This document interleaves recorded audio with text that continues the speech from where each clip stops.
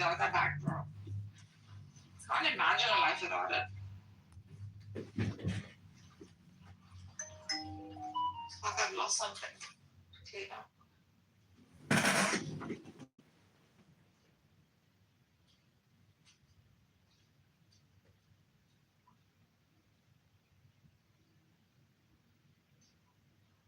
Guys, I'm chilling underneath a tree, having my last drink. Border. Please get in the airplane as we are boarding soon.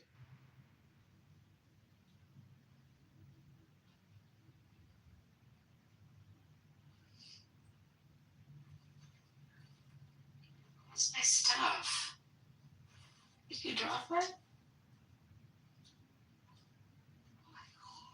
have you done to my notes? I can't anymore. I have so much work to do.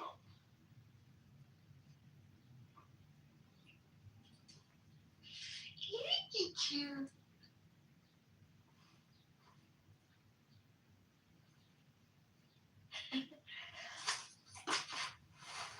Where it is. Go sleep. You have to take it out. I have to work.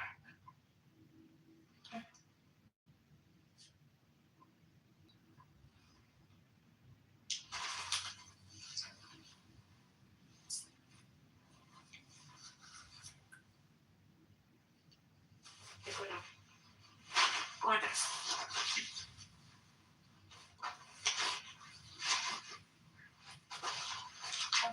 Go down.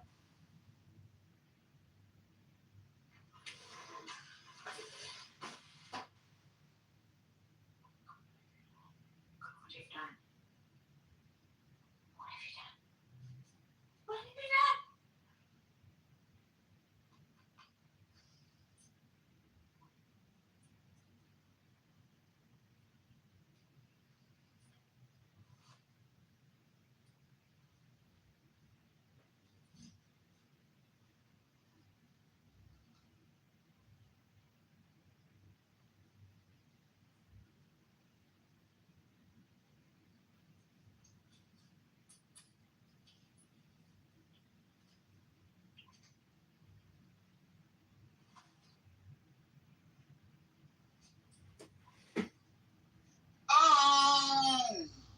Oh my God!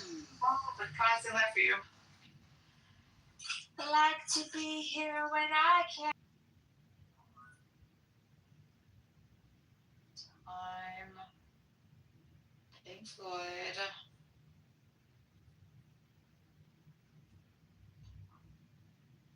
I like to be here when I can. When I get home, cold and tired. I like to warm my bones beside the fire.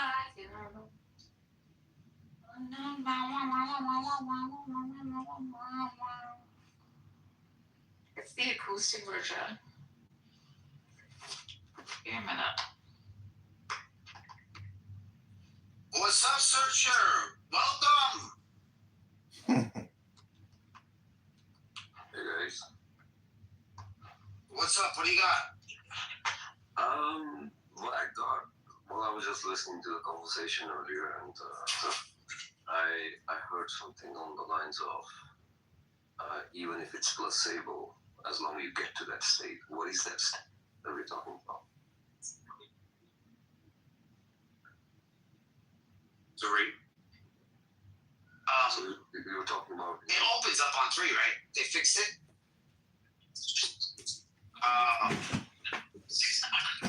My bad. Wait, shit. I'm just gonna go. I had to do this shit.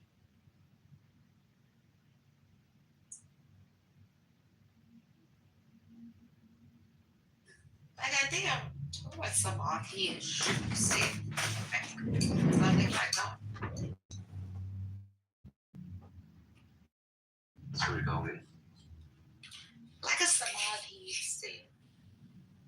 Maybe. So Whatever that is. yeah. So what is it? I mean, what does that mean for for a human being, for example, to be in that state? Are we then closer to God? Yeah, I guess you can call it that. I think humans will call it closer to God, but mostly I think it means like closer to your highest potential, like highest perfection state, like a state of completeness. Because that lack will just persist within humans, right? Can you be in that state while you're awake, or do you have to like shut down, sit in a lotus state in a dark room somewhere with eyes Oh closed? no. I don't, yeah, I think initially it's like a discipline, but eventually I think it ends in some sort of like there's a poet called Kabir, and he says like, Bazaar mein khada hai Kabir. In the bazaar, Kabir stands still, like no matter what happens, right? In that loudness and that crazy come from. I see. So it's that's what you can also call a state of bliss, being Yes, yeah. where you can look at the clouds, on the trees, and you get this feeling, right, of everything in your life. Alive and one. Alive and one, yeah. Yeah, without distinction, without calling it anything. Yeah. Have you ever had that experience? I've had that experience. And how long were you able to retain? Yeah, very short. Like I think forgetfulness becomes our like biggest enemy. Mine at least. Mm-hmm. Like you kind of fall back into states of like material calculations. And for me, like I have these plunges into like hedonism every now and then. Mm-hmm. So you're overthinking it, Narjas. All you need to do is take the deepest breath of the day and do an Om, and then you can get right back into the creative vibration.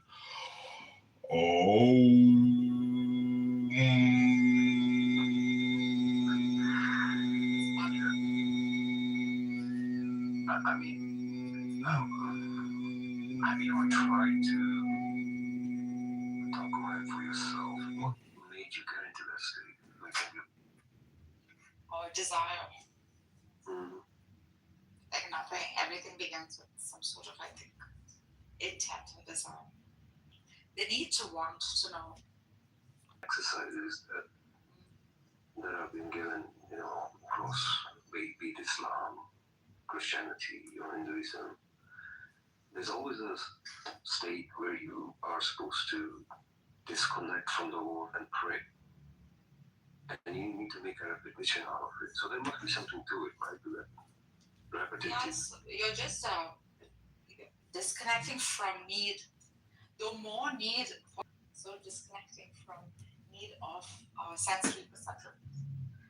Can't imagine a world without that. I think the whole thing can be able to afford your property taxes. So we have like a legal categorization on the planet. Different parts of the world are operating legally different, and that impacts our behavior. Yeah, but a lot of it. Okay, let me just put it differently. How much of it? Hold on. Let me. Go on, Afro. Sense it doesn't even pay property tax. So, Mr. Universe, when your children are young, right? You want to live in an area in which the taxes are good. They might be a little high, because guess what? Your children are going to be sucking up those resources.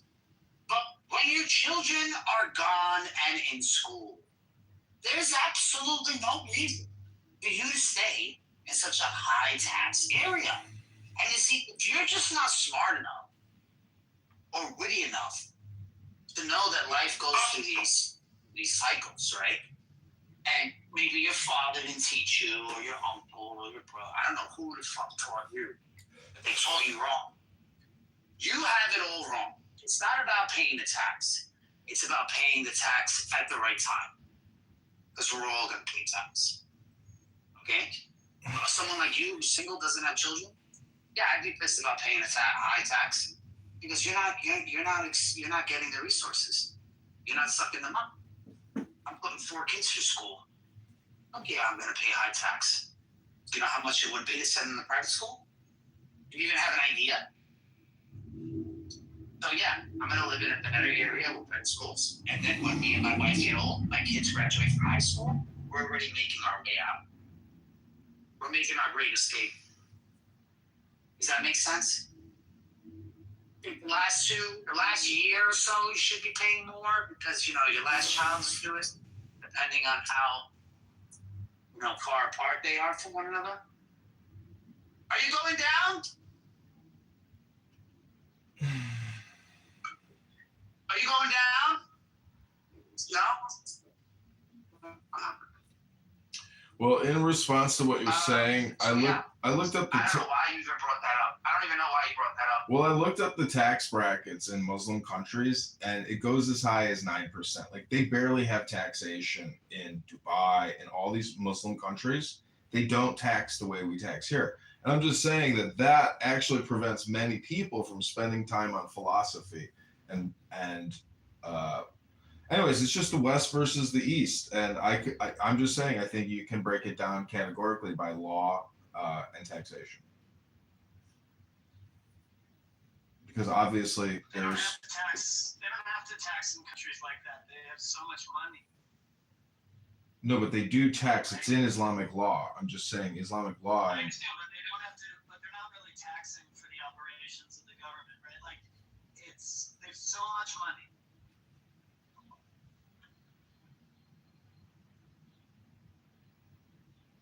Yeah, I know, but what do they do with it?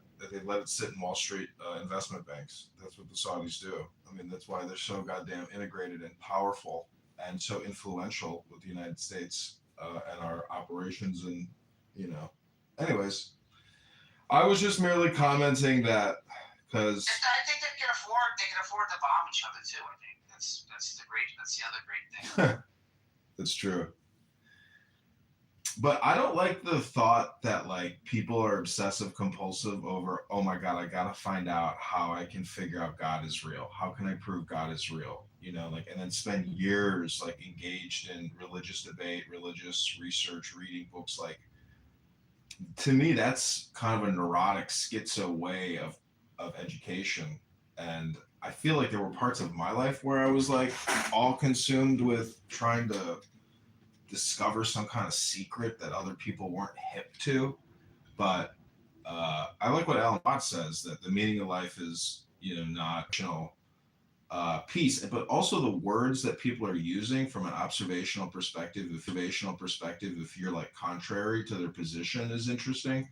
You could just Google like top Democrat buzzwords of 2026, and like that's very insightful to see how people on the left are using specific terms to have communications, or vice versa, Republicans on the right, or Muslims, or evangelical Christians, or So anyways, hello? Got a question.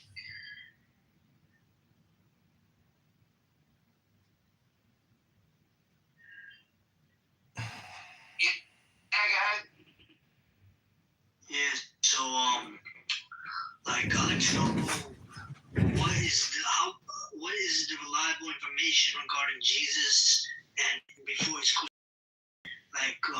in Islam they say that he substituted, sometimes he swooned. So how do I know which one is right?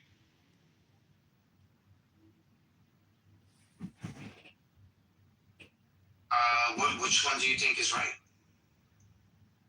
So in Christian narratives, they say that like the apostles, they died for believing that Jesus Christ died and resurrected. I'm starting to believe that. I'm having doubts in Islam. So I like to know, like, because Islam says that he was substituted and that he didn't die on the cross. But some people say that he went on the cross, but he didn't die. He just survived the cross incident. How do I like resolve this?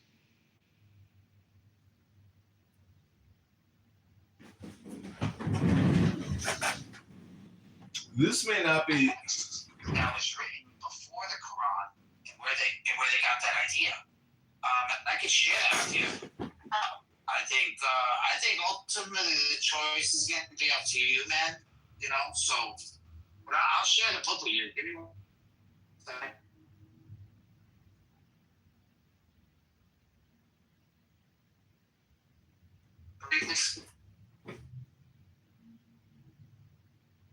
Call.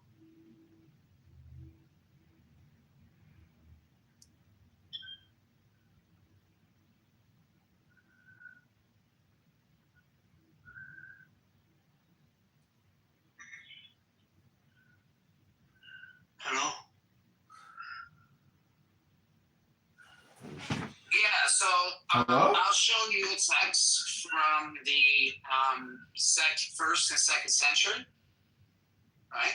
Which that might, gear you in either direction, which is up to you.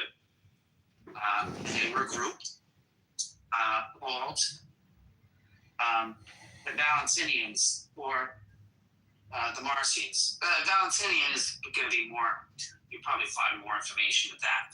So if you go to that book, 479 is the page. 479. I'll even put it in the chat. Yeah, can you please put it in the chat? Put it in the chat, and the page is 479. And these are the people who thought he wasn't, like he didn't have a human body. He was just spirit. It was just pure spirit. No, he couldn't die on the cross because he wasn't a man. And this was their view. Yeah, this was their view. I don't know why I smoke. Is that the right view?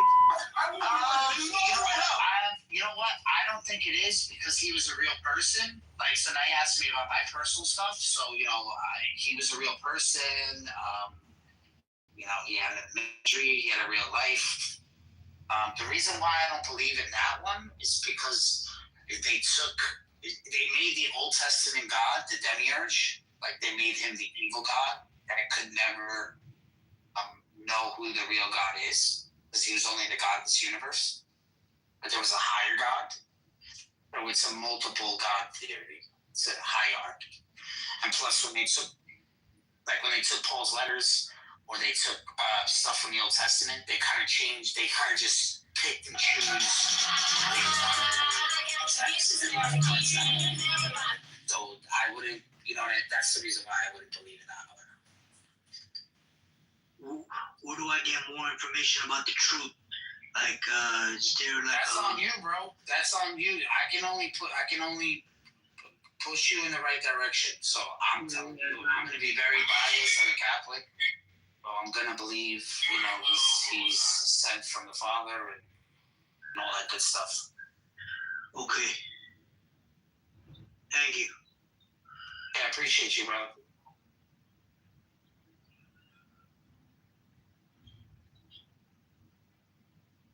There's plenty of information out there,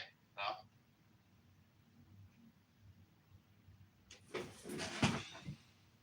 Clubhouse has definitely proven that reading comprehension is a major problem, and actually spending time to read for consistently day to day, an hour a day. It's like it doesn't happen. And what's interesting also is when you listen to people actually try to read on this app, it's very difficult for people to read, and you're like, wow, I thought this person would be able to read at a much higher rate, but they're actually very slow and they can't pronunciate a lot of words and they struggle. So, there are nonprofits that help people actually practice reading, and it's not necessarily intuitive because we're just so technologically consumed with all that content that to actually help people relax and sit down and read, like that's a great gift for somebody, because like many people are just so quickly running through life that they don't have a or something twin flame to like consistently read, because that experience of reading it, especially if you read it out loud, is a very unique experience unlike any other experience, and it's actually what people here in this room particularly are most interested in. So it to me it's actually like a mystical experience reading some of these books, you know, even the Bible, obviously. So hello.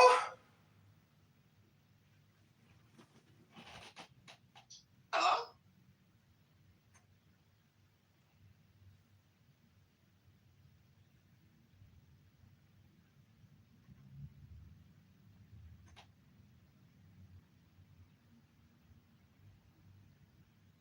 Yeah, I mean, if you keep searching for those answers, you're gonna get them. And either way, you're making the best decision for you, brother. You know, I think that's the most important thing. Yeah. So, I think you'll be all right.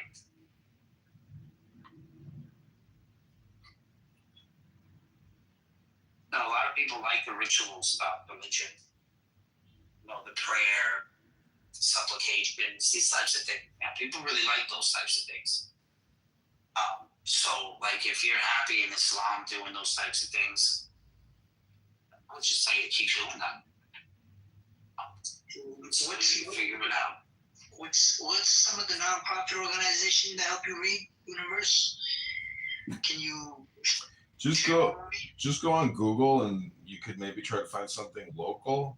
I used to work with one in Manhattan Beach, California. It's just like I can't remember the name of it, but you could just Google like local reading workshops, local book club.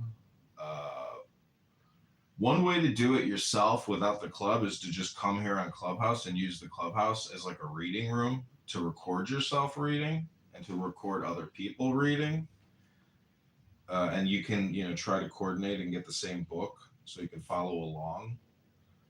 You can also record yourself using another cell phone or your current cell phone reading a book just using the recorder function, or you can use YouTube to or use your camera and record yourself reading and then upload the video and then listen to the playback.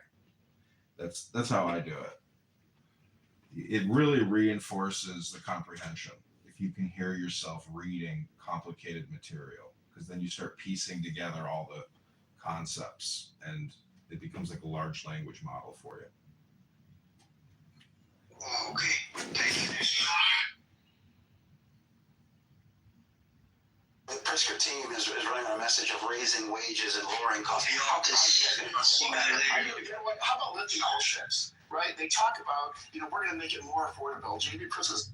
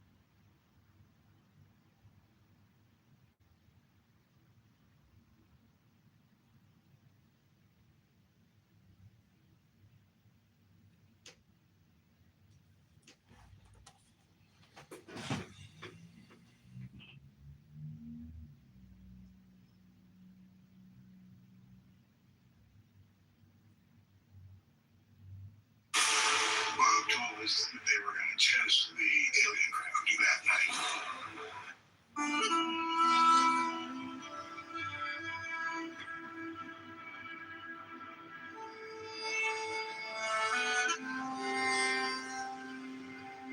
Yeah. Another day. Yeah, my wife made some slamming meatballs last night. Well, how'd you eat them? You make a sandwich or just pasta? It's pasta. I was looking up yesterday the Constitution of Islam. Have you ever read the Medina Constitution by Muhammad?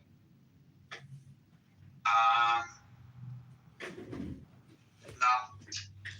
So I looked at it. There's I think 47 amendments to it. A lot of it deals with blood money. A lot of it deals with like political organizing and making different tribes responsible for their prisoners, for their hostages, for paying the blood money. A lot of it is allowing Jews to operate underneath the authority of Muhammad, and then also calling themselves out as a new separate political entity throughout the world, independent of all other political organizations, and they call themselves the Ummah. But from the perspective of the Jews living in the area who are involved in many of these declarations, it's incredibly odious, obnoxious, ridiculous. I mean, it's as if somebody in your own neighborhood said, "You now work for me," and it's basically gangsterism, mafiaism, and criminality and tribalism and gangsterism. I mean, it's gangs, and it's right there in the Medina Constitution. If you read it, it's 47 amendments, and I was just like, I was reading it yesterday on Wikipedia. I was like, oh my God, I've never heard anybody talk about this, because I was reading Winston Churchill quotes about Mohammedan law and how ridiculous it is and destructive it is and how harmful it is to women because it makes them literally chattel property. And Winston Churchill's quotes on Islam are really interesting. But that led me to realize there's got to be an Islamic constitution. Like, it has Mohammedan law. So what is Mohammedan law? And then, you can get into the Sharia aspect. But the problem with a lot of religious Muslims on this app, etc., other places, is that they're not willing to discuss Mohammedan law as opposed to the Sharia religious Ummah perspective. They are incapable of basically stop being religiously extremist and get to the law on the ground in the courts and, all that stuff. So I just thought it was really interesting. And I bought a bunch of books on Muhammad and Islamic history. I'm looking at one right now called The Many Faces of Political Islam. It's just a really interesting topic because historically, the Christians and the Muslims with the two caliphates and the invasion of Europe, there is this major conflict between European Western Christendom and Islam, political Islam, in its multivariate form because it's different throughout all the countries. So it's just a really interesting topic and debate, especially a lot of these people are just learning English for the first time and they can't express a lot of the, I'm sure, concepts in English. I am complete.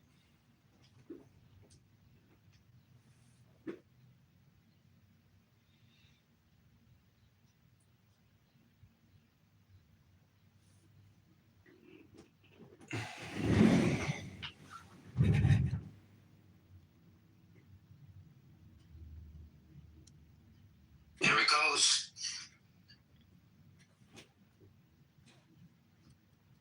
Constitution of Medina. Thank you for the new topic.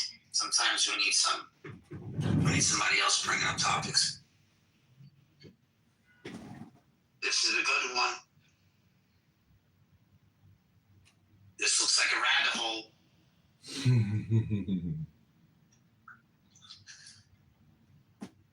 You know what? I had to punch it in my chat there. Let me tell you something. Once I do,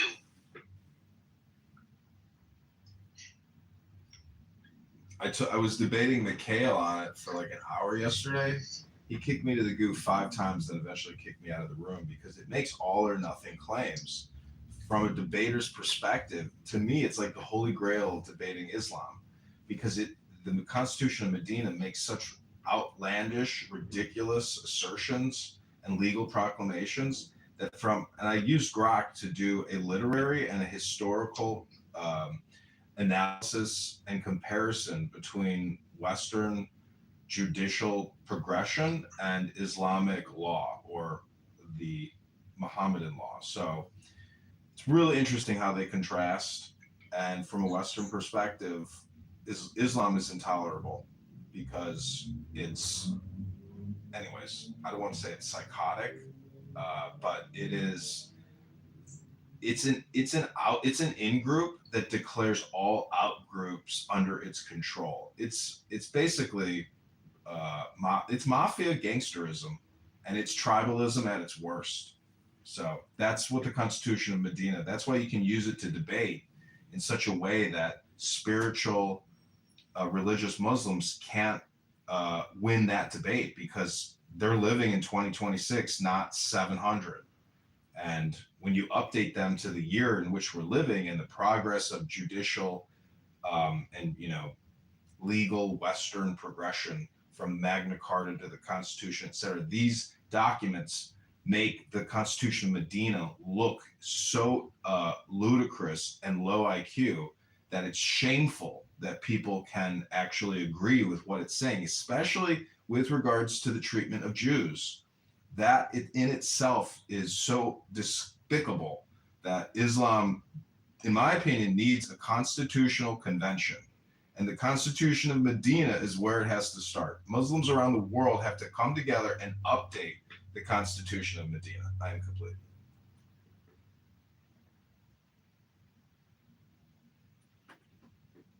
I'm sorry, I wish that was the case, but we're not lost weeks. It's eternal. It's forever. So, yeah, good luck.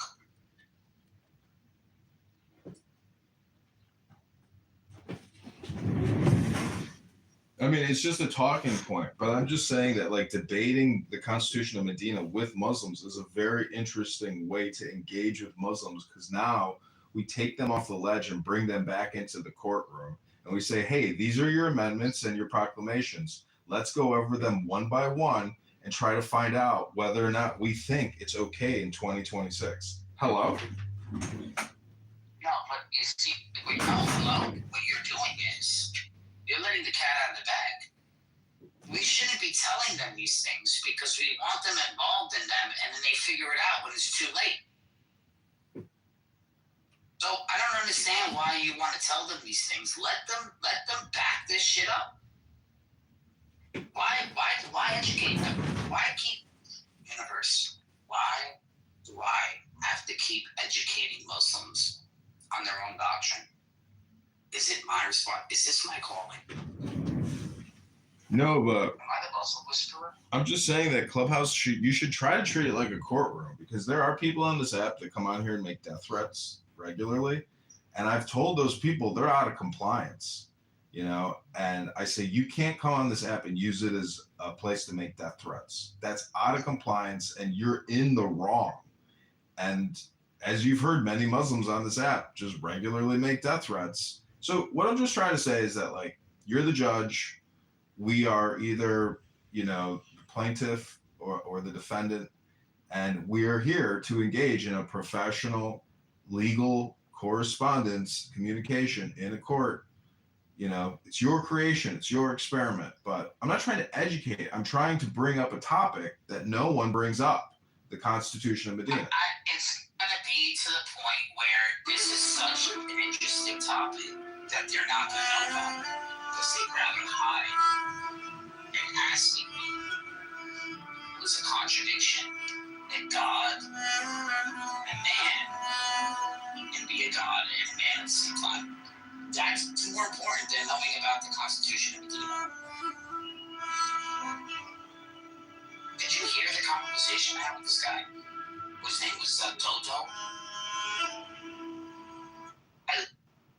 literally explained to him the who and the what and how he see God. What's the first question he asks me? The same thing that I just said to him. Yeah, they have no respect for nothing. They have no respect for other humans. They only want to hear out. Yeah. Because, they don't have conversations. You see Rabbi down there? You know, he is basically pulling the same shtick that Jordanian schmuck in Toronto, who also went by Rabbi McDickerson. See, these Christians that come out of the Middle East that have lived amongst the all or nothing Muslims that claim that they are their bosses, I think it all originates in this Medina Constitution, where today you have all these Orthodox Christians living amongst Muslims, and you know what the percentage of approval rating is from Christian to the Muslim? It's like less than 10%. They hate. Talk to any Christian that comes out of the Middle East, and they literally hate the fucking Muslims. They hate them. They hate their attitude. They hate their legal correspondence. All of it. Like, their attitude sucks, and it's all, in my opinion, it's all because of this Medina Constitution.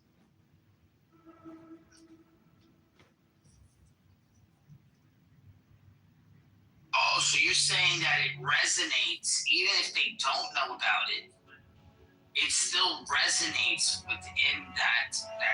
Okay, I see what you're saying. Well, why don't you read me one or two of them? Is that possible?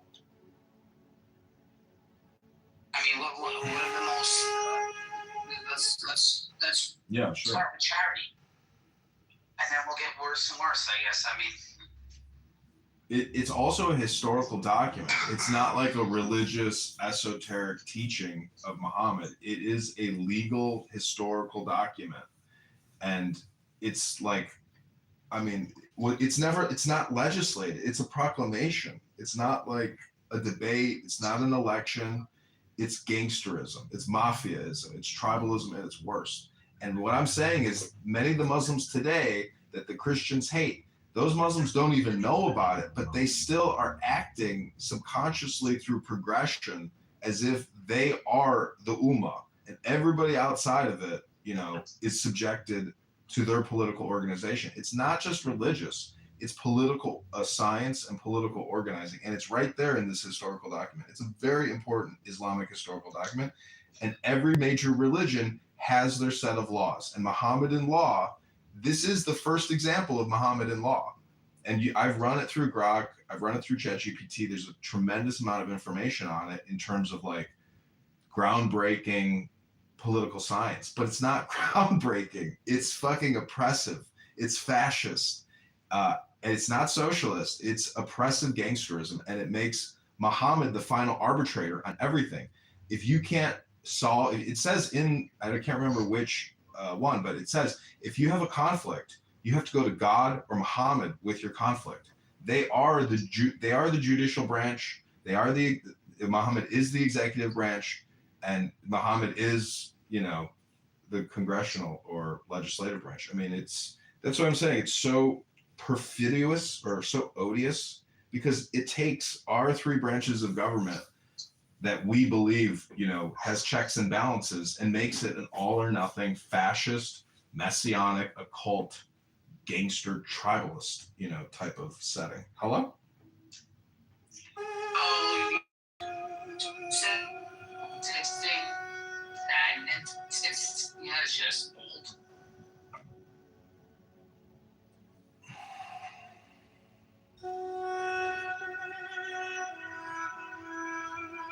Are you saying it's just an outdated system, or like, you know, what is it? Is it outdated?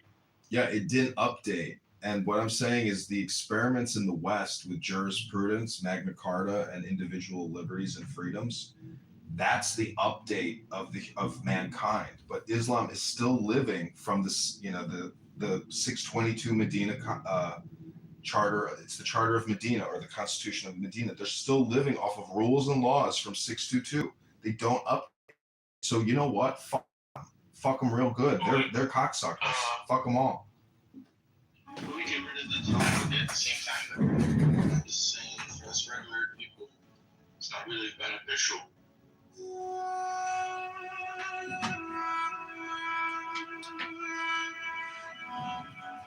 I mean, I guess if you want to, yeah, sure. Why not?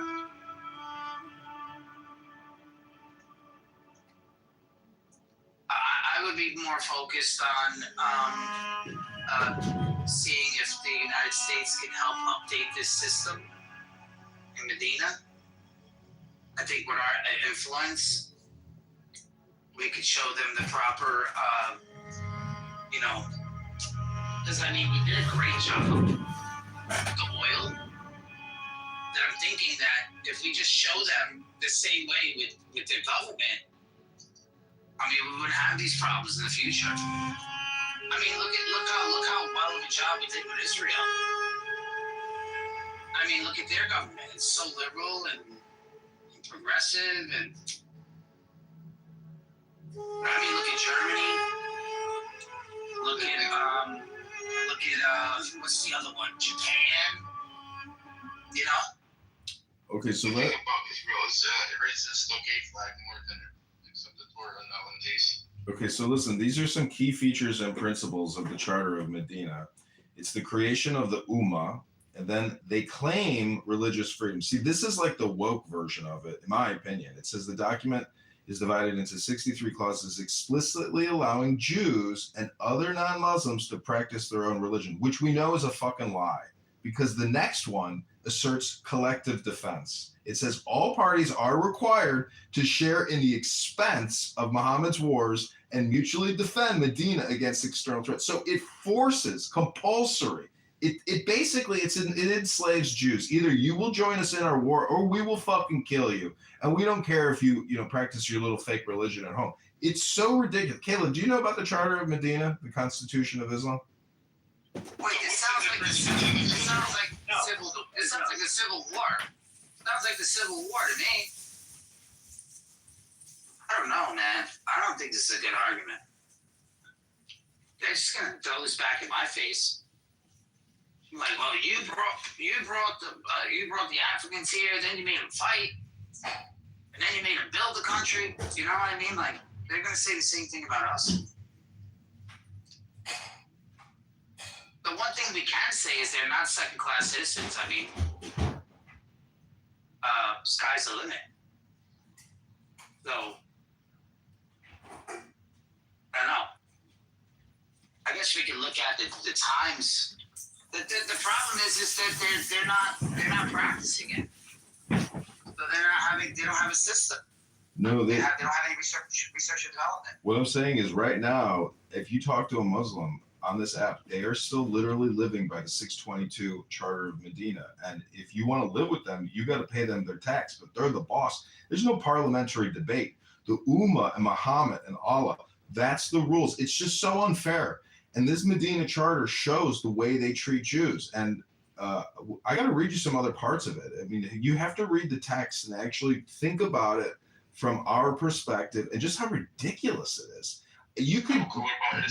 It's obvious that the Jews that were living there wanted to get the fuck away from this mafia kingpin. It's just gangsterism, and it's right there in the history. The charter is a historical document. Anyways, the way that they break it down. Let me get some bullet points. Yeah, keep going. Well, let me just go to the Wikipedia page and read to you what I think are the most controversial clauses of the charter. Would you be able to tell us about the dancing Israelis by any chance, Mr. Universe? I don't know. What's it like being schizophrenic and retarded? Okay. I don't know. I'll ask you. Yeah, I know. Projection's a motherfucker when you figure out what it is. Interesting. How you're happy with Islam, but at the same time you have this double standard and you won't call out Israel. So the second amendment in the charter says they shall constitute a separate political unit known as an ummah, distinguished from all the people of the entire world. That to me is the first warning sign, the red flag of an all or nothing statement, which is a cognitive distortion disorder. We all know that parliamentary debate, parliamentary decision making is a collection of intelligence. But the Ummah relies solely on one man. Okay, that's the first. That would be my first complaint. As we continue on, you go through all the blood money declarations, which basically relieves Muhammad and his ummah of all liability. This is the second part of the scam, is that he literally defers liability of prisoners and hostages and all reparations to these individual groups like the Banu an Najjar and the Banu Amr ibn Auf. So he's basically naming these groups as captains in his new hierarchy of mafiaism. Now we get to section 12, where it says, and the believer shall not leave anyone hard pressed with debts without affording him some relief, in order that the dealings between the believers be in accordance with the principles of goodness and justice. So calling people believers and non-believers to Muhammad's all or nothing statement that he is the prophet of God is, again, another major red flag. Second part of that is also no believer shall enter into a contract of clientage with one who is already in such a contract with another believer, meaning that you can't do two deals with two believers, because basically now you're creating a Ponzi scheme. So much of this charter deals with debt resolution, because at that time historically there were tremendous debts between these groups, and everybody's arguing. So Muhammad is trying to act as the judiciary to essentially resolve these major conflicts, and that's what this charter deals with.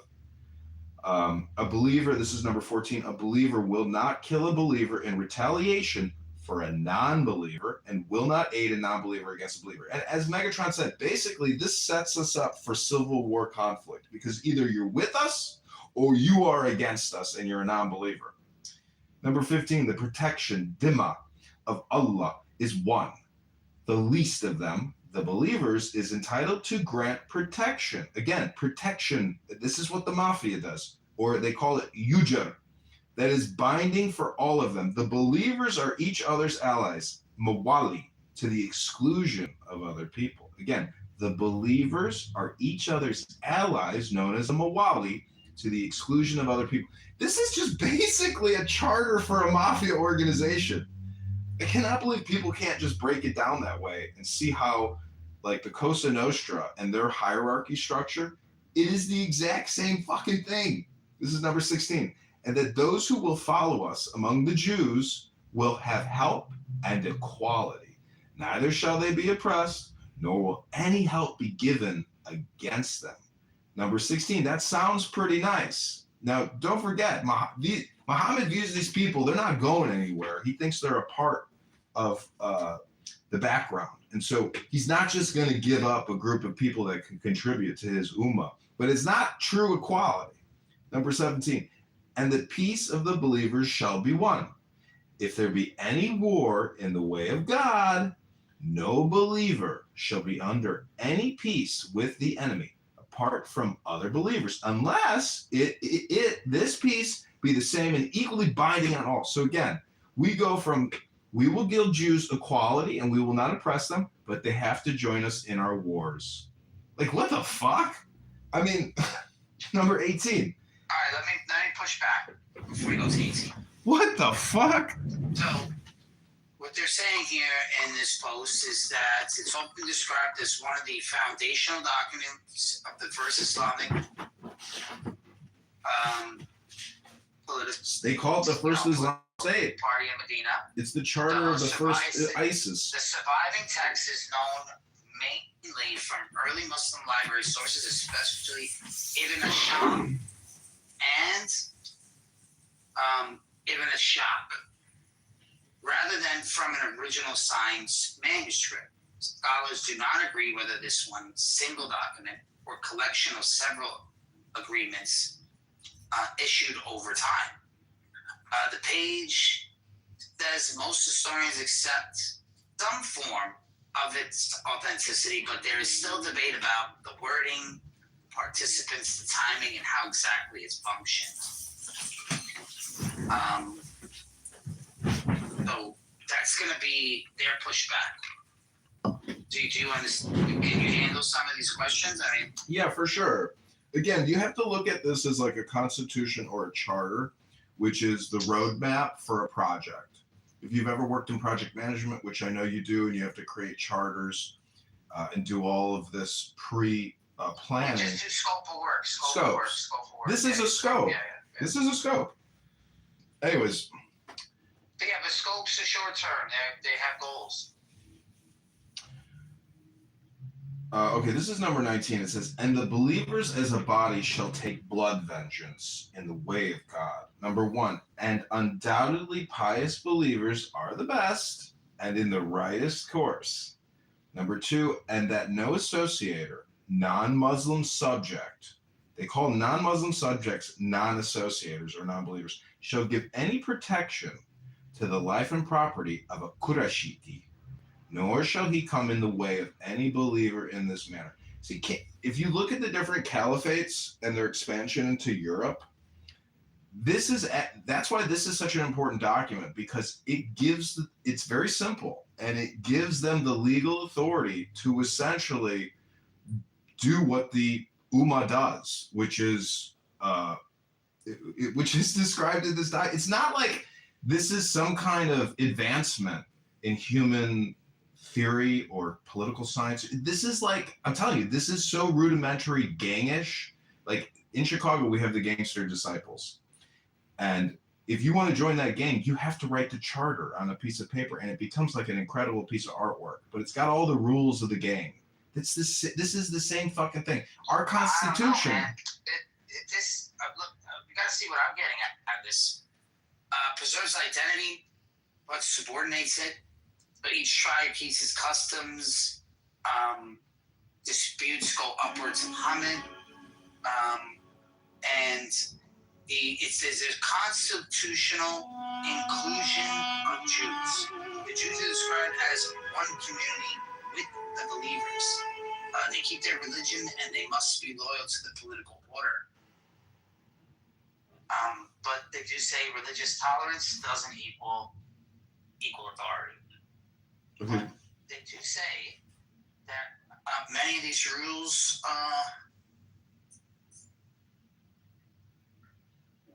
conditional loyalty to Muhammad's system. Yes. Jews must be okay with it. Listen to Must participate in defense. Yes. Listen to number 20. Yeah. And if not ally with enemies of Muhammad. Listen to number 20. And again, these are supposed innovations in governance. They're not innovations. They're basically duplicitous methodologies to get what Muhammad wanted. This is number 20. And if anyone intentionally murders a believer, and it is proved, he shall be killed in retaliation. If he kills a believer, that guy's going to die. Unless the heir of the murdered person, that means the son or daughter or the husband or wife, be satisfied with blood money. Isn't that kind of like intimidation? You know, like you're going to take the fucking money. There's not going to be no fucking trial. You see what I'm saying?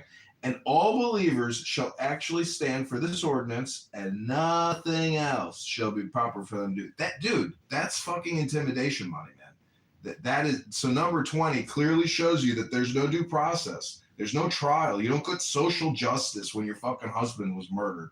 The Ummah comes to you and says, hey, we're sorry about your loss. Here's the money. Say, oh, I don't want the money. I want you to try, I want you to try over here and kill him for. And then they say, well, he was a believer. We can't kill a believer, and you guys are not believers. You see what I'm saying? It's ridiculous. It's unfair. There's no trial. Anyways, socially, it sucks, dude. That's fucking gangsterism right there in number 20. Yeah, I can see issues with this.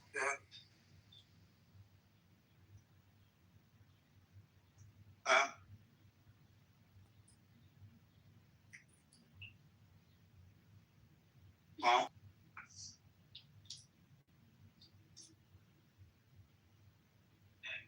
I'm going to keep reading. Number 22 says, and that whenever you differ about anything, it could be like, I don't like the color of the button on your shirt. You got to refer to God and Muhammad. Now, Rabbanu Shalom, if you listen to the Jews, Rabbi Tevye said to Rabbi Tuva, hey, you're missing a button on your shirt. And he's like, why didn't you ask Hashem, to get you a new butt? And he goes, I wouldn't dare go to Hashem, waste his time about my butt. And he says, go to Hashem with everything. But here in number 22, we learned that if you got an issue, you don't have to just go to God. You can refer it to God, but you also have to take it to Muhammad. And now that is really one of the problems with Islam, is that Muhammad has this special judicial dispensation. And this judicial dispensation, again, gives Muhammad the ability to make all or nothing claims in the Ummah, the separate political body from the whole fucking world. So again, this is in-group, out-group. It's not Gnostic. It's not unity. It's not one God. It's one God, but with one political all or nothing special appropriation. It's really totally unfair to people outside of the Ummah. And thus, it creates perpetual conflict, which you could say is a methodology. And I think in America, with the Republicans and the Democrats, this uniparty system, I think actually it's kind of the same principle, where it's the Tao, basically black and white. We intentionally create a friction and a conflict to basically excel, exceed, to go forward. That it's in some ways part of the recipe. And a lot of people don't like that cooking. They don't like that recipe. Anyways, number 23. And the Jews, this is what I was most surprised about, is that the Constitution of Medina, the Charter of Medina, it's like all about Jews. So it kind of shows you like an inferiority complex, meaning that they know that they're up to no good. These are all the red flags. I was so happy to read this because I was like, man, I could tear this apart in a debate and make a Muslim look like a fucking asshole. This is number 23. And the Jews shall share with the believers the expenses of war, so long as they fight in conjunction. So, could you imagine making this proclamation, going to like an auditorium full of Jews in one of these tribes and being like, listen up, everybody. You guys are going to have to share in the expenses of our war and our conquest. And you have to fight in conjunction with us. If not, well, we got bad news for you guys. You ain't going to like the outcome. Number 24. And the Jews of Banu, shall be considered as one community, Ummat, along with the believers. Again, remember, this is a declaration. The Jews there didn't get a vote. They were told this by their new masters. Again, this is a reframe. This is Muhammad's imposed projection and reframe upon the Jews of Banu. Sounds like protection to me. It is. That's why I say it's so much like the mafia. It's protection money, blood money, intimidation money. We killed your husband, so here's a little money. Shut the fuck up. There ain't going to be no trial. For the Jews, their religion, and for the Muslims, be one client, but whoever does wrong or commits treachery brings evil only on himself and his household. I kind of like how they follow it up there with like, even though we might not catch you, we want to warn you. That's what it's really saying. Number 25. And the Jews of Banu An-Najjar shall have the same rights as the Jews of Banu Auf. Oh, isn't that nice? They are literally publicly declaring in their charter that the Jews of Banu An-Najjar and the Jews of Banu Auf will have the same rights. Isn't that nice of them to declare that they get the same rights? But they don't actually even say equal rights with us in the Ummah. Again, this is all framing. And if you understand political science, and you can also detect the inferiority complex of the individuals who are now trying to essentially reframe the entire dynamic of their environment. And the Jews of Banu Sa'idah shall have the same rights as the Jews of Banu Auf. And the Jews of Banu Jusham shall have the same rights as the Jews of Banu Auf. So all these Jews living in the Saudi Arabian province, in this area, or in Medina and all these surrounding areas, they were issued proclamations saying that they have the same right. Well, they're like, shit, we fucking knew we had the same rights, and you're taking away our fucking rights. So now you guys can kind of see the reframe of the frame. Number 30, and the Jews of Banu Thalba shall have the same rights as the Jews of Banu. But whoever does wrong or commits treachery brings evil only on himself and his household. Remember, that's the warning. Like, don't fuck around or you're going to find out. Number 31, in Japhna, who are the branch of the Thalaba tribe, shall have the same rights as the mother tribes. Man, I can't see. If I was Jewish living around these cocksuckers, this would have been my warning. This would have been my red flag when I was like, you guys, we have got to get the fuck out of here. Where are we going to go? And I'd be like, well, I heard about this place called Europe. Germany sounds nice. They got plumbing?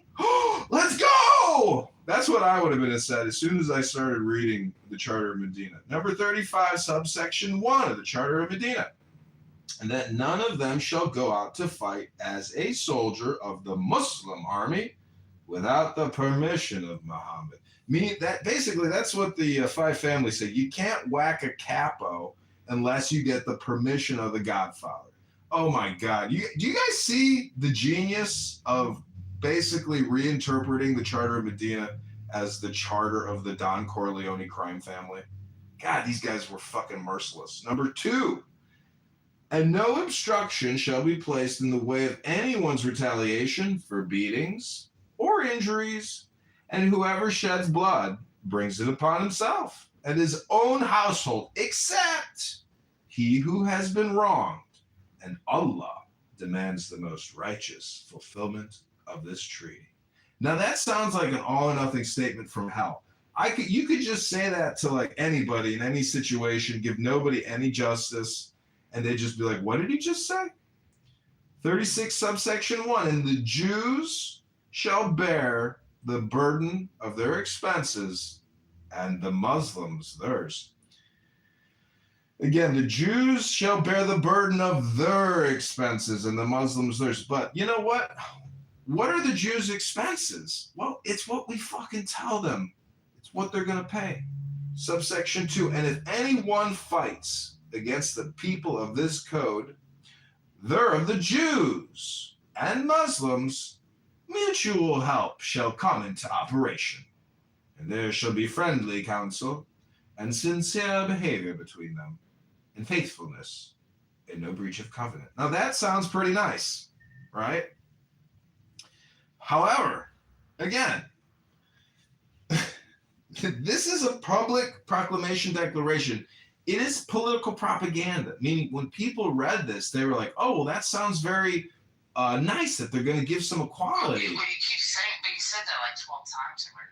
Like 12 of them. Like, so like half of them you're saying are nice. Well, what I'm trying to say is Muhammad has to frame it to make it politically acceptable. If he was to just make this a troll document and shit on them, it wouldn't be nice. But he's trying to essentially conceal his intentions. That's the essence of all political science, is to basically make people think that, see, he's trying to do a positive dialectic here, but it's not, bro, because you know at the end of the day, the Godfather, he's the shot caller. This is just a way to basically make it seem like he's not the shot caller that he is. Up next, the clients, Mawla, shall have the same treatment as the original persons accepting clientage. He shall neither be harmed, nor shall he himself break the covenant. So a lot of this is contractual agreements and trying to define what it means to go into contract with someone. Number 40, and no refuge shall be given to anyone without the permission of the people of the place. The refugee shall have no right of giving refuge to others. Now, this is reminiscent of our own Constitution about housing foreign soldiers without asking permission. Number 41, and that if any murder or quarrel takes place among the people of this code, from which any trouble may be feared, it shall be referred to God and God's messenger, Muhammad. And God will be with him, who will be most particular about what is written in this code and act on it most faithfully. Well, again, this was written during the time of Muhammad. It's not perpetual. It's not like you can go to Muhammad right now in 2026 and get some judicial relief. This was specific to the time and place in which Muhammad was living. He was trying to essentially protect himself and make himself the sole authority. Number 42, the Kurash shall be given no protection, nor shall they who help them. The Kurash shall be given no protection, nor shall they who help them. Meaning that Mohammedans will destroy the Kurash and anyone that helps them. Number 43, and they, Jews and Muslims, shall have each other's help in the event of any force invading Yathrib. So again, this document was not voted on by the Jews. It was told to them by the new Don Corleone, aka Muhammad. Number 44, subsection 1. And if they, the Jews, are invited. Wait. How do you know that? How do I know? This is a proclamation. They didn't have control. This was a proclamation. This document. The Jews had no input into this document. They're being told. This is a proclamation by Muhammad. I think you're looking at this completely wrong. This is the Charter of Medina by Muhammad, not by the Jews. The Jews are all like, what's this new shit? What's this new document we gotta read? What the fuck is this shit? Holy shit! Let's get the fuck out of here and go to Europe. This is fucking bananas. Who the fuck agreed to this shit? You know what you need to look up? Because I think you're leaving a big part out of this. Is the Ibn Ishaq and Ibn Asham. The people that say these works of his lifetime. And who actually is on that document to say that they have these, or who's the one who went to go look for them? Because they only know about it because there's some jury guy that went down there and collected information about it. It's not like they actually have these documents. They don't. They have a copy, and then it gets to a German guy, and then he writes about it. I forget what year he did that, and then someone else wrote it after him, and then that was it. And then from there, they take the story to be authentic. It's just really weird. So it's kind of funny how you're coming up with this information. Or how they have this information. Because I'm not exactly sure if they take any of these things serious. Well, I don't think people do take it seriously, and I think that they probably should, because if they knew just how rudimentary and obnoxious their own constitution is to the persecution and prosecution and malevolent treatment of their fellow neighbors, they would realize, you know what? Maybe we weren't so nice to all these people, and we came down kind of hard on them and forced them into our revolution. Because again, the Ummah is its own separate political body. That's the new in-group, and everybody else, well, you're part of the fucking out-group, and now you got to pay some protection money. And we're sorry if we killed your dad, but here's some fucking money, and you ain't getting no trial. So fuck off. Like, that's the type of attitude that's going on here. Number 44, and if they, the Jews, are invited to any peace, they also shall offer peace, and shall be a party to it. And if they invite the believers to some of such affairs, it shall be their Muslims' duty as well to reciprocate the dealings, excepting that anyone makes a religious war. So they were worried about religious war between themselves. I'm thinking, like, these Jews at this point, like, they had to be on not on the fence. They were on guard, I think, as soon as they saw this charter. Subsection 2. On every group shall rest the responsibility of repulsing the enemy from the place which faces its part of the city. Oh my God, every group. So now they're saying now the Jews got to fight for their part of the city against an invading force trying to destroy the Ummah. Number 45. And the Jews of the tribes of Aus, clients, as well as original members, shall have the same rights as the people of this code, and shall behave sincerely and faithfully towards the latter, not perpetrating any breach of covenant. As one shall sow, so shall he reap, and God is with him who will most sincerely and faithfully carry out the provisions of this code. See, I really love how at the end of it, they always throw out this very like pompous declaration, which is like a flattery to good intentions, but it's really not. Something? Go ahead. I don't know what the fuck you guys are talking about, but listening to you read something from a book is so much better than what I did for the past 25 minutes, which is maybe 35 or 45, which is listen to Concrete rant and drone on monotonously, endlessly, racially charged without making any sense whatsoever. I feel like I am stupider for having listened to that. And listening to you read from a book, I don't care what the book is. Just the fact that you're reading from a book, it just sounds more pleasing to the ear. Keep going, please. Thank you. Somebody muted me up, but Yeah, but keep going.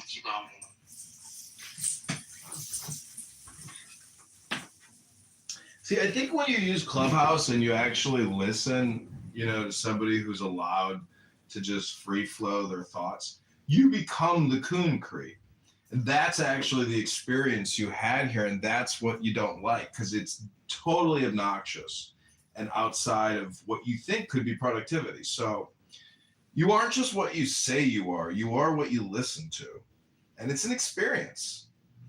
And we are currently reviewing the Medina Charter by Muhammad and just how unfair it is to the Jews. Subsection 46, and this prescript, this is the last one. And this prescript shall not be of any avail to any oppressor or breaker of covenant.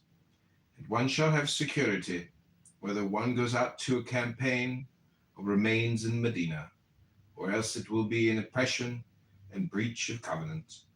And God is the protector of him who performs the obligations with faithfulness and care, and is also his messenger, Muhammad. All right, everybody, I want to thank you for coming to Muhammad the Musical, an Islamic journey of faith in the Ummah. This is Bible and Quran, the Constitution of Medina. In the Bible and Quran room put on here by Megatron, our faithful shop steward, constantly putting in drills, working on all kinds of carpentry and banging around with hammers. He himself is I don't know if I can partner. I gotta make it something. Megatron, you get a partner the other day, or did you have to do it all by yourself while everybody else had a partner to work with? Well, I complain about that because they have partners. You understand what I'm trying to say? I understand all too well, my friend. Okay, thank you. If you have a partner, why should you be bitching about what you do? I don't have one. But do I need to hire another guy for that? Right. Are you okay? What do? Do you do carpentry? Do you do drywall? You do roofing? You do flooring? You do walling? You do pressure washing? What do you do? Electric? Plumbing? I do a little bit of nothing. You like a handyman? Yeah, I'm a gardener. He's a gardener. Like a lawn guy? Exactly.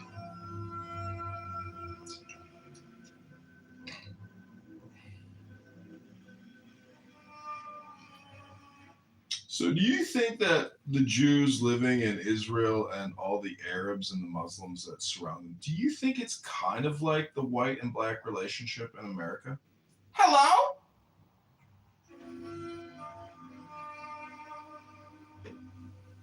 That's actually.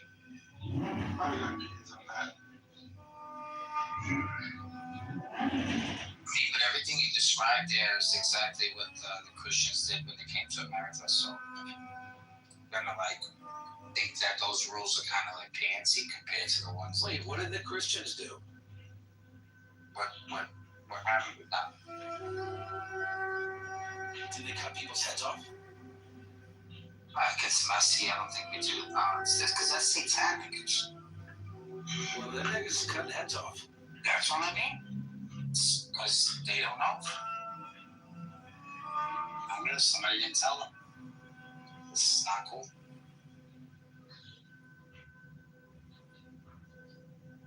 They read the book, they found. You know what I think is weird is when, it's not like that the immigrant drivers are driving bad. But then you pull up alongside them, you roll down your window, you try to give them a tip, like you say, hey, you're in a left turn only lane. You're not allowed to go straight from this lane.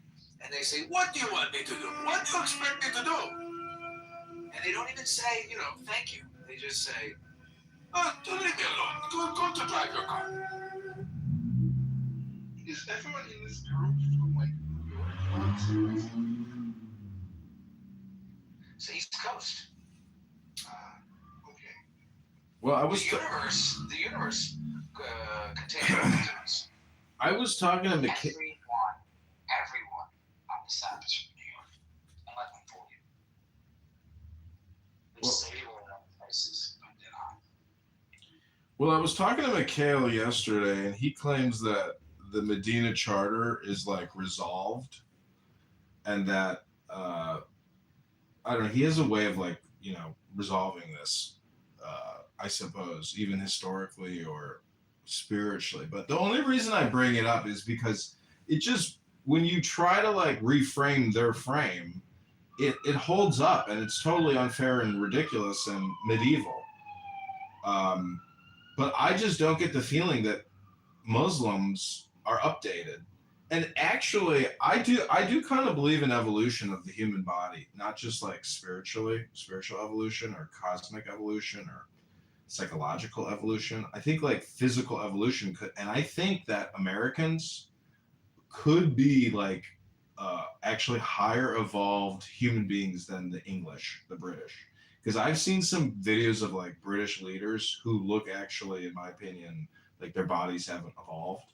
And therefore, I think their intelligence has retrograded and possibly brain rotted out because to let your whole country become Muslim in the way that they've done it, like unstoppably since the 60s, like maybe it's because the best of them left and went to America and they were left with all the low IQ and unevolved body types. It's just a theory. Could be comedy. I don't know. Hello? What's with the hello thing? Oh, that's a Clubhouse thing. No, I understand. It's a Clubhouse thing because I go into rooms all the time and I hear women going, "Hello?" Yeah, you knew he was talking, so.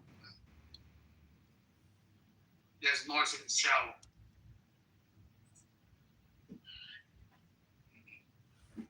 Hello? Hello?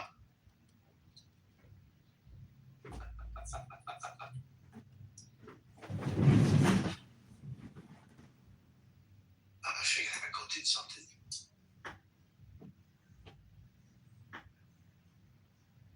Maybe I have something to do over here, but is your job like this, my friend? You just walk around and bitch. See, what's so amazing about the cult of Muhammad is that it's just right there in the paperwork. He actually says, if there's conflict, go to God, but also come to me. I'm the new guru and arbitrator of all your conflicts. So, That sounds legit.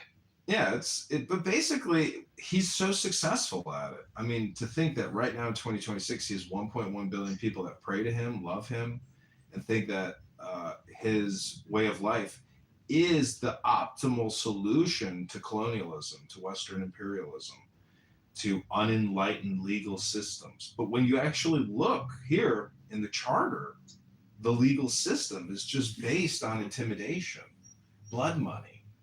And it's just goes to show you that a true Muslim is a true Muslim if they know nothing about it. If you know nothing about Islam, well, then you are a true Muslim because basically you have to just be stupid, and you don't know anything about what you think you know.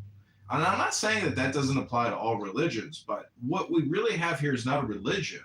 We have a guruism, a political shop, a political in-group versus the political out-group, and it's all or nothing. And in cognitive behavioral therapy, they call that a cognitive distortion disorder.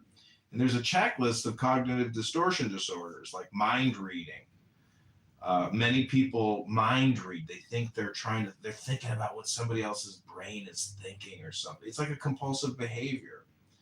And because of all the stuff that they have in there about the Jews, it's a red flag document. Like view this as like a dating profile. You swipe right on the Charter of Medina and you're like, I'm detecting a lot of red flags on this profile here. That's basically one way to like compress it, to try to get home my point that uh, Western culture and Charter of Medina culture are at odds, and it's just a historical fact. the the Islamic invasion of Europe, whether it's 2026 or 725 or whatever year of the caliphates, um, it's a dark period in human history because it's basically industrialized mafia gangsterism, all or nothing thinking based on brutal slaughter, like hardcore Yeah, but conquests. I don't know what's wrong with that. Well, it's not intelligent, and you can actually basically do a comparison between the intelligence of Magna Honestly, I Carta think they're Constitution. really sloppy. I think they're kind of sloppy when they talk about it. Probably. I'd like to answer. I'd like to. Other than that, I mean, I think it's just hey, they took over the land.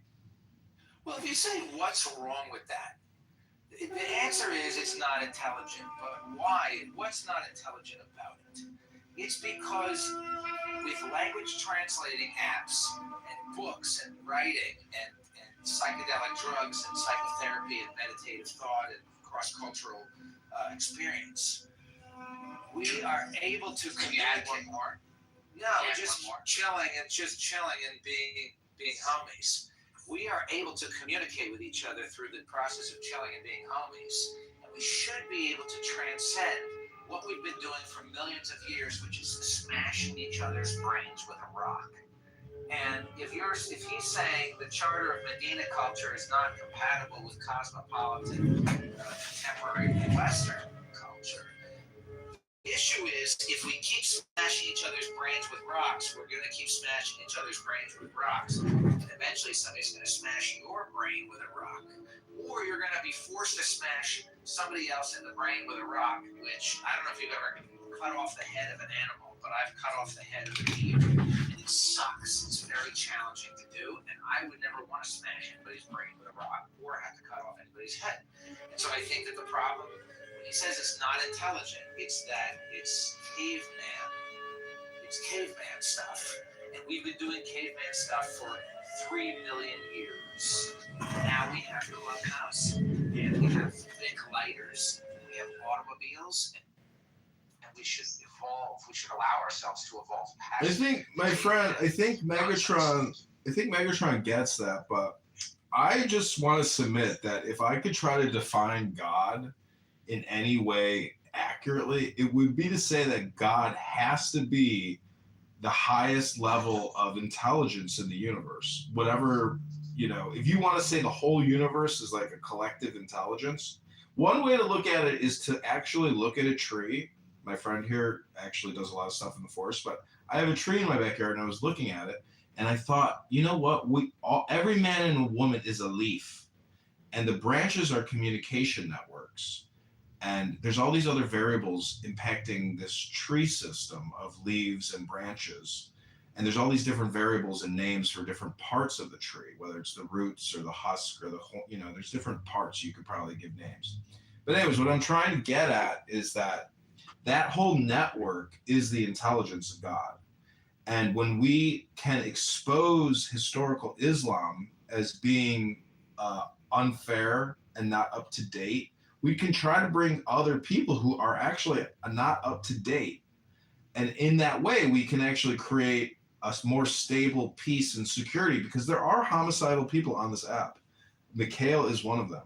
And yesterday he confirmed that he will kill, he wants to kill, he wants to be in a war, he wants to see incredible chaos and devastation.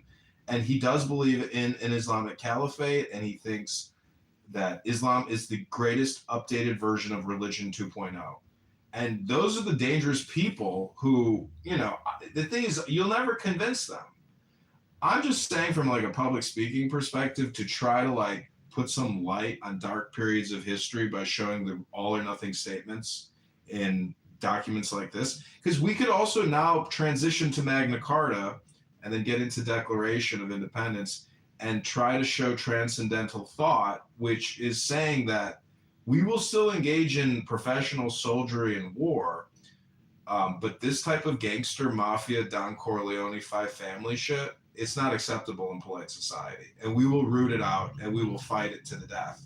In the same way that the FBI, CIA, etc., has probably gone to war with secret societies, and they themselves are a fucking secret society. But anyways, I'm just trying to say, the last chapter of Balthasar Gracian's book is "Be Good." In a word, be a saint. And when I talk to Mikhail, he's like a demon saint. And I'm trying to say, be good on both ends of the spectrum, because that's your greatest security, cognitive security you could hope for, is try to tell people what you mean without being mean, and therefore you won't suffer any retaliation. But this document of Medina, the charter, it doesn't do that. I am complete. Hello? And it's twofold. Number one, Islam already had a period where it tried to do what you're wanting it to do, and it did not work. The Islam you see today is probably the latest iteration of it. Before, it was not broad in its scope and thought, and some of them were accepting of new ideas, and then something happening, the Wahhabis took over and it just kind of closed down. So you can go backwards. The second problem is people on the opposite end of the spectrum, your friend Mikhail, that don't want to find a conflict or raise conflict at any point or in any way. And it's much easier for them to punish you for bringing up the problem than it is to punish them for being the problem, which is what England's full of. Yeah, but he's lying about Mikhail. He's just being a big baby about it. Well, I'm just using him as an example. He feels threatened by this man. No. Using him as an example. I'm just saying there's got to be deranged people out there who are dangerous people, and they can utilize. See, philosophically, the now is a compression of the past and the future. We don't know the future, but if you spend time studying the past, you're basically clarifying the now. You can't really predict the future, but based on the compression, I'm just saying Islam, has a technical problem in this charter. This is an old project. They're still running the same experiment on an old project charter. They don't care. Their scope is out of date, therefore they all suck and are out of date. Yeah, they don't care because they're stupid. But see, that's the fun of making fun of people and calling them stupid.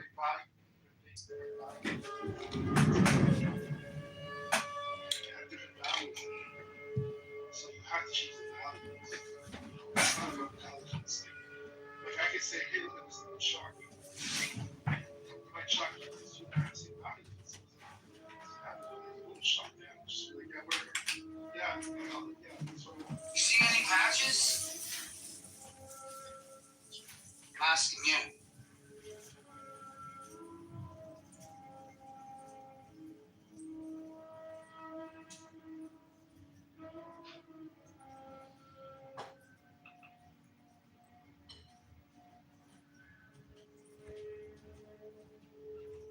That's it, guys. Good job.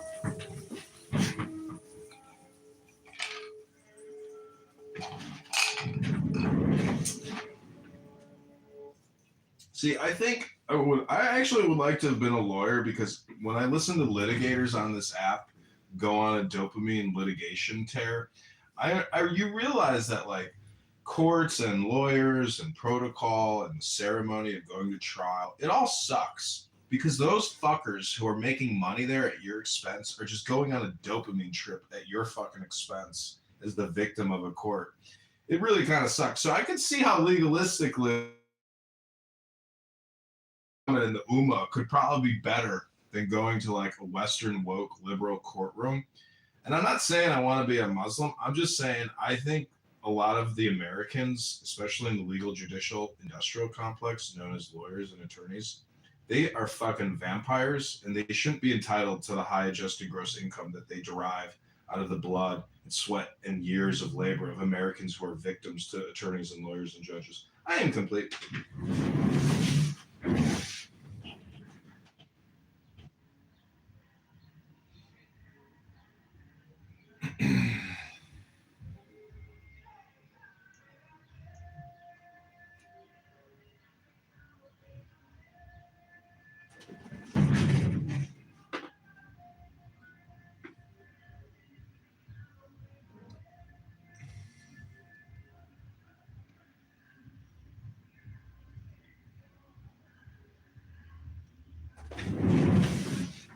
You know what's so funny is I got slandered when I ran for Congress. They claimed that I committed petition fraud.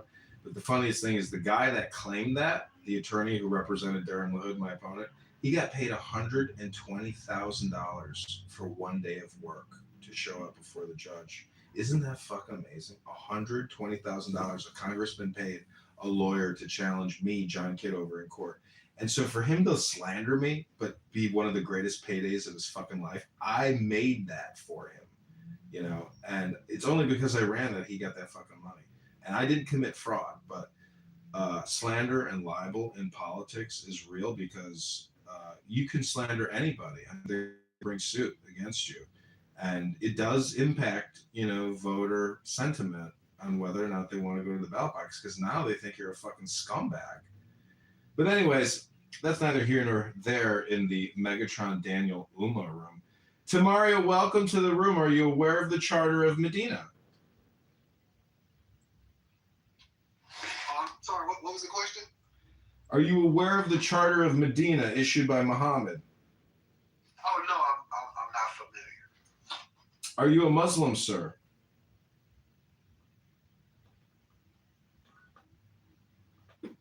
Because we do believe that there's a high correlation amongst Muslims that are completely unaware of the Charter of Medina, the Constitution. Are you a Muslim, Tamaria? No, I'm not a Muslim. Okay. We have Beef here, the legendary Ginger Jew of Clubhouse, the fierce debater of Islam. Beef has had Beef has had an incredible journey and experience here in Clubhouse. I've heard him cry. I mean, just pouring buckets. But this is... Well, the other day I heard him say to Norm, die, old Norm. And he said something like he did a rap. He was doing a freestyle. Did you hear this? I know. I did, actually. I heard the follow-up. I also heard him follow up on it. Beef, you're one of my favorite people here. I just want to let you know. And the fact that you don't bring me up on your stages. It's like, I'm going to make you drink my cum or something. Insane. Yeah, really crazy. But look at his PTR. Look at the coloration in his skin. And see, I don't have issues with sun, but I do have, everybody has skin issues. Like Chelsea Clinton, Hillary Clinton's daughter, I just saw she ran the Boston Marathon. And I was like, what in the fuck is wrong with this bitch's skin, bro? She's got psoriasis everywhere. I was like, yikes. She was so pale. And so I do think there is something about the sun. And if you are a Christian and you are constantly referring to the sun, there's power in the sun. I do think I'm just a sun worshiper. I'm like a cat man. Because come 4 o'clock, when that sun is pouring through my windows, I just want to sit in the sun. And I think it's good for you. And it's the source of tremendous power and health. And if you don't like the metaphor that Jesus Christ is the Son of God the Father, the universal God, I mean, you just don't understand Marvel comic books. Because if we have a universal God and we have a universal sun, it's just metaphor for the light of the sun. And this is where Kabbalah comes in, where Ein Sof, the limitless light, pours into all the 10 Sephiroth. And now you got 10 variables to meditate on, like Chokmah, Binah. These are mantras. They're vibrations. Hello? Real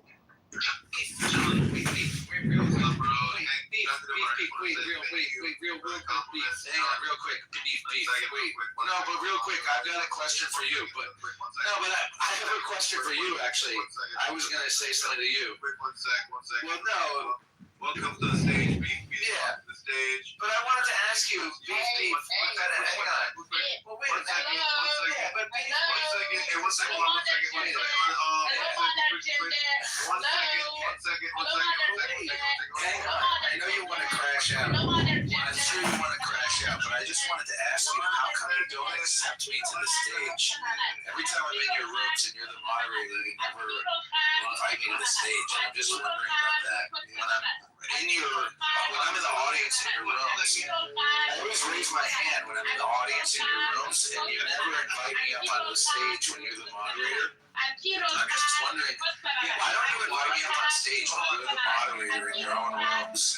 Do you have a problem with me or something? Because there are many times that I've been raising my hands when I've been in the audience in your rooms. I'm talking to beef.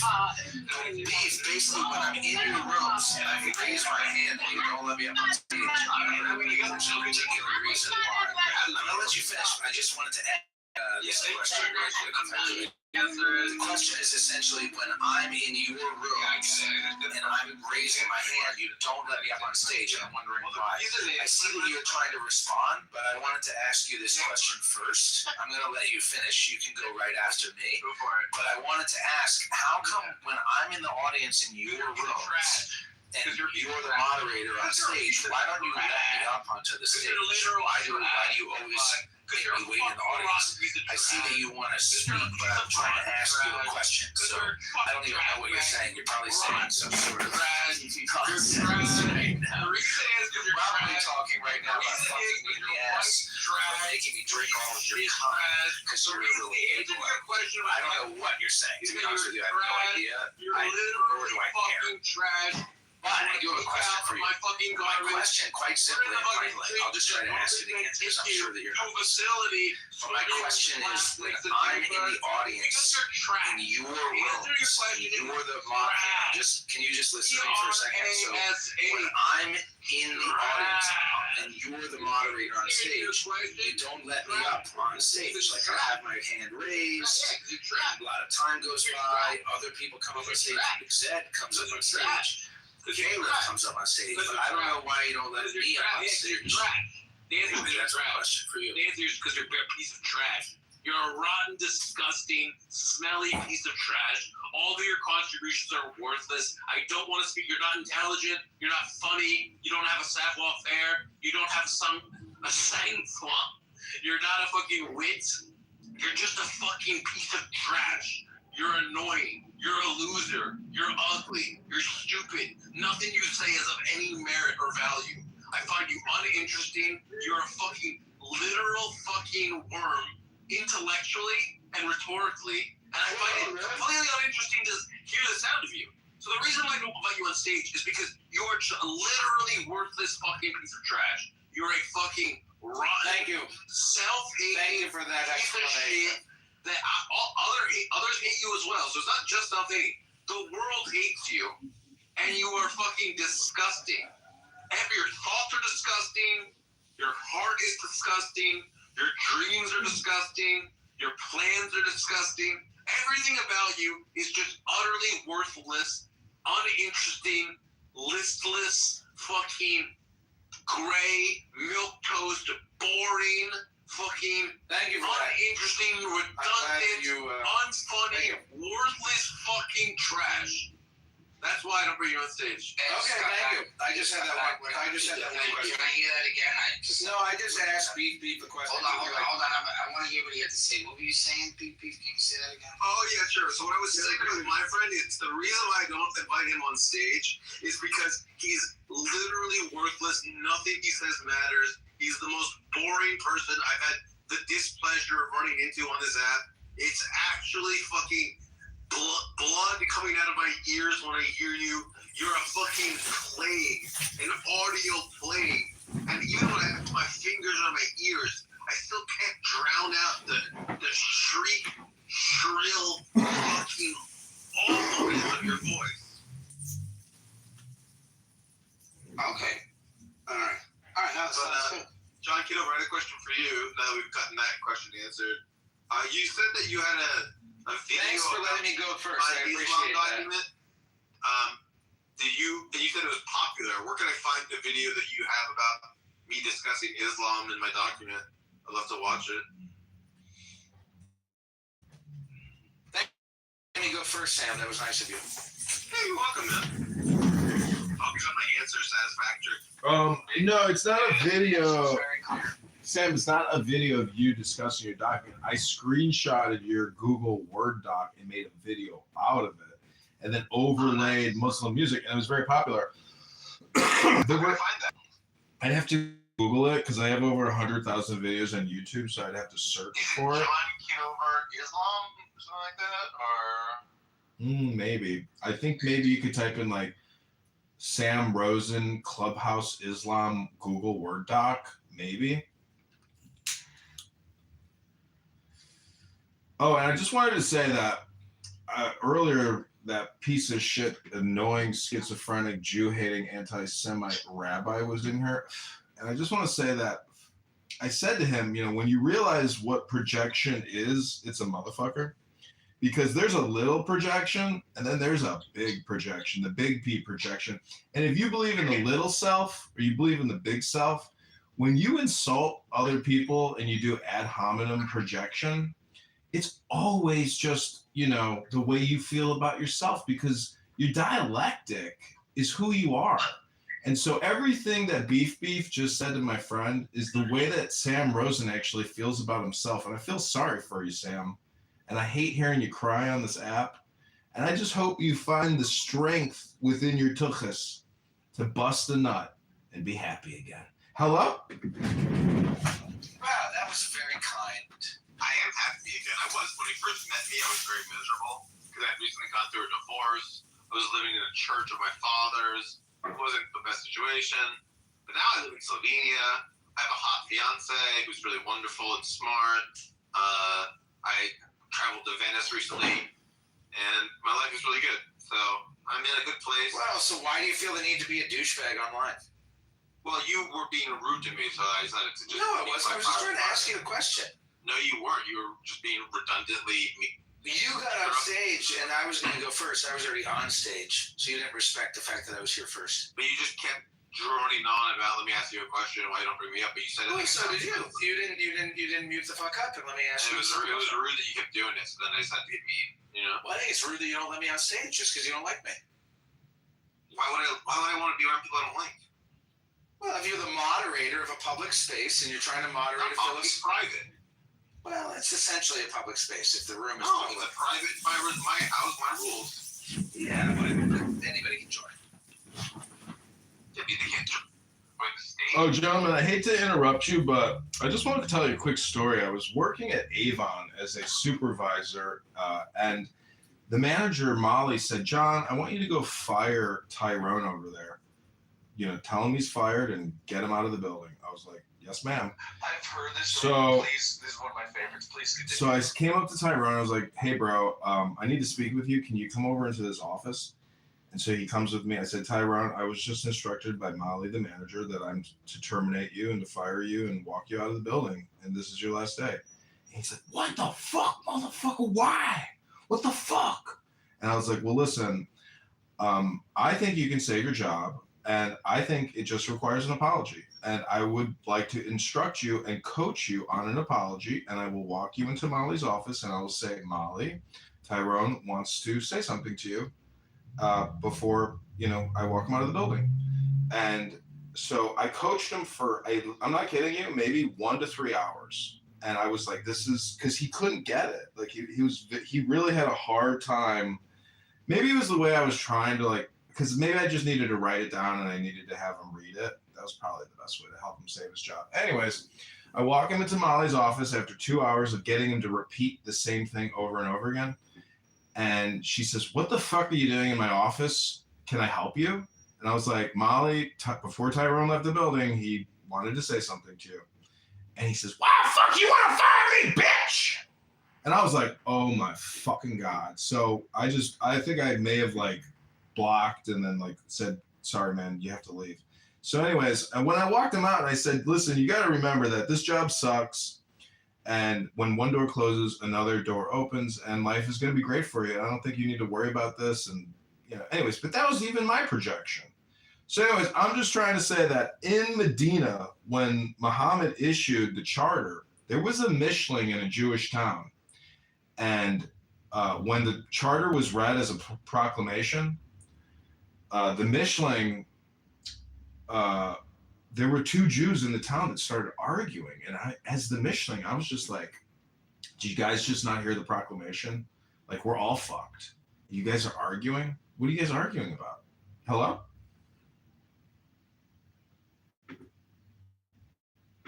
I think this guy is new here, my friend. How long have you been here?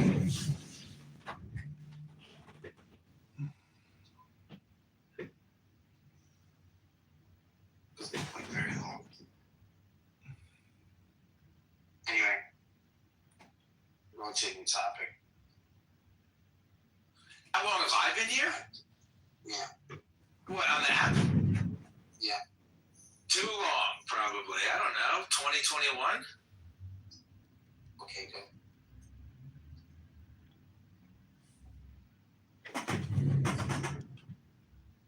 I've been on this app long enough that I used to think that John Kitover's name was Edmund and that he was British.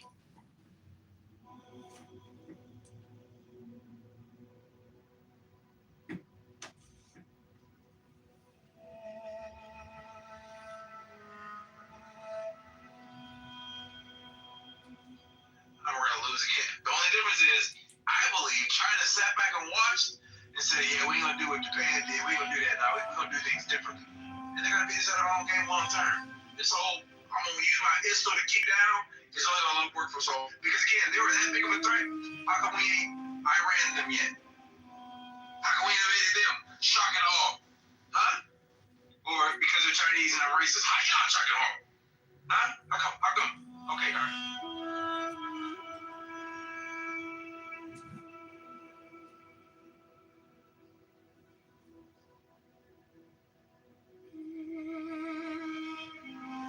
I didn't know that Sam was that irrational. I always thought that he was like a philosopher kind of level-headed type. But I guess he... Yeah, he's hot-blooded. The best of He's hot-blooded, but you see, this is the difference between like a Marcus Aurelius philosopher that believes in God and then like a gay academic philosopher atheist who just views it as like a dialectic, semantic, large language model or something like that, where like Alan Watts says they do philosophy 9 to 5 or something. So, but again, he went through, everybody has a broken heart. I think, I like to think about my life just in, there's a book, God, it's like the women of, I can't remember, some guy, maybe it was like Aleister Crowley's wives. It's like a book about all the women that Aleister Crowley ever banged. It's like 400 women or something like that. But basically, imagine writing a book about every woman you ever slept with, every experience. Like, that's who you are. You're not just who, what your conditioning is. You're just basically, I don't think we live inside our body. Meaning, like, I think we're actually outside our body. And the environment is really who and what you are. And your words are just so valuable that, God, you could be so rich, but if you got a bad attitude and you're angry all the time and you're a screamer, to me, it's just like bad for your nervous system. Like Taoistic meditation, Zen philosophy, Buddhism, Hinduism, to me, those people really know how to sit back and bust it out and just relax, And I think our legal system here is like so restrictive that's the reason why we don't have more gurus and like chill societies, and we have horrific violent gun crime and YNs flashing their guns, rapping their drill music. I mean, we have a culture of death and terrorism internally and externally. I know there's crime in other countries, horrific crime, and mafia and gangsters and, horrible, trashy people that murder you for your fucking moped, or, light you on fire on a fucking train or slice your throat on a fucking train, horrible, despicable people that I wish we fucking, could do public executions with and make a whole Sunday out of it. I got no problems with that. I could live with that law, but I wouldn't call it the Ummah. I would just call it American jurisprudence. Hello?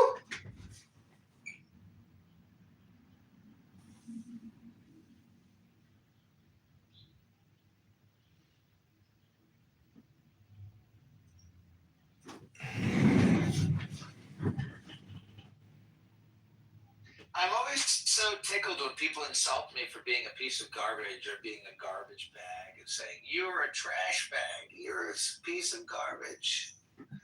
That's the whole point of self-deprecation. I got there first. I beat it to the punch. Yeah. You You give people an out though. You give people an out though with your first name, but when anyways. Yeah, but imagine if I was like your friend, the guru, nature hero, and then they still called me a piece of fucking garbage. Well, see, how's your new experiment going with your new phone? I appreciate the accountability check. I haven't really had a chance to use it yet. I do have one excuse, which is that I did cut my thumb, severely cut my thumb, so I haven't really been doing Oh my gosh. because my thumb was cut. But I am going to do it, and I appreciate the accountability check. Yeah, basket weaving can be dangerous. That's the one thing is cause and effect. Art and critic. Most critics don't know the sacrifices that the artist makes to create their criticism. That's why I really dislike critics. They're so obnoxious. It's their right, though, to be a critic, but it's your right to be an artist. And not many people think that Megatron is an artist, but I think he is a great artist. And same with Daniel Nero, and even Narges. Have you heard her sing her sexy French, music? Holy shit, that chick's a winner.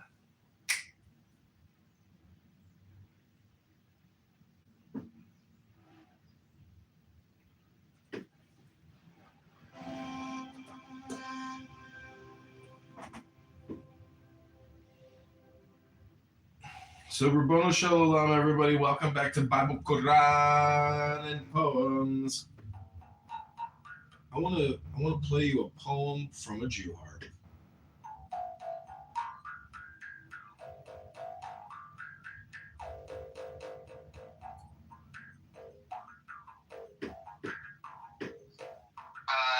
So I have a request, a poem from you, Mr. Dr. Universe. Yeah. A request. I want you to look up this person. You ready?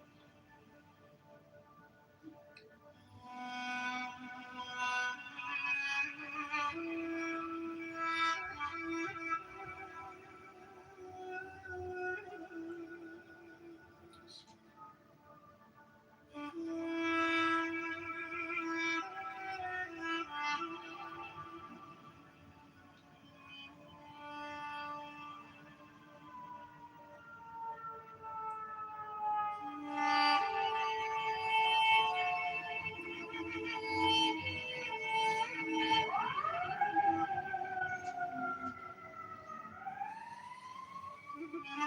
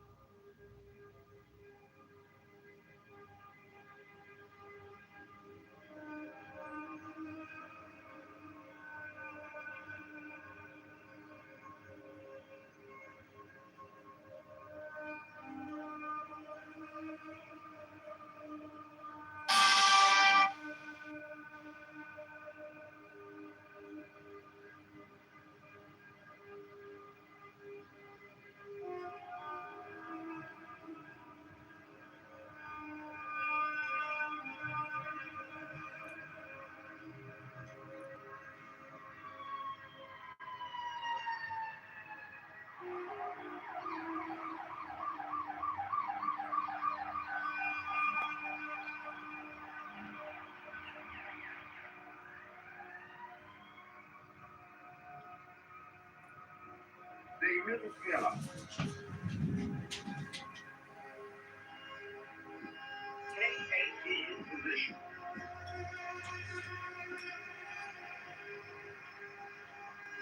While you're in this relaxed position and breathing rhythmically, we will do the middle pillar exercise.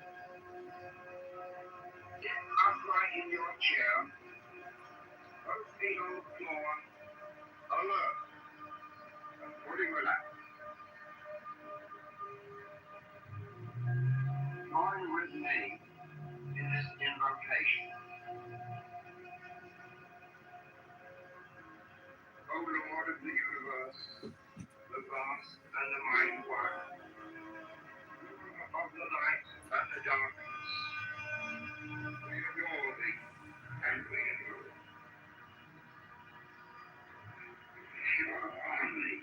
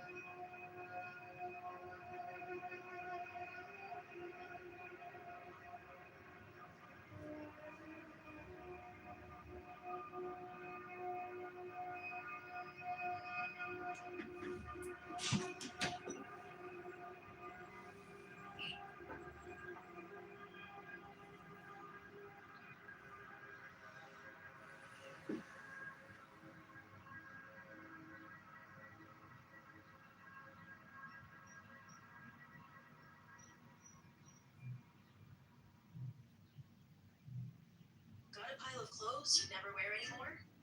Turn them into Cashman's Vintage. Snap a photo.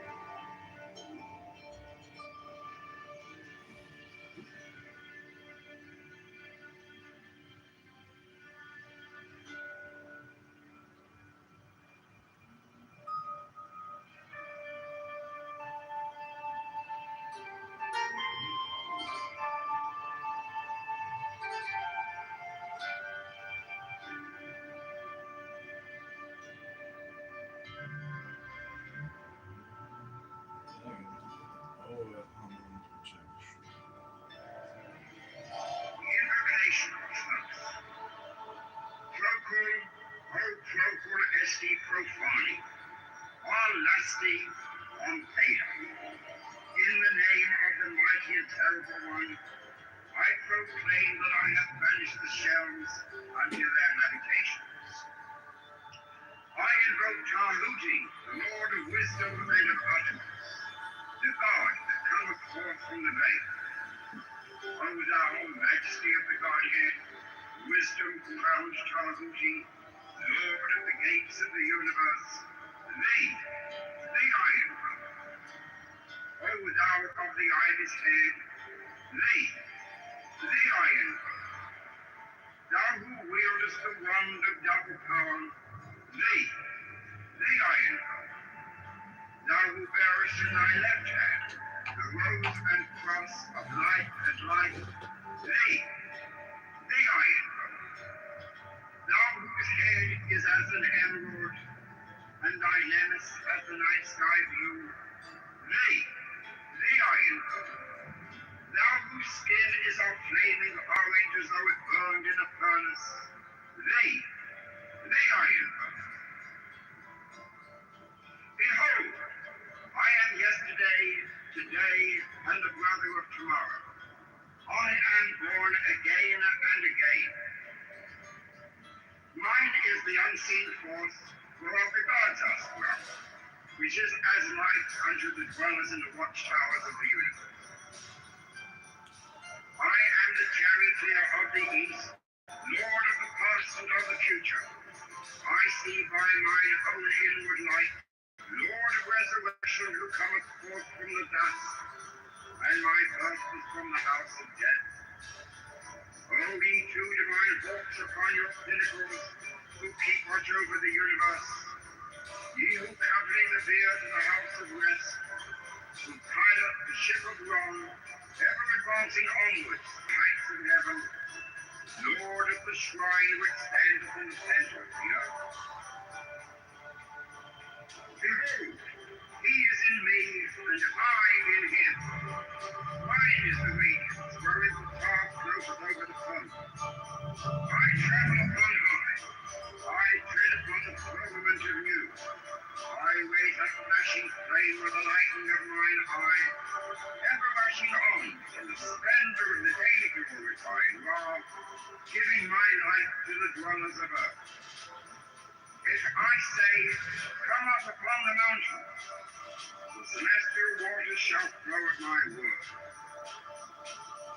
For I am Ra incarnate, Teflon, created in the flesh. I am the eidolon of my father Tamu, Lord of the city of the sun. The God who commands is in my mouth. The God of wisdom is in my heart. My tongue is a sanctuary of truth, and a guard sitteth upon my lips. My word is accomplished every day, and the desire of my heart realizes itself as that of the tar when he created his works. I am eternal, therefore all things are as my designs, therefore do all things obey my word. Therefore do thou come forth unto me from thine abode in the silence, unutterable wisdom, or light, or power. So, Hermes, Mercury, Odin, by whatever name I call thee, thou art still nameless to eternity. Come thou forth, I say, and aid and guard me in this work of art. Thou, star of the east, that didst conduct the Magi, Here are 5 animals that have been modified by humans. Number 5, Belgian blue cows, have undergone intense genetic selection that causes muscle hypertrophy known as muscling and silicating. This allows for a higher medium per animal, although it also requires special care due to their body structure and age. Number 4, featherless chickens.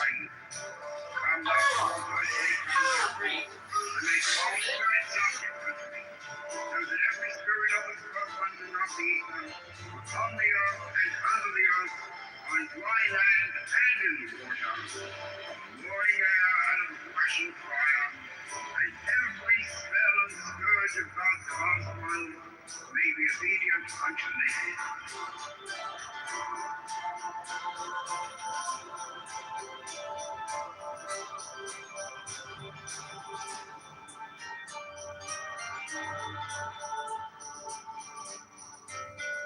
We knew that the real winner Chicago shoes to the babies and not a real good Chicago baby girls after 10,000 years for those beautiful new Chicago babies.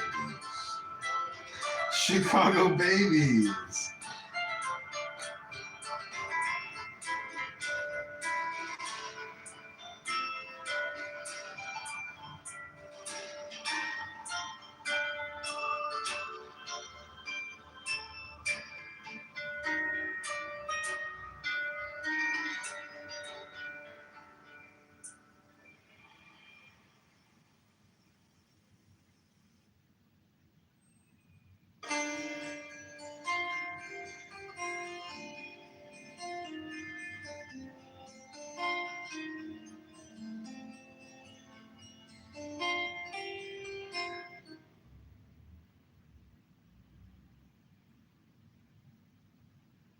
A business partner says the lawsuit got resolved, but the details stay blurry. Been verified court cases help search court records across federal, state, and local courts, so it's easier to look up what happened with a case number. Tap below, enter a case number, see what you could find.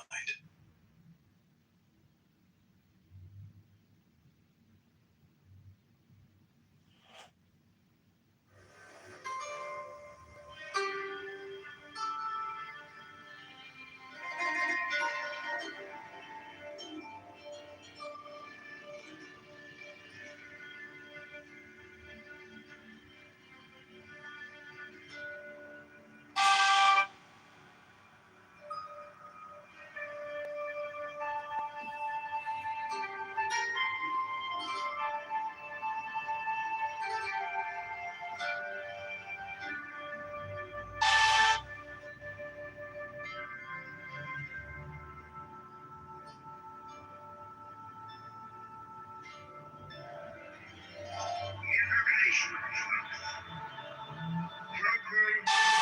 Procul esti profani. All lusty, on paedo. In the name of the mighty and terrible one, I proclaim that I have banished the shells unto their habitations. I invoke Tahuti, the Lord of wisdom and of utterance, the God that cometh forth from the veil.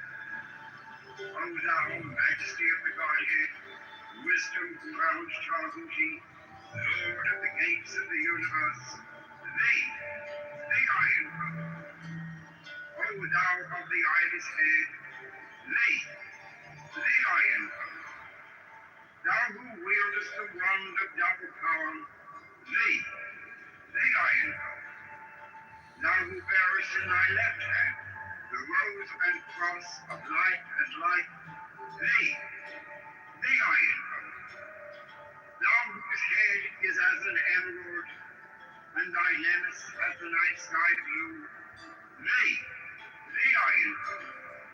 Thou whose skin is a flaming orange as though it burned in a furnace, thee I invoke. Behold, I am yesterday, today, and the brother of tomorrow. I am born again and again. Mine is the unseen force whereof the gods are sprung, which is as light unto the dwellers in the watchtowers of the universe. I am the charioteer of the east, lord of the past and of the future. I see by mine own inward light, Lord of resurrection, who cometh forth from the dust, and my birth is from the house of death. O ye two divine hawks upon your pinnacles, who keep watch over the universe, ye who covering the bier to the house of rest, who pilot the ship of Rome, ever advancing onwards the heights of heaven, Lord of the shrine which standeth in the center of the earth. Behold, he is in me, and I in him. Mine is the radiance, wherein the dark floateth over the sun. I travel on high. I tread servant of you. I wait a flashing flame with the lightning of mine eye, ever rushing on in the splendor of the daily glorifying law, giving my life to the dwellers of earth. If I say, come up upon the mountain, the celestial waters shall flow at my word. For I am Ra incarnate, Teflon, created in the flesh. I am the eidolon of my father Tammuz, Lord of the city of the sun. The God who commands is in my mouth. The God of wisdom is in my heart. My tongue is the sanctuary of truth, and a guard sitteth upon my lips. My word is accomplished every day, and the desire of my heart realizes itself as that of the tar when he created his works. I am eternal, therefore all things are as mine. Therefore do all things obey my word. Therefore do thou come forth unto me from thine abode in silence, unutterable wisdom, or light, or power. So, Hermes, Mercury, Odin, by whatever name I call thee, thou art still nameless to eternity. Come thou forth, I say, and aid and guard me in this work of art. Thou, star of the east, that didst conduct the Magi, thou art the same all present in heaven and in hell. Thou that vibratest between the light and the darkness, rising, descending, changing ever yet ever the same. The sun is thy father, thy mother the moon. The wind hath borne thee in its bosom, and earth has ever nourished the changeless guardian of thy youth. Come thou forth, I say, come thou forth, and make all spirits subject unto me, so that every spirit of the firmament and of the ether, upon the earth and under the earth, on dry land and in the water, of roaring air and of rushing fire, and every spell and scourge of God's craftsman may be obedient unto thee.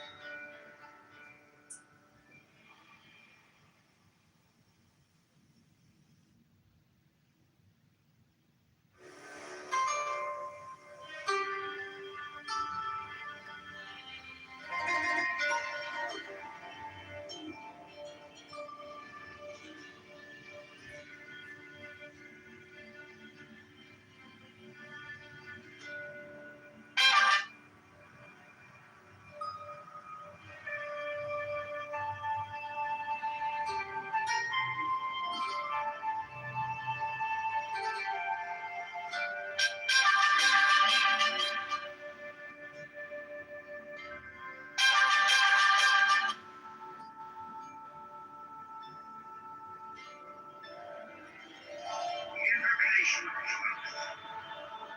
Procul, o procul esti profani, on lusty, on paedo. In the name of the mighty and terrible one, I proclaim that I have banished the shells unto their habitations. I invoke Tahuti, the Lord of wisdom and of utterance, the God that cometh forth from the veil. O thou majesty of the Godhead, wisdom crowned Tahuti, Lord of the gates of the universe, thee I invoke. O thou of the ibis head, thee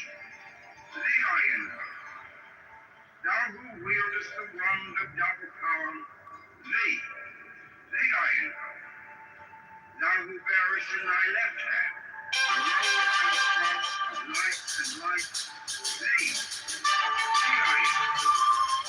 Now the head is as an emerald, and dynamic as the night sky moon. They are. Now the skin is our flaming orange as though it's glowing in the sun.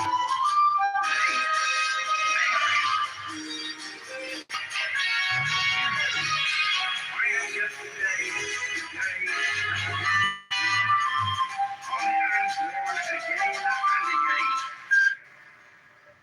Mine is the unseen force whereof the gods are sprung, which is as light unto the dwellers in the watchtowers of the universe. I am the charioteer of the east, lord of the past and of the future.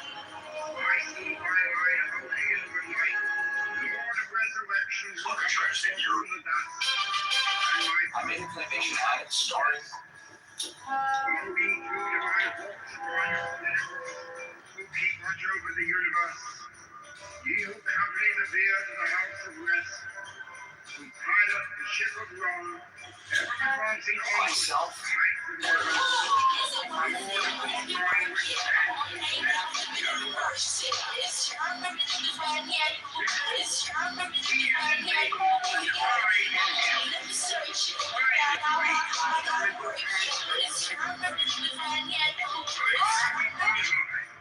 I tread upon the firmament of Inshallah. I raise The up flashing Ummah. flame with the lightning of mine eye, ever rushing on in the splendor of the daily glorifying God, giving my life to the dwellers of earth. If I say, come up upon the mountain, Inshallah, the Ummah answers to Muhammad and Allah.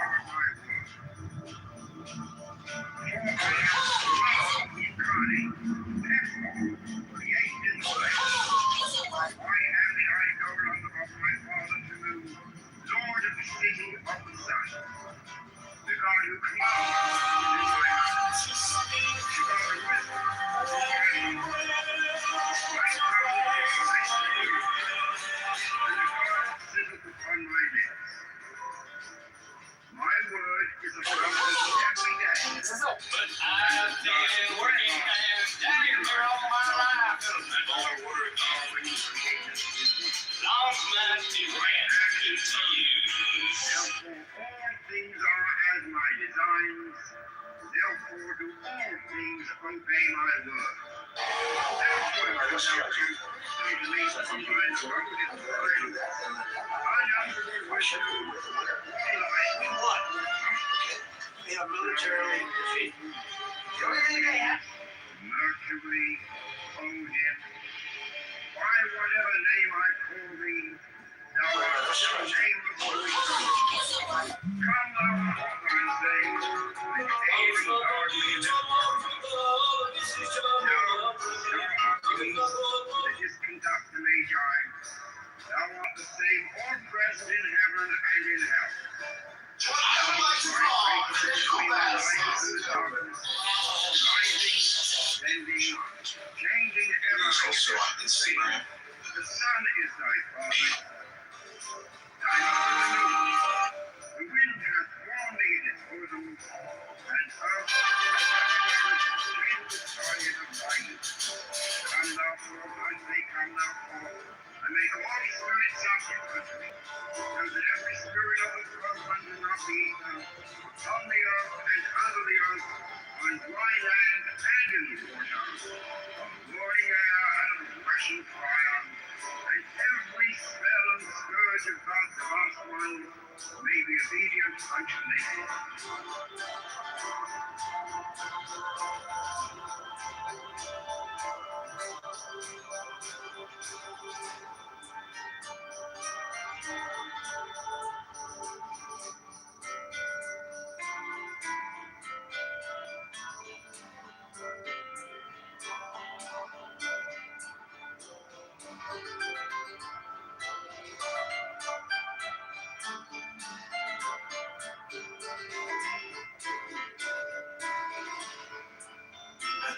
Like you, it's just.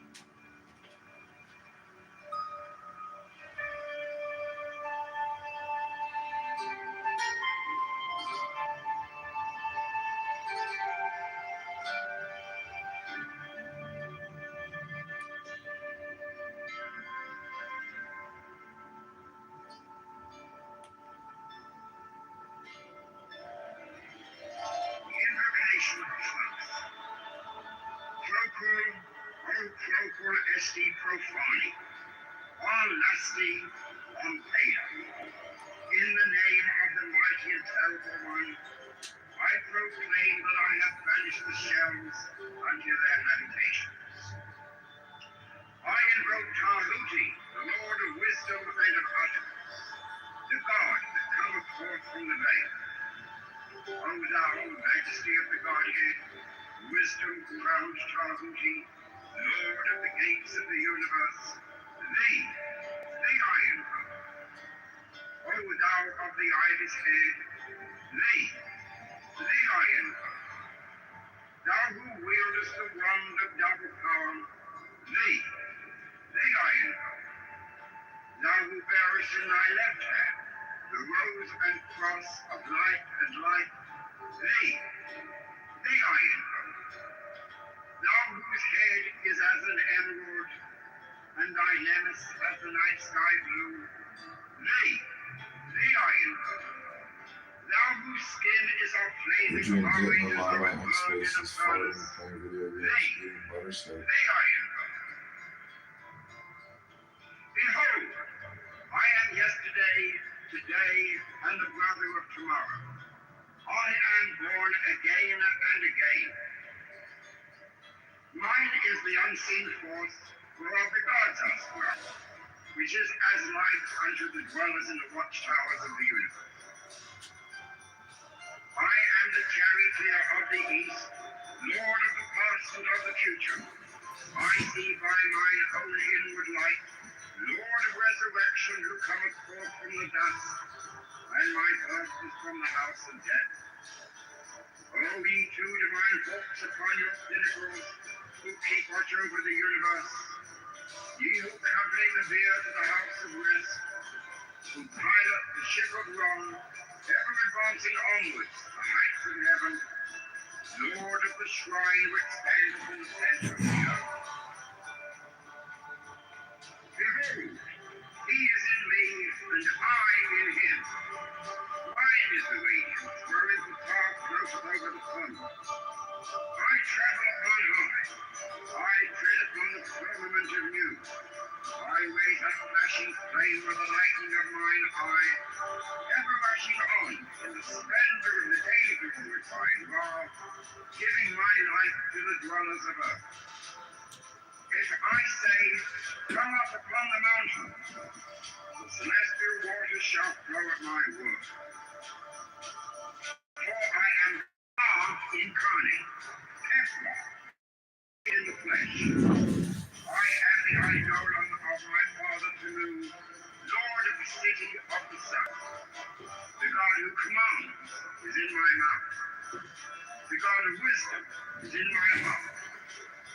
My tongue is a sanctuary of truth, and a guard sitteth upon my lips. My word is accomplished every day, and the desire of my heart realizes itself as that of the Tower when he created his works. I am eternal, therefore all things are as my designs, therefore do all things obey my word. Therefore do thou come forth unto me from thine abode in silence, unutterable wisdom, all light, all power.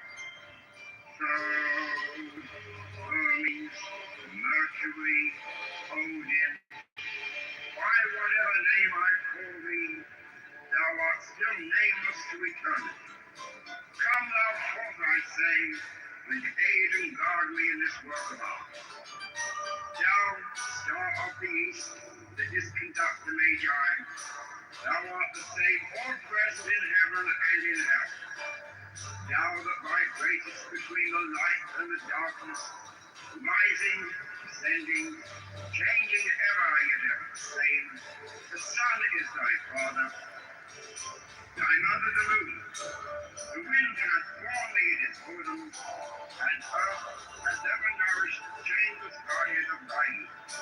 Come thou forth, I say, come thou forth, and make all spirits subject unto me.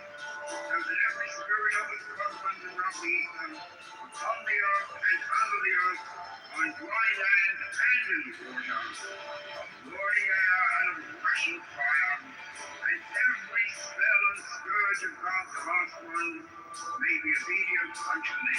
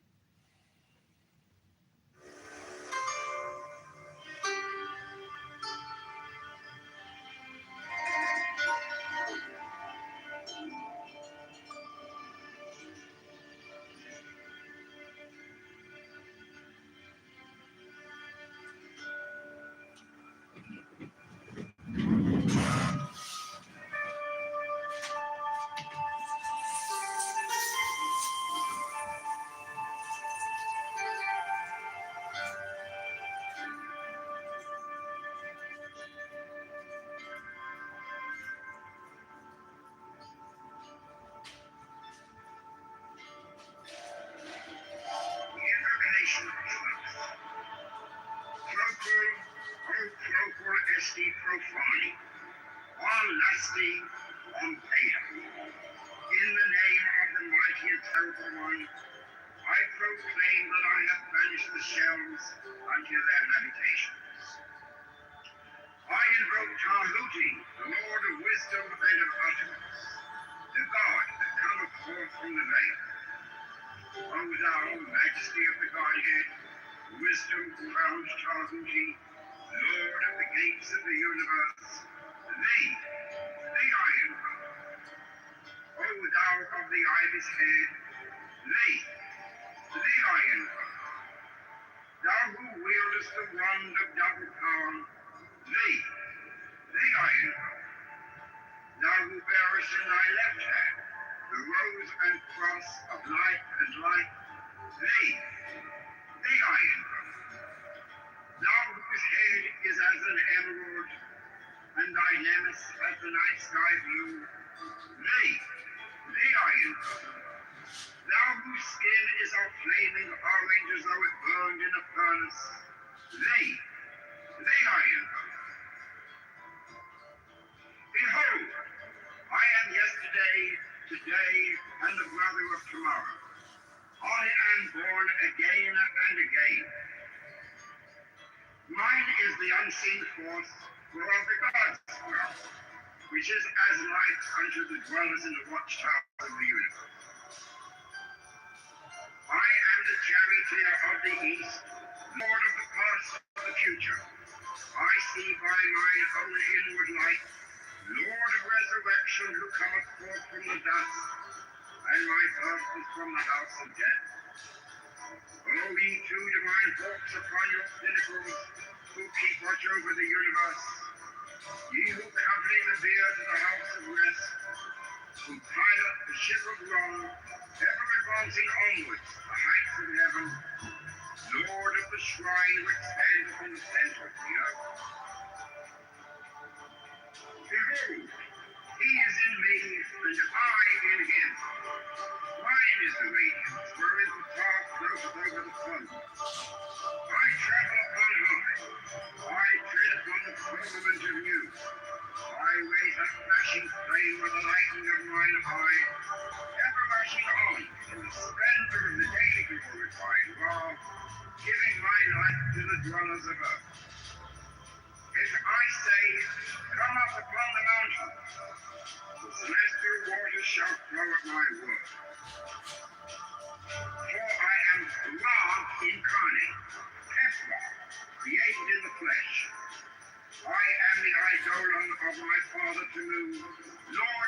Almighty of the sun. The God who commands is in my mouth. The God of wisdom is in my heart. My tongue is a sanctuary of truth, and a guard sitteth upon my lips. My word is accomplished every day, and the desire of my heart realizes itself as that of the tower when he created his world. I am eternal, therefore all things are as my designs, therefore do all things obey my word. Therefore do thou come forth unto me from thine abode in silence, thine natural wisdom, or light, or power. So, Hermes, Mercury, Odin, by whatever name I call thee, thou art still nameless to eternity. Come thou forth, I say, and aid and guard me in this work of art. Thou, star of the east, that didst conduct the Magi, thou art the same all present in heaven and in hell.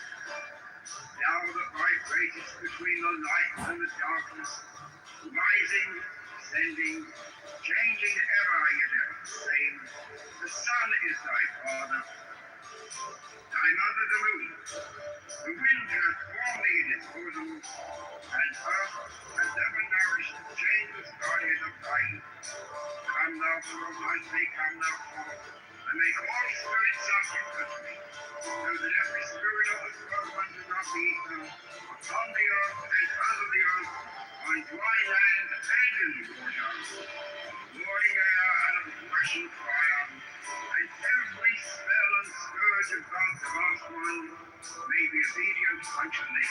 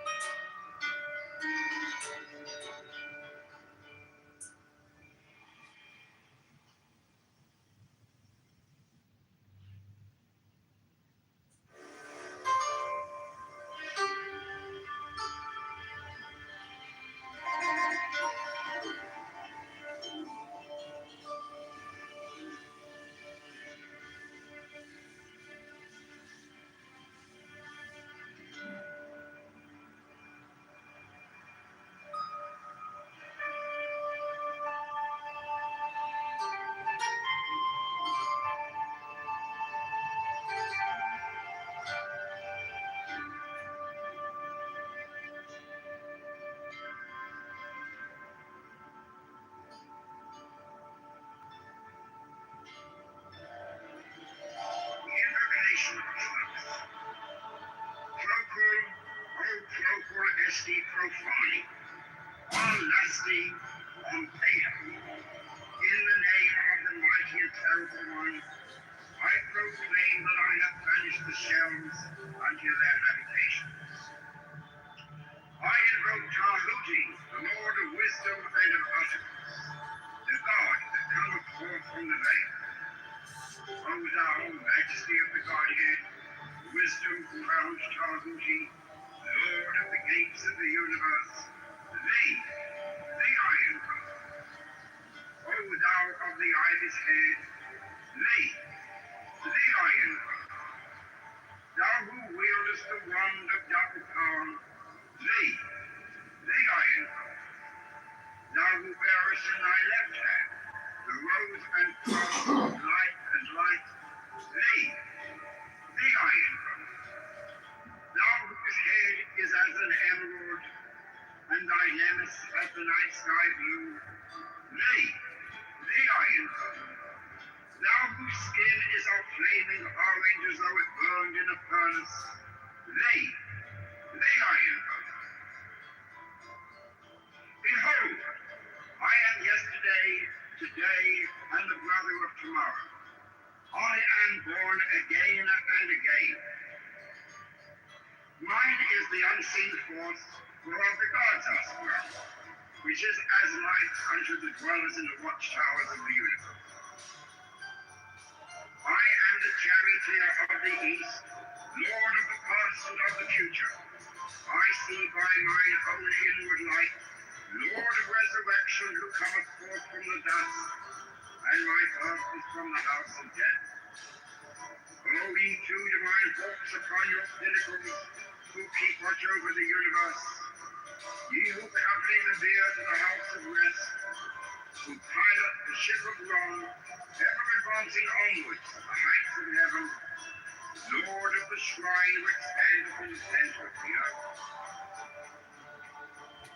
Behold, he is in me, and I in him. Mine is the radiance, wherein the fog floateth over the sun. I travel upon high. I tread upon the firmament of you. I raise up flashing flame with the lightning of mine eye, ever rushing on in the splendor of the day glorifying law, giving my life to the dwellers of earth. If I say, come up upon the mountain, the celestial waters shall flow at my word. For I am Ra incarnate, Hepha, created in the flesh. I am the eidolon of my father Tamu, lord of the city of the sun. The God who commands is in my mouth. The God of wisdom is in my heart. My tongue is a sanctuary of truth, and a guard sitteth upon my lips. My word is accomplished every day, and the desire of my heart realizes itself as that of the tower when he created his works. I am eternal, therefore all things are as my designs, therefore do all things obey my word. Therefore do thou come forth unto me from thine abode in silence, unutterable wisdom, or light, or power. So, Hermes, Mercury, Odin, by whatever name I call thee, thou art still nameless to eternity. Come thou forth, I say, and aid and guard me in this work of art. So, Kitty, talk to me. Thou, star of the east, that didst conduct the Magi, thou art the same more present in heaven and in hell. Thou that art greatest between the light and the darkness, rising, ascending, changing ever the same. The sun is thy father, thy mother the moon. The wind hath formulated in the universe, and earth is created, the seven hours changes guardian of light. That's nonsense. Come now forth, and make all spirits up. But it's still the most interesting conversation. The universe, children, On the earth and under the earth, on dry land and in water, lording air and of precious fire, and every spell and spirit of the husband may be and she had given like some African bugs that were like criminals and dropped it. And I was like, okay, cool, I'm Christian. And then she left. And then they're like, they start asking like a bunch of weird questions. I was like, yeah, I don't want to answer them. And then basically take me from the room. So that's fine. I don't care. Yeah. Well, they'd say that they're black and they're superior to me. I'm like, nah, I'm an American. I'm a woman. I'm white. And I'm better than you. And then they take me. And that's fine. Okay.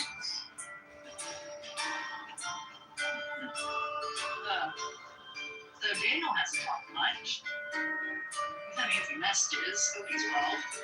I think he just leaves his phone on. Yeah.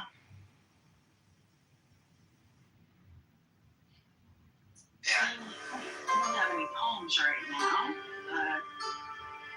So there's a few more people piling in. What do you want to chat about? Did you like the scriptures I brought up yesterday? Remember the day I was home with you? Yes, I did. I even like the one that yes, definitely. Especially when you make the understanding the correlation for me when I go from Daniel to the New Testament, where it's prophecy that is fulfilled, and you can have the full understanding and scope of where it's saying, like this is going to be a kingdom that's never ending. Hey, sorry, here's the squeaky toilet. Invocation of truth.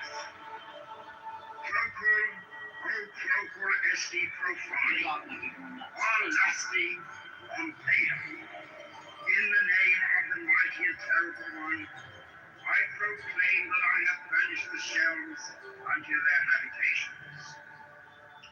I invoke Tahuti, the Lord of wisdom and of utterance, the God that cometh forth from the lake. It's difficult to talk to somebody like that. What's his name? Islamic. When he just wants, not even that was AJ, I think.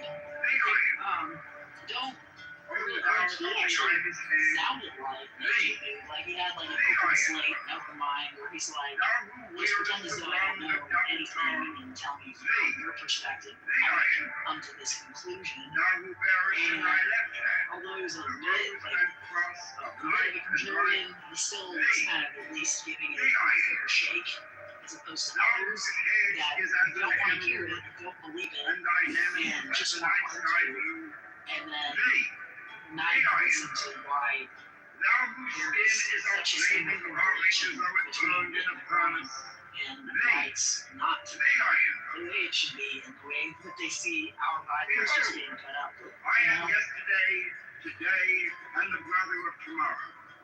I am born again and again. A lot of times I just say, hey, what's up, Simon? Inshallah. Which is as light unto the dwellers in the watchtowers of the earth. Where's universe? We were supposed to have this shit I am down the pat. charioteer of the east, Lord of the past and of the future. I see by mine own inward light, Comprehensive. Lord of resurrection who cometh forth from the dust, and my birth is from the house of death. But O ye two divine hawks upon your pinnacles, who keep watch over the universe. He who calculates the earth the house of rest, pilot the ship of wrong, ever advancing onwards, the heights of heaven. I'm just gonna cram all in. I'm gonna skip 40 minutes towards the end. Just gonna cram in a bunch of like just last second shit. See how good I do. Mine is the radiance, wherein the star floateth over the sun. Yeah, I can't do it I right now. travel upon high. I tread upon the firmament of you. I raise a flashing flame with the lightning of mine eye, ever rushing on in the splendor of the daily glorifying God, giving my life to the dwellers of earth. If I say, come up from the mountain, celestial waters shall glorify God. Rabbi was For I am God incarnate, created in the flesh. I am the idol of my Father to move. he accidentally said The God who commands is in my mouth. He said, he said something. My word is accomplished every day, and the desire when he created his world. I am eternal. Therefore, all things are as my designs. Therefore, all things obey my word. Therefore, do thou come forth unto me from thine abode in silence, unnatural wisdom, or light, or power. He's Glory, Odin. By whatever name I call thee, If you could get thou a art song still for nameless to he's eternity. got some questions about Come thou forth, I say, and aid and guard me in this world. Thou, that didst conduct the Magi, thou art the same all present in heaven and in hell. Thou that vibratest between the light and the darkness, rising, descending, changing ever in every spring. The sun is thy father. Thy Mother the Moon. That's The right. wind has formulated for the moon, biblical reference. and there is no Biblical reference. sign of rain.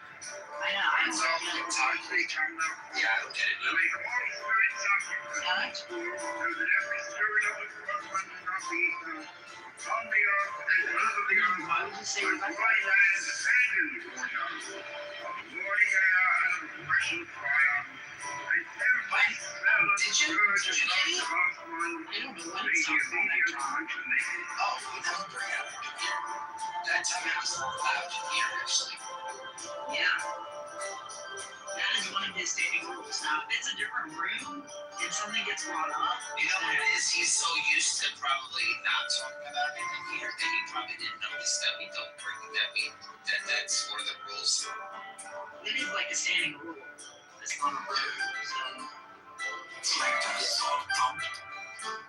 Yeah, we don't no, bring that it's, up. it's Listen, kind of like being in that course. it's not in the Quran. That's probably why we don't bring it up.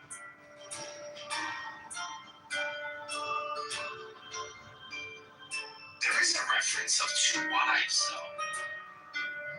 I'm not exactly sure what two wives are being mentioned, but there is, I think it's a story about two women or something like that. That's about it. It's the only one the woman mentioned is Mary, the mother of God. He's the only one that's mentioned. So.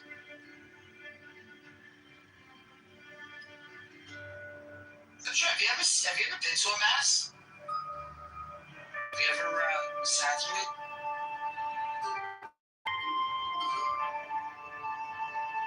You know, I've never been to a mosque. Back to Moss. Yeah. It's not for Max. Have you ever sat through you know, I've been to like maybe a small chapel in the kind of church. Procul, esti profanos, all lasting on pain. In the name of the mighty and terrible one, Yes, I proclaim that that is I am not the sheriff when someone gets confirmed or the I first invoke community. Tahuti, the Lord of wisdom and of God. Yeah. Also, if you sat in the first community, Forth from the veil. yeah, you know what it's about. O thou, majesty of the Godhead, wisdom, crowned Tahuti, A lot of standing, sitting down, of the kneeling, universe, thee, and then we stand up again. O thou of the ibis head, We have like these little pews that we. thee I am. Thou who wieldest the wand of double power, thee, But other than that, that's it. thou who bearest in thy left hand the rose and cross of light and light, thee I am.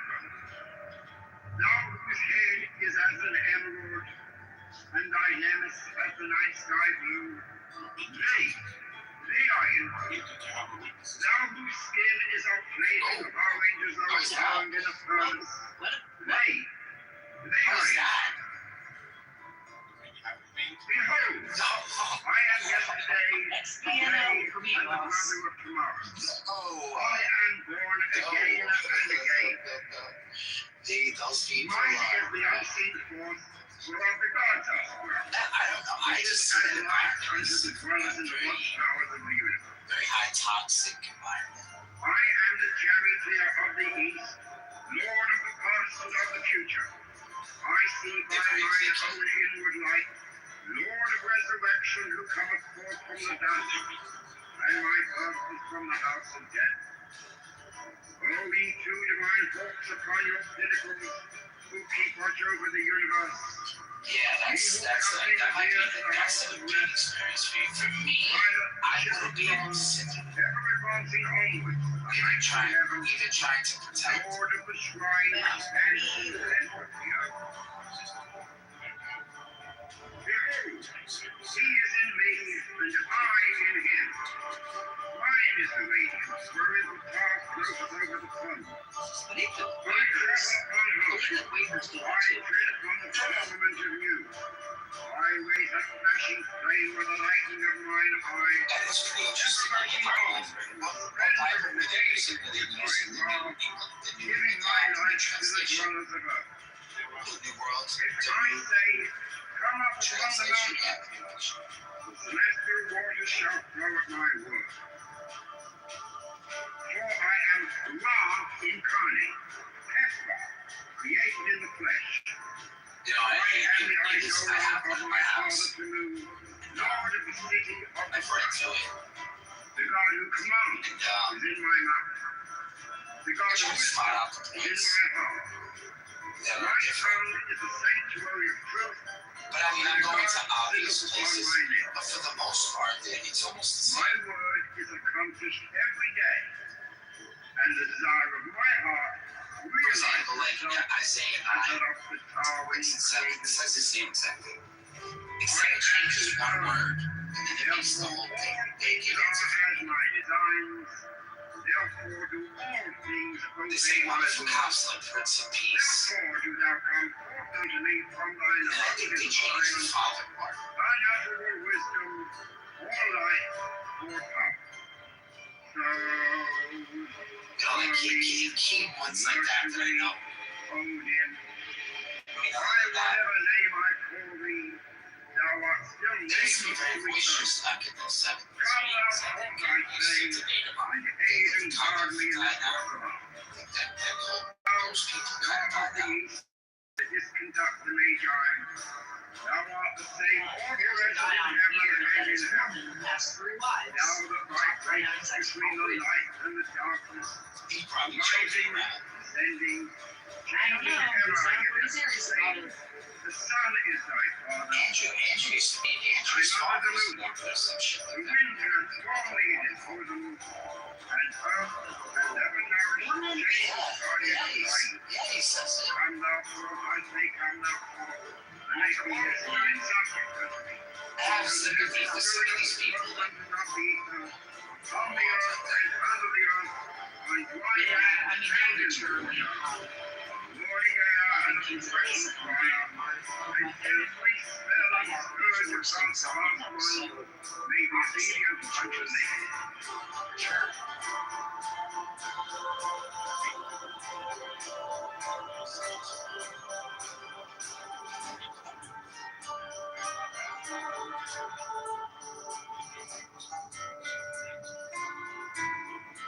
Yeah, but you're down with having a couple wives, right?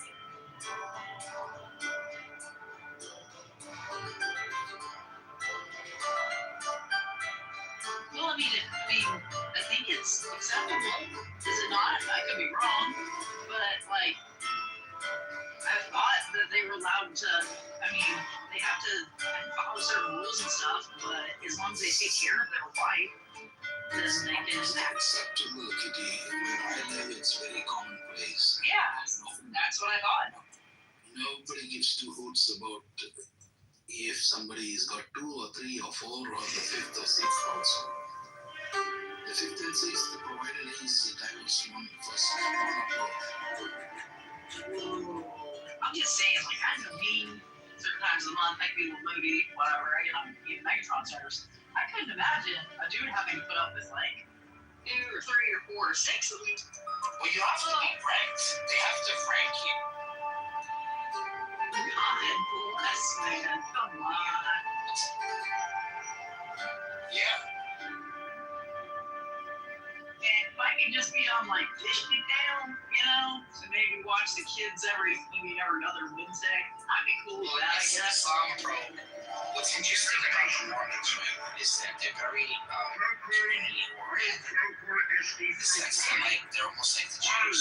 They keep to themselves. But they invest the money back into themselves. And, whatever work you have, you can put a certain amount of your pay back into the church. And the more money you put, the higher rank you might have. And they actually, what's cool about them is that they do everything to like the business. And they can see like their houses, like it's once you get it in, taxes, so on and so forth. And fill it up, please. Now who beareth in thy left Thanks, sir. hand the rose and cross of light People and in there, life, yeah, that's pretty strong. You work right now. thou whose head is as an New emerald, Jersey. and thy hem is as the night sky blue. And full dirty. Nay, Happened to they are in. Thou whose skin is of flaming And, Power Rangers, though it's So, burned in a once furnace. you're up in the upper echelons, you're involved in some of these businesses that they do. Behold, And they're very, I am yesterday, they make a lot of money. today, and the brother of tomorrow.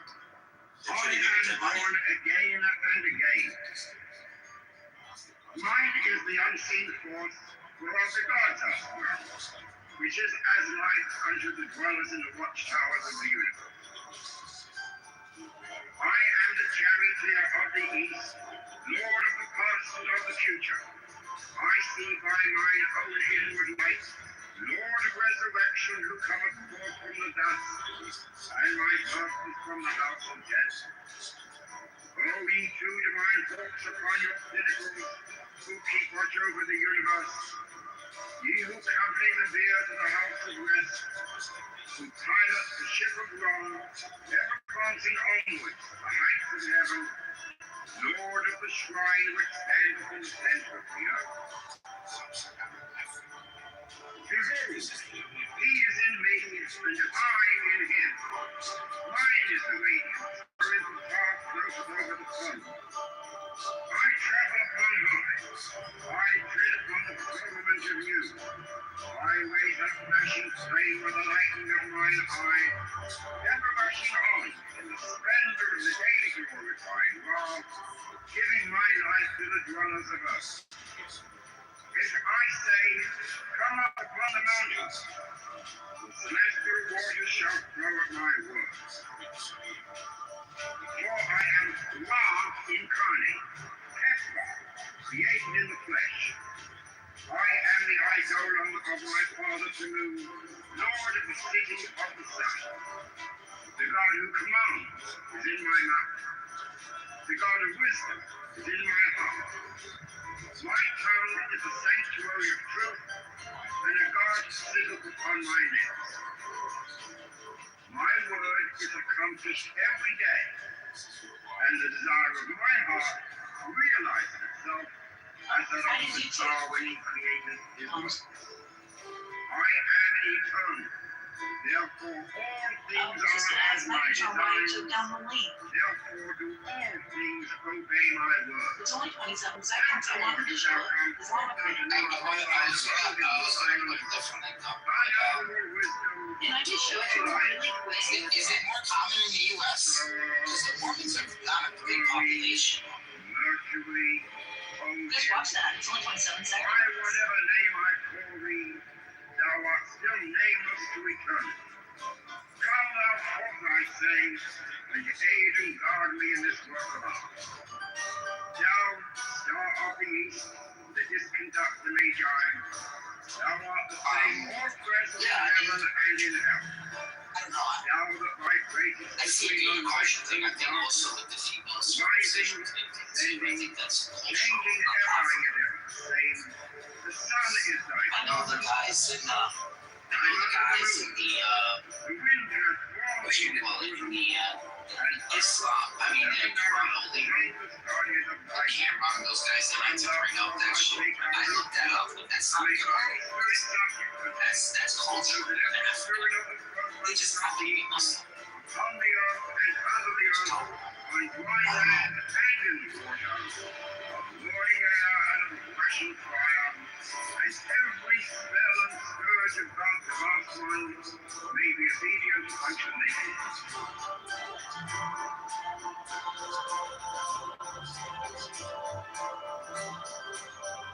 Yeah.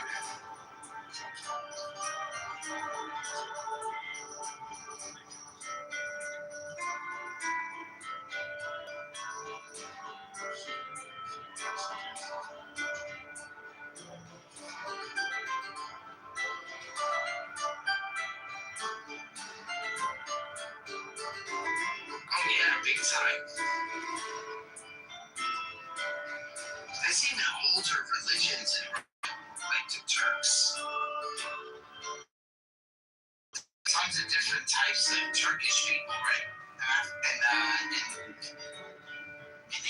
In Asia, what they call it, Russia. There's so many different cultural groups there. Really, really old ones.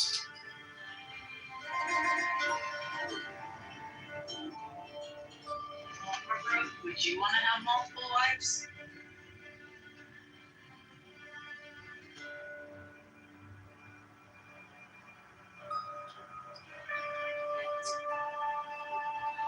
Well, I'm saying, okay, let's pretend like you have all the money in the world. Then would you want to? In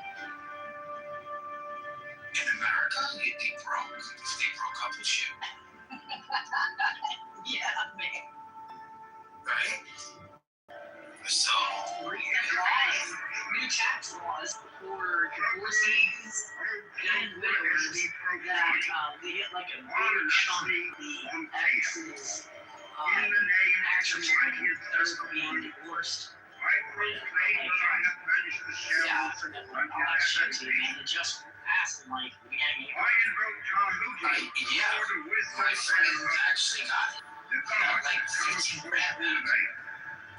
O now, majesty of the Godhead, wisdom and power sovereignty, Lord of the gates of the universe. Oh my God, like 700 concubines? Are you serious? Of the ibis head,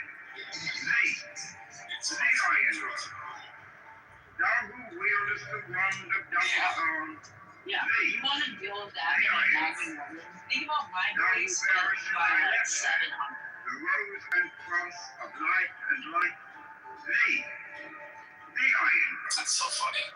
Thou whose head is as an emerald, and thy nemes as the night sky blue, the iron rod. Thou whose skin is of flaming orange as though it burned in a furnace, the iron rod. Start to speak. Behold, I am yesterday, today, and the brother of tomorrow. I am born again and again. Mine is the unseen force whereof the gods are formed, which is as light unto the dwellers in the watchtowers of the universe.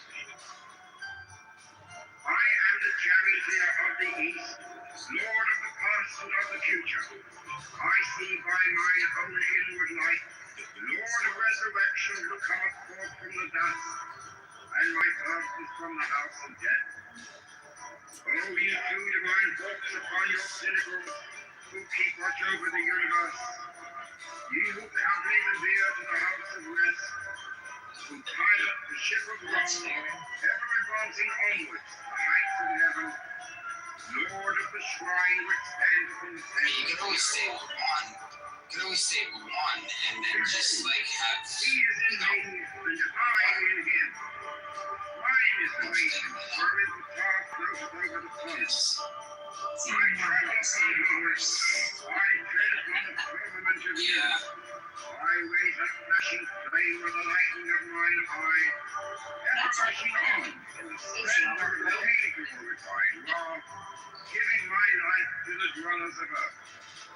If I say, come up upon the mountain, the celestial waters shall flow my word. Hips don't have scripturals. For I am Ra incarnate, Tesla, created in the flesh. I am the idol of my father the moon, Lord of the city of the sun. The God who commands is in my mouth. The God of wisdom is in my heart. My tongue is a sanctuary of truth, and a guard sitteth upon my lips.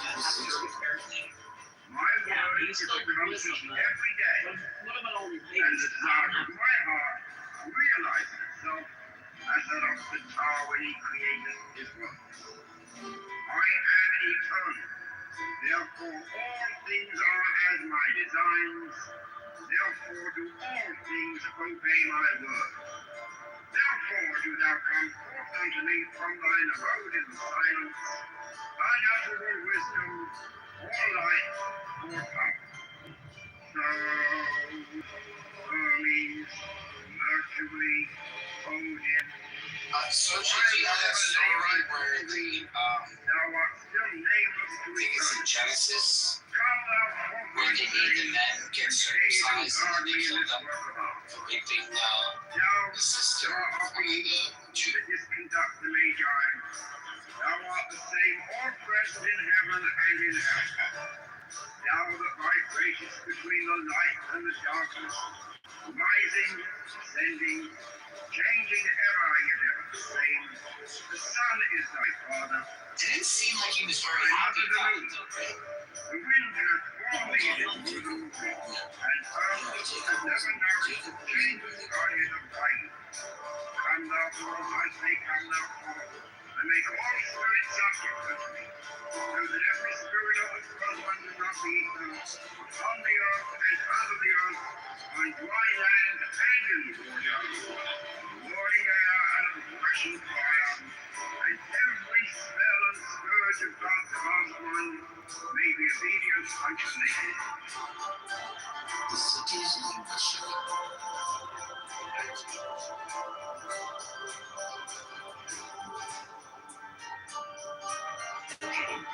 Question from Mochi, and the answer is despite King Solomon famously having 700 wives and 300 concubines, the Bible is frighteningly quiet about his children. Only 3 are mentioned by name, and all of them appear to have been relatively early in his life. It says while statistically he had many more, the Bible narrative focuses only on those relevant to the royal administration and succession. There's Rehoboam, his only named son, and the one who succeeded him as king. His mother, Naham, and Maimmonite princess. Unfortunately, Rehoboam is the mostly remembered for his poor judgment shortly after taking the throne. His refusal to lighten the labor taxes his father had imposed led to a massive rebellion, splitting the kingdom of Israel in 2. And then the other 2 are Tephath, one of Solomon's daughters. She was married to the son of Abinadab, who was one of Solomon's 12 district governors. Then there's Basmath, another daughter who's married to I'm going to screw this one up. That is the governor of the region of Nepali. I really butchered all of this, I'm sorry. And then, let's see if there's anything else more interesting. In other traditions, Solomon is credited with more children. The most famous example is from Kitover and Nasus in Ethiopian national epic, which claims that the queen of Sheba born Solomon his son named Menil. First important tradition until it became the first emperor of Ethiopia, and the royal line claimed descendants from Solomon for thousands of years. I invoke Taluti, the Lord of wisdom and of utterance. The God that cometh forth from the vein. O thou, majesty of the Godhead, wisdom crowned Taluti, Lord of the gates of the universe, thee I invoke. Moshe, you think he was upset because they shouldn't kill over rape? Thee I invoke. Thou who wieldest the wand of double power, He was a rapist, man. thee I invoke. Thou who bearest in thy left hand the rose and cross of life and light, thee I invoke. Thou whose head is as an emerald, and thy nest as the night sky blue, thee I invoke. Thou whose skin is of flaming orange as though it burned in a furnace, thee I invoke. Behold, I am yesterday, today, and the brother of tomorrow. I am born again and again. Mine is the unseen force whereof the gods are, which is as light unto the dwellers in the watchtowers of the universe. I am the charioteer of the east, Lord of the past and of the future. I see by mine own inward light, Lord of resurrection, who cometh forth from the dust, and my birth is from the house of death. O ye 2 divine hawks upon your pinnacles, who keep watch over the universe, ye who cover I said, do you think it's the West Side Story of the Bible? pilot the ship of wrong, ever advancing onwards. Story? The West Side Story. Lord of the shrine, which stands in the What's that? The West Okay. Side. He is indeed the divine is his. Mine is the man, wherein the fog floats over the forest. I travel upon high, I tread upon the firmament anew. I raise a flashing flame with the lightning of mine eye, everlashing onward to the splendor of the day glorified Lord, giving my life to the dwellers of earth. If I say, come up upon the mountain, master waters shall flow at my word. For I am God incarnate, created in the flesh. I am the eidolon of my father, the moon, Lord of the city of the sun. The God who commands is in my mouth. The God of wisdom is in my mouth. My tongue is a sanctuary of truth, and a guard sitting on my lips. My word is accomplished every day, and the desire of my heart realizes itself as that of the tower. I am eternal, therefore all things are as my designs, therefore do all things obey my word. Therefore do thou come fortunately from thine abode in silence, unusual wisdom, all light, all hope. So, Hermes, Mercury, What was the land of God? by whatever name I call thee, thou art still nameless to return. Come thou forth, I say, and aid and guard me in this work of art. Thou, star of the east, the distant Dr. Magi, thou art the same all present in heaven and in hell. Is it rabbit hole? Thou that vibratest between the light and the darkness, rising, descending, changing ever, yet ever the same. The sun is thy father. Thy mother the moon. The wind hath borne thee into the moon, and earth hath ever nourished the angels guardian of light. Come thou for my sake, come thou. God's nature Make all is the spirits purpose subject. of the Bible. And that every spirit of the first one do not be eternal. Oh, you heard about that slip up? You heard about the slip up, right? Morning air and of rushing fire, and every spell and scourge of God's vast one may be obedient unto thee. It's just interesting that they're viewed that God is theirs. God loves. You know what I'm saying? Just like how the Jews. They just proved Jesus was true by making that statement, you know that? You know, there's a part of me that thinks that they know who he is. It's hard not to accept. Yeah, I know, man. They were hoping too. They're like, you know, it could have worked. I think they,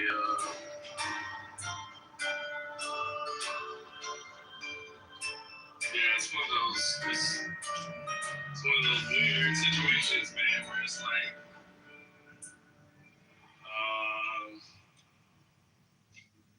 like he could be to them, but then they've been taught for so many years that to just reject it, that it's something that I want to do about it. It's the Judas. You know, like Judas. It's like that thing that's in the back.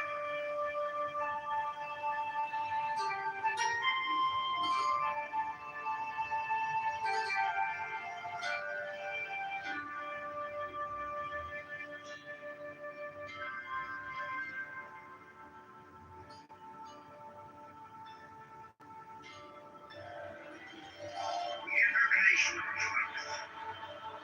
Procul, o procul esti profani, on lasti, on peda. In the name of the mighty and terrible one, I proclaim that I have banished the shells until their habitation. Listen, how do you feel about Daniel's PTR? I invoke Tahiti, the Lord of wisdom and of utterance, the God that cometh forth from the veil. Daniel's PTR. O thou majesty of the Godhead, wisdom, wealth, Tahiti, Lord of the gates of the universe, thee I invoke. Yeah, O that's thou what it of the is. ibis head, thee I'm telling you, Jason, that Judas reference, you know, that It's about like the Judas. Yeah. the rose and cross of light and light, thee I am. Well, we gotta think about it, right? Thou whose head is as an you ember, gotta think about it. and thy limbs as the night sky. I'm just so basically what I'm saying is Thou whose that skin is of it's always flame, gonna be a glowing as question though it burned in of the if it sun. really is so. Thee I am. So you have that one person who will contemplate. I am yesterday, today, and the brother of tomorrow. I am born again and again. Mine is the unseen force whereof the gods are sprung, which is as light unto the dwellers in the watchtowers of the universe. I am the charioteer of the east, lord of the past and of the future. I see by mine own inward light, Lord of resurrection, who cometh forth from the dust, and my birth is from the house of death. You're breathing. O So ye we two find divine it. hawks upon your pinnacles, who keep watch over the universe, ye who accompany the bier to the house of rest, who pilot the ship of wrong, ever advancing onwards to the heights of heaven, Lord of the shrine which stands in the center of the earth. Behold, he is in me, and I in him. Mine is the radiance, wherein the cloud floateth over the sun. I travel upon high. I tread upon the firmament of you. I raise a flashing flame with the lightning of mine eye, ever rushing on in the splendor of the day glorified law, giving my life to the dwellers of earth. If I say, come up upon the mountain, the celestial waters shall flow at my word. It's always gonna be in question whether if it For was I really am him or not. law Isn't incarnate, that what Judas was always complicated? created in the flesh. I am the eidolon of my father to move, Lord Jude, of the sun. like, does this get me closer The to God being of like you? command is in my mouth. Making sure these The sort God of, of wisdom heretical is in my people heart. are taken out. My tongue is a Or sanctuary really, of truth, was he and a guard sitteth the upon Son of my God? lips. My word is accomplished every day, and the desire of my heart I realizes think that's the itself interesting as part the about it. the star when he created his works. I am eternal, therefore all things are as my designs, therefore do all things obey my word. Therefore do thou come forth unto me from thine abode in silence, unutterable wisdom, or light, or power. So, Hermes, Mercury, Odin, by whatever name I call thee, thou art still nameless to eternity. Come thou forth, I say, and aid and guard me in this work of art. Thou, star of the east, that didst conduct the Magi, thou art the same all present in heaven and in hell. Thou that vibratest between the light and the darkness, Like, this is the Old Testament without the New Testament. changing ever yet ever the same. Like, no one's gonna read that book. It's gonna be like the Iliads. Thy mother the moon, the wind hath borne thee in its bosom, and earth It's just lost. changeth the body of thy river.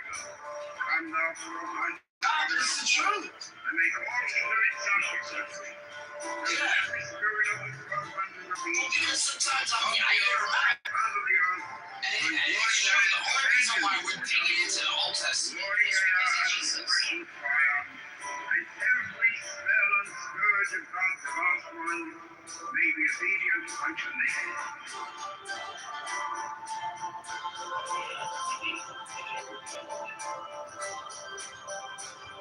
Yeah, go ahead. Go ahead, go for it. Alright, this is one of the medals of athletes. Are you familiar with how athletes train for the men? There's a stopping for the men, and then there's two different goals that he's about when he get in the desert to obtain that strength. The human method of himself. I thought you were gonna give us a new one. Like we've heard the El Soup so many times that they're gonna give me like I thought you were something new. Oh man. Yeah. Rabbi's gotta get in the bag, man. You gotta get in your bag a little bit deeper. Yeah, bro. Come on, man. We'll give you 5 minutes. You gotta come up with enough. Rabbi, I want to hear about the one in which the castle or the palace of Damascus was lit up when he was born. Oh, I don't know about this. Oh, Jackson, you know that one? Sitting down for that funny story. Rabbi, you don't know that one? I'd love to hear it. Oh, I wish we could just read it out. We'd be surrounded by a lot of monkeys right now. Oh, that one goes something like this. In the name of the mightiest terrible one, I proclaim that I have banished the shells unto their habitation. I invoke Tahuti, the Lord of wisdom and abundance, the God that cometh forth from the veil. O thou majesty of the Godhead, wisdom crowned Tahuti, Lord of the gates of the universe, thee iron. O thou of the ibis head, thee iron. That's amazing, man. Thou who Dude, wields how the do you find the sword matchup of with Jesus? thee iron. Thou who Like, bearest he's in not thy went to hell. So hand he's the not. nails and cross, How do you glorify hell for? thee iron. It was probably burning up. That's probably why he lit up the place. And thy nest as the night sky blue, thee iron. Thou whose skin is a flaming orange as though it burned in a furnace, thee iron. Did you ever hear why the Muslims is so I am mad? yesterday, Did I ever tell you about the today, alien and the special brother that of I tomorrow. concocted? I am born again and again. What is that? My Oh, it's how the prophet died. for of the gods are strong, And he which got is the as much Jewish unto girl. the dwellers in the watchtowers of the universe. But remember, he also I had am the charioteer of the east, or Lord whatever of her the name is, the past and of Coptic the girl. future. I see by mine own inward light, So, Lord of resurrection who cometh forth from the dust, so Aisha and my birth now from is the no house longer of by death. herself. Oh, ye He two has the divine Coptic hosts slave, upon your and pinnacle, then now she gets who the keep Jewish watch girl. over the universe. Ye who accompany the bier to the house of So God, now there's 3 of them. who pilot the ship of Rome, But now, you see, because Aisha Lord of the never shrine reacted the way she should have, the earth. and continued to be with this man the way he was, He is in me, she started and blaming I in herself. him. My Now, disobedience, wherein the death floated over the flood. of I the tread Jewish upon girl high. and the I Coptic, tread upon the firmament of you. I raise a flashing flame with the and she lightning of ultimately is mine going to eyes, kill him. ever rushing on in the splendor I mean, if of you the think about it, day. I mean, it's just my story, you know, it's Giving my my alien life to special, the dwellers of like, earth. after the win. If I say, Sure. come up upon the mountain, the celestial waters shall flow at my bosom. For I am not divine, Did she have a box? That's a good one. created in the flesh. Did you know about that one, I kid? am the eidolon of my father the moon, What box are Lord we of the talking city about, of the guys? sun. Did Aisha literally have a box? Because I'm starting to The God of think that wisdom is in my mouth. maybe Just My maybe tongue it is the wasn't sanctuary of truth, and a guard sitteth upon my lips. but there is no evidence to My back it up. word is accomplished every day, What am I gonna do? and the desire of my heart realizes To hide the bodies in? as an Are we talking about slang for poontang? Yeah, what's on the slang for protect? Therefore, all things obey my designs. Did she have Therefore, one? do all things obey my Give word. me corn without a box. Therefore, do thou come She got an angina. from thine abode. Real mangina. Thine outward Yeah. wisdom, all light, all power. Claims or evidence. These are just claims. I don't really have. By whatever name I call thee, I thou don't art really so have, nameless to eternity. But I would think, you know, somebody I with say, and aid and guard me in that this kind of work. stature would possibly Thou, get star of peace, that didst conduct the nobody Magi. concubines. Thou art the same all present in heaven and in hell. Thou that vibratest between the light and the darkness, rising, ascending, changing ever yet ever the same. I don't The know. sun is thy father, Do you sleep on bed full of thy titties or mother something? the moon. The That's what I mean. Like, wind these stories have to be made up. and ever nourished the changeless guardian of thy youth. Come thou forth, I mean, it could be true. I mean, I make all spirits subject unto me. I just think that they made him out to be On the earth and under the earth, like they put on everything dry on land him and in so the that sea. it was acceptable for them. Glory out of the rushing Does that make sense? and every Makes perfect sense. bird Yeah. from the Yeah. sun. And they have it with Carry On that if they need to lie for like 3 reasons, which are insane, then they can do it. So it really just plays into The guy Muhammad was probably like a really good dude, but then they like, you know, when they wrote these stories about him, they just like smeared his name so that they can do whatever it is they wanted. That's my good commentary. like a good dude, but like just a regular dude, you know? He's probably just a regular guy, and then like, you know, somebody that told stories and was trustworthy. But it could also be that this Muhammad was a titan for those exilarchs you keep upping about. Oh, I know it is. Yeah, and if each of those exilarchs or some of those exilarchs had all these quirks or all these perversions, you know, and then they converted all these perversions into the character of one man. Like one of them had a 6-year-old wife, the other one, you know, like You know that what's his name figured it out. That, like if you go down that rabbit hole, you can find out that there was prophecies about someone that's so if you look at the person that was in charge of the Exxon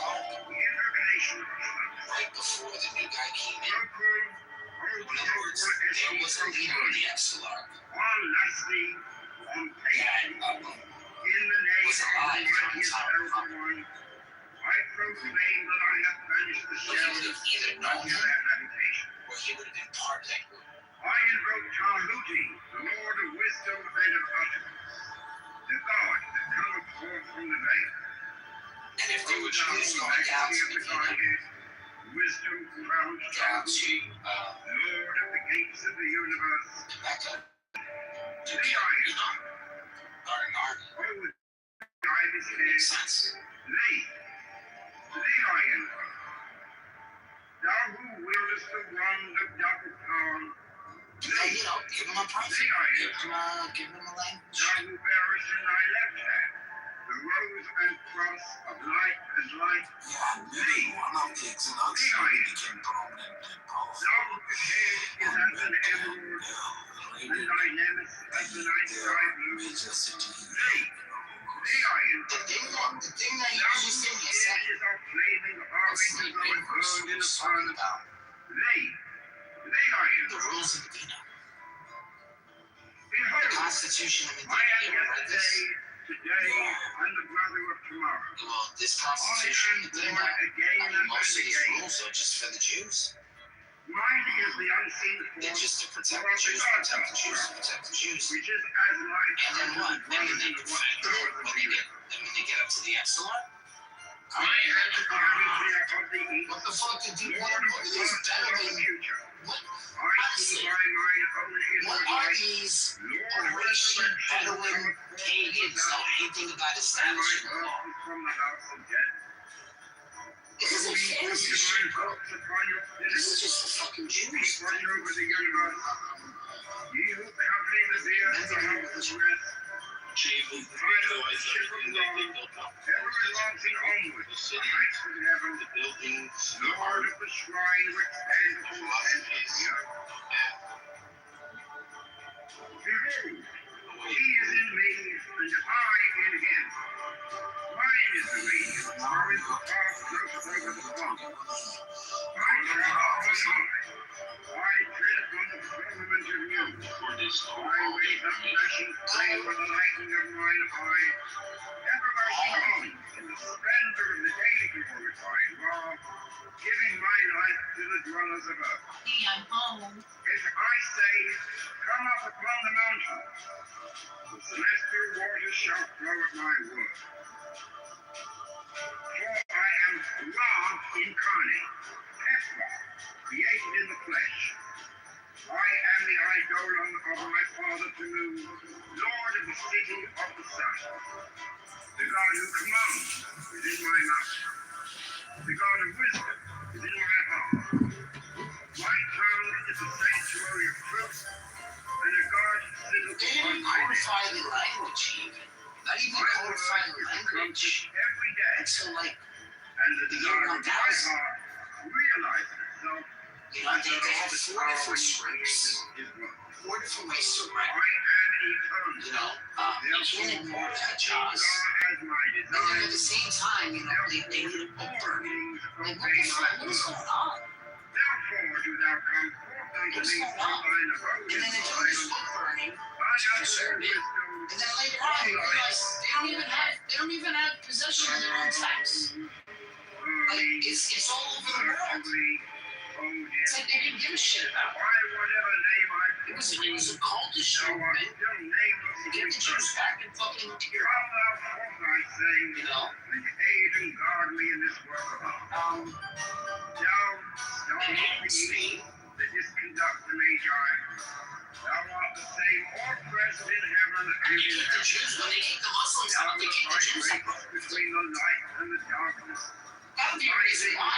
sending, changing ever, yet ever the same. The sun is thy father, thy mother the moon. The wind hath formed thee in its bosom. That's how I see it. And ever nourished the changeless guardian of thy youth. Come thou forth, I say, come thou forth, and make all spirits subject unto me, so that every spirit of the world unto not be equal, on the earth I and mean, they under did the kill a earth, lot of Jews. on dry land I and don't in see why they want to get, morning air and refreshing fire, and every spell and scourge of God's in the end, I mean, may be think about it, I mean, they conquer Rome. Should have been big for them. They won. I mean, they had Jerusalem for a little bit, but then they lost it to the occupation. I mean, wherever they went, they always had these special fucking wars. You know, they had it with the Germans, they had it with the Persians, they had it with the Romans, they had it with the Turks. They had it like everywhere they went, they had their own wars. Were allowed to practice.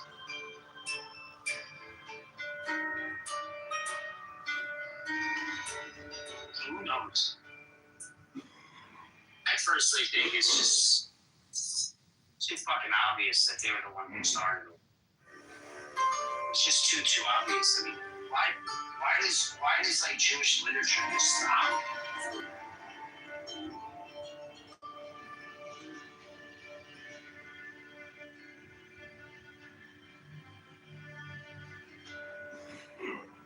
To focus on writing on beats. starting up a new government. These people were perfectly okay in America. This is the reason why they were never allowed to be priests or be part of the clergy in the because they would get corrupted with them. So they probably get corrupted with them too. Be surprised.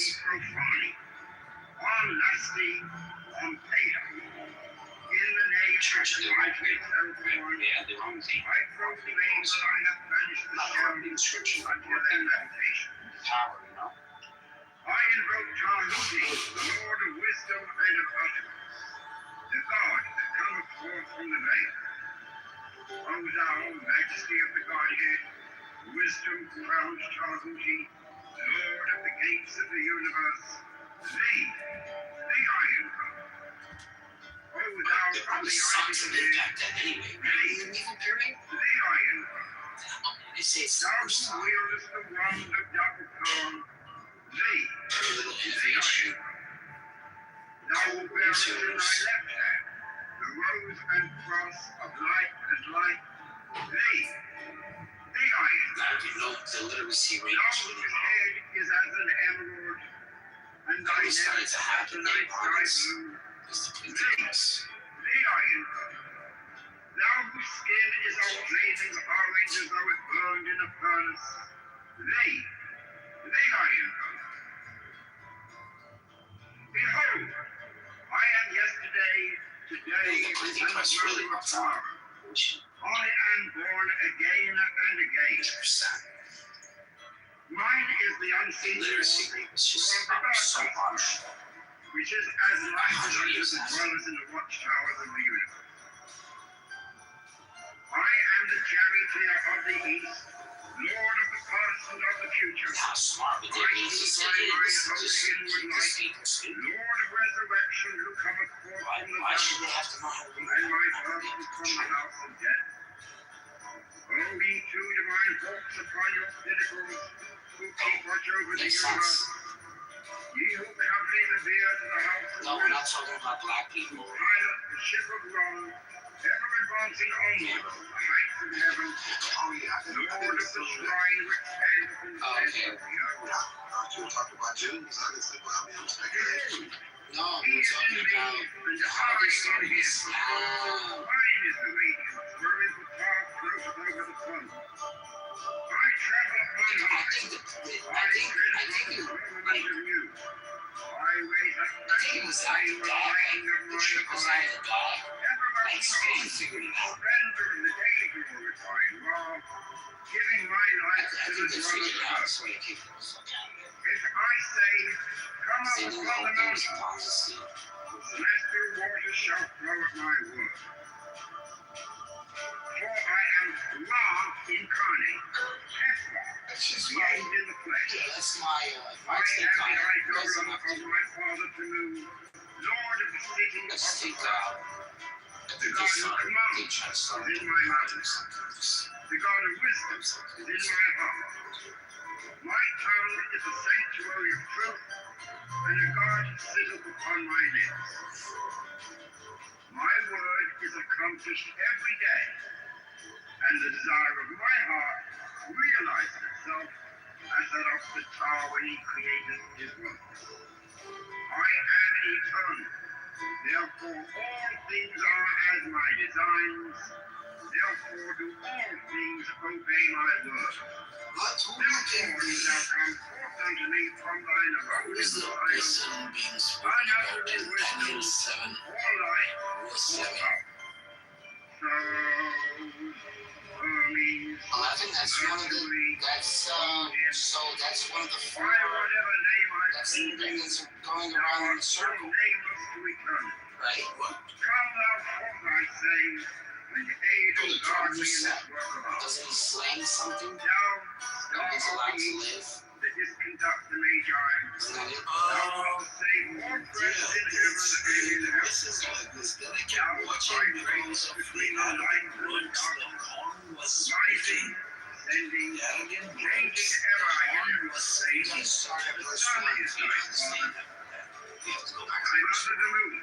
Back from The verse wind 1 has and it was formulated for them, and earth has never nourished changeless guardian of time. And thou, as they come now, and make all spirits not start from so that every spirit of the first one do not be found. I did On the earth and under the earth, on dry land and in the water. So what are they talking about? Morning Are they talking and about the whale that's in and every spell and scourge of God's last one may be obedient unto thee. No, this is talking about the four beasts that come out of the sea. Each one different from the others.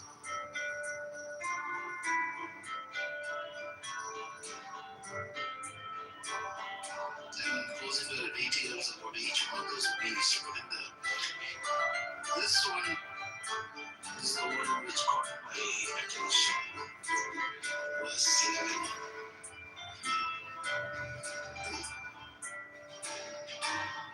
Okay, so it's not the same vision, right? But they're closely related with it's closely related theophanies, visions of God's throne that spare deep symbolic overlap.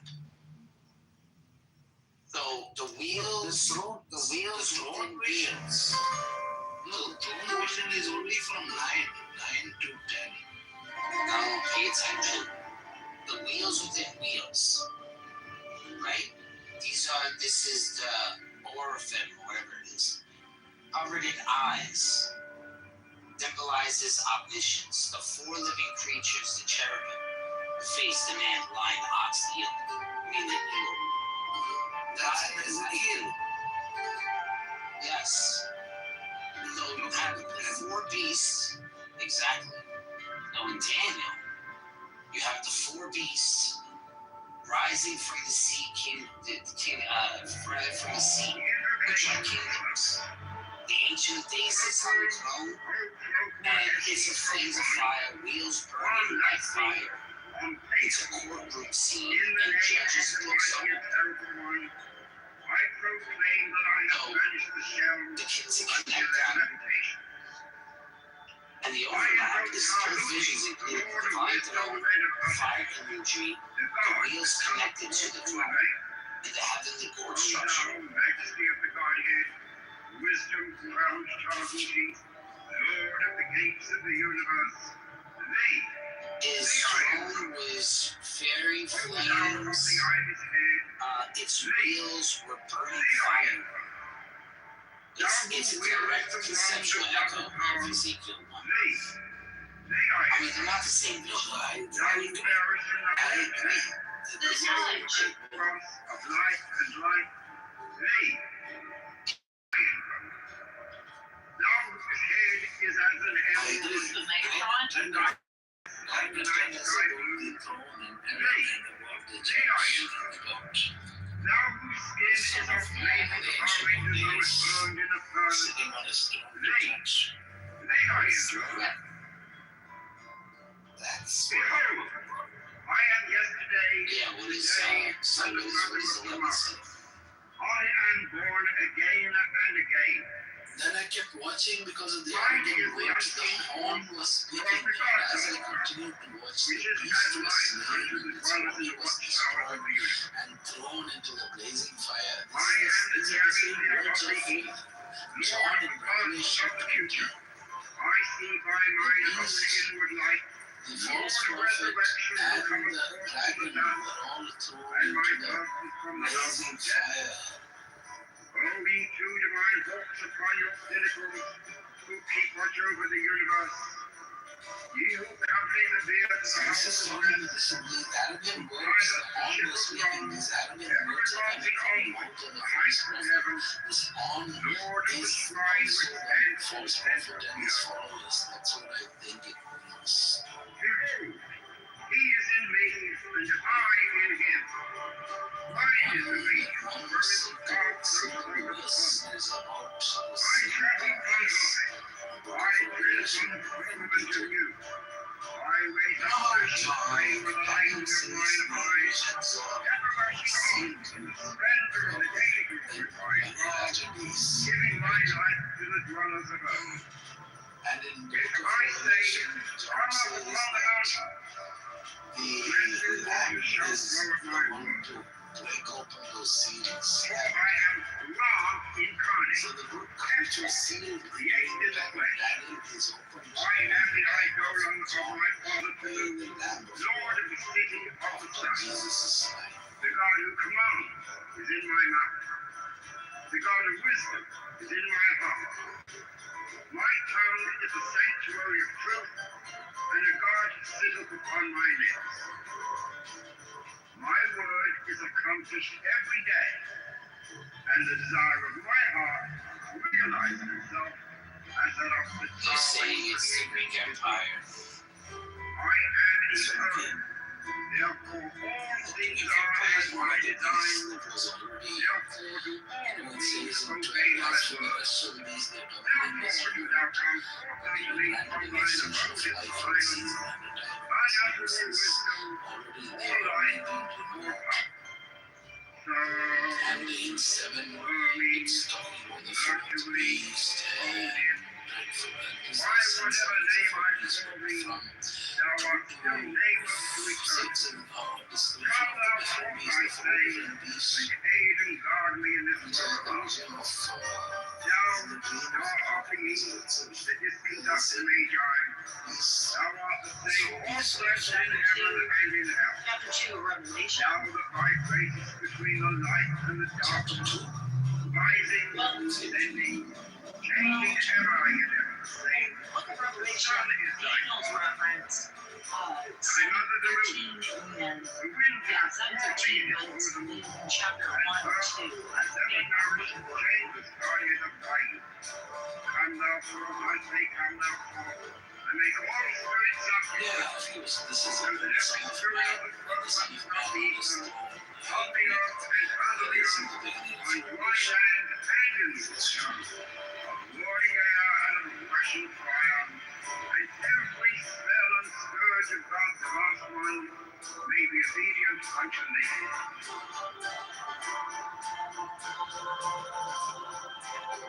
Okay, so 7:13 says, in my vision at night I looked, and there before me was like a son of man, coming with the clouds of heaven. He approached the Ancient Days and was led into his presence. So if you go to Revelation, and then it says Revelation chapter 1, we started one verse. Let's see, if we started verse 5. It says to the beginning of the paragraph, it says, to him who loves us and freed us from our sins by his blood, and has made us be a kingdom and priests to serve his God and Father. To him be the glory and power forever and ever. Amen. Look, he is coming with the clouds, and every eye will see him, and even those who pierced him, and all peoples on earth will mourn because of him. So shall be. Amen. I am the Alpha and the Omega, says the Lord God, who is, who was, and who is to come alike. So I'm thinking that while they're referencing Daniel 7:13, yeah, they're referencing the fact that it's Jesus. I mean, it's clear as day to me, because if you finish it out, it says, like we read Lecture on Night yesterday, he's given authority, glory, and sovereign power. All nations and people of every language worship him. His dominion is everlasting dominion that will not pass away. His kingdom is one that will never be destroyed. So that prophecy comes to pass when John explains it in Jesus in chapter 1 of Revelation. Right? I agree, totally agree to the end. I'm talking about 7. in the name of the mightiest everyone, I proclaim I have slain the devil until their habitation. Yeah, that just completely confuses me, to be honest. I don't know. I mean, it's just weird, and I wish that I had It's not the same beast. I'm particularly interested in the horn that speaks arrogant words. The horn that speaks arrogant words. That's Antiochus of Ephesus.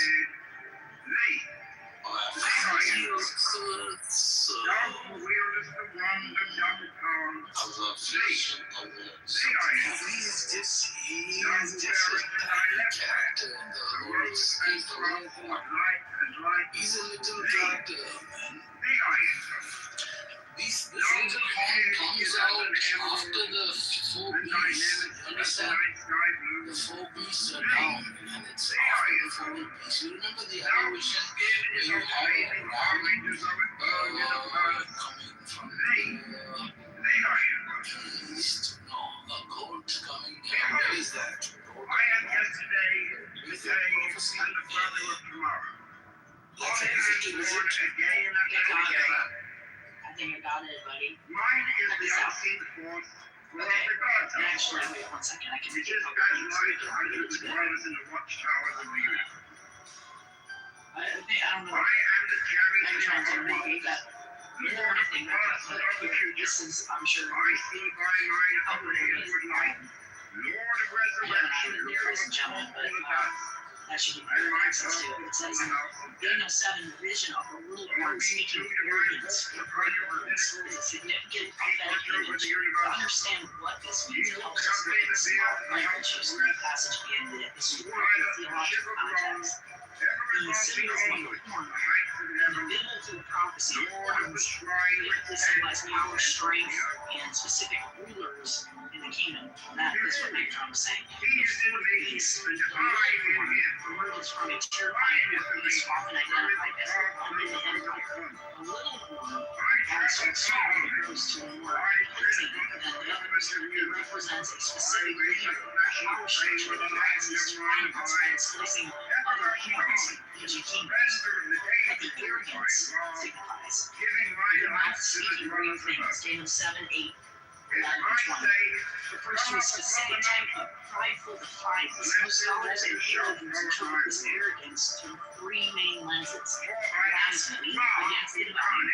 That's the great words are generally understood as claims that challenge the authority of God, as in Daniel 7:25. It explicitly says that power shall speak words against the Most High. Second being persecution of the faithful. The arrogance isn't just verbal, it translates into action. The point is its perceived greatness. They wear out the saints of the Most High, signifying the period of intense religious repression and then self-exaltation. One things for itself powers that belong only to God, such as the intent to change the times of the law. This represents a total rejection of divine order in favor of its own human or diabolical order. And then you can read on to Who suits this narrative perfectly? Who in history? Who always moved in history? It sounds Islam. It's Islam. It's Muslim. right now, yeah, exactly. Yeah, that's what I'm saying. This arrogance, the arrogance, the violence, the Persecution of the saints, yeah. It's going on even now. Just begging the chills, yeah. But not really because I don't know, man. Like I remind You myself. change the times, right? You change the times. Karen, it's the Karen of the HR. Wow, next time you get into this is juicy stuff. He tried to change the times, you know. Times are being before the Christian era. After this guy tried to change the times, he said, I see it all starts with the HR. He was trying to wipe away the history, wipe away the Jews and wipe away the Israel, wipe away the history through everything is significant that the will of the earth. That is this arrogance. This arrogance is the arrogance, the total arrogance that spoke to the mouth of one man or several men, or the whole followers of this one man or this one movement. They are against the Almighty God. They are against everything that the Bible stands for, everything against Judaism and Christianity stands for, against Christ Himself. I mean, I think it's very evident that I was little on. this little horn. You remember, I don't recall which prophecy it is. There's this ram and there's the goat. And I think the ram is the Persian empire, the Persian and the Mede Empire, and the goat that comes from the west, that is the Greek Empire, comes and Roman Empire. Yeah. It's actually Alexander who comes and destroys the combined Persian and Mede Empire, right? So then after I remember. So then the Greek Empire is followed by the Roman Empire. The Roman Empire is followed by the Byzantine. Have a very long war with the Persians, and at the end of the war between the Persians and the Byzantines, what you have is the Islamic Empire. That's the little horn that comes out of the destruction of the Byzantine and the Persian empires. Makes total sense to me, man. In the name of the mighty and terrible one, I proclaim that I have banished the devil Ezekiel and Daniel and Zechariah and Malachi and the book of Revelation, all is together in all lands. the sovereign majesty of the Godhead, wisdom crowned Tahuti, Lord of the kings of the universe, thee, the Iron One. O thou of the ibis head, thee, the Iron One. Thou who wieldest the wand of double power, thee, the Iron One. My mom just sit on a bed The rose and and cross of back light and and forth, light, like Old Testament to New Testament. I like the certain Iron One. parts now. I catch myself doing Thou it whose as head I'm is reading as an the emerald, parts and when Jesus is and speaking, thy especially lips in as the Matthew. night He's sky referring blue, like Malachi, he's referring to Jeremiah, he's referring to Isaiah, he's referring to Hosea, and like it's so evident to me. It's like the words just pop out. Behold, I am yesterday, today, and the brother of tomorrow. I am born again and again. Mine is the unseen form, nor of the God which is as light unto the dwellers in the watchtowers of the universe. That's exactly what. I am the charioteer of the east, Lord of the past and of the future. I see by mine own inward light, Lord of resurrection, who cometh forth from the dust, and my birth is from the house of death.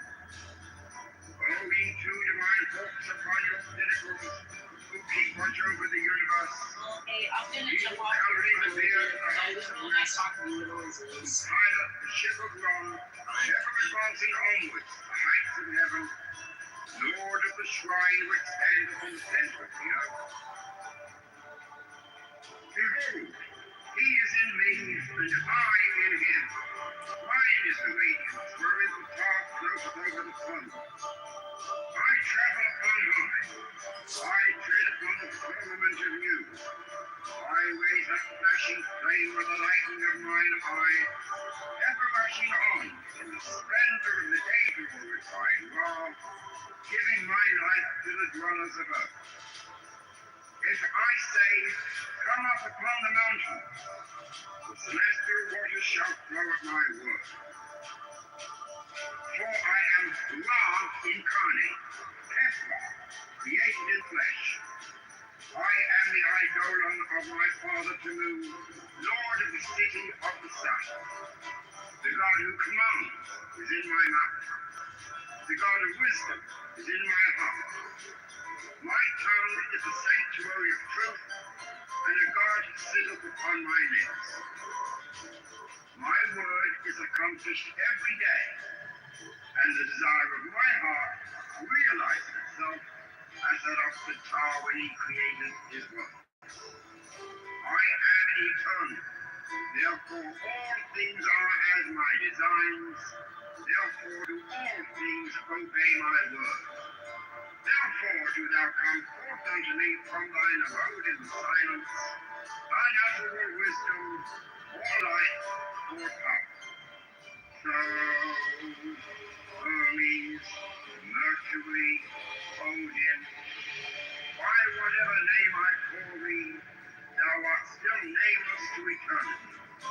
Come thou forth, I say, and aid and guard me in this work of art. Thou, star of the east, that didst conduct the Magi, thou art the same all present in heaven and in hell. Thou that vibratest between the light and the darkness, rising, ascending, changing ever, yet ever the same. The sun is thy father, thy mother the moon. The wind hath borne thee in its bosom, and earth hath ever nourished the changeless guardian of thy youth.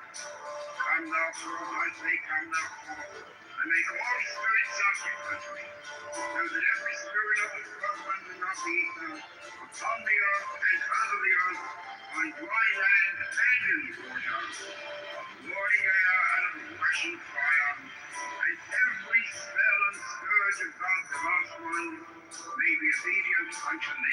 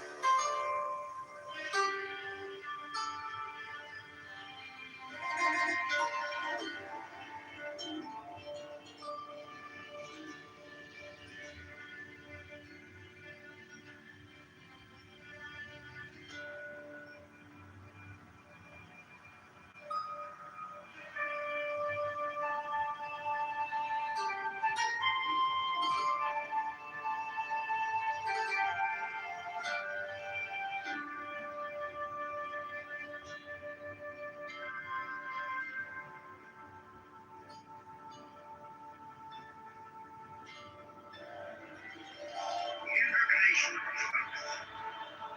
Procul, o procul esti profani, on lasti, on peda.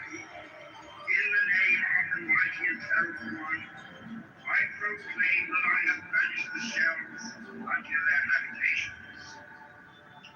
I invoke Tahuti, the Lord of wisdom and of utterance, the God that cometh from the veil. O thou majesty of the Godhead, wisdom crowned Tahuti, Lord of the gates of the universe, thee I invoke. O thou of the ibis head, thee I invoke. Thou who wieldest the wand of double power, thee I invoke. Thou who bearest in thy left hand the rose and cross of light and light, thee I invoke. Thou whose head is as an emerald, and thy nemes as the night sky blue, thee I invoke. Thou whose skin is of flaming orange as though it burned in a furnace, thee I invoke. Behold, I am yesterday, today, and the brother of tomorrow. I am born again and again. Mine is the unseen force whereof the gods are sprung, which is as light unto the dwellers in the watchtowers of the universe. I am the charioteer of the east, lord of the past and of the future. I see by mine own inward light, Lord of resurrection, who cometh forth from the dust, and my birth is from the house of death. O ye two divine hawks upon your pinnacles, who keep watch over the universe, Ye who covenant the beer to the house of rest, who pilot the ship of wrong, ever advancing onwards the heights of heaven, Lord of the shrine which standeth in the center of the earth. Behold, he is in me, and I in him. Mine is the radiance wherein the dark close of the Father. I travel upon high. I tread upon the firmament of youth. I raise up flashing flame with the lightning of mine eyes, ever rushing on in the splendor of the day glorified law, giving my life to the dwellers of earth. If I say, come up upon the mountain, the celestial waters shall flow at my word. For I am Ra incarnate, Hepha, created in the flesh. I am the eidolon of my father Tanu, Lord of the city of the sun. The God who commands is in my mouth. The God of wisdom is in my heart. My tongue is the sanctuary of truth, and a guard sitteth upon my lips. My word is accomplished every day, and the desire of my heart realizes itself as that of the tower when he created his works. I am eternal, therefore all things are as my designs, therefore do all things obey my word. Therefore do thou come forth unto me from thine abode in silence, unutterable wisdom, or light, or power. So, Hermes, Mercury, Odin, by whatever name I call thee, thou art still nameless to eternity. Come thou forth, I say, and aid and guard me in this work of art. Thou, star of the east, that didst conduct the Magi, thou art the same all present in heaven and in hell. Thou that vibratest between the light and the darkness, rising, descending, changing ever yet ever the same. The sun is thy father. I'm under the moon. The wind hath warmed me in its bosom, and earth hath ever nourished the changeless guardian of light. Come thou forth, I say, come thou forth, and make all spirits subject unto me, so that every spirit of the firmament and of the ether, upon the earth and under the earth, on dry land and in the waters, of morning air and of rushing fire, and every spell and scourge of God's vast one may be obedient unto me.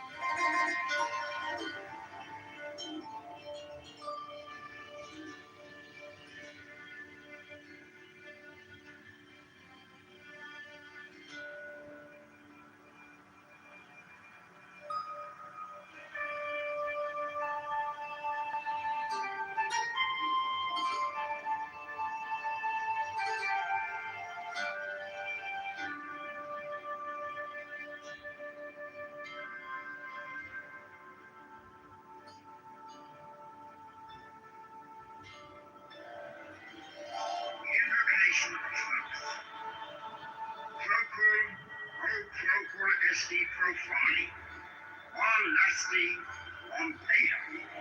In the name of the mighty and terrible one, I proclaim that I have banished the shells unto their habitations. I invoke Tahuti, the Lord of wisdom and of utterance, the God that cometh forth from the veil. O thou, majesty of the Godhead, wisdom crowned Tahuti, Lord of the gates of the universe, thee I invoke. O thou of the ibis head, thee I invoke. Thou who wieldest the wand of double power, thee I invoke. Thou who bearest in thy left hand the rose and cross of light and light, thee I invoke. Thou whose head is as an emerald, and thy nemes as the night sky blue, thee I invoke. Thou whose skin is a flaming orange as though it burned in a furnace, thee I invoke. Behold, I am yesterday, today, and the brother of tomorrow. I am born again and again. Mine is the unseen force whereof the gods are sprung, which is as light unto the dwellers in the watchtowers of the universe. I am the charioteer of the east, lord of the past and of the future. I see by mine own inward light, Lord of resurrection, who cometh forth from the dust, and my birth is from the house of death. O ye two divine hawks upon your pinnacles, who keep watch over the universe, ye who company the bier to the house of rest, who pilot the ship of wrong, ever advancing onwards to the heights of heaven, Lord of the shrine which standeth in the center of the earth. Behold, he is in me, and I in him. Mine is the radiance, wherein the fog floateth over the sun. I travel upon high. I tread upon the firmament of new. I raise up flashing flame with the lightning of mine eye. Marching on in the splendor of the daily glorified law, giving my life to the dwellers of earth. If I say, come up upon the mountain, the celestial waters shall flow at my word. For I am Ra incarnate, Tesla, created in the flesh. I am the eidolon of my father Tanu, Lord of the city of the sun. The God who commands is in my mouth. The God of wisdom is in my heart. My tongue is the sanctuary of truth, and a guard sitteth upon my lips. My word is accomplished every day, and the desire of my heart realizes itself as that of the tower when he created his works. I am eternal, therefore all things are as my designs, therefore do all things obey my word. Therefore do thou come forth unto me from thine abode in silence, unutterable wisdom, or light, or power. So, Hermes, Mercury, Odin, by whatever name I call thee, thou art still nameless to eternity. Come thou forth, I say, and aid and guard me in this work of art. Thou, star of the east, that didst conduct the Magi, thou art the same all present in heaven and in hell. Thou that vibratest between the light and the darkness, rising, descending, changing ever yet ever the same. The sun is thy father, thy mother the moon. The wind hath borne thee in its bosom, and earth hath ever nourished the changeless guardian of thy youth. Come thou forth, I say, come thou forth, and make all spirits subject unto me, so that every spirit of the firmament and of the ether, upon the earth and under the earth, on dry land and in the water, of morning air and of rushing fire, and every spell and scourge words of God, the last one, may be obedient unto me.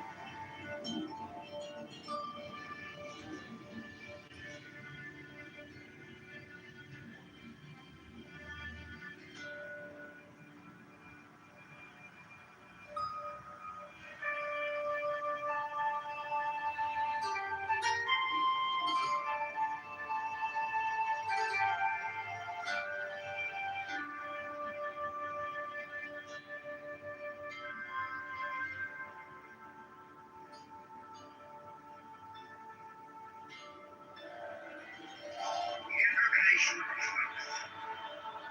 Procul, o procul esti profani, on lasti, on paeum. In the name of the mighty and terrible one, I proclaim that I have banished the shells unto their habitations. I invoke Tahuti, the Lord of wisdom and of God that cometh forth from the veil. O thou majesty of the Godhead, wisdom crowned Tahuti, Lord of the gates of the universe, thee I invoke. O thou of the ibis head, thee I invoke. Thou who wieldest the wand of double power, thee I invoke. Thou who bearest in thy left hand the rose and cross of light and light, thee I invoke. Thou whose head is as an emerald, and thy nemes as the night sky blue, thee I invoke. Thou whose skin is of flaming orange as though it burned in a furnace, thee I invoke. Behold, I am yesterday, today, and the brother of tomorrow. I am born again and again. Mine is the unseen force whereof the gods are sprung, which is as light unto the dwellers in the watchtowers of the universe. I am the charioteer of the east, lord of the past and of the future. I see by mine own inward light, Lord of resurrection, who cometh forth from the dust, and my birth is from the house of death.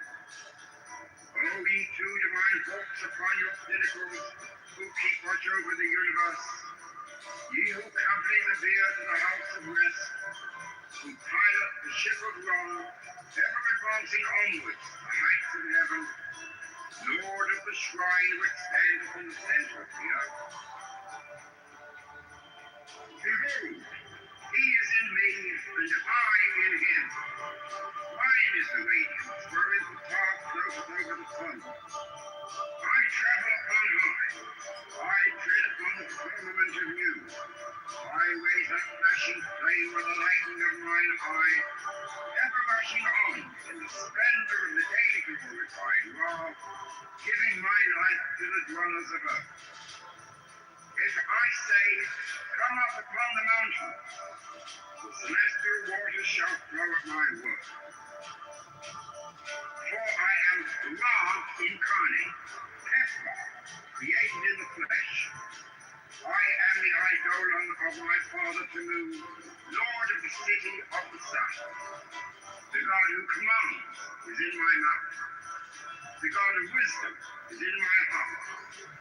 My tongue is a sanctuary of truth, and a guard sitteth upon my lips. My word is accomplished every day, and the desire of my heart realizes itself as that of the tower when he created his works. I am eternal, therefore all things are as my designs, therefore do all things obey my word.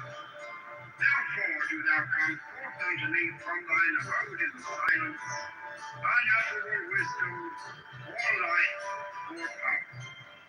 So, Hermes, Mercury, Odin, by whatever name I call thee, thou art still nameless to eternity. Come thou forth, I say, and aid and guard me in this work of art. Thou, star of the east, that didst conduct the Magi, thou art the same all present in heaven and in hell. Thou that vibratest between the light and the darkness, rising, descending, changing ever, yet ever the same. The sun is thy father, thy mother the moon. The wind hath formed thee in its bosom, and earth hath ever nourished the changeless guardian of thy youth.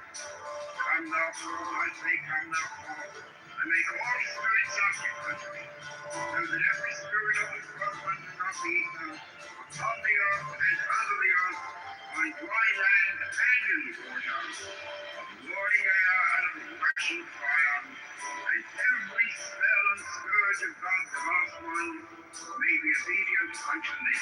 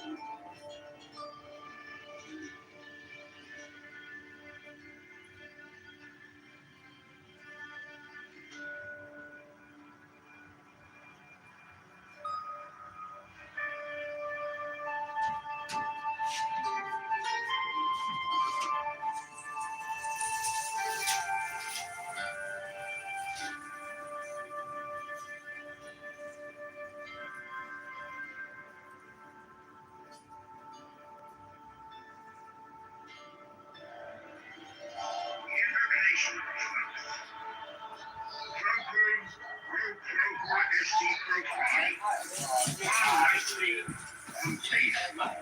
in the name of the David Stewart, he blacked that. He's worth 12.5. Crawford's 13.5. Robert Smith is 11. Then it's all sports and entertainers. Some Nigerian guy, infrastructure. That's not Portia's husband, is it? No. Calendly? Do y'all use that at y'all work? Calendly? Oh, Y'all know that? Calendly? yeah, that's really big now. He's a black guy. Yeah, he's worth $1.5 billion. I remember when that dropped. That's a brother over there? Yeah, I remember when they dropped all the black people in politics. Like, we gotta use Calendly. It's black owned. Shit, I see it. He is. I don't sell it or use it, man. But I tell people all the time they can eliminate it and use my system instead. A lot of people do.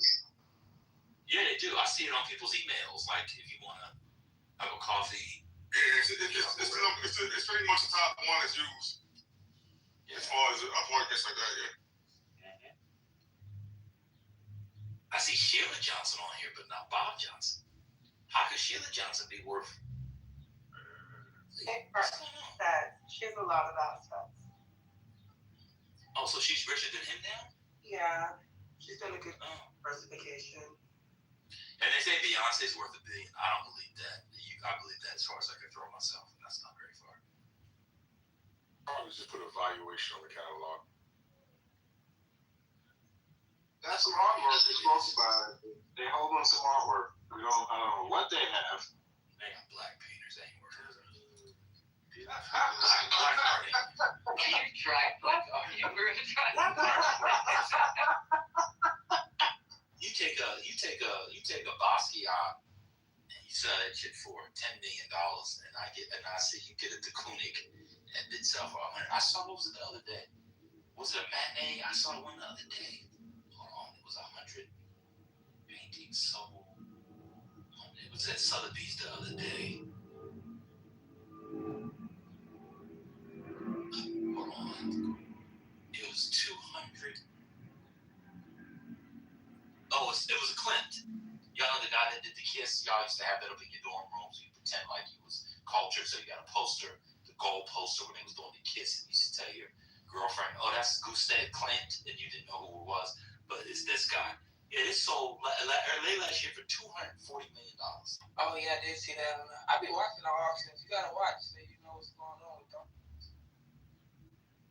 Klimt, it is good, but like, ain't no. I think the top selling black might be Mark Bradley. Basquiat. Top selling. Nah. No. Yes, they got a lot of these pieces lately. Like Oh my God! What kind of placard is this? I gotta go. I gotta call my homeboy. This is an abomination. Oh my God! A Basquiat sold for $110 million. Yeah, they did. I'm voting for Trump. Fuck this. I'm voting for Trump. I'm voting for Trump. Y'all have gotten out of hand. This is insane. they love, you know, that black people love that period of art, that pop art, modernism. Andy Warhol. I don't think Warhol. I'm about to look at the text. Warhol. I don't know if Warhol got that. Highest painting. I don't even think Warhol sell for that much. Let me see. Ever sold? Oh shit! Yes, he does. The Marilyn Monroe joint was $280. Oh yeah, well. That's a famous one. I hate that one. But anyway, god damn, Basquiat's 100 and that's not Yeah, and that white man in the UK is making it more hot. Banksy making Basquiat. Why? What's he doing? Like quoting it in his stuff? Yeah, you know that's what he does. Guerrilla art. Yeah, he does like recreations with graffiti on top of his own. This one is dope. This is actually a really dope Basquiat though. The Untitled joint, y'all still won't get it. This is a really nice one. It ain't worth $110 million, but it's a nice one. It was a Japanese that bought it. Let me give y'all a pro tip. I'm gonna mute up. If you ever get a divorce, you have some assets. You can hide it by buying art offshore. I'm done speaking. Don't airports also own a lot of art? It's mid, but Send to the Serbia and keep where you are.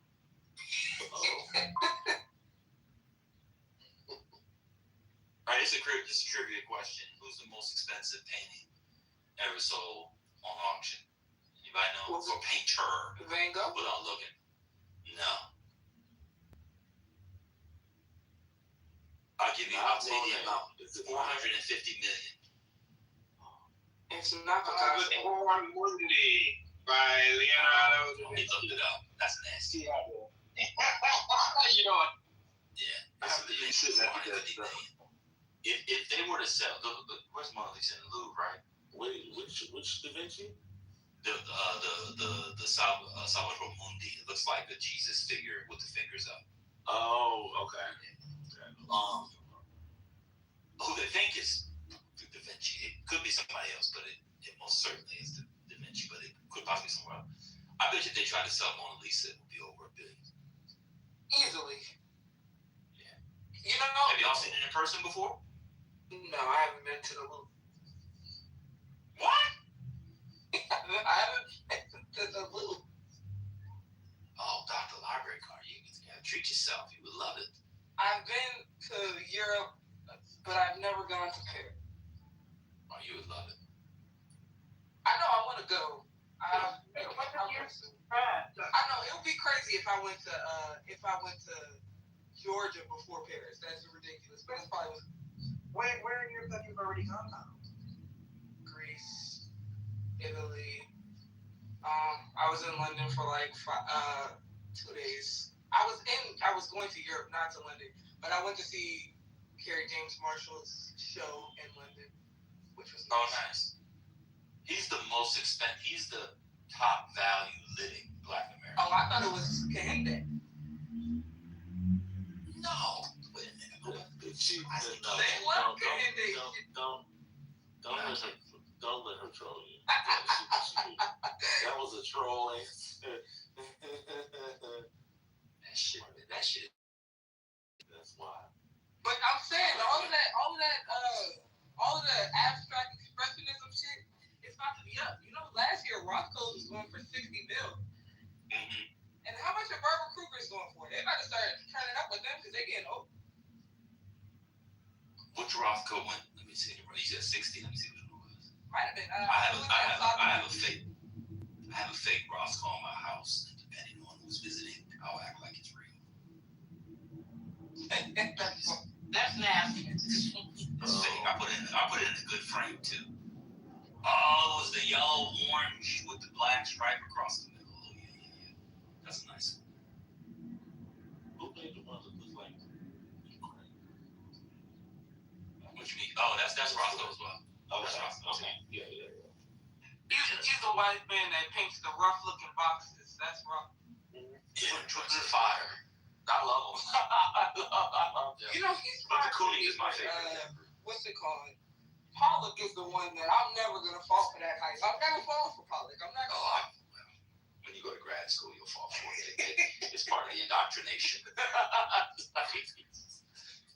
But when I started seeing more black abstract expressionism, I was like, yeah, maybe I get it. So I don't know. Well, the blacks. Well, you know, he was a CIA agent. Yes. Yeah, Jackson Pollock. Yeah. He was snitching.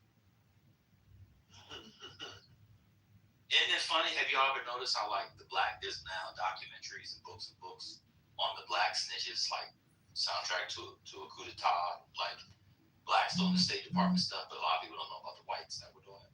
Isn't that interesting? Yeah, that is fascinating. Well, it's interesting how they don't seem to know anybody.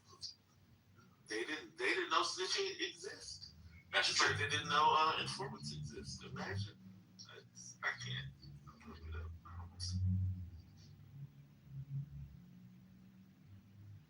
That was a nasty combo today. Ambassador had IGP brain. I was gonna make it. And people like.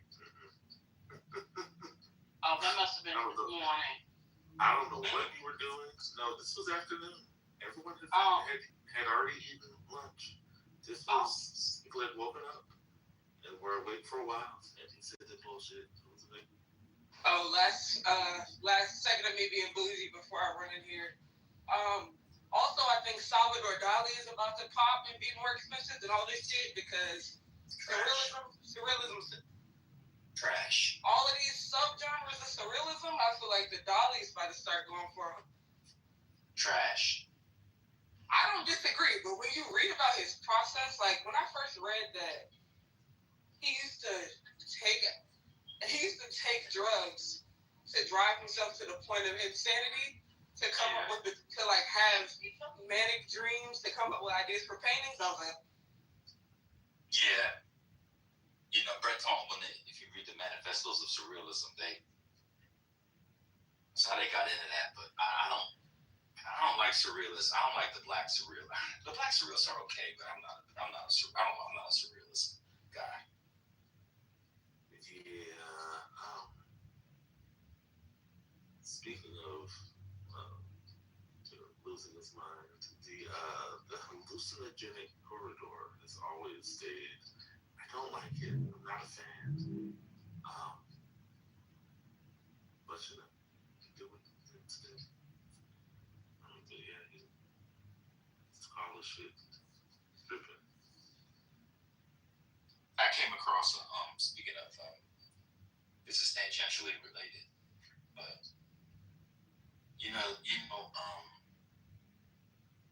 I didn't know this, but you know how they talk about Malcolm X? Well, they do Malcolm X too. But did y'all know there was a Paul Robeson was gay thing? Or like he was bi? Have y'all before anybody heard about this?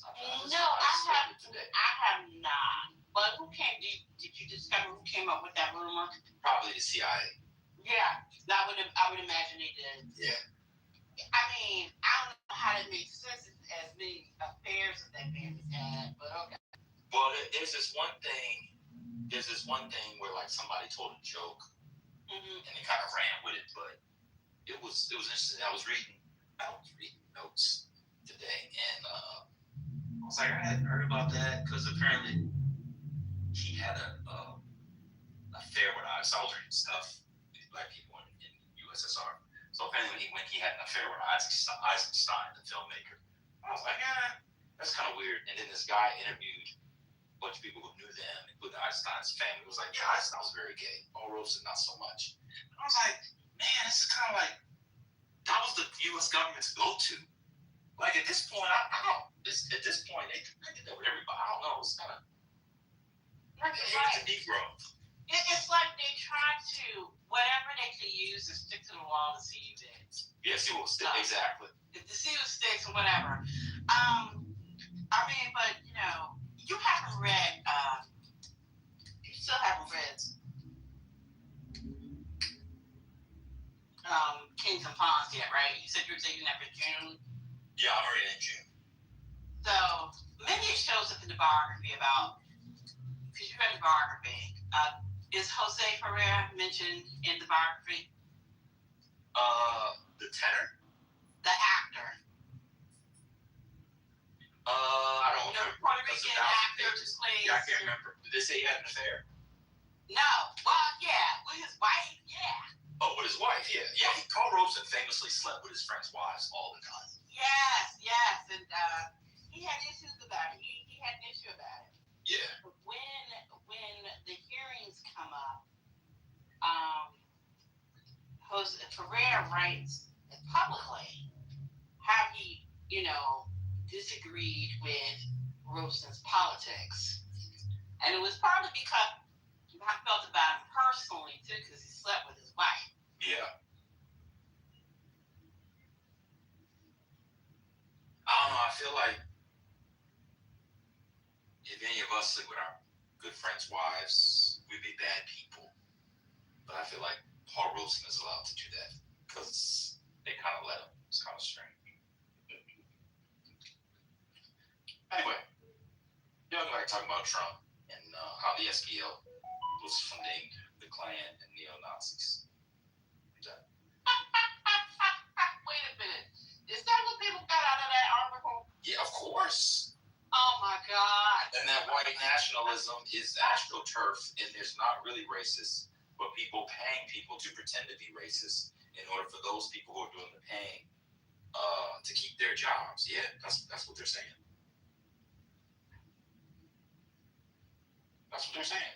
Yeah, I mean, I read the article yesterday. I know what Blanche was trying to allude to, which is a poor argument for me, but yeah. But like they're trying to say the Unite the Right rally was fake. Right.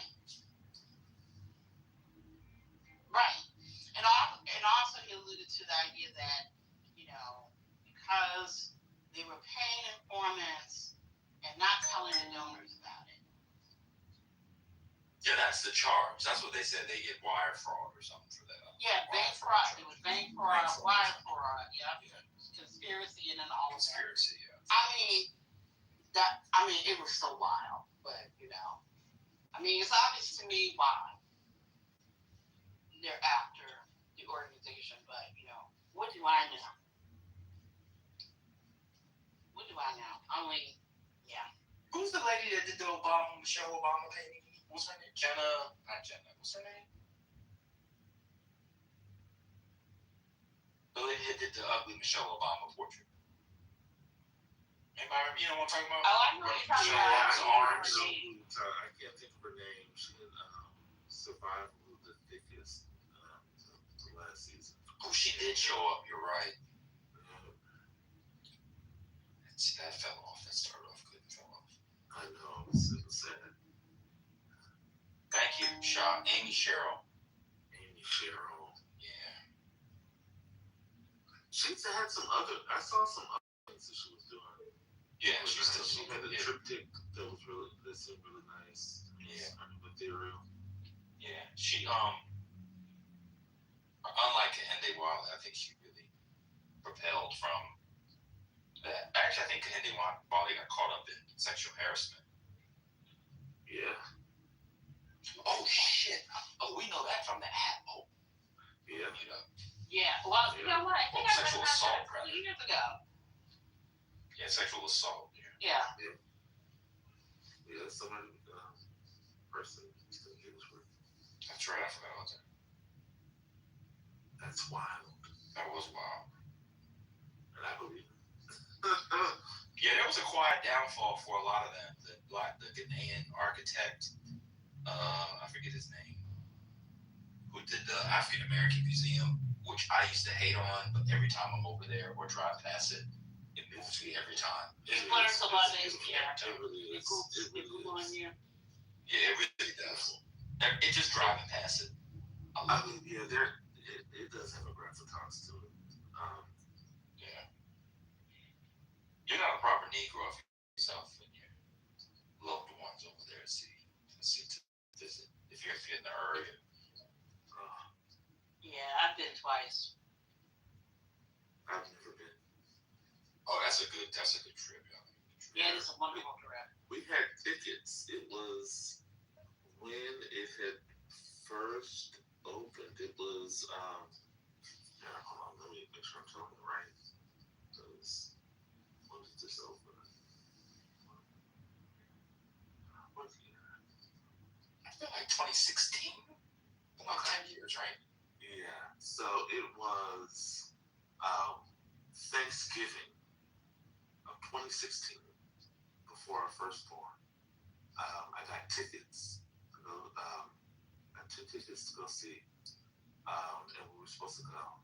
And the night before we left, because we got the worst sickness, that just exhaustion. We were expecting, but it was really bad. And she was like, "I'm not gonna be able to go, but you can go." And we were in DC. We didn't live there, and I was like, I can't. Could you imagine? I was like, I can't imagine. I wanted to go so bad, and she knew, she wanted to go as well. I was like, I can't. So I released the tickets, and we never went. Yeah, because if you went, if you had gone, you would have ended up. I know. My God, listen, I already. There was an Obama campaign, or it was a rally. It was the day we went to Springfield. The day he formally announced or introduced Joe Biden as his vice president, right? Presidential nominee. And so we went. We stayed in line. We waited for Kitover from Chicago, and we were sitting prepared at all. We're not truly prepared, but we were waiting in line to get into, to the area. They believe that this was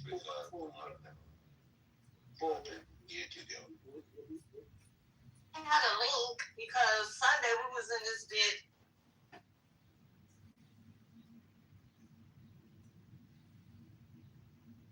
Agree with the extreme right ideologies of Bibi Netanyahu. okay, that oppose it in parliament, in their political parties, that even have been protesting. Some even believe that this whole October 7th thing happens so that. Yes. And he said, I infiltrated IRGC, and then he sounded just like you. And I'm like, is this Arya?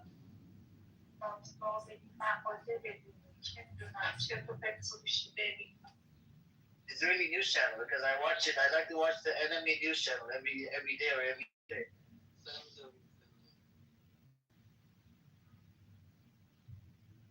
Oh.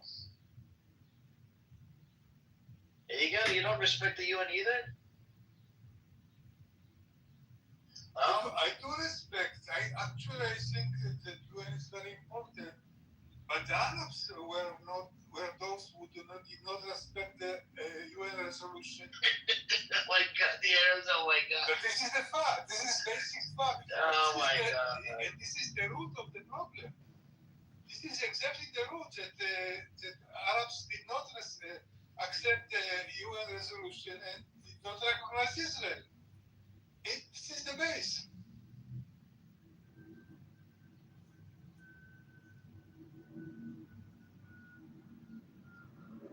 Yes, what if we would have two states there right now since 47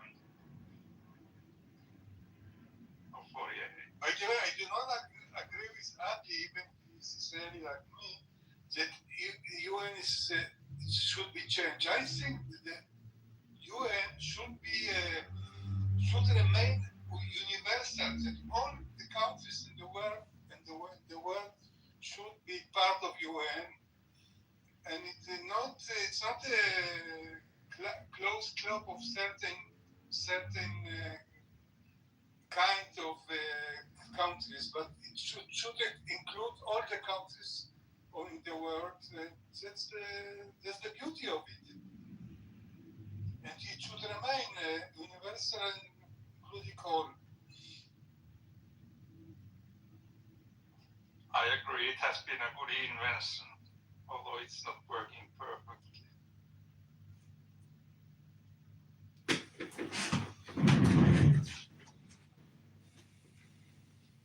I think there's a joke that country like Pakistan and Islamic regime of Iran and North Korea vote to declare Zionism as racism. Who the fuck they are to declare Zionism as racism? Who gives them right to vote anyway? They are not democratic countries. Suddenly, suddenly they believe in democracy. Suddenly they believe in voting. What about Egypt and Jordan? Are they more democratic than Pakistan? Do you want them to? No, because that's why all this bullshit. But this is the idea of I don't like this. There is something that unites all the humanity. Even there, I'm also for democracy. I'm very for liberal democracy.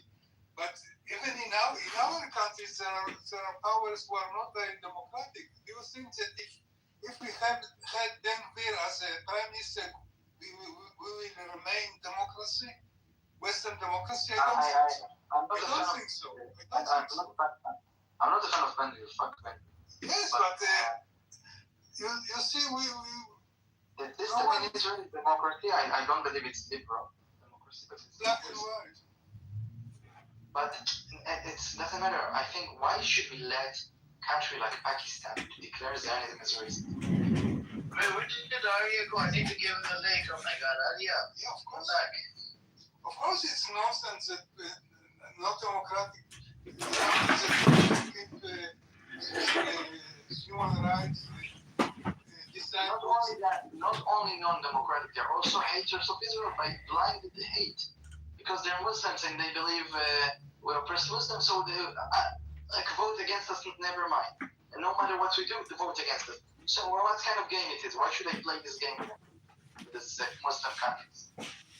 No, so Adi, by the way, they're Muslim majority. You also have some and because of Muslims, you were allowed back in Jerusalem.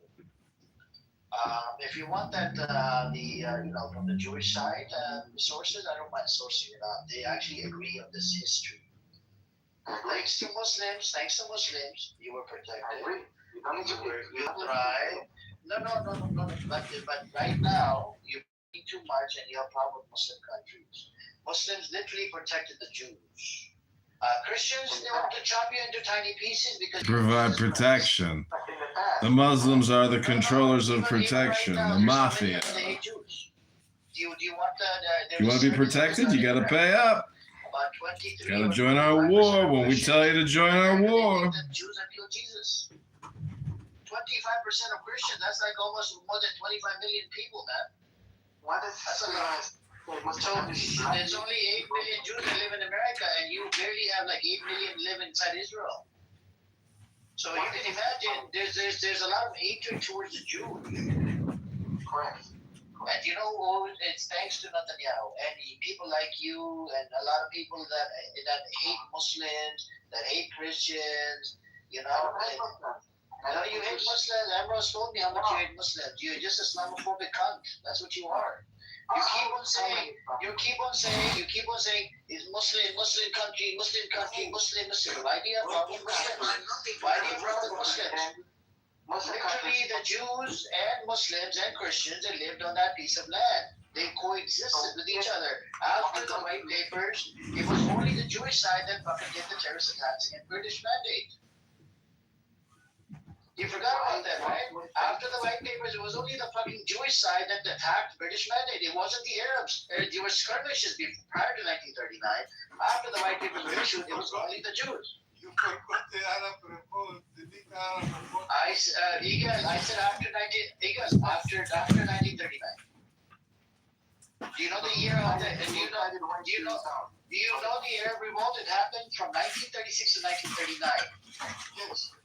Okay, I'm talking about after the white papers. In 1939, the white papers were issued. So the Arabs, they went on silent mode. And do you know who started doing attacks, terrorist attacks? The Jewish militias. Haganah. You see, there's a problem. No, they did not kill the Arabs were still there on the land. Of course, there were Arabs on the land, but they killed many of the important Arab leadership.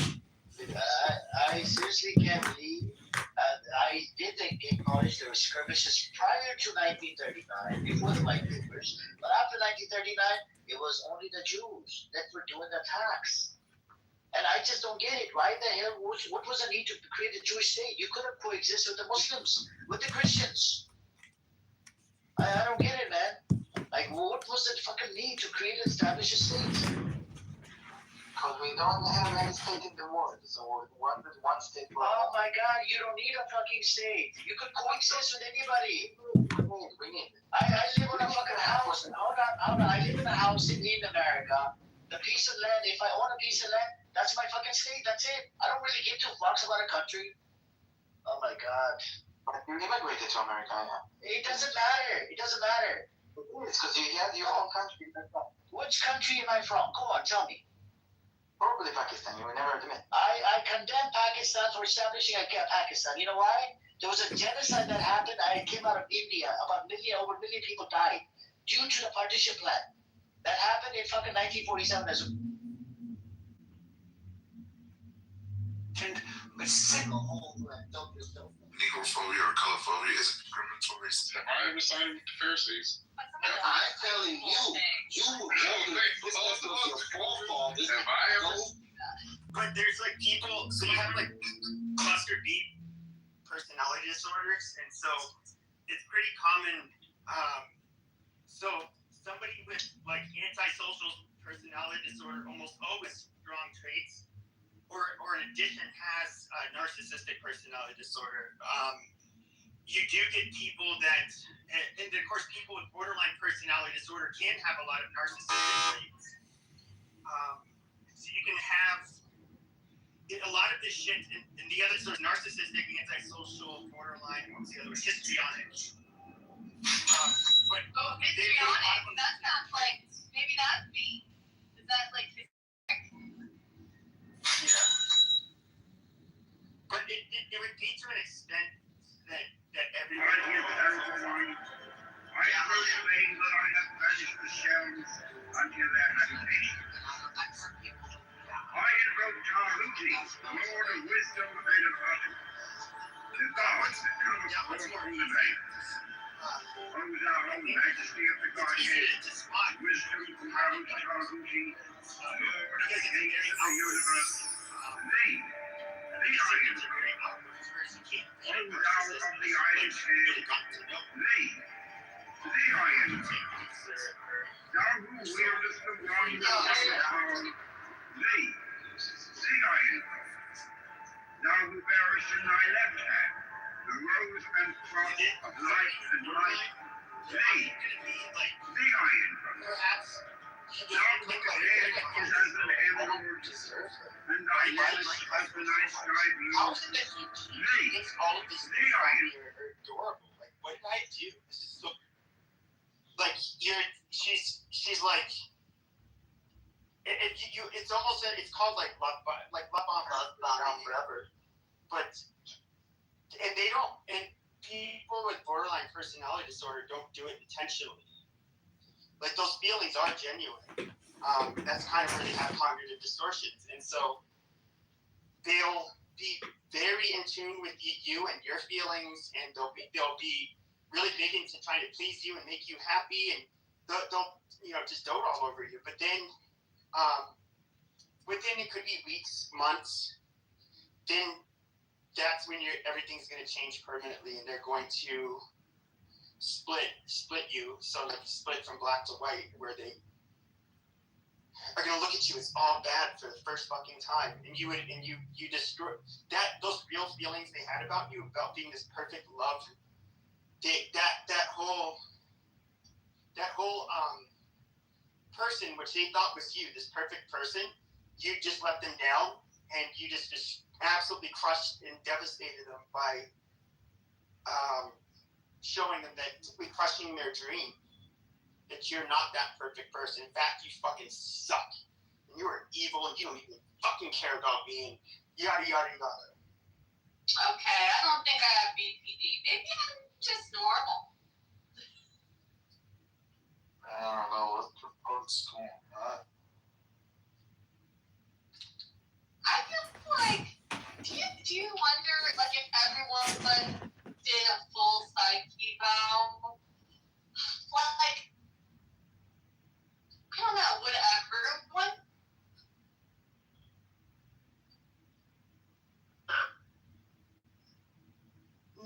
No. Only like maybe like a third or a quarter of the pop diagnosed with something. At this one diagnosis, doubt even 1 in 5. Access 2, which will probably be, a minority of people. But I will say, you can, just observing people on here, I can tell the personality disorder shit. You can kind of tell who likely has what. Oh my gosh. I wouldn't want to embarrass anybody, but man, it'd be fun to know like what you were thinking each person was, Well, there is one thing. All the time silent people. Almost all of the people that were like had big rooms and were like personalities on this app, I would say nearly all of them, you could say they had antisocial and narcissistic traits. Like, that was, to me, they were very glaring for many of them. And to me, you could even say that, like, I have bits of those traits myself. But I could see it like really strongly with many of the people on here, and in a way, I think like it takes a narcissistic person that would drive somebody to want to be like a clout chaser or a personality, and you do also have to have like this Machiavellian way of operating to undercut like people that you're competing with on here for attention, basically. And they absolutely did that. No.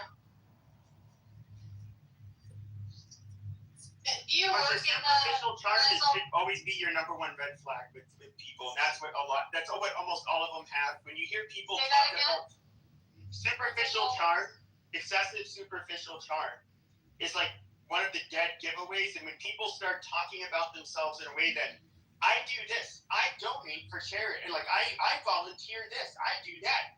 When they bring it up casually, like, oh, I spent the weekend feeding the they're not that's them bragging and trying to elicit praise from you. That's not something normal people ever volunteer. A God-fearing normal person doesn't tell you about it. These people, though, and so that confuses a lot of people because they use that mask to lure people in. And What are you there was talking a lot. about? Pepe, what's your point? Pepe, what's your point, Pepe? What's your point? No, I was talking about the people that are like narcissists and sociopathic on this app. Shut your fucking daddy mouth! You sound like you have an issue. Interesting. Go away. I don't like it. I like this. I like talking about this. You work in mental health, Pepe? No, I did. Yeah.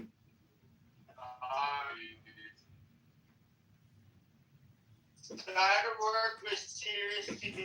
Did you ever hear anything about DMD with kids? What? DMD. Oh, okay. He's only been around for like 10 years. So relatively newer. Yeah. I always worked with adults, but yeah, it was like almost 20 years ago. This is my first job out of college. So, Pepe, what are you, like 38? I'm older. Are you 40 years old, Pepe? Sandre, chill. How fucking old are you? Motherfucker, how old are you? Yeah, I'm maybe y'all from fans announced anybody? Oh my gosh. I just want We're to talking try. about toxicity personality disorders. Do you have anything to contribute to that? I'm sorry. What's your disorder? My disorder? Right now it's that he's drinking. Probably that I'm not drinking, I think, because you guys have. I'm drunk and I'm horny. Oh, Jesus fucking Christ. I'm retarded and This guy is another one that had a lot of those traits, but he didn't come off as spank. He's very blunt and outward. So I don't know. I'm drinking a milkshake and it's delicious. You don't think Diogenes has antisocial traits? I know he definitely does. Yeah, antisocial. Yeah, absolutely. If you drink enough watermelon juice and eat enough oysters, you get horny. Dude, you need a. What's your point? You need a girlfriend. You need something, man. But holy shit, Clubhouse is not going to satisfy that for you, brother. It does take a certain personality. That's what I said. Like I can share traits on like be on a subclinical level, and I still don't really have a problem going onto a stage and being the one person that antagonizes the whole fucking room because I think it's funny. Pepe, you're but Diogenes also has zero problems doing it, and and then he'll go on his tirade about our monetary system and all of that stuff. Wait, So what do you have? What happened? Oh God. Not just the monetary system, Pepe. Come on, give me one more. The Jews. No, bullshit. Retribution! Immigration, Pepe! Okay, immigration. I'm talking about immigration a lot. That's there. Retribution! Pervasive patterns of disregard for violation of the rights of others. Who wants to guess my diagnosis? Privation and disregard for and violation of the rights of I'm others. solely out here advocating for the government to Key features include deceitfulness, impulsivity, irritability, aggressiveness, reckless disregard for safety, consistent irresponsibility, a lack of remorse, It admitted unlawful behavior and may require a history of conduct disorder. That's so What was that one? That's so Antisocial personality disorder. I don't know. Does it say that you still need to have a super? I think it used to be that you had to have a juvenile diagnosis of. Hey, you know what? Talk about personality disorders, because Stanford just published some research about depressed minds versus what they would call mentally healthy minds. So they took these students, and obviously, look, we need to be skeptical anytime there's any kind of research that requires, people to self-report prior to engaging in the research, because there's some noise there. But essentially what they did is they took these people who were, clinically depressed, and then these people who were mentally healthy, and they arranged a set of tasks for each of them. And they told them, you want this outcome, and here's how you're going to get that outcome. What they didn't tell the group of students was that they were being sorted into a control group and an actual active group, and that the group that was being tested was going to be put into situations with this program where they couldn't actually control the outcome. So they were told that you do control the outcome, but they actually didn't have control. And what they found is that the depressed people always could determine when they were not in control. They reliably, accurately determined when they were not in control of the situation. But the people who were considered mentally healthy often got it wrong. Research had to conclude that people who are categorized as mentally healthy, for the purposes of that research, are not aware when they are not in control. So, as a matter of fact, there is a benefit to being skeptical and cynical and critical, and that benefit measured as being able to accurately determine when you're not actually in control of something. Say, look, no, this situation, we're not in control of this. We're being offered the illusion of control. It's funny that you say that. We're putting ourselves to sleep at night because we want to believe that we're in control, but we're not. It's funny that you say that, because I don't really struggle with depression at all. And I definitely feel like there is one thing under the sun that any of us is in control of, and is simply our response to whatever circumstance. I don't even think you have control over that. Really? So if I handed you a glass of water, and I said, you're in control of the glass of water, Dippity, pour it out. You couldn't do that? You couldn't pour the glass of water out? Let's get real. Serendipity, how much patience do you have for depressed people in your life? Not a lot. Yeah, I'm not surprised to hear that answer. I'm like you, Serendipity. I mean, I can be empathetic, I can empathize, and I certainly can acknowledge that I know that clinical depression is very real, for sure.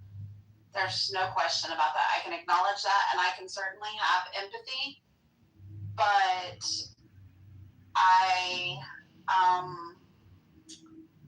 I couldn't historically say that I always felt that way, because I didn't understand it. Because it wasn't something I struggled with. I mean, like being, for example, it's different. I don't want to get in the weeds, but you can be a psychopath and not criminal. And there's like being what you call like a pure psychopath, like factor 1 versus factor 2 psychopathy. Factor 2 is more like somebody with antisocial personality disorder. Factor 1 is, basically they don't have feelings of remorse or empathy or guilt or shame, but what separates them from sociopaths is that they lack what you call emotional empathy. So they can cognitively as with people. Like if they see somebody get hurt, they can say, "Oh, that must suck for that guy," but they don't feel it. In other words, they would say that one of the things that will be very off about these children at a young age is they will end up if they don't flinch when they see other children fall and get hurt. Like they can see somebody get ran over pushing a stroller with a bus and her guts out everywhere on the way. and go back to work like nothing happened. It doesn't emotionally affect them. But yeah, that's where they're different. But they can be law-abiding people despite lacking that capability. Their brains literally don't allow it. But what's different about them also is they have a much higher stress tolerance threshold than other people. So for the ones that's necessarily criminal, but they can be put in very situations, and they can think in a very level-headed way, not get stressed out like a normal person, and but they can also at the same time, just because they don't have empathy doesn't mean they're not high achievers, and they're not very. There have been studies that show, like, for example, surgeons are of all people are overrepresented for having psychopathy. Different professions, but CEOs too, right? I think CEOs. I mean, these are basically people that can, if you're competitive, you can make all of the decisions basically based less off of emotion than like a normal person. Like, you're willing to do what it takes. And kind of a superpower. One of my brothers is like that, and I mean, he fully admits that he has psychopathic tendencies or whatever. And my sister-in-law, when he said that, she was like, "What the fuck am I married?" It's actually really funny, but he's like actually a great person though. I mean, he loves us. He just only loves his immediate family. He doesn't really feel anything for other people. And he's like you just described. He's like just very. He doesn't give a shit what other people say. It's like kind of a superpower. Like it doesn't affect him at all. Well, they can have strong attachments, but they don't have the level of empathy or emotional connection with people that a non-psychopath would have. So they can't, quote unquote, love somebody like the way we would be loving somebody. Like they're just imagine that part of the brain that cares for people, that feels sorry for people, that loves people, is attached to them. In a way, like part of your brain, you don't get the feelings for it. Whereas somebody with like borderline personality disorder, their amygdala, it's like fucking, it barely even fucking works. It's just like they're hyper emotional and hyper reactive to everything. Especially when it comes to intimate relationships. And that's well, with surgeons in general, or doctors in general, if there was a thing on the news, oh, this serial killer, kidnapped this person and then completely chopped their body up into little pieces, that person will go to jail. Well, surgeons in medical school are given, like some medical schools, they're each given a cadaver, and then they dissect that cadaver completely so that they can learn all of the structure of the human body. Both doing the same thing for different reasons. But that's interesting. The most, I think, graphically violent, that's not the most graphically violent, but one of them was, there was a video, I'm guessing this was in Latin America, but this was a trauma surgeon. And it looks like they saved this guy's life. But so he's sitting there, his shirt's off, he has like his arm up near his head, and then he takes a blade of some sort, makes a super long incision all the way from near his armpit to near his waist.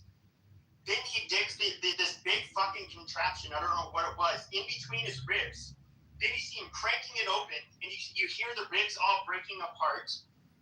And it was super violent. And then he ends up putting his gloves in, he's feeling around the heart. He sees the bullet, he sees where the hole is. I don't think he even took the bullet out, which I don't think they're supposed to even. Then he ends up just stitching them, which, but it was just like, wow, that is like such a gnarly looking job. Yeah, crazy. Yeah, but see, that's where medical ethics come and do no harm. The surgeon or doctor justify it as, yeah, I'm doing all of this stuff, but I'm doing it in service of this has the potential to save this man's life. So that's how they rationalize it in their minds. Well, there's nothing morally bad. Why would they even have to rationalize it? Nothing they're doing is wrong. No, what? Like the surgeon you described in that? Oh yeah, but he had to do it. Yeah, exactly. He had to do it, but he's doing it under the premise of if I don't do it, he's going to die.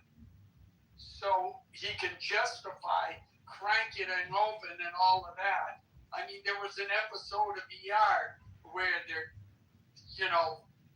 doing exactly that. This was years ago. I guess I was traumatized by it. But yeah, I mean that's the difference. That's why medical ethics are very important, because if you don't follow that, you get something like. I actually got to meet my aunt's cadaver. That was pretty trippy. She snuck us into the cadaver room at night and showed me her cadaver. Who did? My aunt. She went to University of Miami Med School, and when I went to visit her, she brought me in to see her cadaver at night. I got to touch it and touch her, the lady. So they keep them. I wonder, do they keep them? Because I know with human decomposition, it can go from when you go from putrefaction to skeletonization, it can just hitting those milestones could be within just over a week, but it depends on how humid and how warm it is. It was like rubbery. It felt like rubber. Yeah, I think they do. They preserve the body, so whatever a mortician does, that they drain the fluids, etc. They put some fluid in to preserve, whatever. Not that I know. I've never smelled a decomposing body, but the putrefaction process is where your basically your organs. I forget what exactly happens, but basically your organs start your intestines first. They all start melting. They get eaten away, and then you end up. All of this shit's gonna come out of your body. So it's what the fuck is that called? It's called it's called being a Democrat. Thank you. There's a few words. I was reading it. I was reading about it yesterday. It was interesting, but it's these two fucking things. There's these two chemicals present in human beings is in cases of bacterial vaginosis. You're talking about so that's the stages of decomposition, and they preserve the corpses with formaldehyde. And that's where you can it's preserved to the point where you can actually cut in and see. And there are some interesting people who go into the medical field. Some of them it's really kind of interesting. For me, it's a lot of interest. Some of them. Yeah, I would be a little bit wary. I wouldn't want them to do surgery on me. I do meet surgeons, and I'm like, all right, let me feel propensity for some narcissism, some sociopathy. They're literally playing God. They're saving this person who's dying, and they're giving them a life back with a new heart. That can definitely appeal to some. Necessarily the case, though, because even people. First of all, sociopaths are not the ones that are overrepresented. It's physicians. Mainly the sociopaths. Like I said, the factor one psychopathy is different. The sociopaths, they're marked by impulsivity, irresponsibility. Basically, they have very poor control and cannot control themselves. Whereas, factor one, which can be very disciplined and very, goal-oriented, just doesn't have emotional empathy. They can become doctors, but but not all of. But people like to equate psychopathy with sadism, which probably because of serial killers in the past is like probably the last person you want to be a sadist is a psychopath because they'll act on it for horrible reasons. That's the ones that have. But people with psychopathy don't get off on hurting people or violence. They can only be dangerous because they don't have maybe the emotional. If you don't feel guilt or remorse or like emotional empathy for what somebody else is experiencing, obviously you're naturally you're more willing to use violence if it comes to that. Well, a pure psychopath is mimicking expressions. So yes, if there was any empathy, it would be mimicking empathy, basically mimicked as the empathy that they see other people, but there would be no feeling. So they could go in and tell someone, we're sorry, we have to do a heart transplant. It's going to be difficult, it's dangerous, yada yada yada. They can sound kind of like, we'll take good care, yada. And then they like walk in, flat affect, and they are like, what? Scalpel? Open up, crack the rib spreader, heart. They do all this, and then, but psychopaths, I mean, they do pretend, because if you meet a psychopath who is not pretending, they're creepy as Well, no, I know psychopaths have to admit they generally are bewilderment. When they see people make facial expressions, they usually, one of the things they have to do to kind of, they have to basically ask why is that person making that face? They don't get it, and they have to rehearse it. But and there are some that's kind of where some of the torture comes in, where sometimes some of the serial killers will have a torture aspect, and some of that is, like, oh, I'm looking at like your expressions and kind of analyzing this response to this pain that they don't feel, and that's really creepy. But I could have swore that with sadism, sexual sadism disorder, they get a literal physical. It just happens in the normal population. It's just that they don't want to do illegal things, and they only want to do it within the when it comes to consensual sexual activities. But they actually get off on it big time. But that's more. I don't think that you don't necessarily have to be psychopathic to do that. No, and there are definitely serial killers who are actually not psychopaths. Some of them have some other personality disorders, but some of them also have kind of been shaped also by their childhood. Some of them have also childhoods that, if you look at, they're extremely fucked up, they've been abused. That's no reason for them to do what they're doing. But it does make it, there's hard to have empathy if they've never been shown empathy. So it's a very interesting, it's an awesome conversation that I think is, and I remember if you really get into this and then you start kind of looking at people in the public eye, you start to get this kind of creepy feeling with some people, and it's just there's a few people that I've just been like, check. I mean, I've thought it. So like, I know lots of killers. No, did she just say check? Well, there's a couple of psychopathic checklists that actually are very much used by like FBI, CIA, and there's definitely several different comprehensive checklists, and there's people that I've seen, for example, running in political office, and yes, the glib, the superficial kind of cheeriness and charm, superficial charm, the popularism, the cult of personality, huge one. Yeah, I don't think that Trump is necessarily a psychopath, but. I think you would have them out.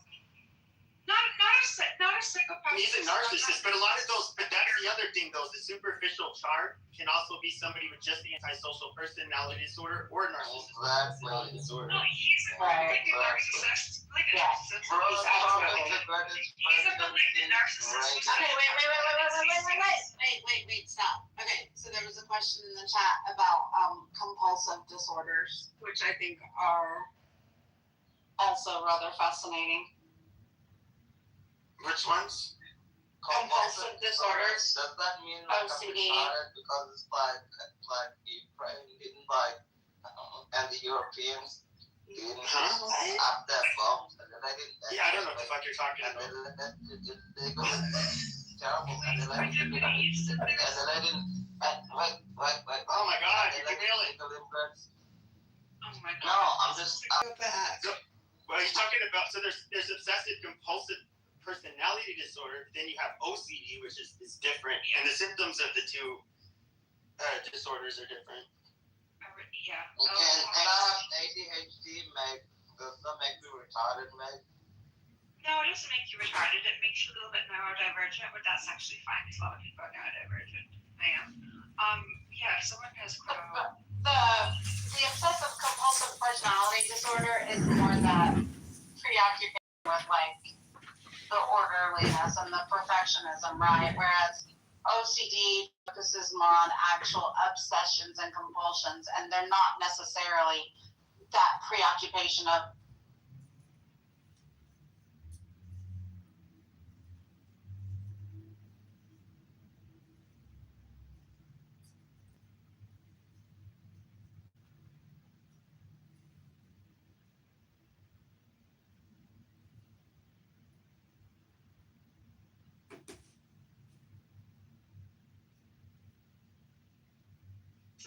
compulsive disorder causes extreme distress pretty much whenever just a compulsion comes up or an obsession comes up. It's endlessly distressing.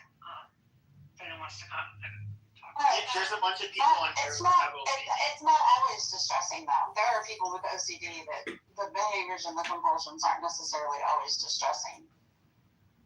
I was going to say, but Meg, there's a bunch of us on this stage, there's several of us that have OCD. Yeah. And so, like, trust me, I know, we've talked about it before, we're well aware.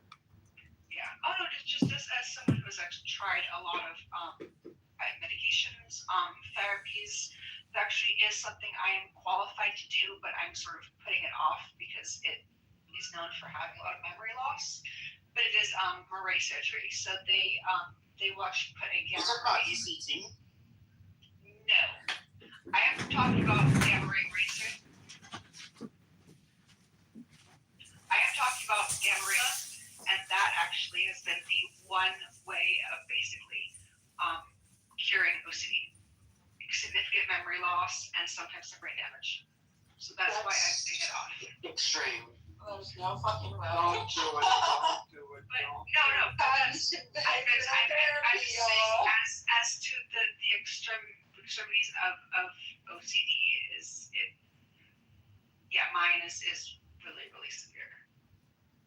Yes, I have a friend who's got a very, very severe case of it as well. I suffer from OCD, but like our OCDs are very, very different. Like I'm very heavy on the O.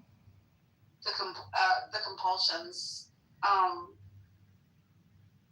I tend to mostly control most of the time. I mean, I get all of the symptoms, but I'd say it's like, I don't know how I could, there was like only one person I worked with that had it severe enough that it was an SMI system.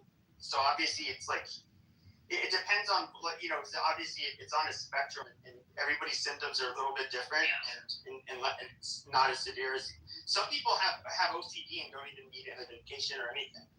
No, that's true. And I mean, for some people, it's actually, it can be very handy. Like, you kind of do want a surgeon to have maybe a little bit of OCD because they're probably not going to leave anything in you, like a piece of cloth or something. Like, they're going to be like checking.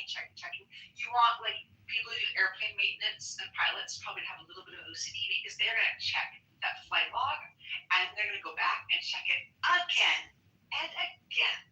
So But OCD doesn't always present that way. I mean, no, CD can present in a lot of different ways, and it's not necessarily being overly detail oriented on like checking things. That's just one small component of it. Yeah, no, there also can be obsessed with there's also mental obsessive compulsions where there's not any physical movement, but it's all mental and it's complex. So but yeah, no, what you could definitely. I mean, it sounds like ours are definitely different. So certainly, what kind of are some of the symptoms you have? A lot of my obsessions are mental. They're ruminations. I'm a ruminator, and the compulsions come into play whenever I have to like placate. That the ruminations aren't actually legit. With certain placating behaviors, but like I tend to.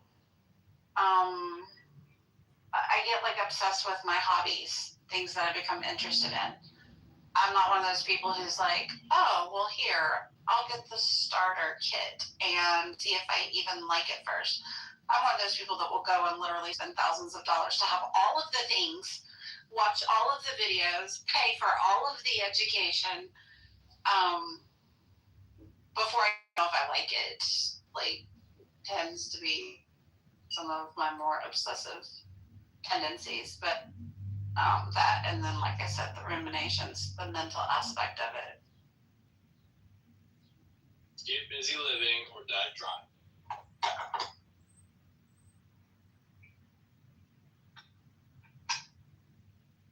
Okay. You guys know the numbers for the Department of Homeland Security budget for immigration and customs enforcement? We're not talking about that right now, Diogenes. Are we still talking about personality disorders? Mental health, yes. All right. Do we believe that animals reach equilibrium in their ecosystems? We know about that, right? If you leave the ecosystem alone, in order to adapt to the carrying capacity of that ecosystem. What if mental health is just a natural manifestation of a species trying to find an equilibrium with the carrying? I think there are a lot of aspects of mental health that are probably that way. Nitrogen. Not all, though. Maybe one is, we need a few mentally ill people to get us outside of Plato's cave. What do you think about that? I don't disagree with you. Oh, based. Yeah, I don't disagree with you. Based. I don't think it applies to conditions. I think it can apply to a lot, and I think that for a lot of people, like you said, we need those out of the box thinkers, those people who don't process things the way that normies do. I'm a total normie, okay? I'm a total normie. I am the most basic bitch you will ever meet, okay? Heavens above. I wear it proudly. But know yourself, girl. All right. Hey, Diogenes? Yeah, Alan? I was going to say, before you left the room, I think that study you brought up, what it actually shows is how people who are depressed and people who are not depressed react when they're lied to, and whether or not they can perceive that lie, not necessarily whether or not they are any more aware of if they're in control.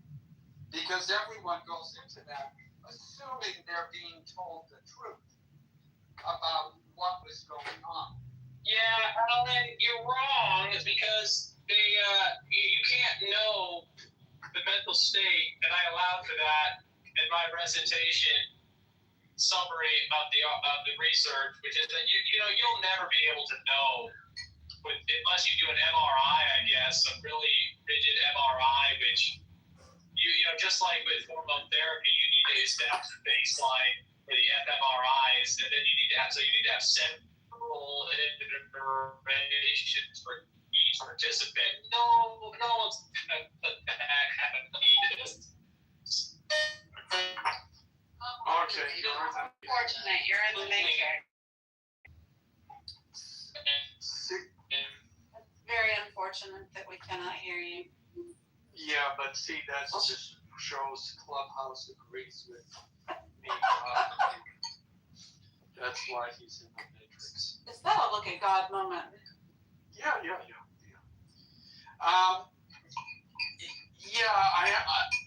I don't know if you're still there.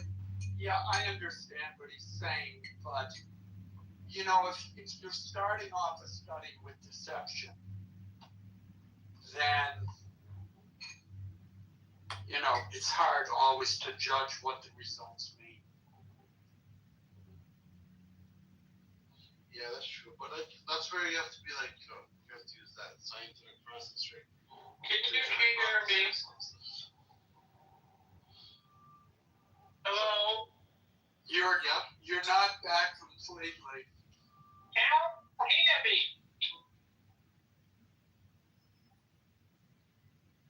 Yeah, I don't know. I just want to, that's a huge topic. I mean, like, neuroscience and psychology, it's a huge topic all together. People that their PhDs and MDs and that. So, anyways, what I wanted to say was, all this talk about mental health is making me go to the gym. So Smart move. That's not the best thing you could do. the best way I know is to get your blood flowing to your brain and then put your brain in the books, put your mind in the books. You know what I mean? Like read something, learn something. That's all I got. I'm one of those. Help with my OCD. I'm one of those. Am I in the matrix now? Can you hear me? Testing. 1, 2, 3. I think you're probably I'm going to come over there, and I'm going to teach you a thing or two about abstracts. You're going to listen to me, and you're going to enjoy it. I don't know. Can you keep it in under? Oh, Monica, did you do that? I was just gonna say, can you keep it to under 2 minutes, if you will? I will entertain his abstract lesson. Aren't you curious? I was curious, yeah. But I will say one thing. That I want to answer limits, and I appreciate you stressing on the stage. That was very rude, but I'm going to look past that because Did you mute him? Muted. I did. He's in. Why am I being muted? She wanted Abaya to finish. Wait. She wanted Abaya to finish his statement. Abaya, please finish, and then Diogenes, you get 2 minutes. Yeah, thanks. No, everyone has their limits, and I just wanted to say thank you for Serendipity for stating yours. Because here's the thing, I'm assuming you're not a therapist, first of all, or even if you were. I am not. So yeah, thank you. So the thing is, like, everyone has their limits. Everyone has to remain functional. Everyone has responsibilities. So it's not that I don't want to hear a friend, cry or complain about their life. That's fine. That's what friends are for. But sometimes I don't have the capacity to do that, and I have to put my limits for my life. So for me, I want friends to call me and tell me good news. I got a car, got married. That's what I want. I got a new job. I don't want them to complain about stuff. Like, that's not what I'm there for. Like, that's not what I want my friendship to be for. You know what I mean? Like, I can do that once in a while, but not always. I mean, here's the thing. I want to celebrate my friends' successes for sure. I also want to be a measure of support for my friends that might be going through a struggle. I don't necessarily mind my friends calling and being like, oh my gosh, I have X, Y, or Z going on in my life. But I will very quickly recognize if this is something that is out of my scope of being able to assist. And if that's the case, then I have no problem drawing that boundary and saying, wow, yeah, like I don't even think I'm equipped to help you figure this out. You know, you probably ought to talk to somebody. Because I want to, I mean, I don't know, for me, my friendships are about supporting during the struggles and celebrating the successes and all the in between. Like, it's all the little details. But okay, I'm going to give it to Diogenes for 2 minutes, Monica. 2 minutes, and I'm watching. The clock starts now. Go.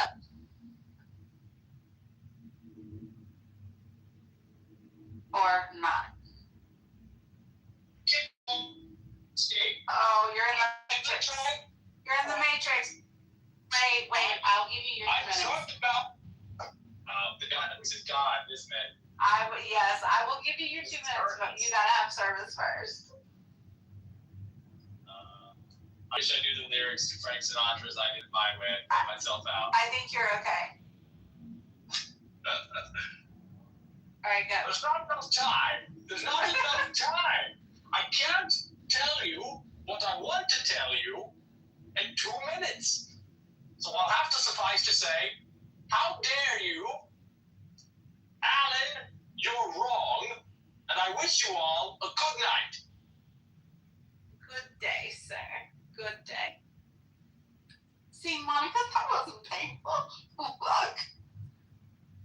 He couldn't do it, so he, took the high road.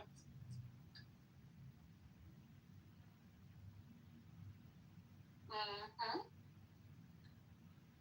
Next. Yeah. I think we've exhausted the avenue of mental health. Yeah. No. I mean, here's the thing. There's a time and place for it. I think talk itself is a therapy for some people, not for everyone. If you're in that mood of talking out your problems, then it's good. Not everybody likes it like that. Some people like to keep their mouths words. Like, for example, salesmen. Like, salesmen like to use their words for making a sale. And, their lives might be miserable outside of sales, but the point is, like, they use their tongue to make the sale, and they don't want to talk about other stuff. They might write their personal life on the paper, but they don't want to use it for speaking. Even when it comes to English, there's like a certain way of, like, at least from an educational, like older standpoint, there's a certain way of talking, and then there's a certain way of writing. Like, if you get your GRE or, study for your GRE, those words are used specifically for management, where else that those words are used specifically for legal terms. So, like, there's a manner of speaking, a manner of talking. So, like,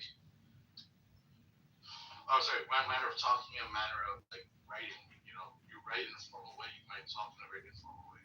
But, like, what I'm just trying to say, like, there actually is a way of talk therapy or, like, even writing therapy. So, like, some people benefit from it. It's not for everyone. But some people are inclined to talk out of their problems. So, like, that's also, like, that's a form of therapy. And some people are more inclined to listening to music and just not thinking about it, and therefore they don't focus on their problems, but not focusing on their problems, they're able to heal. So, like, everyone has different ways of doing it. That's right. Hello, Marshall. How are you? Well, I had a terrible headache today, but other than that, I'm fine. Oh, I'm sorry. Did you sleep last night? Briefly. That sucks. Anybody got any cure-alls for headaches?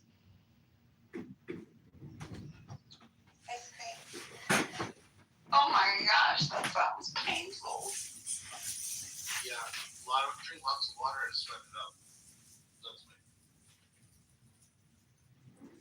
But it depends. Like, for example, I had a friend who drank a lot of coffee, and then when she stopped drinking coffee, she had headaches for a year. Yeah. Hydration generally has a lot to do with headaches. Yeah, but you don't want to blow out your kidneys. So that's why I put, like, you want to work out a little bit. You want to get the blood flowing, because you want your whole entire organs to saturate with hydration.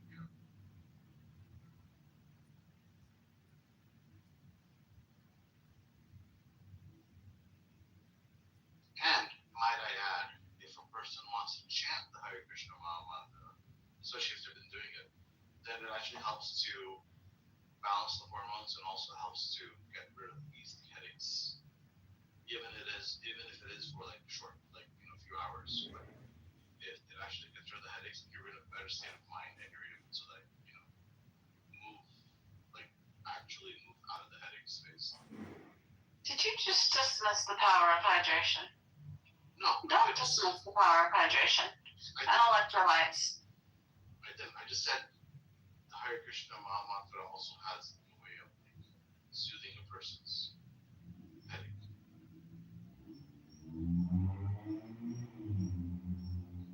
Because I've personally experienced it, and plus people talk about it. Did you spend today arguing on Clubhouse, Marshall? No, I spent most of the day with my head under a pillow. Did you? Yeah, which I still have a headache now, but it's not as bad as it was, say, 2 hours ago. Good. Drink, my friend. Drink lots of water. Preferably with electrolytes so that your body's actually absorbing it. I can do that. I have some liquid IV, which has lots of electrolytes in it.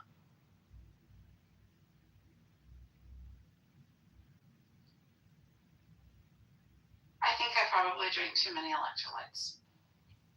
I don't even care.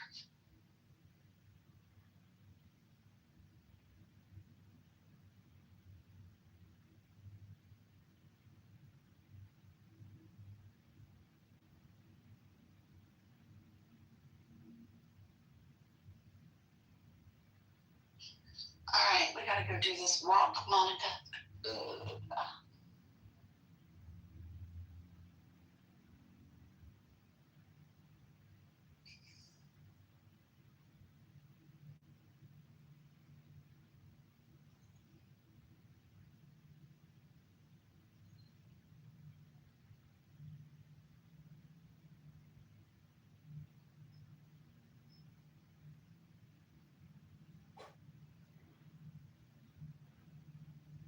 Monica, are you there? Are you indisposed?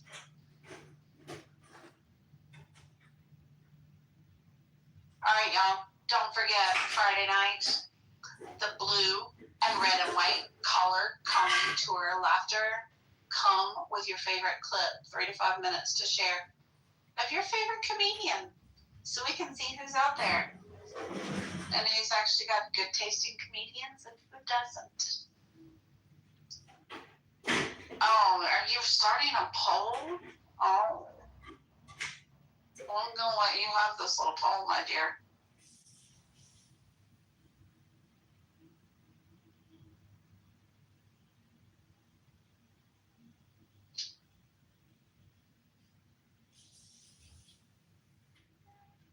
Wait, what? Hold on.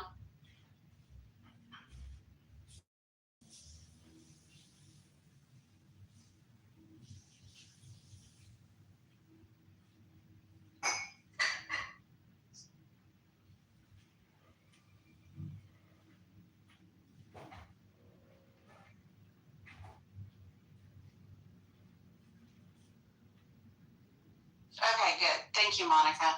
All right. Y'all have fun out on those Clubhouse streets. I'm going for a walk. I got me a date.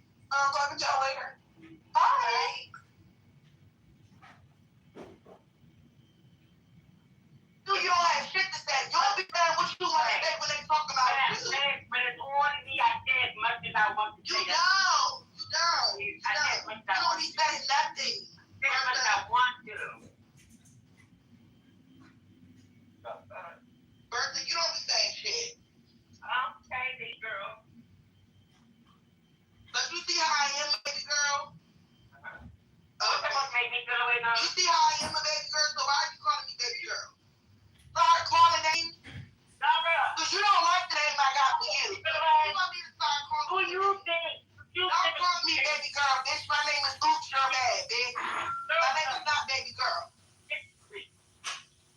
As soon as I start calling you big dick, then you gonna be right out the room. I'm not a bad. You call me a bad time. When I start calling you big dick, nigga, you gonna be calling out the room. So don't call me baby girl, bitch.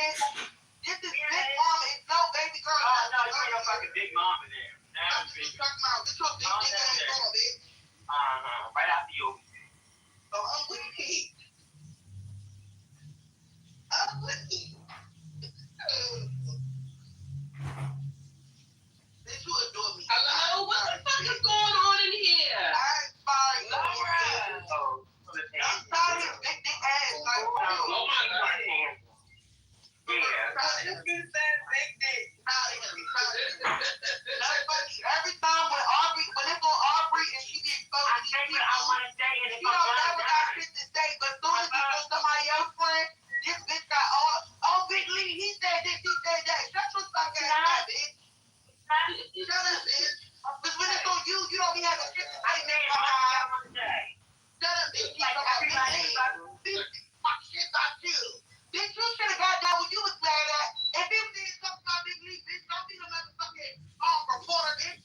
You don't give a That's what everybody was doing, bitch. Shut up. What did you talk about, bitch?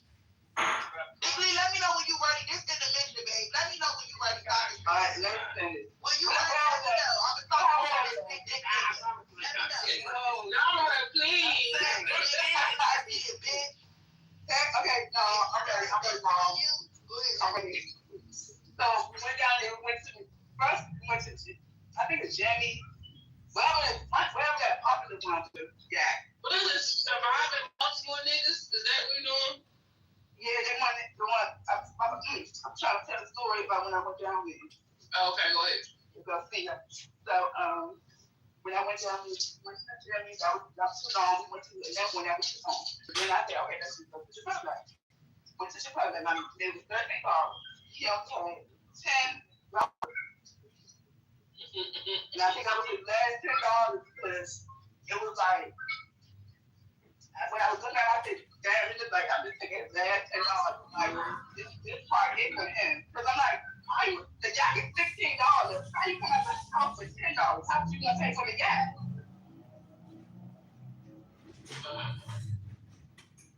So, I think that's what he's really mad about. And then Trent went on him, and now his picture out. That's how why he's really mad at me. But he said he's not being no. Okay, so he need to go to the hospital if he don't know all that.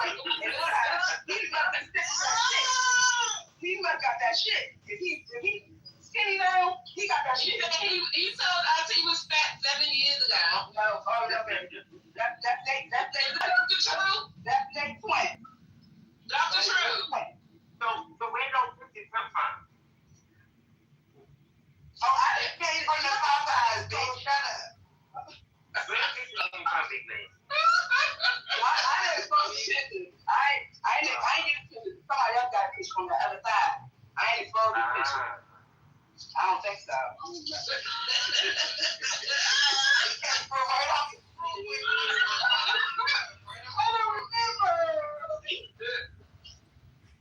Yeah, you were saying you wasn't worth his $10, $13, $11, $12.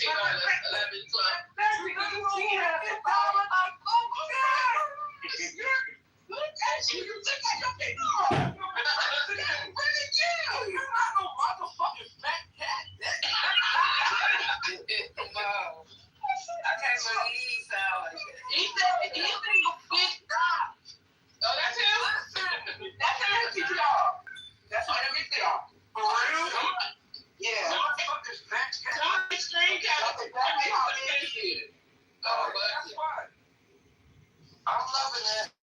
Why are you lying to you off weight? Are you sick? Oh my God. Are you sick? You nigga, you sick. Yeah, you got to be sick. Everybody knows that's all oxygen. They sound like he about to go for oxygen. You might be sick. I'm just like, you're sick.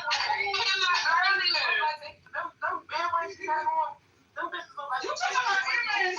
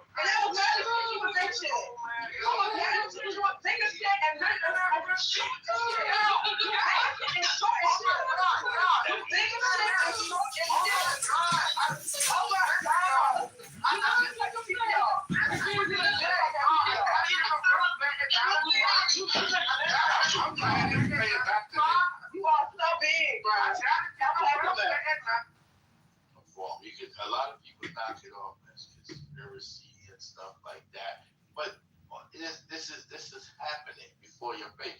And this is why I started off with saying that they want you to believe that it is just conspiracy, and therefore you don't understand exactly what's going on.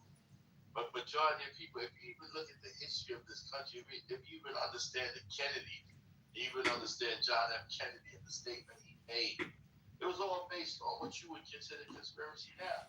You would call John F. Kennedy a conspiracy, not with the statement that he made about really who was controlling the government. So you can knock it off as it's just conspiracy, but and when you really go behind the scenes, you see there's actual fact. Wait, who is controlling the government? What did he say? This isn't ISO, calm down. He did a speech about secret organizations that's being repugnant towards those organizations. Exactly. So, but just say, Elder, I'm asking a simple question. Name me a major Fortune 500 company that makes more money off of less population in the United States. I'll wait. That's not the point. It's not the point. Corporations is just they're run by somebody else. They're run by the family organization. They're run by the Rockefellers and the Rothschild. That's who's running. It's not the point of the corporations. It's not we dealing with the corporation. I'm going over the corporation and the plan that they have for America, which they always have. It's not about the corporation. So every major corporation, from Johnson & Johnson to your major automotive manufacturers to your fast food complex, the restaurant industry, hotel industry, everybody makes more money when there's more population. Construction, insurance, just have more people, more scarcity, more money. So the idea that there's some, I don't know, conspiracy to have. Now, there are some people in elite, I think Bill Gates has talked about this. There are some people in elite positions who have talked about population from a world perspective as a problem and something that needed to fix. That is true. There are some smart people who have talked about that. But nations in general want more population, not less.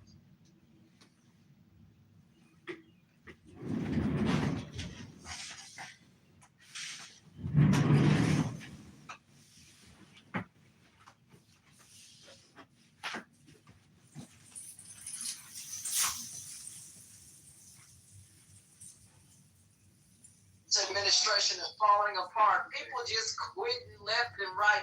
If there are the Republicans in here, man, I bet you there are a lot of people saying they told you so. People don't really want to work for Donald Trump and those kinds of things. I wonder why. He don't have a plan. He don't have a plan for them. And he don't have a plan for the United States. We're in trouble. Oh my. That's the thing. If people think that the United States government just allowed Trump as one man to make all the decisions, and they really don't understand what's going on. America is a corporation. You have a president and you have a vice president. The ones that's over, this is what I'm trying to tell Trent. He keeps focusing on the corporations. It's bigger than the corporations. It's the ones that's leading the corporations and telling the corporations what to do. That's over. These are the family members. You mentioned Bill Gates, but there's different family members that's controlling, have been controlling America from day one, right? And that's bigger than the corporations. It's not about the corporations. Who is controlling the corporation? That's why this argument, I don't understand. We just gonna keep bumping heads. We never agree with this argument because you're focused on the corporation, and I'm telling you, it's bigger than the corporation. Than who's controlling the corporation. This argument will never go nowhere. But Elder, so I don't mind like indulging your theory, but let's just do this. Can we acknowledge that these powers that be, like, they're not infallible, and that hiring Donald Trump is like a clear example of their, I guess I would say ineptitude in what he's doing, or do you think that that's by design? Of course, at one point, yes, men have disagreements. Of course, men, Donald Trump is a good talker, but then at the end of may see that, yes, he might have been the wrong decision. Here's where you come in with assassination. People will talk about conspiracy theories. So when people don't do what they want them to do, then you have the assassination thing that comes into play. So, yeah, definitely, they disagree. Sometimes they make a choice, but it can be the wrong choice. And then they have to come up with a plan to eliminate that choice. So I might have missed it, and I apologize to the space if I did. Trent, I've heard you advocate for the need for a declining global population to some degree overall. You seem to be. Did you mention policies or ways that we could do that? No, I didn't go into policy. Okay. Can you think of some maybe positive policies that would get at what you're talking about? You can have policies that encourage family growth to stop at your children. That's one policy. Which one? What the policy look like? I don't know. Like I said, again, I don't get into the policy part of it. There's a lot of different theories on that. And There's a written policy, brother. Help me out. Yeah, hold up. Here's why I ask. It just seems sort of a little grotesque and a little irresponsible to have conversations as someone who is well positioned as you are, to have conversations about needing to shrink the global population and sort of leave it there and not talk about maybe policies that might be, I don't know, like have like the education of girls and women, right? The need for contraception, available contraception, and those things. Like at least think about or talk about, policies that might be used that allow for people that we know over time, like reduce the number of children, but give people autonomy, right? Rather than just sort of say we need to reduce the population, because what we know, and when people ask you, they've asked you what sort of the implications and who this sort of saying things like that and sort of leaving it open-ended, who historically have paid the brunt for those things. Often people and the things that we hate to say, like the global South. I know people don't like that word. It's poor communities, it's non-white, non-European communities, right, who have taken the brunt of most of these types of policies. And so I'm just wondering why you would sort of lead the discussion at we need to shrink the global population and not be interested in also having a conversation of how we might do so responsibly and give people autonomy. That's just weird that you keep talking about that. And for someone who talks about everything, you don't seem to have interest in that. So the reason why I don't go into it is the same reason. It's kind of the same reason most people aren't well versed on the issues. There are different countries, different parts of the world where to your point, there are places in Africa, there are places in South America that would need different policies than a place like the United States or Europe. And it's not about it's shrinking. When you say shrinking population, I'm not talking about shrinking. See, it makes it sound like you're talking about like killing people in mass. That is not what I'm talking about.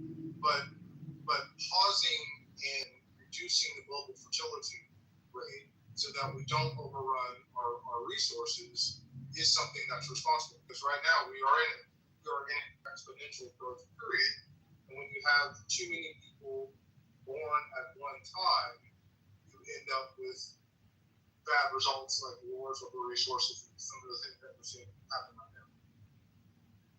When you're talking about war, look, do you think the wars over resources are built out of this or caused out of necessity or greed?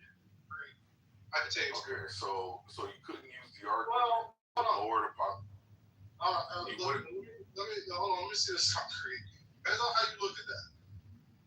On one hand, I call it greed, but if gas was $10 a gallon, a lot of us would call it a necessity to get it down. You know what I mean? So it depends on how you look. Yeah. So now you're just trying to straddle the fence and have it both ways. And I take it that you're operating in bad faith because you understand that if you were to squander your resources and then get into to the point of destitute, such that you are now stealing, then that's still not a resource issue. That's a squandering of resource issue. And it still goes back to greed. Don't try to sound smart real quick. Listen, if it's too much for you, brother, just tap out, man. No, you're my boy. If it's too much. So what part didn't you understand? The squander part? I don't know. The resource part? The scarcity part? Which one really fucked you up? All of it. Right. Hey, plainly. Look, here's what I'll say. The United States has been involved in You're just being dishonest, bro. Just relax. You don't have to defend. You don't have to defend. Concrete, I'm actually probably agreeing with you. Okay, then agree and don't try to play it both ways. I don't even know what you're talking about. Alright, so remember, you tried to make the argument that population would lead to resource scarcity, which would lead to wars. But then I asked you, do you think that these wars over resources is due to scarcity or greed as an alternative explanation? And what I'm saying, you said greed, and now you're trying to fucking backtrack and have it both ways by saying greed and resource scarcity. I don't know. Let me just. There's nuance to the conversation, my brother. So when we were having the 1973 oil embargo, right? And you could only fill your car every other day for a period. Yeah, do you think that was due to scarcity? That was due. Well, it was due to scarcity That was a retaliation to events that were happening between, I think it was Israel, and Egypt, in America, right? So it had nothing to do with scarcity. Okay, so here I'm gonna probably agree. So why are you bullshitting, bro? Just let it go. Hold on. Look, the 1991 war in Iraq against Kuwait was probably a war of greed in a sense. Now we were protecting the Kuwaitis, but we were getting our oil interests there. The 2000 war in Iraq, for me, was absolutely a war of greed because we already had plenty of oil. All right, so we agree that it wasn't about scarcity. Hold on. And now today, what we're seeing in both Venezuela and Iran, to me, is complete and total greed. We already have vast oil resources. Yeah, all right. So you do agree. So why were you trying to make the argument that we're concerned about population explosion, which would lead to resource scarcity? Why are you trying to make that argument? There is a nuance to that, in which there were some that would argue if we didn't have this access, then, like I said, oil or gas prices being at $8 to $10 a gallon, some of us would call that it's because of scarcity. And it just depends on how you look at it on which side. So now you're just appealing to some other person's attitude towards it, who might be less informed, right? Come on, Trey, you don't gotta bullshit, bro. Yeah, I'm talking about drill baby. I'm talking about you, brother. Not exactly how to work. I should have unwashed the masses. You right here. All right, so you got it. It happens. So you can feel all is happening. Your breathing is happening. Your thinking is happening. Your feeling is happening. Your hearing, your seeing. The clouds are happening across the sky. The sky is happening blue. The sun is happening shining.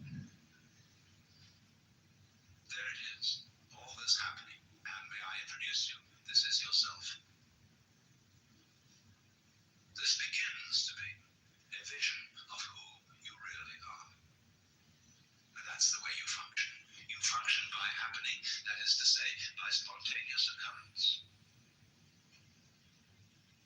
And this is not a state of affairs that you should realize. I cannot possibly preach it to you, because the minute you start thinking, I should understand that, this is the stupid notion again of I should bring it about, when there is no you to bring it about.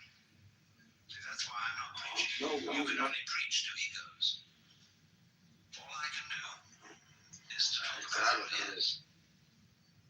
It amuses me to talk about what is, because it's wonderful. I love it, and therefore I like to talk. If I get paid for it, then I make my living. And sensible people get paid for doing what they enjoy doing. So this is not unearthly. See, this is the whole approach here, not to convert you, not to make you over, not to improve you, but for you to discover that if you really knew the way you are, things would be sane. But you see, you can't do that.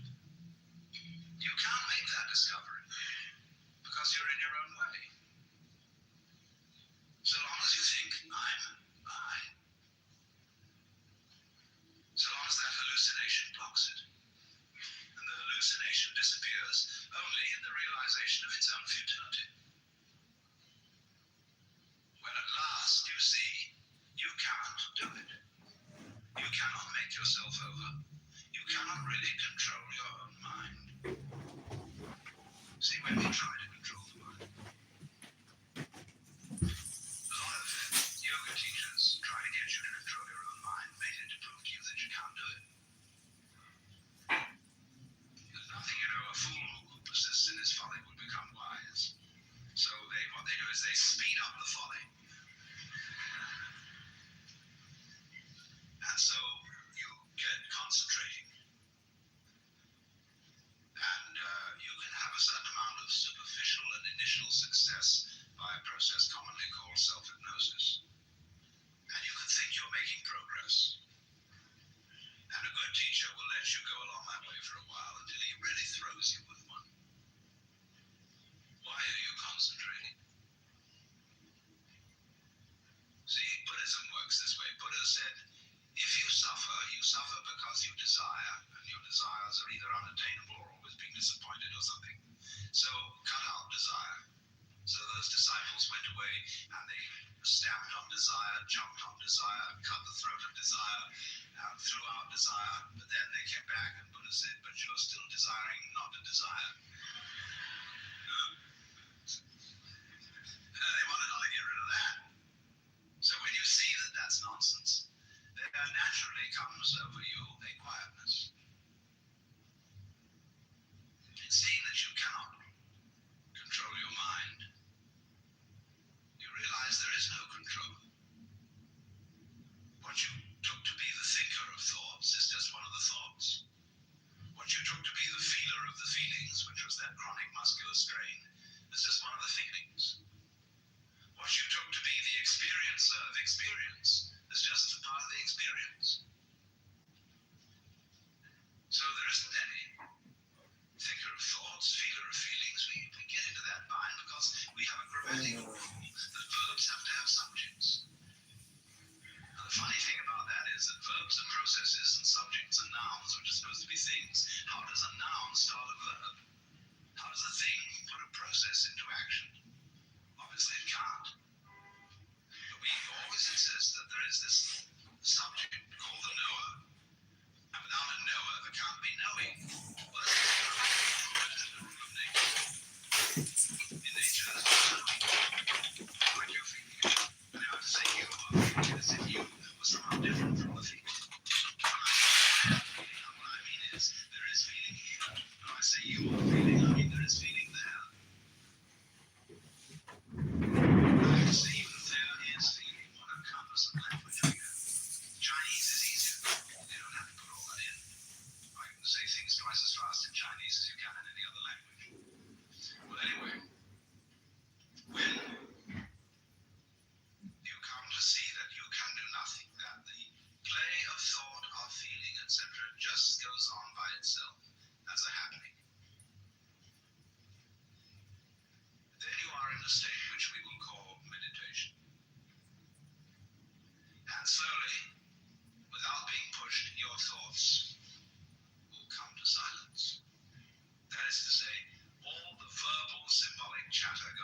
the skull.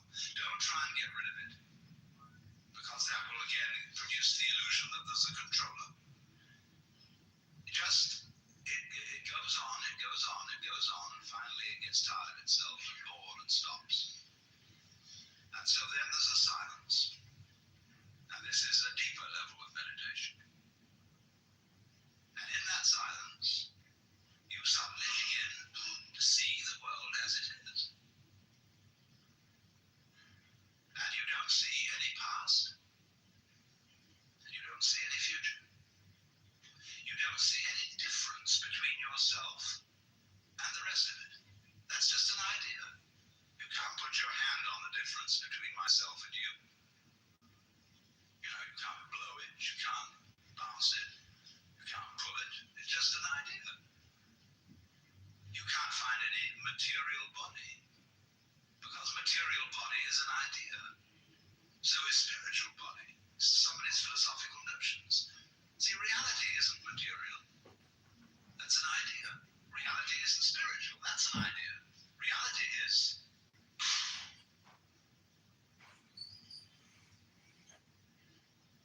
So, we find, if I've got to put it back into words, that we live in an eternal now. You've got all the time in the world, because you've got all the time there is, which is now. And you are this universe. And you feel the strange feeling when the difference is, you feel that other people's doings are your doings. That makes it very difficult to blame other people. If you're not sophisticated theologically, you may of course run screaming in the streets and say that you're God. In a way, that's what happened to Jesus, because he wasn't sophisticated theologically. He only had Old Testament biblical theology behind him. If he'd had Hindu theology, he could have put it more subtly. But it was only that rather primitive theology of the Old Testament. And that was a conception of God as a monarchical boss. And you can't go around and say, I'm the boss's son.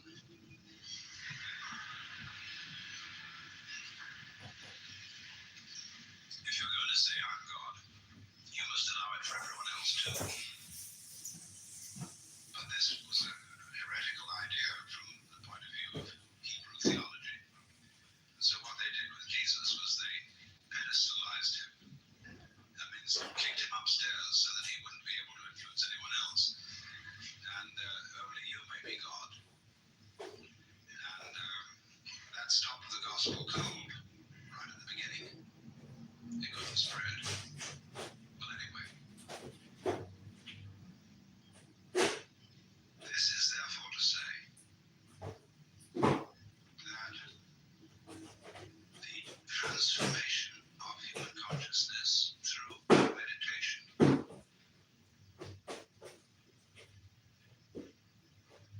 is frustrated. So long as we think of it in terms of something that I myself can bring about by some kind of way, by some sort of gimmick. Because you see, that leads to endless games of spiritual one-upmanship and of guru competitions. Of my guru is more effective than your guru. My yoga's faster than your yoga. I'm more aware of myself than you are. I'm humbler than you are. I'm sorry for my sins than you are. I love you more than you love me. There is interminable goings on about which people fight and wonder whether they're a little bit more evolved than somebody else and so on. All that can just fall away. And then we get this strange feeling that we have never had, you see, in our lives, except occasionally by accident. Some people get a glimpse that we are no longer this poor little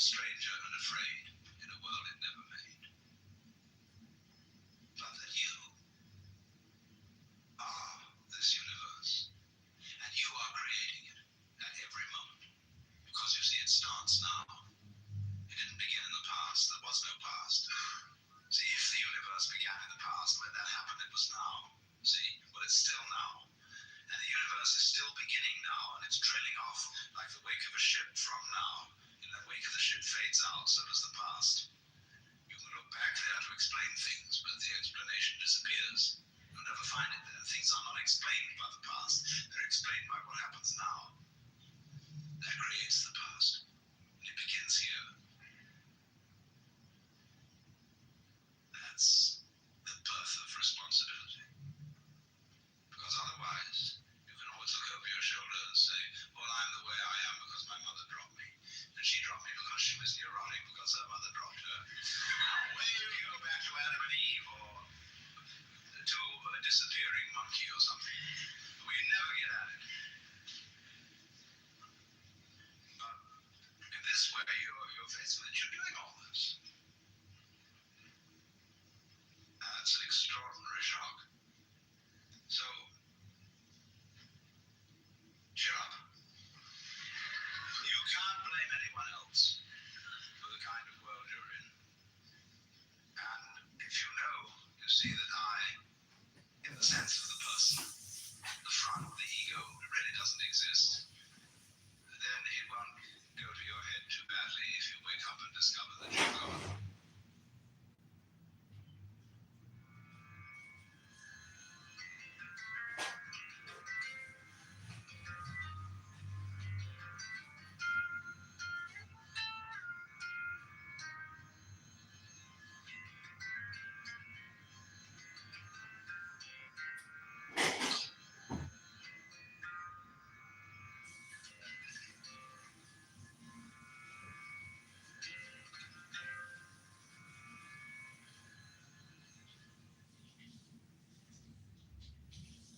This audio program is presented by Audible.com.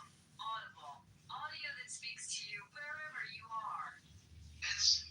I know exactly how to work those rods and cones in the retina. You do that. It's a happening. It happens.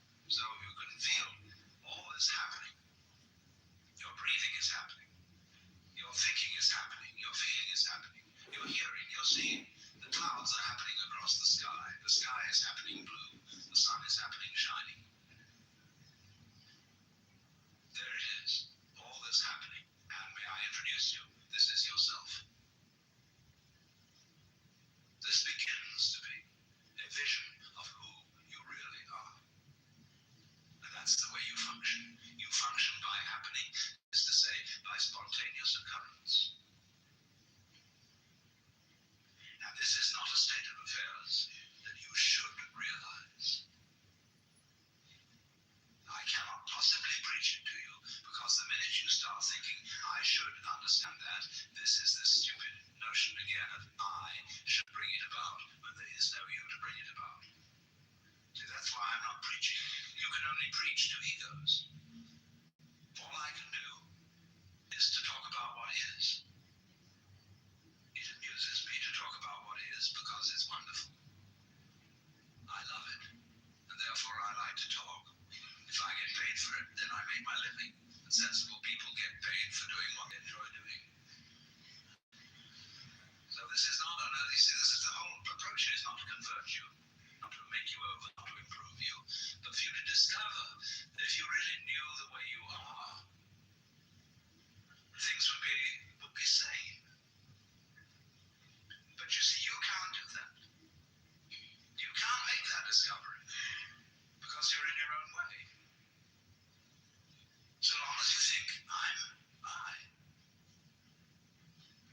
so long as that hallucination blocks it, and the hallucination disappears only in the realization of its own futility.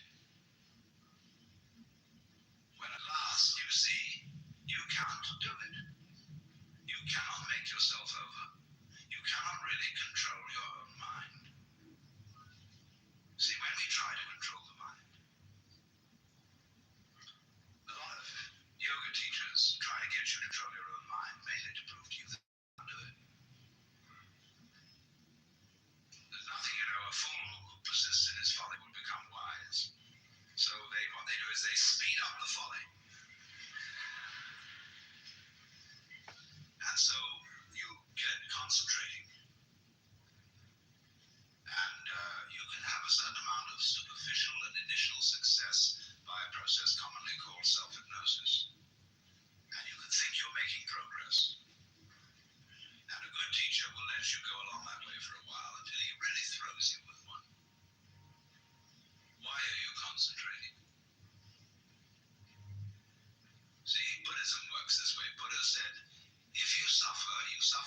you desire, and your desires are either unattainable or always being disappointed or something. So cut out desire. So those disciples went away and they stamped on desire, jumped on desire, cut the throat of desire, and threw out desire. But then they came back and Buddha said, but you're still desiring not to desire. They want to know how to get rid of that. So when you see that that's nonsense, there naturally comes over you a quietness. In seeing that you cannot control your mind, you realize there is no control. What you took to be the thinker of thoughts is just one of the thoughts. What you took to be the feeler of the feelings, which was that chronic muscular strain, is just one of the feelings. What you took to be the experiencer of experience is just a part of the experience. So there isn't any thinker of thoughts, feeler of feelings. We get into that bind because we have a grammatical rule that verbs have to have subjects. Now, the funny thing about that is that verbs are processes and subjects are nouns, which are supposed to be things. How does a noun start a verb? How does a thing put a process into action? Obviously it can't. But we always insist that there is this subject called the knower. And without a knower, there can't be knowing. Well, that's just a grammatical rule. It isn't a rule of nature. In nature, there's just knowing, like you're feeling it. And I have to say you are feeling it as if you were somehow different from the feeling. When I say I am feeling, what I mean is there is feeling here. When I say you are feeling, I mean there is feeling there. I have to say even there is feeling. What a compass of language we have. Chinese is easier. You don't have to put all that in. I can say things twice as fast in Chinese as you can in any other language. Well, anyway, when you come to see that you can do nothing, that the play of thought, of feeling, etc. just goes on by itself as a happening, then you are in a state which we will call meditation. And slowly, without being pushed, your thoughts will come to silence.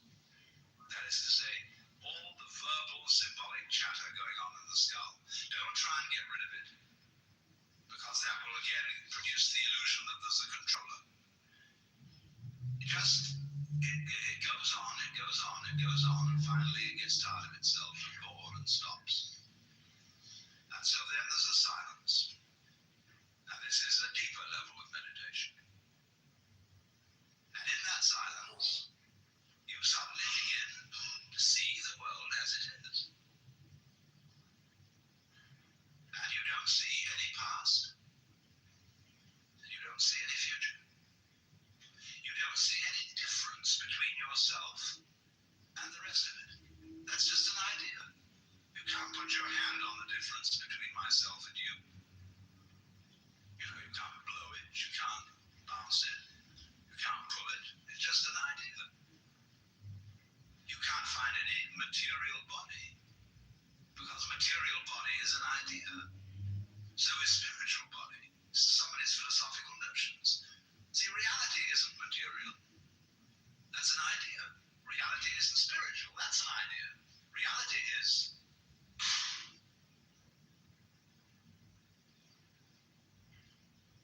So, we find, if I've got to put it back into words, that we live in an eternal now. You've got all the time in the world, because you've got all the time there is, which is now. And you are this universe. And you feel that strange feeling when ideas don't define the differences. You feel that other people's doings are your doings. That makes it very difficult to blame other people. If you're not sophisticated theologically, you may of course run screaming in the streets and say that you're God. In a way, that's what happened to Jesus, because he wasn't sophisticated theologically. He only had Old Testament biblical theology behind him. If he'd had Hindu theology, he could have put it more subtly. But it was only that rather primitive theology of the Old Testament. And that was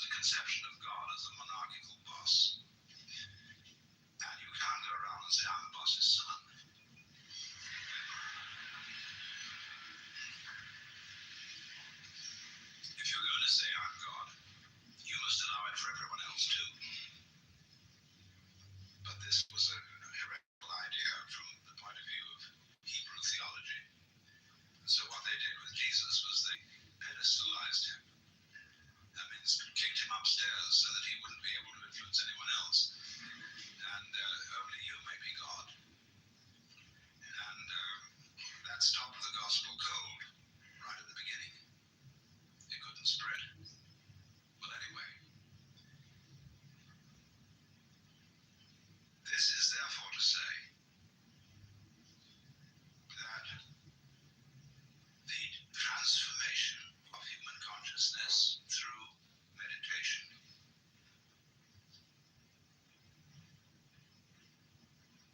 is frustrated. So long as we think of it in terms of something that I myself can bring about by some kind of whack, by some sort of gimmick. Because you see, that leads to endless games of spiritual one-upmanship and of guru competitions. Of my guru is more effective than your guru. My yogas are faster than your yoga. I'm more aware of myself than you are. I'm humbler than you are. I'm sorrier for my sins than you are. I love you more than you love me. This interminable goings on about which people fight and wonder whether they're a little bit more evolved than somebody else and so on. All that can just fall away. And then we get this strange feeling that we have never had, you see, in our lives, except occasionally by accident. Some people get a glimpse that we are no longer this poor little stranger and afraid in a world it never made, but that you are this universe, and you are creating it at every moment, because you see, it starts now. It didn't begin in the past. There was no past. See, if the universe began in the past, when that happened, it was now. See, but it's still now. And the universe is still beginning now, and it's trailing off like the wake of a ship from now. In that wake of the ship fades out, so does the past. You can look back there to explain things, but the explanation disappears. You'll never find it there. Things are not explained by the past. They're explained by what happens now. That creates the past, and it begins here. That's the birth of responsibility. Because otherwise, you can always look over your shoulder and say, well, I'm the way I am because my mother dropped me. And she dropped me because she was neurotic because her mother dropped her. Well, you go back to Adam and Eve or to a disappearing monkey or something. We never get at it. But in this way, you're faced with it. You're doing all this. That's an extraordinary shock. So, cheer up. You can't blame anyone else for the kind of world you're in. And if you know, you see that I, in the sense of the person, the front, the ego, really doesn't exist, then it won't go to your head too badly if you wake up and discover that you're God.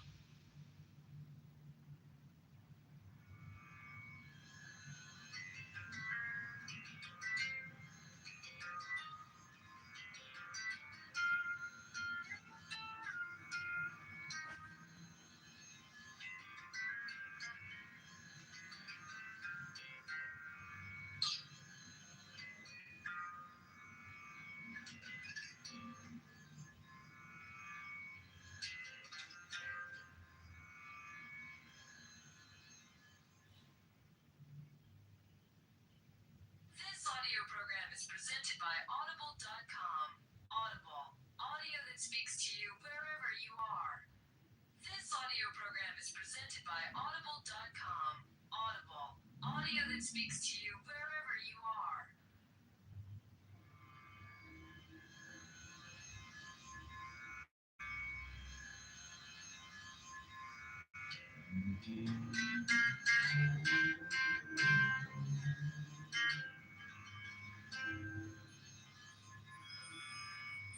Sounds True presents We're It on High Seeking.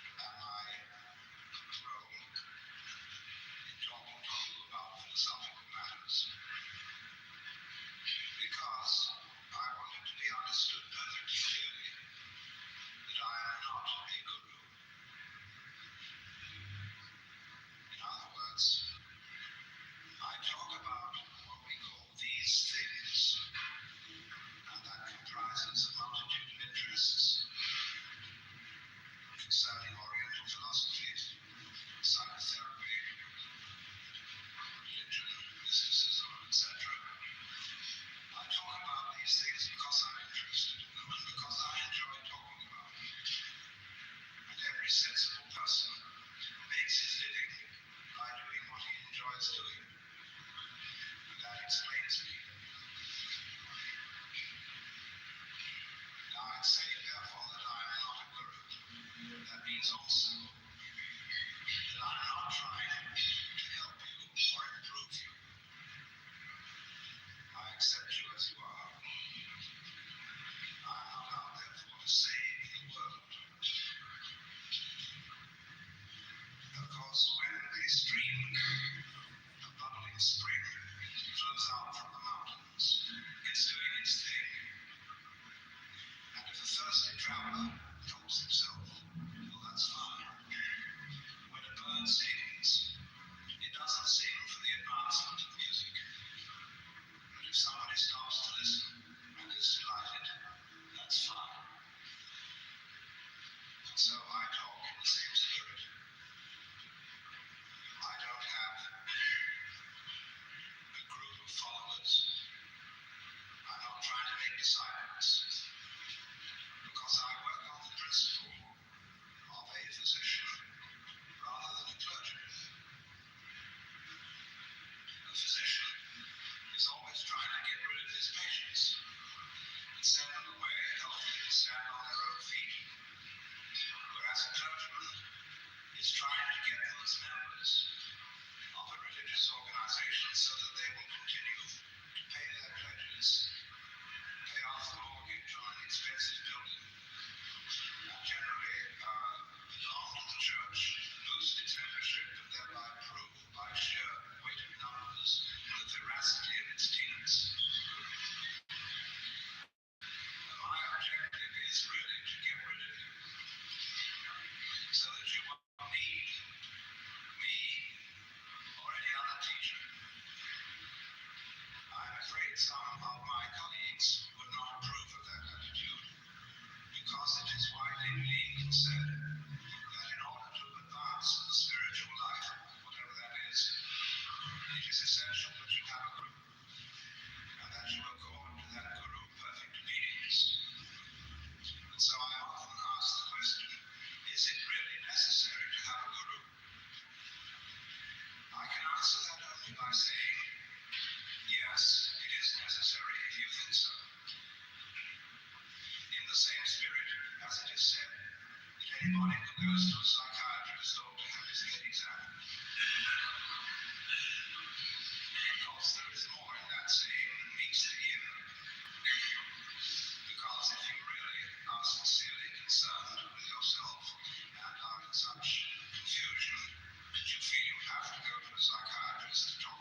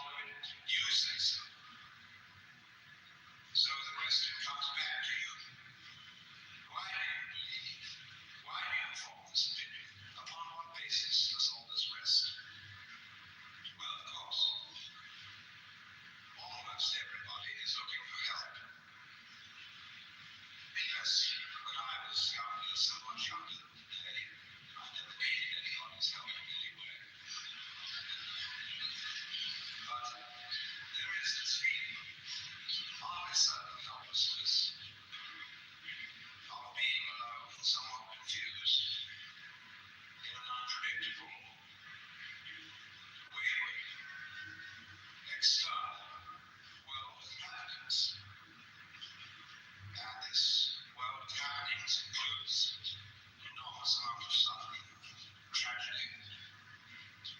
We wonder why we're here, how we got here, and in short, what to do about the capital P problem of capital L life, which should be added death, because it seems to be certain that we're all going to die, and that death may be a painful process. Those we love are going to die, and so what about it? Is there any way in which we can become masters of the situation? Well, there are all sorts of ways of trying to escape from the human predicament of being a lonely, isolated consciousness in the midst of this enormous and wayward not-self. We can, of course, try to beat the game on a material basis by becoming very wealthy or very powerful. We may resort to all kinds of technology to get rid of our sufferings, hunger, pain, sickness, and so forth. But it will be noticed that as we succeed in these enterprises, we're not satisfied. In other words, if you feel at this moment that an increase in income would solve your problems, and you've got an increase in income, this would give you a pleasant feeling for a few weeks. But then, as you well know, if that's ever happened to you, the feeling wears off. And you may stop worrying about paying your debts, and start worrying about whether you will get sick. There is always something to worry about. If you're very rich indeed, you've still got the anxiety about sickness and death, and also anxieties about revolution, and about whether the Internal Revenue Service will take it all away from you, or catch you for cheating on your taxes, or put you in prison for no good reason. Now, there is always this worry. And so you realize that the problem of life does not really consist in your external circumstances, because you worry whatever they are. The problem consists rather in what you call your mind. Could you, by some method, control your mind so that you won't worry? And how on earth would you do that? Well, there are those people who tell you that the best answer is to think positive thoughts, to be peaceful, to breathe slowly and hum gently, and get yourself into a peaceful state of mind by repeating affirmations such as all is light, all is God, all is good, or whatever it may be. But unfortunately, it doesn't always work, because you have a nagging suspicion in the back of your mind that you're simply hypnotizing yourself and listening in the dark. What the Germans call the Hintergedanke, which is a thought concealed way, way back behind your intellect. But it has a gnawing persistence. What if? And so you realize that this matter of controlling the mind is no superficial undertaking,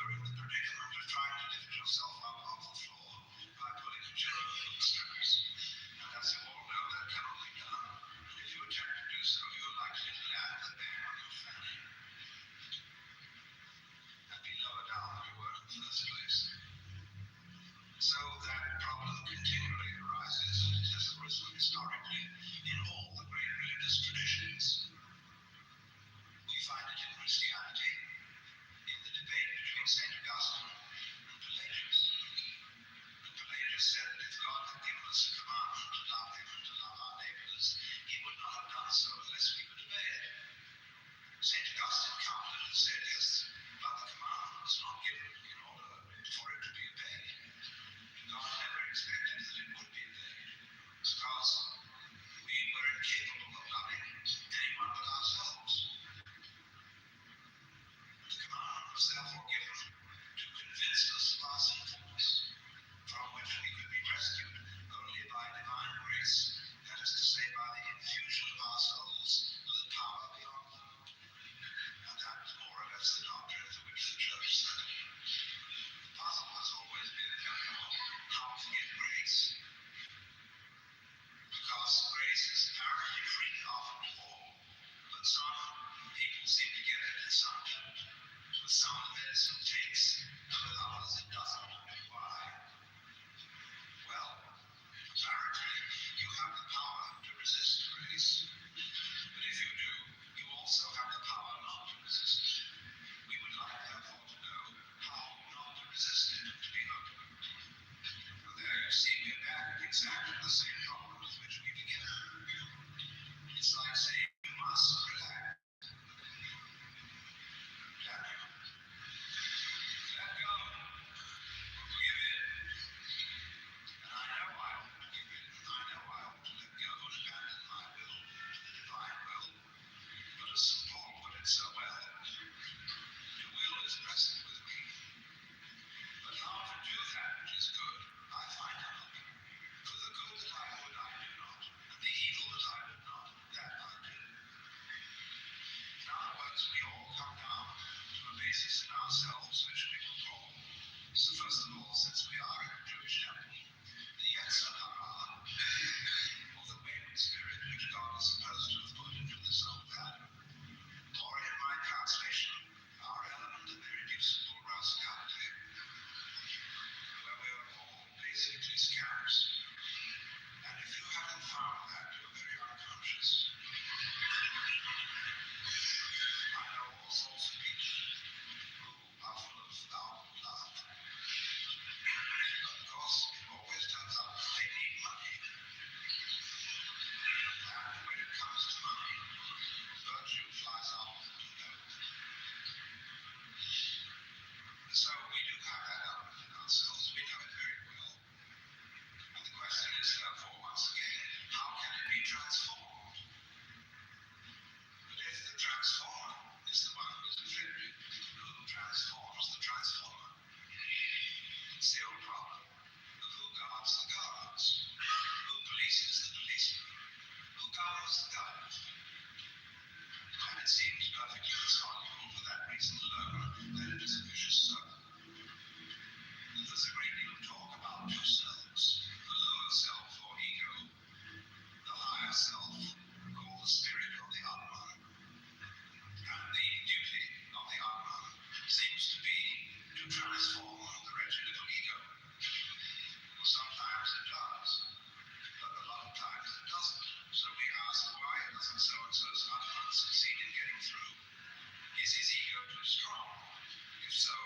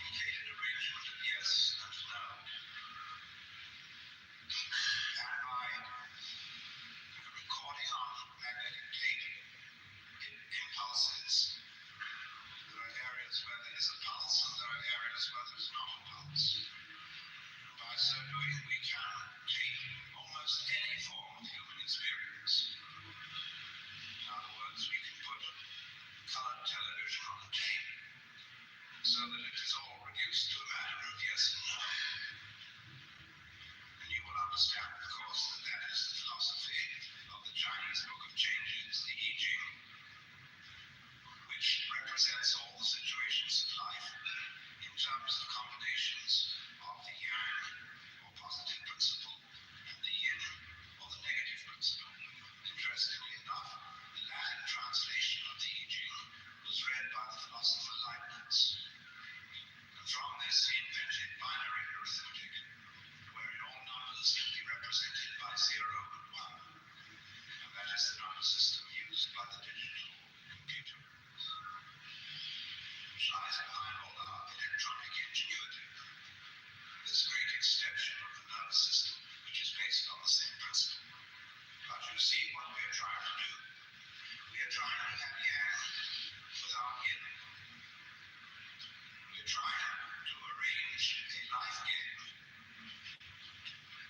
in which there is winning without losing.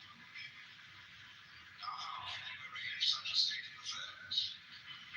A game in which everybody wins would end up, as W.S. Gilbert put it, when everybody's somebody, then no one's anybody.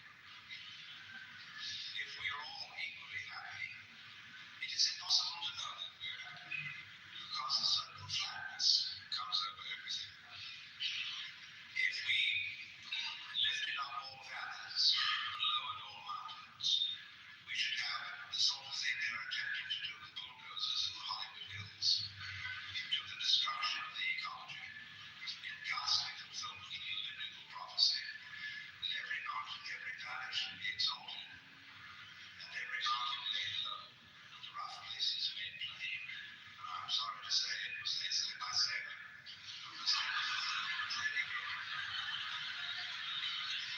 Who made that remark? Not the same Isaiah also said. Something that at least Christians do not often quote, which is this following sentence: I am the Lord, and there is none else. I form the light and create the darkness. I make peace and I create evil. I, the Lord, do all these things. In spite of which, everybody is busy trying to be good, not realizing that we would not recognize saints unless they were sinners, or sages unless they were fools. And there is no way out of that dilemma. That is why Buddhism represents existence in terms of a wheel called the power chakra, the wheel of becoming, of birth and death. And on the top of that wheel, there are deva people, whom we would call angels. And at the bottom of the wheel, there are naraka, or tormented people, in purgatory. And you go round and round. Now this way, now that way. It's really like a squirrel cage, where you're running and running and running to get to the top. And yet, you have to run faster and faster to stay where you are. And that's why there is always this sense of the more you succeed in any scale of either worldly or spiritual progress, the more you have the haunting feeling that you're still in the same place. So you think, now there must be part of that. Perhaps there's something ambitious and proud or wrong in aspiring to be enlightened or compassionate. Perhaps there's a great dose of spiritual pride in that, that I, by my efforts, could make myself into a Buddha or a saint. And therefore, perhaps the thing to do is to try to eliminate all desire. Not only the desire for worldly success, but likewise the desire for spiritual success. For the Buddha proposed that desire was the root of suffering, and therefore suggested to his hearers that if they eliminated desire or clinging,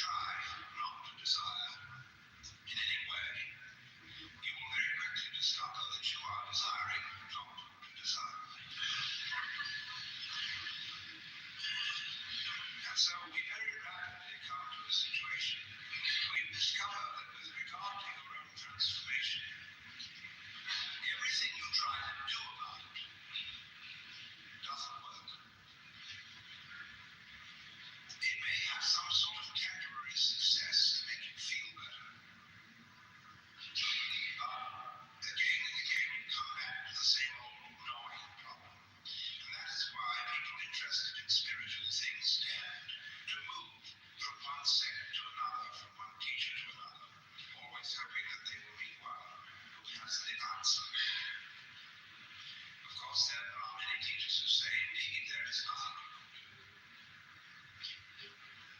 And yet, therefore, you have to practice non-doing, as the Taoists call it, way, non-striving.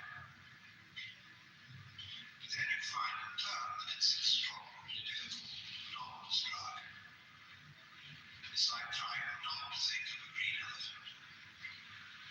And immediately you think of it. And so you come to the dismal conclusion that you can neither achieve what you want to achieve, that is to say, liberation from the alternation of the opposites, by striving, nor can you achieve it by not striving.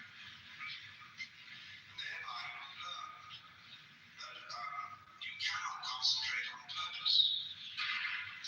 It's like trying to be unself-conscious on purpose, or to be genuine on purpose, or to love on purpose. When you say, I want to love, well, that person will not be punished. When we say of a person, well, he's trained himself to be deliberately unself-conscious, or he has very disciplined spontaneity. What we were looking for was somebody whose spontaneity was genuine, so that the scaffolding would show. And we believe that there are such people, like children, but they don't know how interesting they are, and when they find out, they become brats. Imagine for a moment that it was your privilege to have a brief interview with God, in the course of which you were allowed to ask one question. What would you ask? Now, you would have to think this over very carefully, because this golden opportunity would come to you only once. And you would have to be most careful that you didn't ask a silly question. Well, you might try God out with a Zen Buddhist koan, such as, beyond the positive and the negative, what is reality? And the Lord would turn to you and say, my dear child, your question has no meaning. And you wouldn't have the opportunity to think of a meaningful one and come back. So perhaps you should have asked, what question should I ask? And the Lord would say to you, why do you want a question? It seems you do want one, don't you? Because you feel that something is wrong if you don't have a plan. Well, you've got one. That is the insoluble problem of trying to win without losing. Now, as long as you can keep that problem, you'll be busy. Only, however, until you see that it can't be solved. But there are all sorts of ways of presenting that problem in such a way that you cannot see that it's meaningless. And the better gurus are very clever at bringing these ways out. You may see, for example, if you are invited to practice intense concentration, that after a while you find yourself thinking about concentrating, and therefore that your concentration is somewhat divided. Or he may ask you, why are you concentrating? What is your motivation for this activity? And you find out that it's your element of irreducible rationality. So, however, the teacher, once he's seen that you mastered that lesson, has something still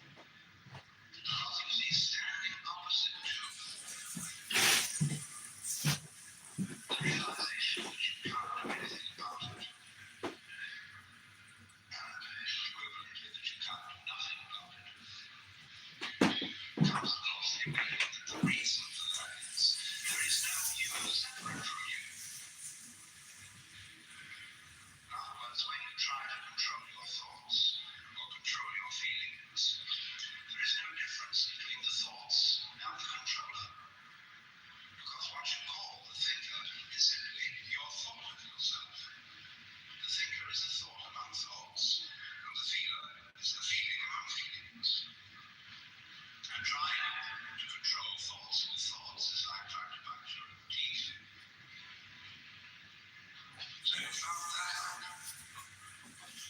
Then the other side of the illusion is because if you do find that out, you discover that the project of controlling yourself was unnecessary because you were yourself a Buddha from the very beginning. That's what the Upanishads mean when they say quite simply, Tantra Mercy. You're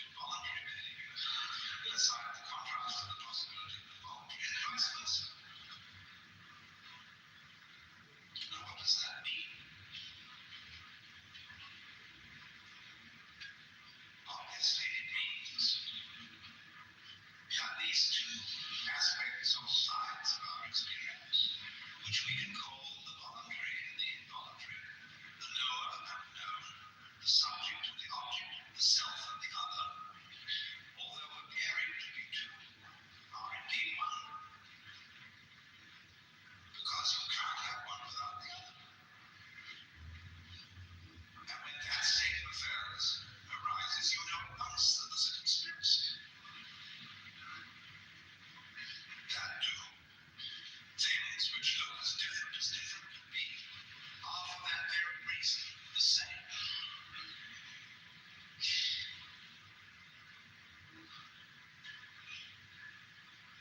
Now, you can detect even under those actions of yours which you call voluntary, the voluntary movement of the muscles or of the mind, that there are processes which are not voluntary.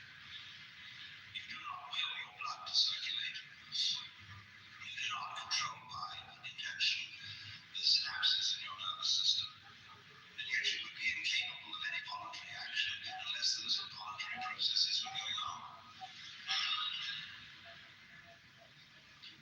So you see these two things go together. And you begin to realize it's something which is rather difficult to describe. That what you call your experience is a new happening.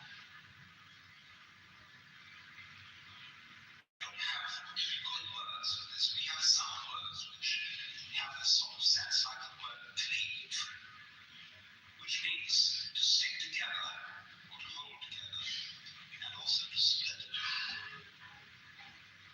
And the word sakhya in Latin means holy and accursed.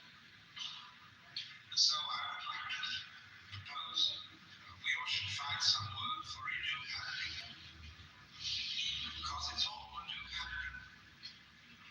That's what Buddhists mean when they talk about karma. The word karma means action. When something happens to you, be it good or bad, they say it is your karma. That means quite simply it is your doing. But you say, I didn't mean to do that. No. One school of thought will explain it by saying, but you see, you did something in a former life or at a former time, which now has this consequence. But that's a very superficial understanding of karma. You don't need to believe in reincarnation to understand karma. Karma is simply that you don't let your left hand know what your right hand is doing. That is one aspect. You are doing what you call the environment. And with the other aspect, you are doing what you call the organism, the me, this living body. But as you cannot conceive possibly the existence of a living body with no environment, that is the clue that the two are basically one. Like the two poles of a magnet. North is quite different from south, and yet it's all one magnet. So in precisely the same way, you are both what you do and what happens to you. So that you have a little game in which you play that what happens to you, that you're not responsible for. That's not you, you see. You're only responsible for this side of it. And then you could compete with the other side. What it's like is this. Get two knitting needles, one in each hand. And have a fencing match with yourself. And really, sincerely, try to stick the other hand. But that other hand is really sincerely trying to stick the first one and also to defend itself. It's like playing chess with yourself. See? Now, it won't work. You come to a sort of standstill. Unless you decide for your right hand that that's the one that's really going to win. Well, then you've broken the rule of the game, you see. Well, that's all. That's what is called by both the Hindus and the Buddhists avidya, ignorance, which really better means ignorance. So what it comes down to, you see, is basically this. Just in the same way that the authority of the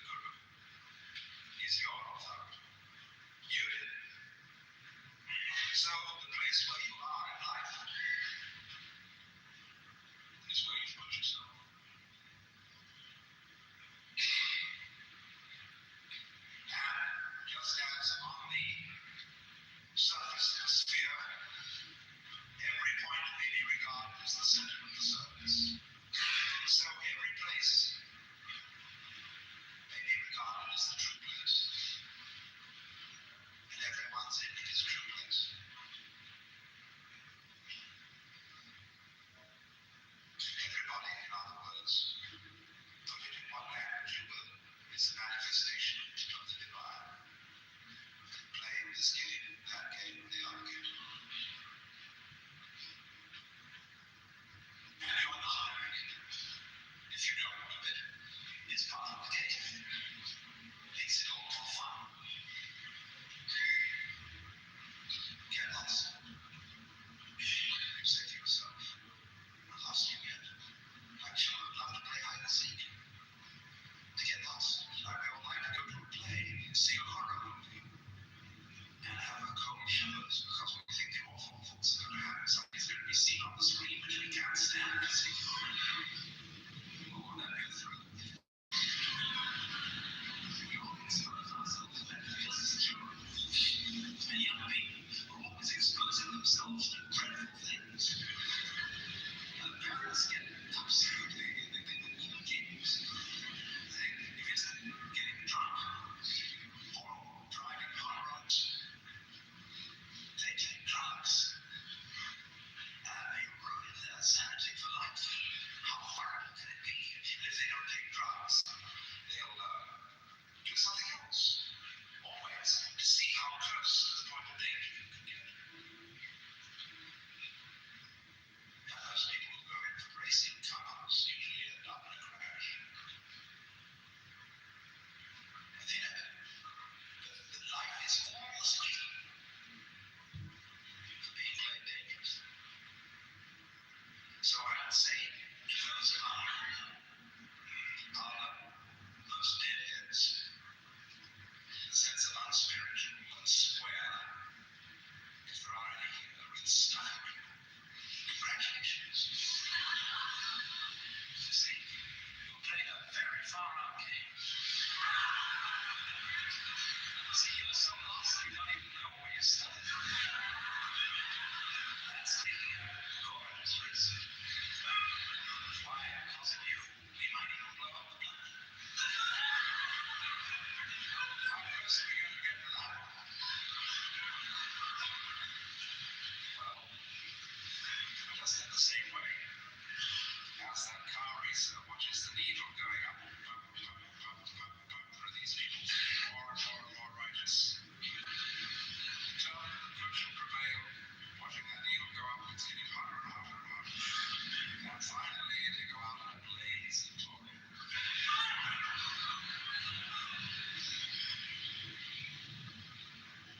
The dust settles.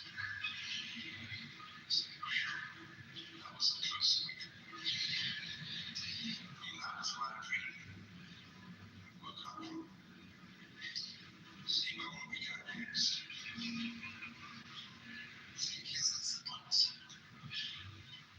That's why I would say that my function is liberative. I want you to see that it's you. It's not me. It's not Swami so-and-so. It's not Buddha so-and-so. It's not Saint so-and-so. It's you. Victor. Yes. Say that I put the words into the mouth of the Buddha. You suffer from yourselves. None else compels. None other holds you that you live and die and whir upon the wheel of fire and kiss its strokes of agony. Its tire of tears, its name of nothingness. But one of the old Zen masters went to his teacher and said, what is the way to liberation? Teacher said, who is restraining? He said, no one. If so, why should you ask for liberation? It all bounces back. What do you want? Do you know what you want? Can you think it through? Say exactly what you want. Invariably, you'll get back to the place where you are. Because what you say you want is always the symptom, the expression of what you are now.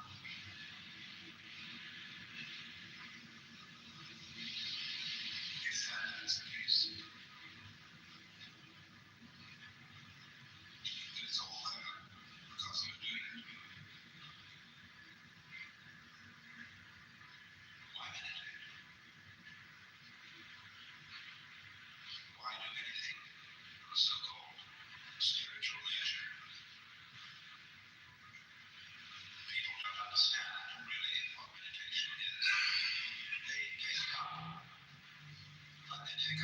therapy or cost weight reduction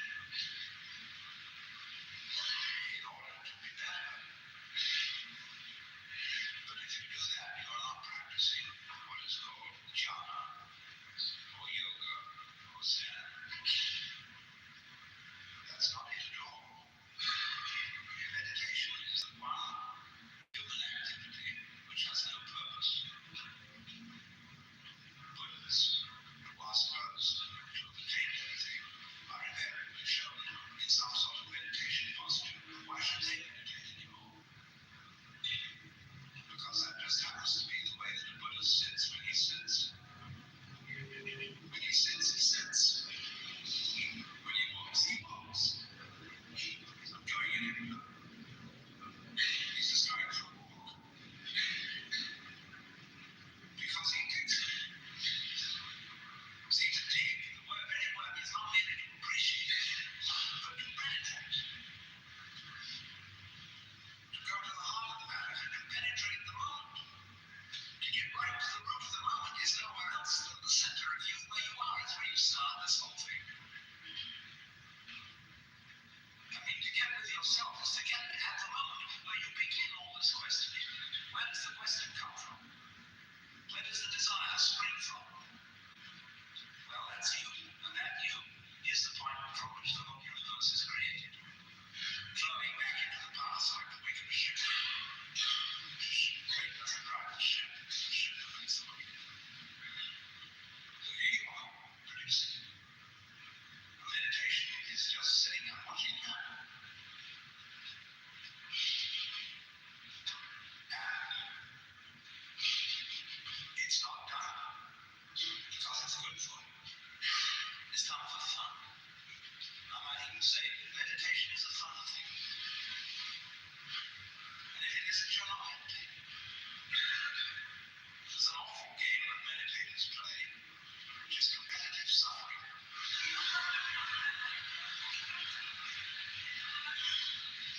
They go to some place where they sit for hours on end until their legs ache and start to fall off. They come back and brag about they sat through all those hours of dedication. Now it's very difficult to put down people who are suffering. Because after one has a natural sympathy for pain. But I sometimes want to say that it is a mistake to throw your suffering at me in that way, in that spirit, to brag about it. Don't one up me by saying, well, I've suffered more than you have. People do things like that, they say, well, I'm more aware of my shortcomings than you are. I'm more tolerant than you are. I recognize more than you do what a rascal I am. That every kind of way one upping somebody else in order to play the game in which I always win. So once we get into that kind of thing with the meditation scene, we get into hierarchies and ranks and degrees of who has attained number 7, who has attained number 9. The expert guru will always put a stage higher than anybody's thought of. So it's to see how far your ambition will run. So this goes on endlessly until you suddenly wake up and begin real meditation by realizing that you were there. That you do really meditate all the time by virtue of existing all the time. Only you miss that in trouble. I'm always looking for something next minute, expecting a result. I can't say, let me not expect a result. Because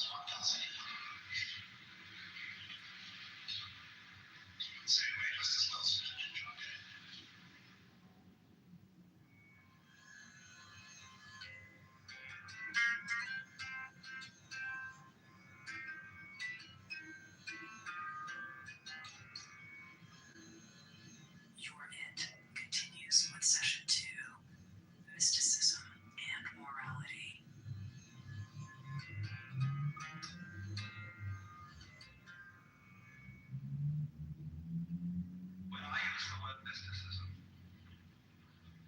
I'm referring to a kind of experience, a kind of, shall we say, state of consciousness, which seems to be as prevalent among human beings as measles. It's something that simply happens, and we don't know why it happens. And although there are all sorts of techniques which claim to be able to promote it, and which are more or less successful in doing so, and sometimes rather less than more, nevertheless, there is this peculiar thing that happens to people, and it's been recorded as far back in time as we have any recording at all. And that is coming over people the peculiarly convincing sensation that their ordinary sense of individuality, of personal identity, is transcended. And the individual suddenly feels an experience that actually it could be described from a number of quite different points of view.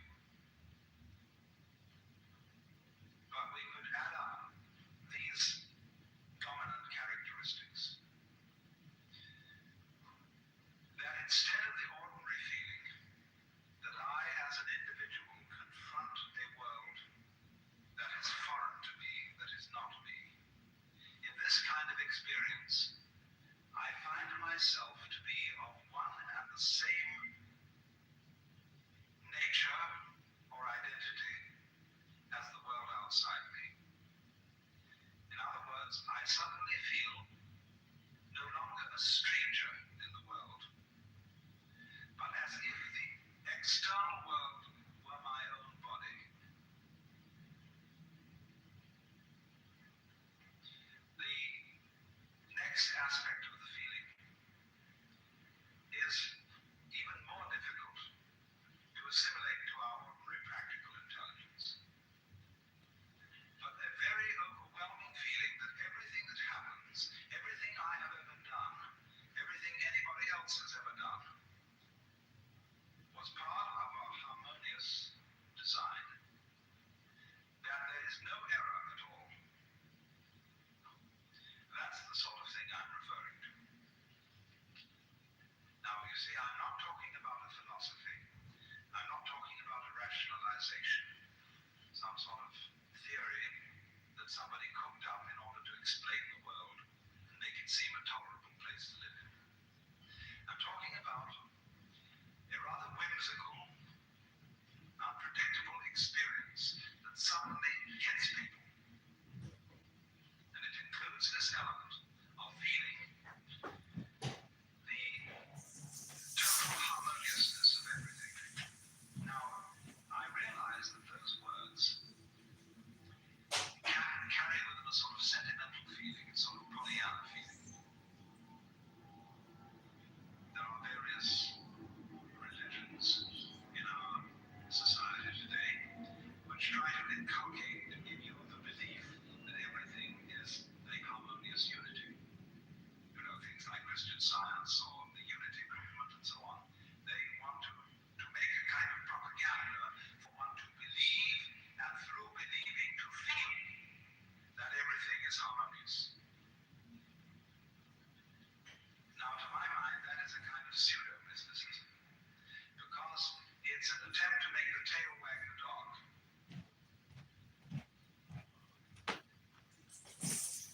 To make the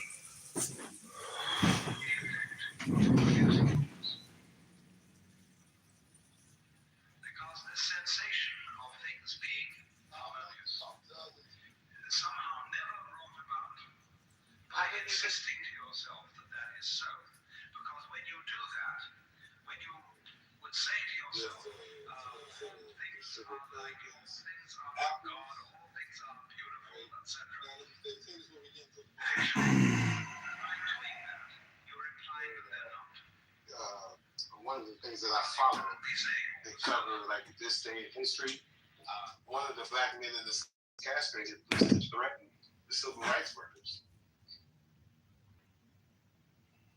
I mean, we look up the Waco or whatever. There's a bunch of stuff. That book, I can't think of the name of the book, but the book where they show the lynchings. I'm just saying, for him to come in here and drop 6 particular incidents where some lives were told, just literally, please don't go nowhere with that. Just if you want to talk about what happened with the Southern Poverty Law Center, like let's talk about that and let's like take it. Just don't follow that, please. That was bullshit. And the Tawana Briley case, I mean, that happened in '87. He's talking about it was on Clubhouse. Because Clubhouse business. Yeah, Clubhouse wasn't invented in '87. Yeah, that's crazy. Yeah, that's crazy. We're no more than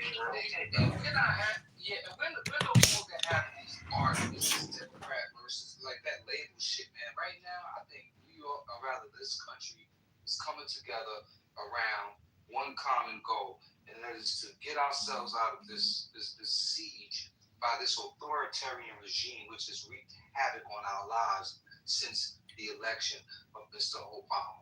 This shit is a fucking mess. So to try to do this labeling thing and put everybody in silos, we all got to line up. I got some conservative views and I got some more liberal views. Like, don't put me in no box.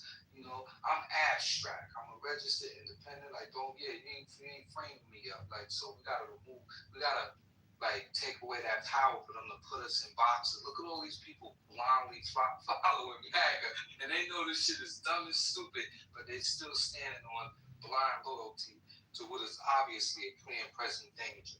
Like, what are we talking about? That's a fact, Jack. Okay, so I think Lisa, so let's clip Tom Lisa, I can play the clip before what's her name comes out. Okay, before you play that clip, I know before Lawrence O'Donnell, I need to get you to do what we're talking about. I'm pulling up, trying to find a parking space, but can you do the clip on the KKK?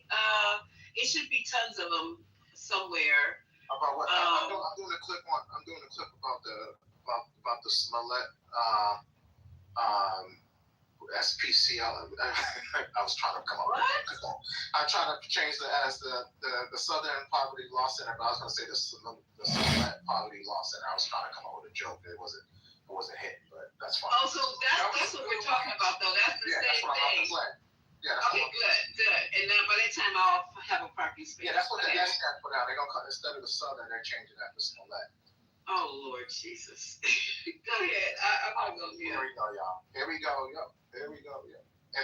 Before he starts, you guys ping 5 of your friends in, please. I know look, if 89 of you guys were in my, hold on. If 89 of you guys were in my room last night at 3 o'clock in the morning, it could be 89 in here right now. So go right ahead and ping your friends in. Don't wait until 12 midnight for you guys to come strolling in here and think we're going to entertain you till 3 o'clock in the morning.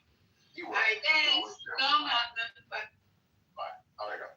News alert, we just got played. For years, we were told white supremacy is the greatest threat to America. Turns out the ones calling the shots were full of it and just got indicted. The Southern Poverty Law Center is a tax-exempt nonprofit, a charity, that spent decades tracking down hate groups and suing them to the ground. They put out these hate lists. The media uses the lists to call people racist. Banks use the lists to decide who gets accounts and who doesn't. Tech companies use them to kick people off their platforms. Turns out they're the Jussie Smollett nonprofits. They claim to dismantle hate, but they just got indicted for funding it.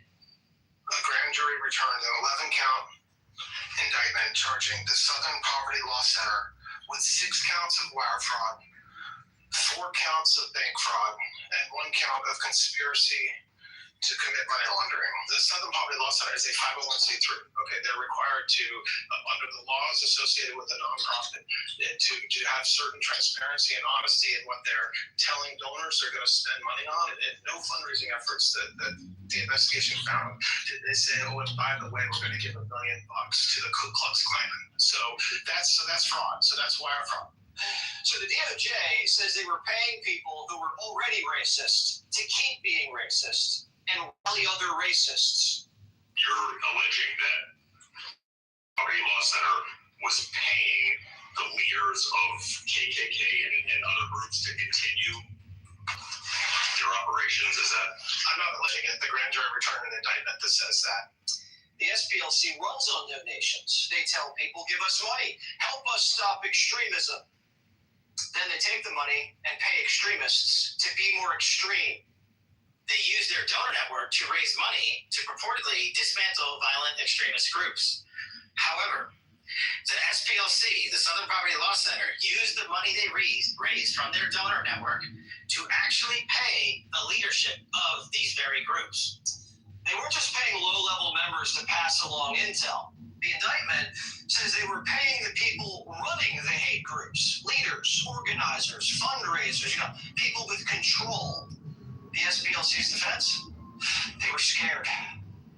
This use of informants was necessary because we are no stranger to threats of violence. In 1983, our offices were firebombed, and in the years since, there have been countless credible threats against our staff. For decades, we engaged in unprecedented litigation to dismantle the Klan and other hate groups. In light of that work, we sought to protect the safety of our staff and the public. Bull. We get threats at Fox all the time. We don't turn around and pay the people making them. The SPLC wasn't paying people on the outside to get inside either. They were paying people already on the inside and in charge. The SPLC funneled money to the imperial wizard of the Ku Klux Klan. Aryan Nation leaders. They've been wiring money to neo-Nazis for a decade. Take Charlottesville. There were some white supremacists. They got together to unite the right. The SPLC paid a guy who helped plan it. He wrote all these racist things, got everybody all hopped up, even arranged buses to take people to the rally. The SPLC paid that guy hundreds of thousands of dollars. Another neo-Nazi got $1 million. The Southern Poverty Law Center was even paying racist fundraisers to raise money to spread racism. They even paid one white supremacist, then put a picture of him on their website and said, help us fight this white supremacist. He wears the conqueror's crown, wields the conqueror's sword, has the conqueror's name. He was appointed by a section of the faith before the eyes of thousands. Every symbol of legitimacy belongs to him. And then there is Stark, Tully, Baratheon, houses that have also received and are at present considering generous terms. Stark, Tully, and Baratheon all spoke to me. Basically surrender and When King Viserys named me his heir, Stay alone from they can't debate us on our eyes. They cannot have dialogue. They cannot succession go into the merits of science. They are right. We're right. We wrong. The next serious with me. you are in one hand and I are go racist or that you are a fucking traitor. traitor. And they're finally realizing the power of Tranquil USA, which is why they put us Well, when you're active, you're a threat. That's just Charlie. Well, I'll stop it there. That was even here. Queen Alison did not forget the love he once had for each other. No blood need be spilled so the realm can carry on in peace. Queen Alison gave me a reassurance. She's never out to now. Stuck in her father's mouth and all of his wicked cock. Let's end this mother's father. Was there no violence? Was there no plan? Eric, bring me Lord Hightower so I may take conclusion myself.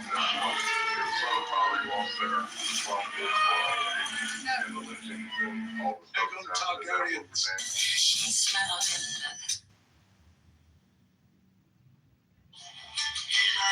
I don't know if I want to answer it. I mean, I don't know if that's a question or we've gone back to 1971. No,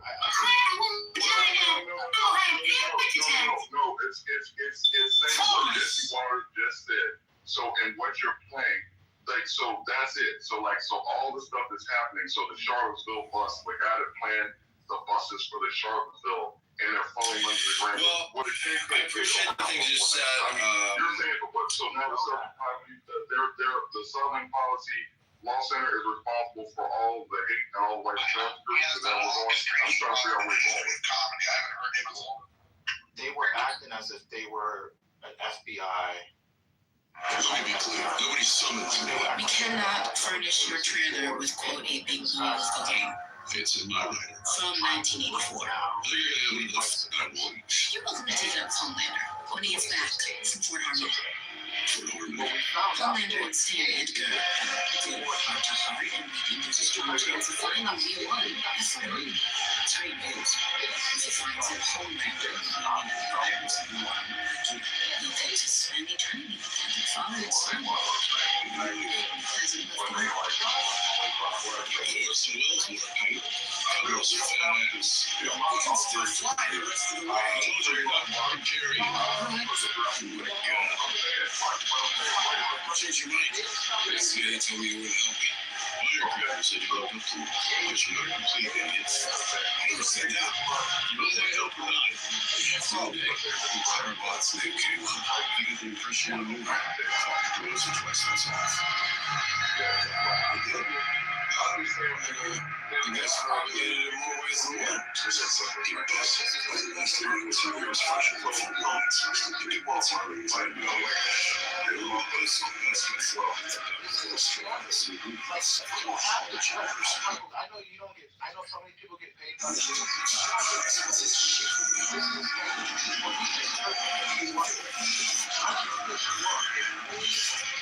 We're not here for 30 seconds. We're here.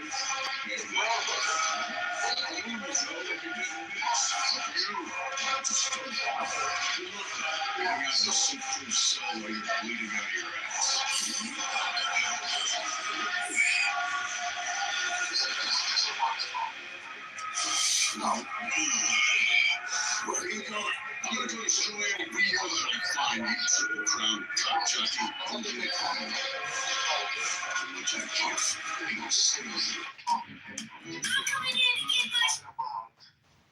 You know, something in his brain and just saying stuff, basically, which is, you know, Was it not true? They say, hold on, people.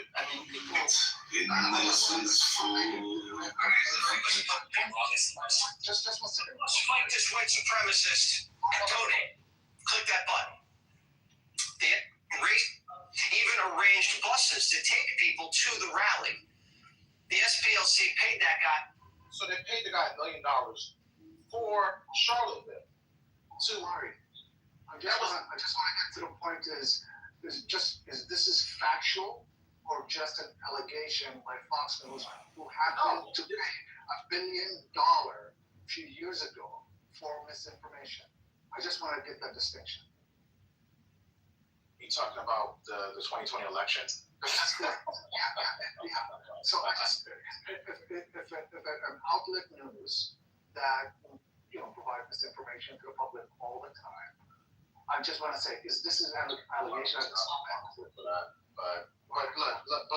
Do you serious? I guess the question for you: do you believe that they paid the Grand Wizard money? Do you think that's fake news? No. You know what? It's not about the news. If you tell me this is what actually happened, and you have proof, and you have an indictment, and you have something, maybe. But just they're getting in trouble for wire fraud. So they're clearly that's the grand jury. We heard Todd Blanche early on and inside the clip talk about who, and you heard the FBI director. That FBI director was just on Hannity, just maybe within the last 20 minutes. Oh, Cash Potato? Yeah. So, and then Todd Blanche was on Laura Ingraham the day before, and they did a whole press conference regarding this. So what I would say, go back and listen to the press conference. They were paying the top leaders, not people like, this wasn't Project Veritas who were bringing people from the inside like the Laura Lumas, and they're doing honeypot setups. These are people, they were paying actual people to be more violent. Omari, hold on for a second, Dr. Mitchell. I see you trying to get in. Omari, if it's true, if all the allegations are true, again, responsible for white supremacy and white hate and white violence against brown people. You're saying, are you putting it all on the Southern Policy Law Center? No, but participating, Michael, right? If they're doing. Yeah, you're part. That's what's going on here? Come on, fellas. Come on. We can just. Why are they the only ones reporting it? Has anybody heard this on any other station? You know what? Except Fox. Hold on. Will can't talk about that. You know how many minutes NBC and CBS have dedicated to this? 0. No, how many? What? Because 0. it's probably not a true story. So the true story is about the FBI director's girlfriend. But we could say, I'm not trying to change the subject, but that's the hot story with the FBI is his girlfriend and what she did and what the FBI did for her. That's the story. Yeah, so today, so CBS and NBC Nightly News, maybe they'll report it tonight, but they have not reported it yet. So go ahead, Dr. Mensch. I work in the legal reporter. Can I just get one word in, please? I work quite a bit in the legal system, and I got to say, the Southern Parliament, I'm absolutely shocked. But, you know, the first stage of grief is denial, right? So let's not go there. Let's keep an open mind. But they've done tremendously good work over the years. You know, has some corruption crept in here, and now they're being called to task for it? I mean, this is happening a lot. A lot of people are tempted by money and fame, and they do stupid things. And unfortunately, we don't know how centralized this is. Is it one guy who did this? Is it 10 people? Is it a committee? But it's being investigated. As far as the news on this, it's everywhere. It's not just the right, it's the left. The news on this is everywhere. So I'm very skeptical. Listen, I don't trust this government or law enforcement. I spend a lot of time defending people, mainly injury victims in court settings, and I can't tell you, I will tell you that the government is extremely lazy, and the way that they make cases is by threatening people and getting them to testify against each other. So I'm no big fan, but I'm also no big, I keep my mind open if there's, paid corruption. I think it's entirely possible. There's obviously a small possibility that this is some type of an inside game, the FBI and who knows who, are playing a game to try to take down the Southern Poverty Law Center. I wouldn't count that out either. They might have fallen for something. So we'll see. We'll see how it goes. Can I say something? You just sat down. They already warned us that we can't go crazy. But guess what? We're gonna go crazy. Nobody's saying that. I guess what I am saying, like, Dummy came here and named 6 things that have happened. I'm just saying that all of the things that they've been fighting for that have gone on years before they even started back in 1971, that doesn't erase the fact that white supremacy, to the point, and I'll let you, I'm like about to like, I agree with you, but it doesn't, hold on, let me just try to follow. It doesn't negate the fact of white supremacy hate groups, what they're trying to fight against. If somebody like sort of went, or like Dr. Mitch said, got like maybe caught up in trap, or like one man like went rogue, I'm saying the work that they're doing or trying to do, it doesn't negate what's going on, the realistic things that are happening with white supremacy and white supremacy, these crimes. It doesn't negate that. I feel like that's what Todd Blanche and the Department of Justice is trying to do, saying we got this one bad case or the incident, and so now like there's no hate groups, there's no racism, there's no crimes against people of color. That's what I feel like they're trying to do. And if Todd Blanche is in it, there has to be an ulterior motive. Well, like you're saying, it may be there may have been some instances that they didn't do the right thing, but it doesn't negate the overall agency and what they tried to accomplish. Dr. Mitch, sting operation or something, there might be more sides to this, but I think it's a tremendous loss. The Southern, Poverty Law Center, if they go down, it's a tremendous loss. So look, I actually read some of this yesterday. Now I see the rest of it breaking. I'm gonna tell you now, Amari, this is a bullshit case because they've been doing this for years. It's kind of been known that people have been paid to infiltrate, and it happens on both sides, by the way. But people have been paid to infiltrate the Ku Klux Klan to find out, what they're saying, what they are doing. That shouldn't. It's not even surprising to me. What is happening is just what Michael said. This is to embarrass the Southern Poverty Law Center, to try to make them look like they are making up racism, which they are not. They are just trying to find out what's going on. The man, even in the indictment, the man went to Charlottesville. It didn't say he drove the car. He just went to Charlottesville, and it sounds like a lot. It's $1 million over the course of a couple of 10 years, right? So I mean, there is no in the indictment. There is no Southern Poverty Law Center paid for someone to commit this crime. And if the FBI had that, they would show the damn video and they'd show the evidence, but they don't. So this is an attempt, Amari, which is why you got to be careful when we talk about this shit.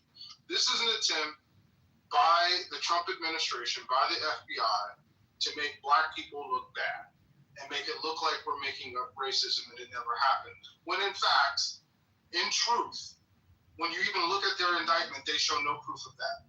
They just said that they infiltrated the group. I'll land. All right, I want to finish the clip. What's good? I want to finish the clip because we're going to hear from professionals. This story is just bonkers, man. I have to tell you, as somebody who did counterterrorism work, all I want to say is, folks, don't try this at home. All right? There's a reason that the government is who runs informants, okay? The case law on this is well developed. When you do it as a private citizen, you don't have those protections. Furthermore, even as the government, if the idea for something that's illegal originates with you, that the perp has a defense of entrapment, ironclad. If the idea comes from the good guys, entrapment. So I want to know, and I'm sure a lot of people out there want to know, well, maybe we're on the wrong end of the SPLC. Hey, did the SPLC entrap me? All right, so because I'm sure that they weren't professionally running these sources, because running sources is very hard. There's a reason why very few police agencies do it really effectively. I want to enlarge the scope here. Number two, look for follow-on charges. I wouldn't be surprised at all if we see a RICO at some point. Number three, civil. You're going to probably have civil suits for violation of constitutional rights from, you ready for this? Maybe a class action suit. Yeah. Nazis and TPUSA in this same docket. Because as private citizens spying on these groups, you're in extremely murky and dangerous territory. Here's my other question. Did they have anybody at 6 January?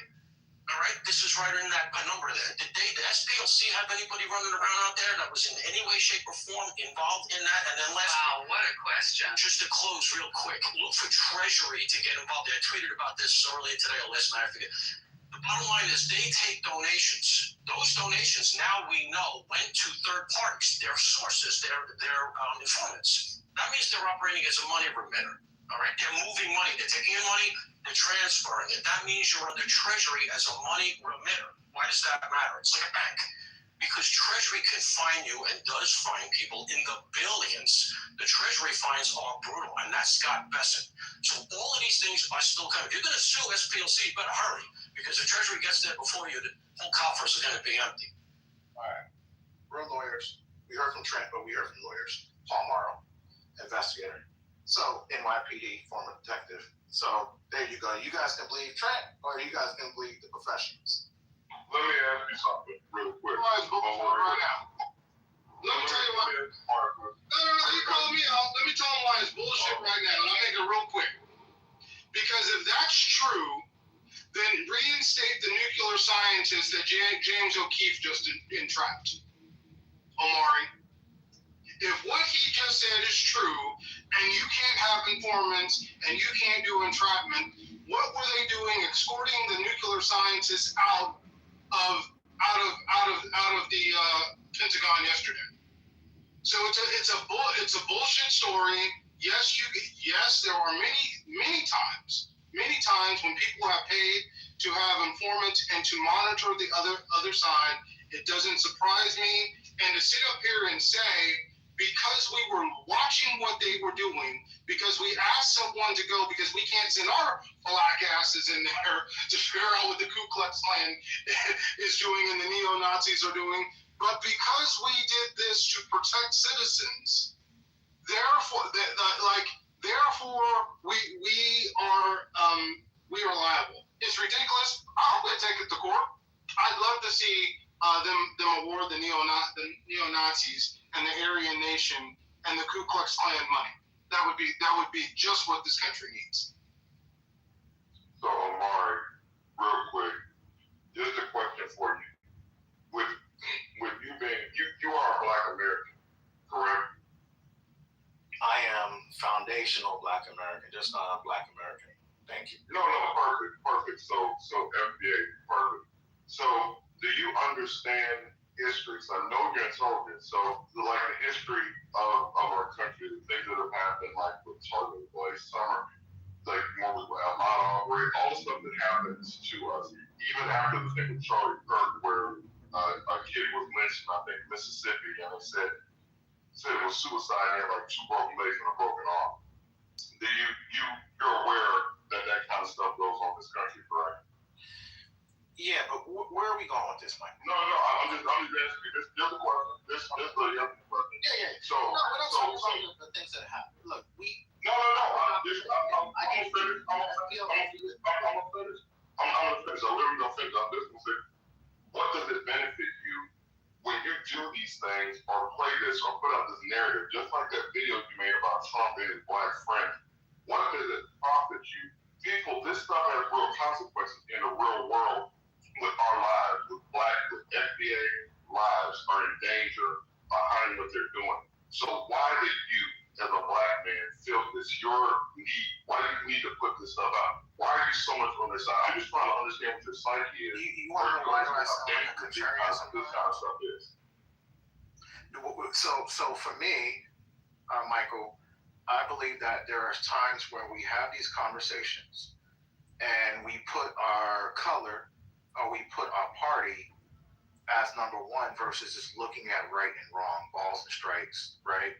And so what I try to do, because I'm not beholden to anyone, I'm not a Trump supporter anymore. Again, fuck Trump, it's on the recorded line, and fuck MAGA on the recorded line. You see how easy that was? You can't, not too many people say fuck the DNC and fuck Democrats. But you don't believe it. Oh, so I can say that. So my goal, Michael, I can actually talk to either side and I'm free from the bullshit. You're not here said, but we've actually said that we don't believe certain parts of the DNC. You're talking about. I don't believe that. People on this stage have said that you. I do not still continue to support. I believe we have. You still continue and lie in our faces. Like you lie in our faces all the time. Yeah, I believe. And that's fine, and that's true. That's fine. But be yourself. Don't. Okay, wait, hold on. Arthur, okay, come on. You said this is day 399. Right. Thank you. But you just repeated it. So I'm gonna repeat it too. So Michael, did I answer you? Michael, I don't have any agenda to try to infiltrate or try to convince the people in the group. And there's some beautiful people in the group. Christina, I see Michael, the other Michael, I see Evans, Keith. Damn, so that is Rockville rule? And CC, all the good people. I see them. That's all you're trying to do. Don does it all the time. And I'm not trying to, I'm just calling it the way I see it, that's all.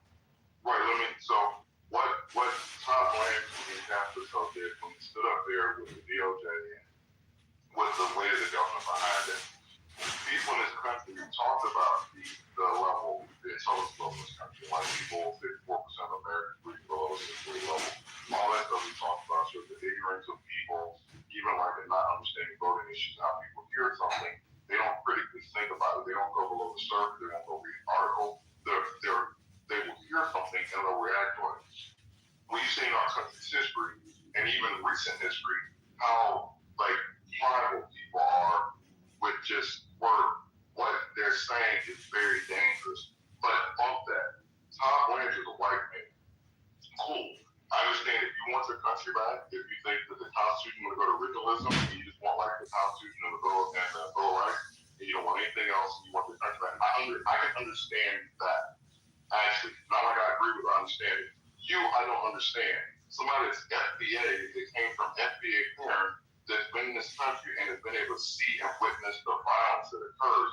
These little things, what you're just playing from Jesse Water and the other guy in the world, that shit is dangerous. You know that's going to have real consequences. So I think Bieber put in the chat, I just saw where he put like that lynching doesn't happen too often. One lynching is too much. So if there was only one lynching in the history of this country, 249 years of America, that would be one too many lynchings. Saying that to say that Omar but can you point and provide evidence that the SP, I don't even want to call them that no more. I can't even say their name anymore. That this group, they have stopped and in the last 10 years lynching. Can you say in the last 10 years that they're out here actually doing the work that they did since 1970? How would they stop the lynching? Can you point that they've stopped a lot of things that are happening? How would they stop the lynching? Because if you have informants, how would they stop the lynching? has spies. They have different ways to spy on people. Again, the FBI has, they were a Project Veritas to Trent Point on steroids. That's what they were. Hold real quick. I'll get off of it and let you on. I was just going to say though, Omar, for you to even come up with these, what does it benefit you? Like I said, you are black. You have black family. I guess you're black, bro. I just told you, being black has nothing to do with this. And my party aside and what's right and wrong, I clearly said that. Hold on. Yeah, listen, do white people get lynched? Do white people have their city bombed out by black people? We going around in mobs and like, did we do a Tulsa on them? Or did we do freaking Atlanta race riots? Are we doing this shit to white people? 2020, I mean, we can go probably find Did we kill a lot of homeless? Did we kill jogging white people in our neighborhoods? When white people live in black neighborhoods, do we go up to them and be like, nigga, get out of here? When we question them to where they live. Was Trayvon Martin, was that a white man? Was the white teenagers have to go through that? Samir Whites, the white kids have to worry about having toy guns or getting shot by the police? Again, they were paying the top people. Then they should get in trouble for that. I'm talking about your black behind here. I'm talking about your black behind here, supporting black people. It's not illegal to pay them. I'm going to have to see how they can, in the restaurant, you can shine this up and make it, illegal to pay somebody in the KKK or pay somebody within a neo-Nazi. But is it wrong to pay the top people? Yes, to me, it's morally wrong. Then they should get in trouble for that. You ever bring members in. They should get in trouble. You'll be black to the day. You'll be black to the day you exit this planet. I just wish you would think about that. Yeah, I'm going to be black to the planet, and I'm going to be black all my life, and I'm going to love black people. But loving black people has nothing to do with this case. You don't show your love for black people for talking up against Mario, real simple question. Why would you pay the top person in the KKK? What would be the reason? I don't know. I can't find a logical reason to pay the top people to infiltrate. Because the top person will know everybody that's in an organization. That's why you pay the top person, because then they can untangle the network and tell you who's who, because these people are often anonymous. Wouldn't that make sense, Omar? So unless you're saying the top person is also in cahoots, is that what you're also trying to? Because if you're paying the top person, that person is probably giving you video, is giving you access. That's right. Yeah, well, this is why you would send somebody to Charlottesville. This is why now. One thing it's gonna be difficult, because it does say they coordinated the transportation to Charlottesville. However, it's not like they knew what would happen at Charlottesville. So it was one person committing the act, or else we really don't know as much about it. But yes, you pay the top person, just like when they were infiltrating the mob. When they had informants on the mob, they paid Sammy Bull Gravano who was number 2 in the FBI, to turn on John Downing and explain the organization down beneath it. So it's actually the FBI. Okay, who's doing this? It's Southern Law. What are you saying? The FBI. We just heard. Yeah. But again, it's not really dumb, because if the Jewish community had infiltrated the nation of Islam to protect themselves, I would understand it. I wouldn't necessarily say it's a great idea because you get found out. But I understand this. You have to understand the Southern Poverty Law Center in the 1980s actually bankrupted the Ku Klux Klan. So they did prevent lynchings. And so to sit here and say, look, I don't want you to ping me on this one. I don't know. Well, somebody did. I don't know. Yeah, I don't know if you thought I was going to be cooking with you on this one, but on this one, I can't believe it. I'm sitting over here with Deborah and Michael. Like I would get off of this because this is my issue.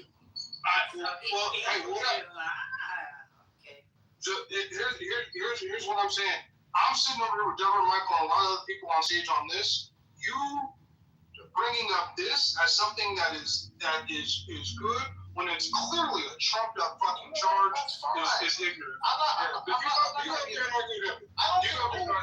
to give handies to just anybody because I like you. I might like you. I'm not gonna always agree with you. I'm gonna disagree with you. That's some bullshit. Like y'all want to do the human centipede thing. Y'all like that shit, y'all. You ain't gonna ever get a motherfucking me stick my head up no one's ass. Who is y'all? Nobody. Y'all want to do the hand? Y'all want to do the hand to reach around? He said he wasn't agreeing with you. He said he wasn't agreeing with you. That's fine. Okay, so then the y'all stop all that y'all stuff. Then he hand about it. That's between you and the rest. It's not serious. It's not serious. Jackals. And I just know RJ can. Please. Yes. Because I got a question. Maybe you'll help. I just want to make a point real quick about the Southern Poverty Law Center since 1971 and what they have done and continue to do. It is more than just fighting and stopping lynchings, even though that was and still remains an issue, not as much as it was earlier in the 20th century, but still an issue. But they lead legal and community-based efforts to topple institutional racism. They stamp out Jim Crow. They unmask white supremacist groups, part of the idea of paying informants, protect civil rights of communities of color, and all other sorts of groups. They do a lot more than just lynching. I think it's very easy for people to fall into or be led down pathways where one example of what the SPLC may have focused on at its origin, and then to use that as a false narrative to say, as it was said in here earlier, well, we don't have as many lynchings anymore, so we don't need them anymore. And that becomes a fallacy that you need to see and avoid. The SPLC has done and continues to do a lot more than just attack lynchings. And that is why these groups are getting help from the FBI, who incidentally came out last year, as I recall, and said they were no longer going to be looking into white supremacist groups and they were going to change their focus. And that's why they're going after the SPLC. I'll land my mic. So who said that I didn't hear no one. Beaver put it in the chat. Oh, I think someone said that on stage. I was supposed to say I read it in the chat, but yeah. It's okay. I thought you might have been accused of me of saying that. My apologies. All right, cool. I have questions. So they're being accused of something.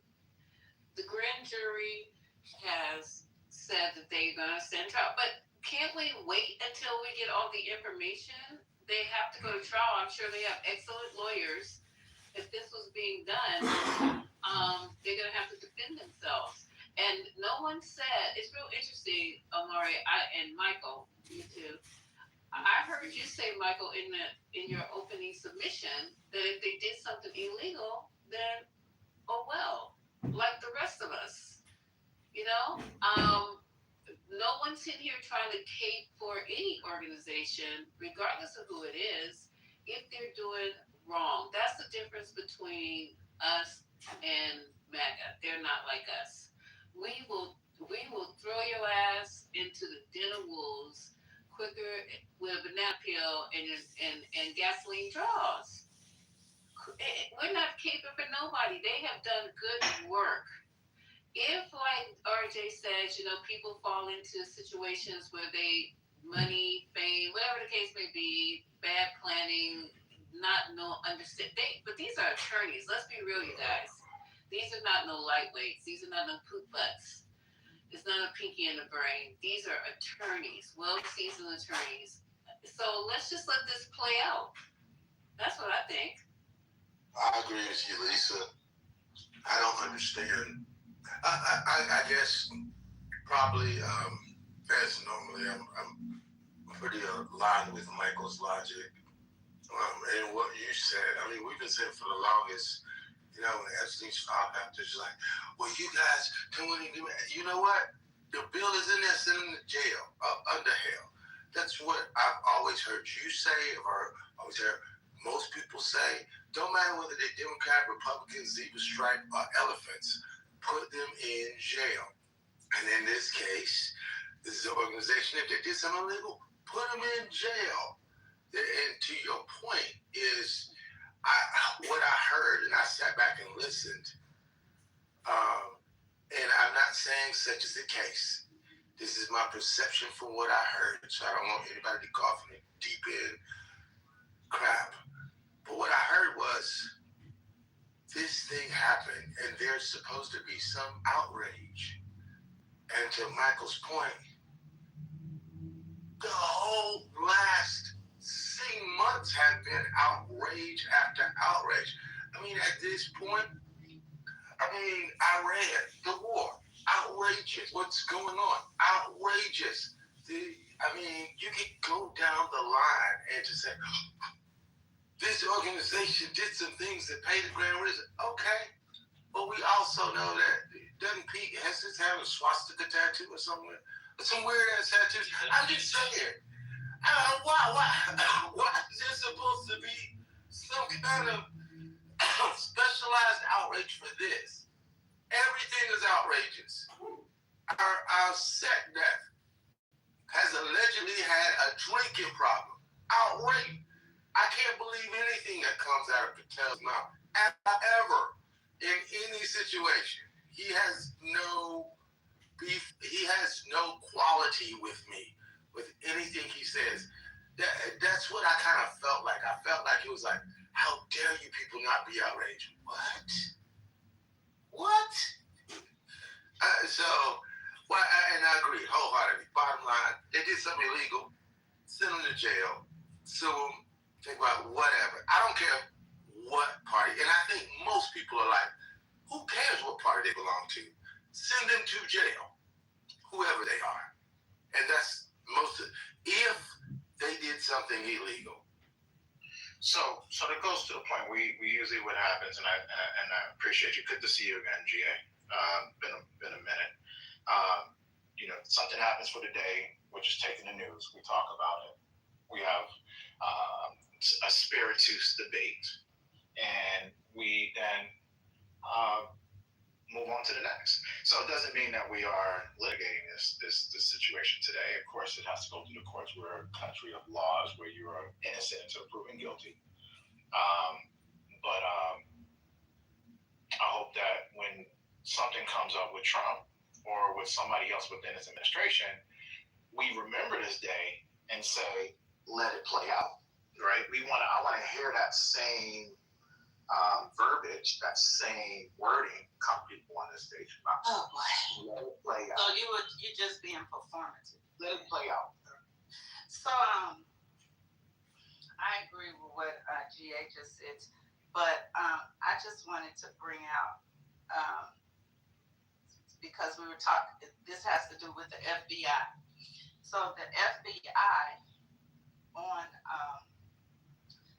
we can't even really respect the FBI or trust the FBI with Cash Patel at the helm, because I'm willing to believe that Jesse Waters was all over this story and so dramatic about it, but he left out the story about what's going on with Cash Patel and his girlfriend, who, so when they were doing these stories on Cash Patel, right, and this girlfriend, in order to write a story, you have to see things happening, right? They're reporting, journalists reporting what they see. So Cash Patel put the FBI, had agents go after the journalist, this female journalist who's reporting, I believe she's with New York Times, who has been responsible for reporting some of these stories that are coming out on Cash Patel and this girl. They are trying to put, what did they call it? Stalking. They're trying to say that she's a stalker, not a reporter. They're looking for ways to have her, they've gone to her home. The FBI has. And they're trying to get a case for stalking against a journalist. But they are actively trying to do that. Are you outraged, Omar? Yeah, I don't have selective outrage like some. So very outraged. There you go. See how easy that is? Yeah, they is, but tomorrow will be different, just like you jumped Okay, well, today is still April 22nd. Yeah, you said it. In our year, Lord 2026. And I'll bring it up when you flip, okay? Grazie. I got one more. Because it hit me as I sat down. How do we know that this didn't prevent a terrorist attack? How do we know that this didn't prevent a Buffalo? How do we know what didn't prevent a terrorist attack? No, Trent's going back and reminiscing on what I said is how can you we don't know. That's why I said can you point to it? Can we point to it? How do we know? Because I don't know if God's going to tell us. How do we know that somebody in the Southern Poverty Law Center wasn't tipped off to someone that was going to commit a Buffalo style mass shooting or attack a synagogue?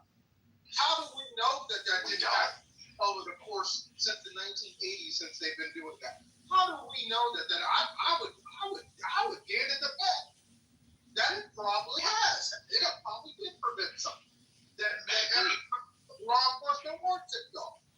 So yeah, I'm just saying, I love you, my brother. I love you. I got you, and I love you like my brother. Even though you could be a little messy, but I love you like my brother. Yeah, we played the Giants tonight, so I'm hyped up. But before we jump off the ship, and let's poverty law center, which for the disadvantaged and for minority communities, LGBTQ, Black folks, and other the disabled, an organization that has really done a lot for a lot of people. Before we jump off the ship and say this was a terrible thing that you've done, how do we know that they didn't prevent a mass tragedy happening to one of our families? I'm just gonna land with that. Yeah, y'all have a good. You have a blessed night. We don't know. I would like to see the value add that they have done, and since I'm talking about post-Trump. I know y'all like to go back into the good old days, and yes, we love SPLC, but we talking about post-Trump, right? We're looking at post-Trump, what they've been involved in. We do know Charlottesville has been one of the things that has been the biggest news story of stories, even so to this day. It's the reason why I think someone said Joe Biden ran Charlottesville.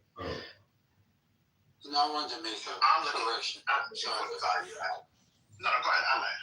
I'm not sure what value it means, but I did want to make the correction. I said last time that the FBI stopped investigating. I was wrong. It was the Department of Justice. When Trump's people came back into the administration, one of the first things they did is eviscerate the Civil Rights Division of the Department of Justice. I think 70 to 75% of those lawyers got scrapped.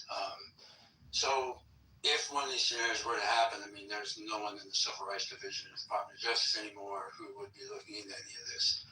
Maybe it'd be good for the SPLC, which, from what I understand, is a private institution held up by donors. I'm not sure what the value add thing means. I think it shows plenty of value to those who support it and those who are defended by it. I think that value is self-evident. I would also say that with this administration, given that track record, it's pretty clear what their aim is here, not only going after these folks, but also having a story to tell to propagandists like Jesse Waters who cut his teeth running around sticking cameras in people's faces for Bill O'Reilly.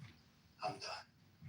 So I have a question about FBI and crime department and a crime that committed since the FBI is the crime. Who was that just finished talking? That was Brother RJ. Thank you, RJ. I think Arthur had a question. I don't know. Is this question strictly for me? I don't want it to be about me. Can you ask somebody else on stage a question?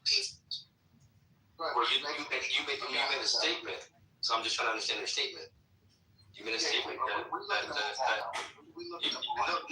looking to move on.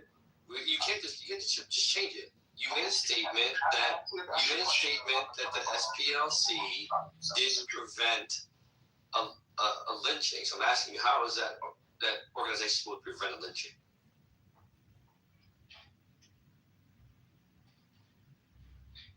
He called himself. That's great. Okay, I'm sure everybody, welcome to 420, your room. We're kitchen table talk, backyard barbecue, cookout talk. Listen, I'm just reading up on the Southern Poverty Law Center, and I'm sure everybody here knows what it is. If by now they probably Googled, you guys have Googled if you don't know exactly what it is, but just real quickly and briefly, the Southern Poverty Law Center was founded by civil rights lawyer Morris Dees, Joseph L. Levin in August 1971 as a legal clinic originally focused on issues such as fighting poverty, racial discrimination, and the death penalty in the U.S. Dees asked civil rights leader Julian Bond to serve as president, a largely honorary position. He resigned that position in 1979, 8 years later, but remained on the board of directors until his death in 2015. So Dees and the SPLC began filing lawsuits against the Ku Klux Klan chapters and similar organizations for monetary damages on behalf of their victims. The favorable verdicts from these suits served to bankrupt the KKK and other targeted organizations. Let's see what else. It's just so with that in mind, just a little information on them. This would be a sad thing, and I hope that it's true, because everything that the grand jury indicts doesn't mean that it's a guilty verdict. We all know that. And what do they say? The grand jury can indict a ham sandwich. So let's see. Let's just see. So, and as far as us jumping up and down with something happening with the Trump administration, giving them the same leverage, I agree with that, Omari, but I don't think, like, if somebody came up, for example, we've been talking about the last few days about Cash Patel being an alcoholic, right? And you see what he's doing. He's denying it. He's going to try to sue the Atlantic. He's going to take it the Trump route about denying until either people get tired of it or he has to actually give in when the lawsuit comes to fruition and they have to get discovery. We just let you guys just self-implode. I'll be worried about trying to say, yep.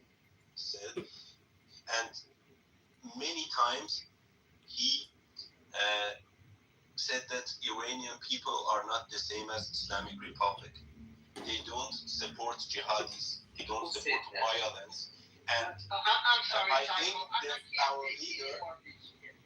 This is just too much. I know, but Bob, let him finish. Let's have a light guy finish. Bob, please let him finish. It's okay. Bob, it's okay. Please let him finish. I'm gonna Taco after this gentleman. Okay, I'll go on you and I'll let you go into conversations. Okay, go ahead, Reza, go ahead. And we just started our revolution. 40,000 people killed on the street, innocent people on the street. And you know, our leader is not Trump, our leader is not Bibi. And we will destroy the Islamic Republic. And I think you know that most people in Iran, outside of Iran, or in Iran, don't support the Islamic Republic. And they want a revolution. They want the whole change, not a reform. If America and Israel want this reform, it's not important for us. I think we just want a revolution because of we don't support any reform. We know that these people that killed 40,000 people and they support them, they support IRGC, can't be our leaders for the reform. I myself support resolution, but I'm not a dictator.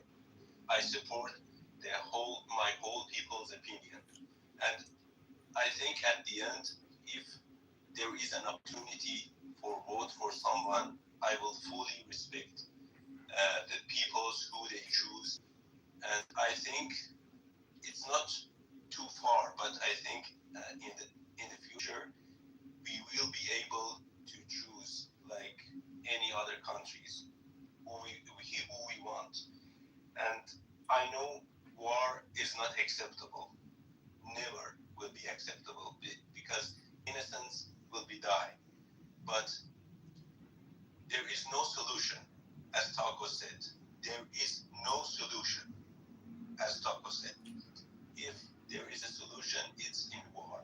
I know it's a bad choice. I know it's a hard choice. It's not a choice. It's our only choice. Because it's not your only choice. It's not a choice to begin with. I just asked Taco if there is a solution. He said he doesn't know the solution. So there is no solution. War is not a solution. War is not a solution.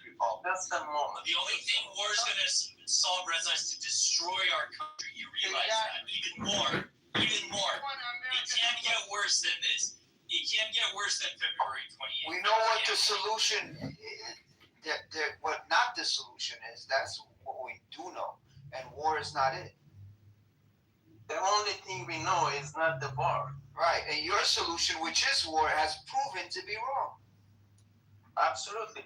So, Reza, you are saying that the war is not acceptable, but you support Trump bombing Iran? How come you are saying this and then you are supporting Trump? I said it's not acceptable, but it's a hard choice, but only choice. No, but why not?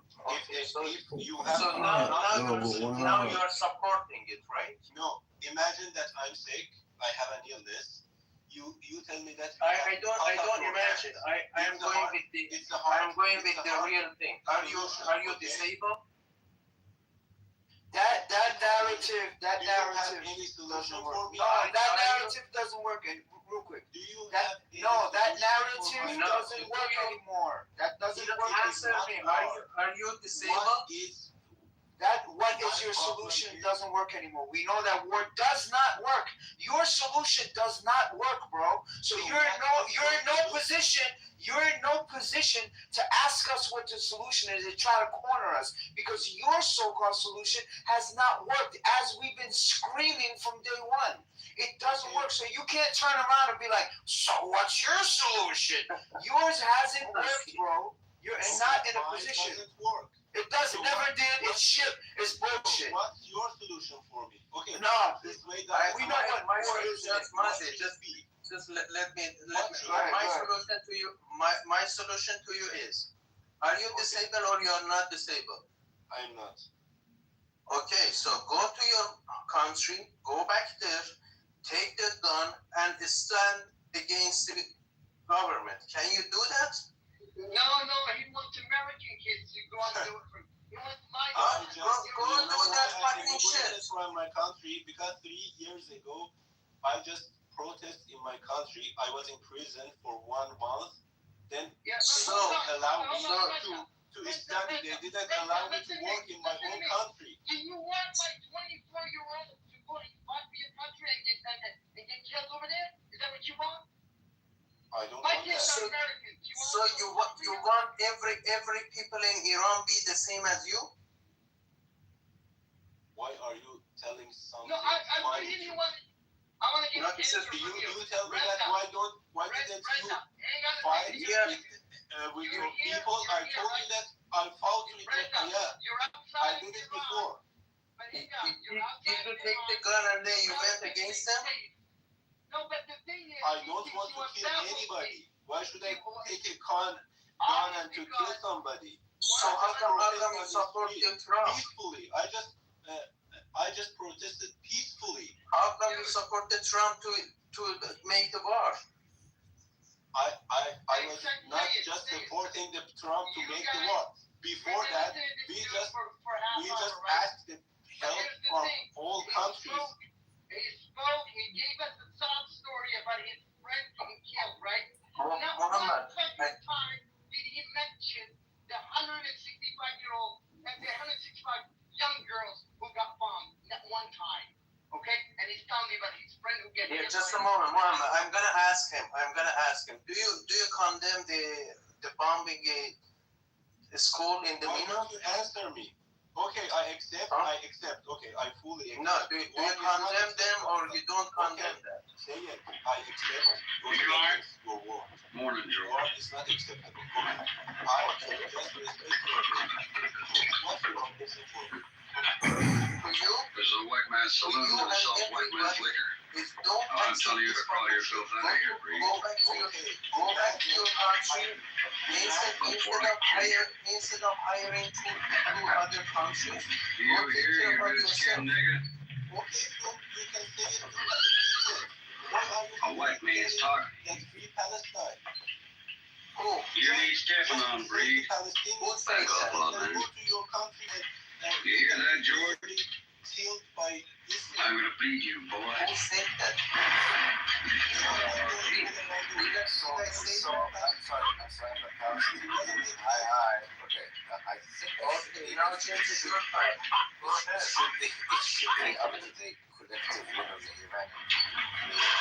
Sexual is calling my name. Gives on the recliner with the towel. Me those cushions deep as the ocean. People, characters like you who advocate for the destruction of their country, the killing of their leadership, and aligning with an evil power like Israel to come and free you, condemn Israel or traumatize your interests at heart. And again, advocate for be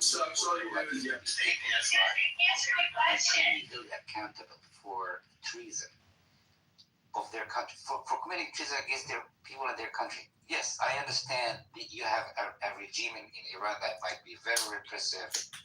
It's the future of a country it's the future of a country at stake. Characters like you should not have a say in the future of a great place like Iran, because your thought is a very narrow way of putting things together. Because I understand you might have suffered at the hands of the regime because you said something or you protested, but to call for the destruction of your country and the killing of your leaders, of the leaders of Iran, is just an atrocious fucking thing to do. Okay, period.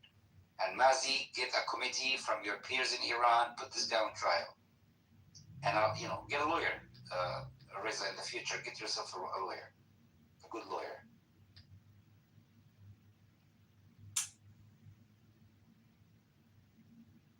Are you done?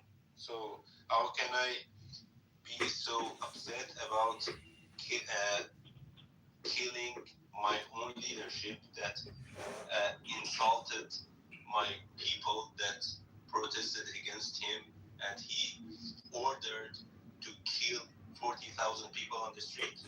Why shouldn't I be so upset? You can be upset all you want to be. I understand. But you cannot align yourself with a destructive, with an enemy with an evil power like Israel and America to come and destroy your country, thinking that they are doing this for you, the benefit of the Iranian people. Mm-hmm. You think Trump is sitting down thinking about you and your family and the future of the Iranian people, or Israel is? You think so? If you are this naive, thinking this way, then I have no sympathy for you. I'm sorry. Okay, your problem is why Israel and America helped Iranian people. I think it was not important for us. Whoever could it be?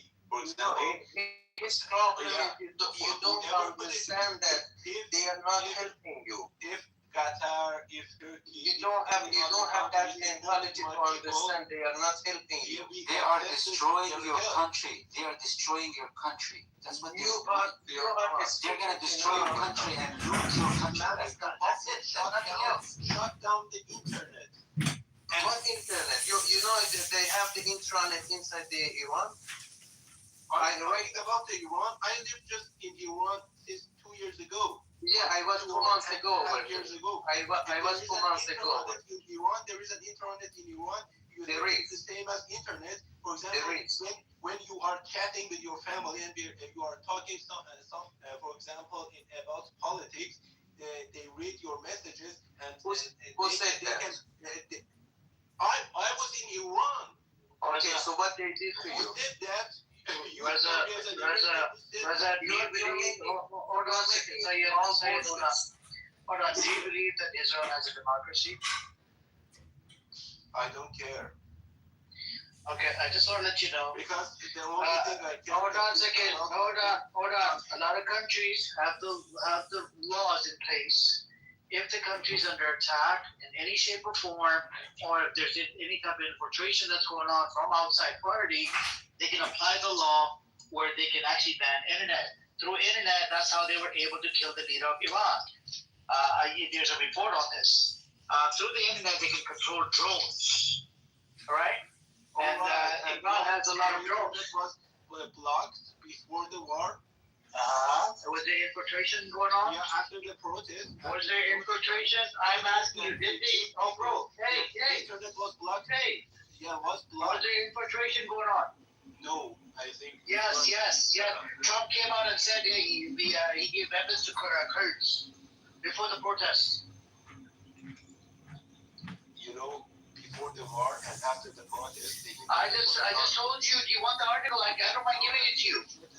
This is an idiot. This guy was right. Such an intellectually dishonest piece of shit, man. Oh my God. This is the problem with you. You're suffering from cognitive dissonance. Do you understand what that means? You're just like a Zionist scumbag that denies everything. If I throw you all types of sources, how many times has America infiltrated in your internal affairs? Many, many times. Not just America. I'm talking about the West, British America. Oh, and including Mossad.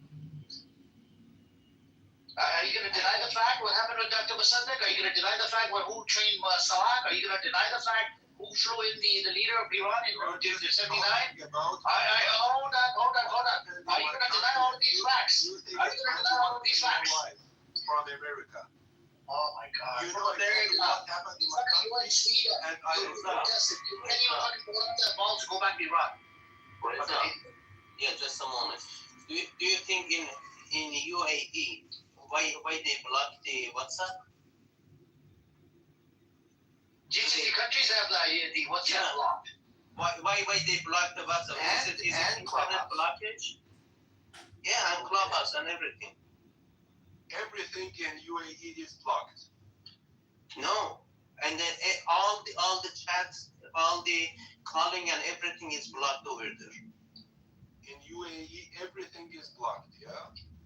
You don't understand. I told about WhatsApp and Mazi told about Clubhouse, not everything. Okay, WhatsApp and Clubhouse. Okay. But Telegram is blocked. in Iran since Telegram was blocked at one point. I accepted. Yeah, but okay. Do you know some of the countries had Telegram blocked? Like there was France, Australia. Yes. There's other. Did you know about this? Yeah, I know, but why was it blocked? Why was it blocked? Why it's not blocked? It's not. Even FaceTime for us iPhone users. This doesn't apply to you. There was no war. Why did they put a block on Telegram? Yeah, why? And FaceTime. Like everything. You're such an idiot, bro. You don't have any fucking talking points. You're just talking out of your asshole right now. about to say only. You just talk for the sake of talking. Shut down the internet. Also, the internet. I just gave you give me a better argument. I just told you if there's infiltration going on inside any country, and I put examples out there. You know, I asked one question. They're all motivated by revenge. That's all. He doesn't give a fuck. Bro, it's not a fucking revenge. It's just a retardness. This guy is a retard, motherfucker. You know, you cannot wake up the people who want to sleep. They has nothing to do with it. I'll tell you this, Muhammad. I'll guarantee you this. If this regime, right? If this regime behaves normally, like in the GCC countries, I lived over there. The people over there are happy. They're getting incentives, benefits, no sanction. People can move freely. If this was to happen, the same fucking regime that these motherfuckers are, telling, we need to go, we're talking about revenge. It has nothing to do with the revenge. These motherfuckers will be the same one. They'll be like, yeah, we're happy now. We're happy now. You know what they did in Bahrain? They execute the people, the protesters. Bet on Israel and America to come and save you is betting on the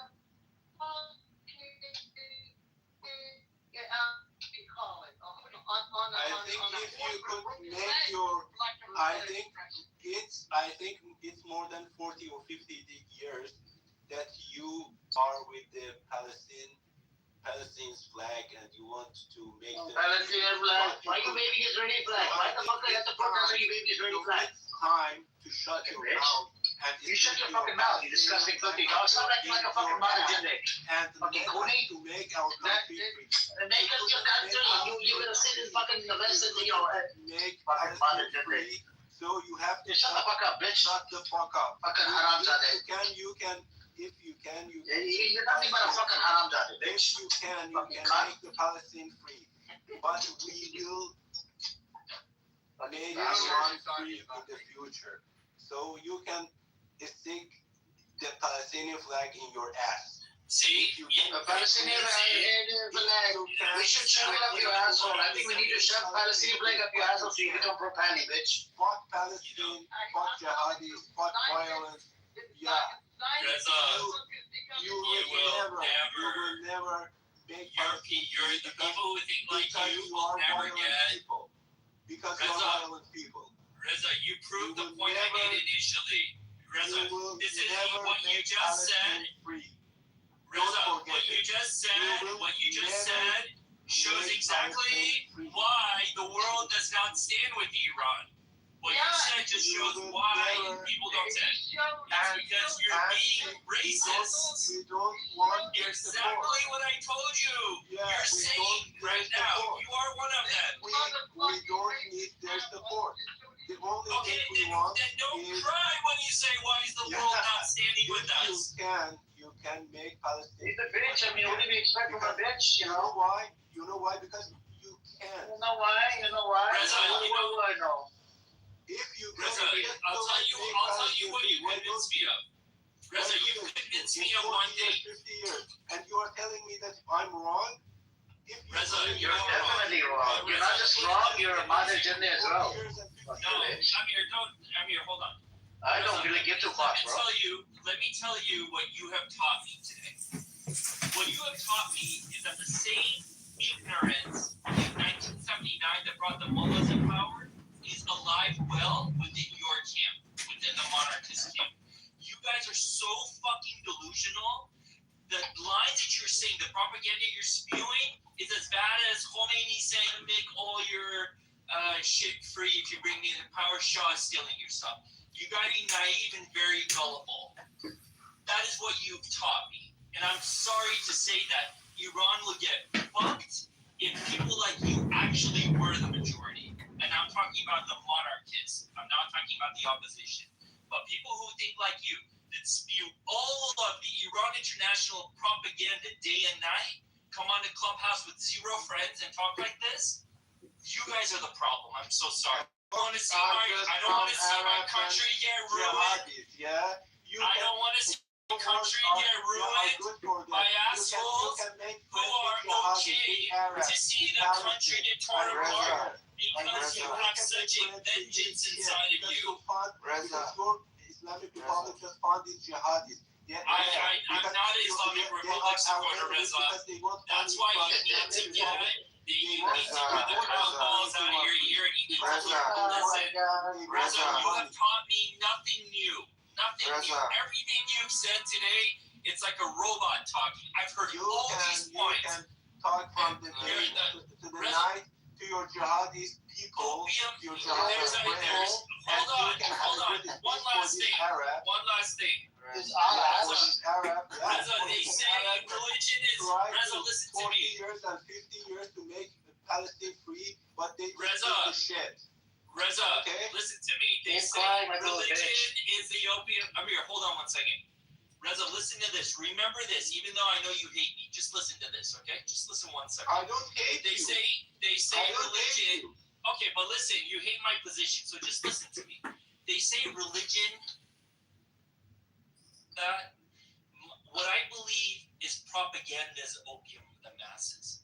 Because what propaganda does that religion cannot. Religion only convinces those who can believe in religion. You can't convince the you can't convince the enough. Propaganda affects those people who are religious and non-religious. And so sorry that after 50-something days since this has started, that you guys actually still believe that there's a chance that what America and Israel are doing will even set the stage for a referendum vote to happen. But I want you to think of one thing. Let's say even if it gets there, you still have approximately 10 to 18 million Iranians in Iran that I don't support, but those people support the Islamic Republic regime that you're still going to have to deal with. What are you going to do? Are you going to murder all of them? Are you going to murder all of them as well? Those are people that you have to live side by side with. Reza, they can't all be exterminated. You can't do a second Holocaust and kill all those people.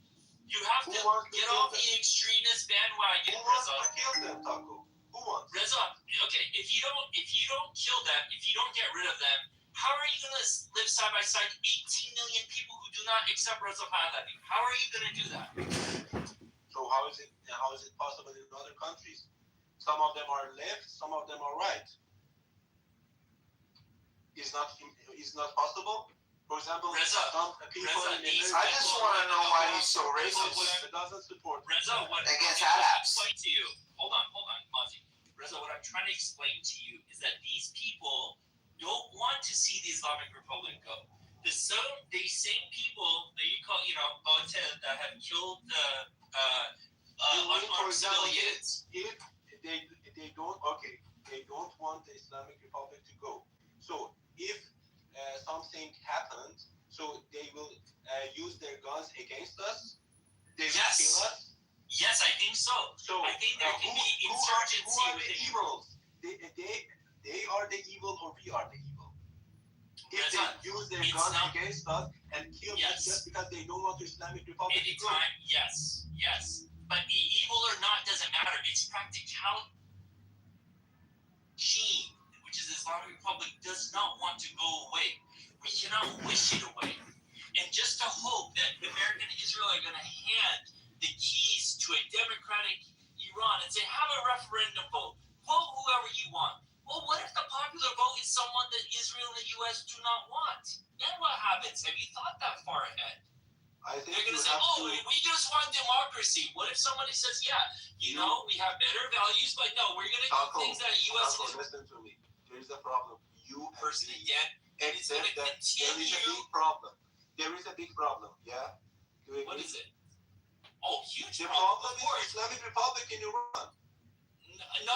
It is, but it's also, Reza, you understand. Reza, Do you agree? I agree, but I don't agree that it's the only problem. It's not the only problem. Here we go with what's your solution, Reza? I'm telling you, war is not the solution. It can never be the solution. Okay, Do you understand? what's your solution? Everything. Most places in Arizona. Oh yeah, dude. So I was stationed in Twilight Palms for 8 years, and then when I renewed my contract, I went as a recruiter for 2 years, and so my first post was Bridgeport, Connecticut. Second post was Elk Grove, Illinois, and when I transitioned. After I transitioned out of that, I got transitioned into North Carolina, and then where else? Cherry Point as well.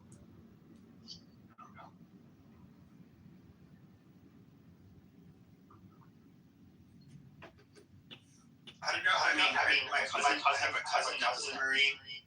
My dad, he's a veteran, but he was in the Army, and he doesn't hate Marines or anything like that. He just, I don't know what it is, just kind of like they make fun of you. There's like an old dude, like 30 years ago. We were in like Eddie Bauer, and my dad said something like, it's kind of like the ones in the Army. He's like, oh, this old dude came up and he's like, yeah, we didn't have those in the Marines because we didn't get lost. I'm like talking shit to my dad. It's just internal bickering. I mean, stateside, we'll poke each other up, we'll make fun of each other. But, in reality, when you get in country or you're entwined with each other, you have respect for each other. You do, in country. But, if you're on garrison shit, we're going to make fun of them. Like Navy jokes, Army jokes. Like, I used to tell my brother, he's in the Army as well. And I used to joke with him. I was like, what's the instructional manual for 11 Bravo, which is infantry units, right? And he goes, what do you mean? What's the first page? For rules of engagement, call the Marine Corps. Stupid shit like that. You know what I mean? So, but no, other than that, dude, freaking. I've been putting up windows today, and I just got done with putting exterior windows. All right, we get it. Star Wars, fuck you, bro. I could hear that part. You were you're actually barely had good pitch, so that's good. Bro, speaking of Star Wars, have you seen that fucking AI fucking Star Wars? There's a new Mandalorian movie fucking with sing off whatever they. Grogu. It's supposed to come out this year. Yeah. I tell you what, it's been pretty fucking dead on Clubhouse, dude. Freaking. It's either you go to chillism and watch people just like crash out amongst each other, or you go elsewhere and you're just like, fuck. You kind of have like the reverse of what you had. So you have like all of these left-leaning rooms, but they're largely still like black. Like a lot of them are mostly black on here, and they just like bitch about Trump, which is fine. Yeah, it's about all the time. But it's just like super. That's boring. the only thing that's free right now, Pepe. Oh, Pepe, you should try out the new thing that we're doing with BB and Rafi, and you should say that the Jews orchestrate all global events and run the world. Amazing. But I was gonna say, ask him if they do. Okay, fine. But I was Rafi gonna said say, he's gonna. Okay, let me say something. Rafi wanted to. He had to order food, and I was saying, like Rafi, it's quite a bit different here. Like we don't have people that you could pick out outwardly as being Jewish. To be frank, like a lot of the people here came from the Northeast, and Italians and Jews at times you can't perfectly pick them apart, and they both have the same accents, and from New York, and big noses. Yes, big, of course, and curly hair and all of that stuff. But you do get like money. Good with money. Yeah, the Jews. No, the Jews are better with money. The Jews are better with money. There's a reason they had like Bugsy Siegel and the Jews basically run Vegas, run the casinos in Cuba, in Las Vegas, as opposed to Italians running it. They're just not built that way. They're not smart enough. But with that being said, no, like you see people, like you do see certain parts of Scottsdale. You do see people wearing. I can't pick the different Orthodox people apart from each other, so I don't know what they are. I'll just call them Orthodox men. But you do have like these large Jewish centers where you see like little kids in their kippahs bicycling to the centers, and nobody fucks with them here, which is good. Hey, I gotta. You're just as likely to get shot by a Jew here as you are by anybody else. But you have to understand, nobody fucks with Jews here too. If there's a group of them meeting somewhere and they're all protesting, yeah, you wanna avoid it. But if one fucking pussy's walking by himself, he's not gonna do shit because he's a pussy. When they're by themselves, they're only big in numbers. Protests don't happen every single day, so they don't show up in numbers. Then they go back and hiding in their mother's basements.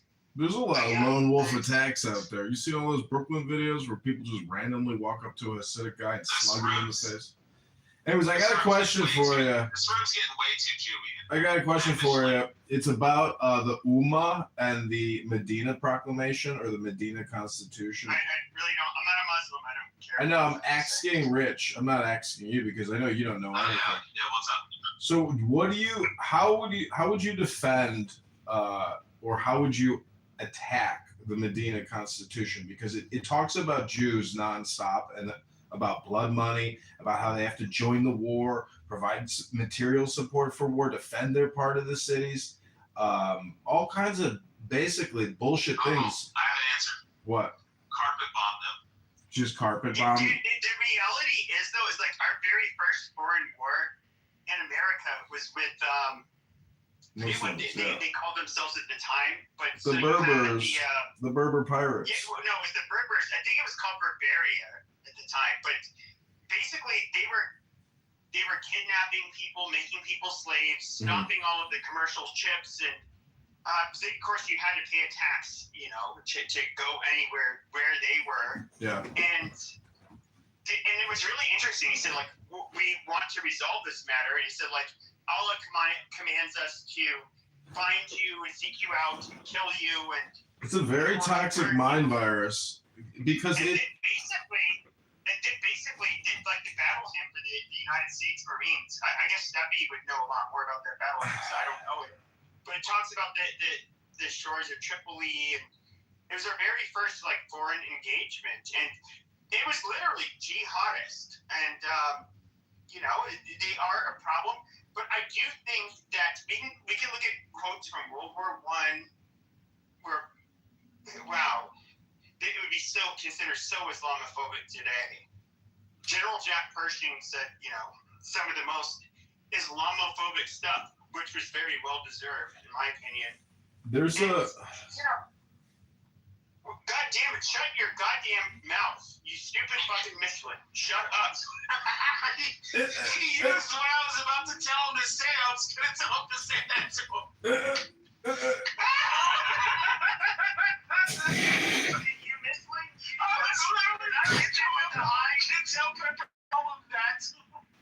But he calls himself that, so that's fine. Great minds think alike. Well, see, this is the thing about Islam. Wow. Okay, shut up. Hello? All that was being said is that these people, I understand after October 7th, like a lot of Muslims have been trying to say, like, oh, look, bro, we're just like you guys, bro. Yeah, dude, if it wasn't for these Jews, bro, we'd be fine. We love Christians, bro. Oh, just attack Israel, bro. And then it's just like, oh, wait, hold on. Let's fast forward through history. Oh, yeah, never mind. You guys genocide and fucking conquer everybody that you fucking meet and fucking hate everybody that you meet. Now, not buying it, but this is what they're doing. I mean, you can't, and I'm critical of Israel, and I think that's perfectly fine.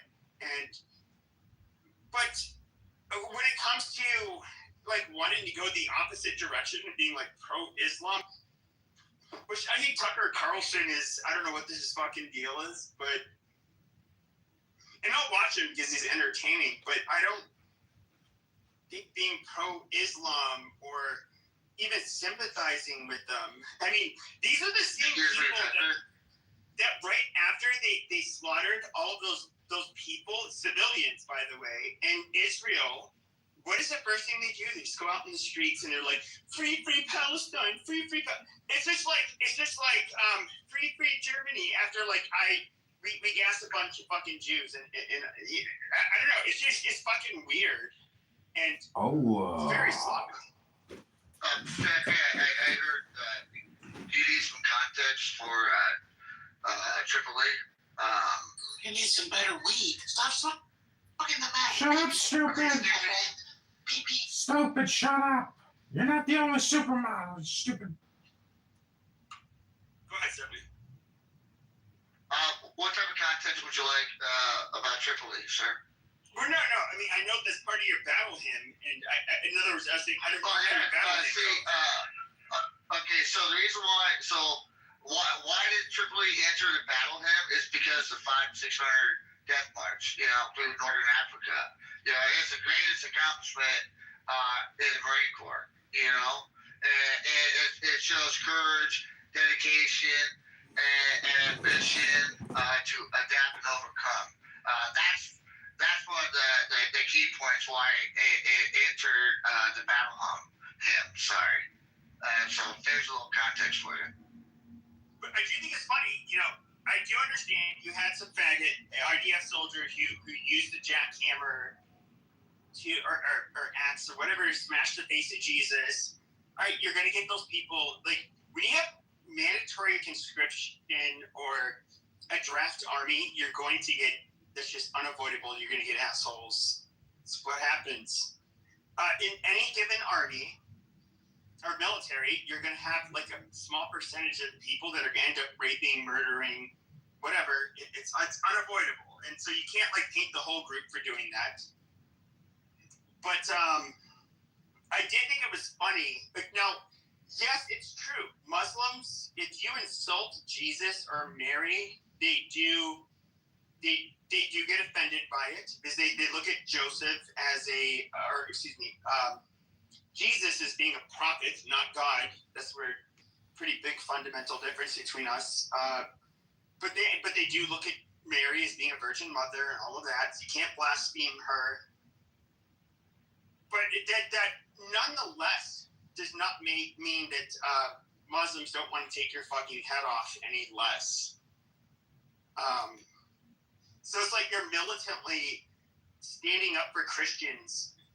You think, but they're only doing it for their religious purposes, not to stick up for Christians. Because at the end of the day, they do not believe Jesus is the same person Christians believe. Pepe,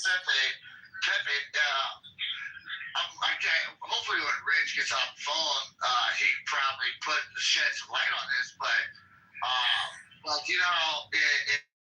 in Christianity, we say we're the children of God, well, I was told, and once again, I was told that in Allah looks at children, the believers of Islam as slaves to God. And I might be fairly badly, paraphrasing, but I would say at least over a handful of Muslims that have left their religion and transitioned to Christianity made the statement because the word that they say means slave to God, slave to God instead of the children of God. Rich, are you off the phone, my guy? I am now. Thank you. Can you help me out with something?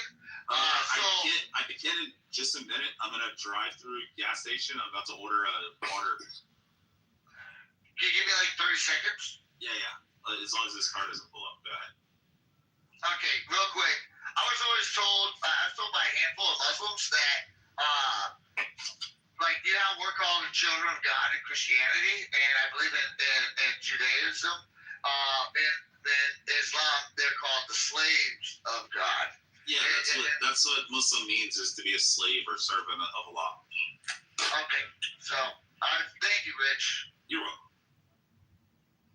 But Christianity is different, though. The thing is, though, is Christianity, even if you're a person that's not a Christian, like, we're all children of God. So, like, Jews, exactly, and Muslims, like, we're not. And this is where this has to deal with Mohammedan law. But I think this is where, like, a lot of people get confused when it comes to, like, the Pope.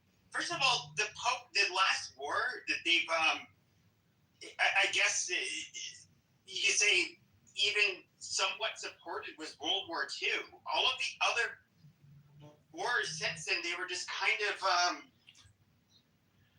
they were just like, oh, no, don't do that. We need peace. We need dialogue.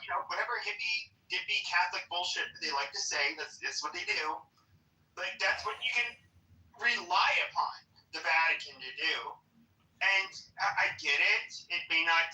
There's a lot of things where I disagree with the Vatican, like where they think we're all children of God, therefore we should let them flood into our fucking Pepe, country. Nazis. Suck my fucking dick. And our last pope that perished, he said that it's a grave sin to be xenophobic and not to want foreigners in your land. And I'm just like, well, fuck you. I'm a grave sinner. Suck my dick. Pepe. That's how I felt. Pepe, the Nazis didn't march around with crucifixes. They marched around with swastikas. And if you look at the philosophy of the swastika, it's obvious that it's too much. They self-destructed and destroyed themselves. The West came in and obliterated them and dissolved the entire country. I mean, there was nothing left, and it split down the middle. They removed all the bell tower. They removed the crucifixes. They believe that Jesus was not a Jew; he's actually an Aryan. Yeah, they absolutely destroyed the religion. The thing is, though, is that the elites in Germany, which, by the way, were actively trying to have them kill, Hitler and his ilk killed, were largely Catholic. They were the first people to really be gotten rid of in this power struggle. Jews are very, like, it's kind of weird. So you can look at, like, Anna Kasparian, and you can look at Nick Fuentes, people with very different foundational beliefs, ideologically and politically. And there is, Jews are, well, I'll say this. Ashkenazi Jews are rather intelligent and successful and industrious, and you're welcome. If you can, they are like an easy group to scapegoat, to blame everything on from both the left and the right wing standpoint. The left look at it like, yeah, this goddamn Jew, these Jew elites and what they're doing to us, like, fuck them, and yada yada yada. And you get the same thing from, like, a right wing perspective, where they are going. And to be fair, the Jewish right wingers are kind of the same way, where it's like they do want to make sure that it's leadership is in house. They're not really that fond of supporting different groups. But you're gonna get the right wingers. You're just gonna be like, yeah, I know. Fuck these Jews. They shouldn't be running or dictating anything. And yeah, a lot of them are rich and they're. Yeah, well, that's what the Muslims say. It's bleeding into populism.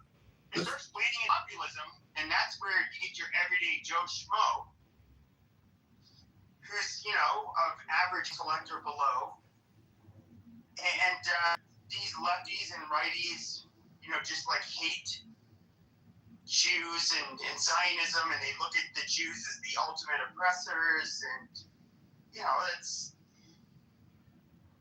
that's that. I mean, it is. There is like I would say like 95% of the anti-Semitism that you see is like super low IQ.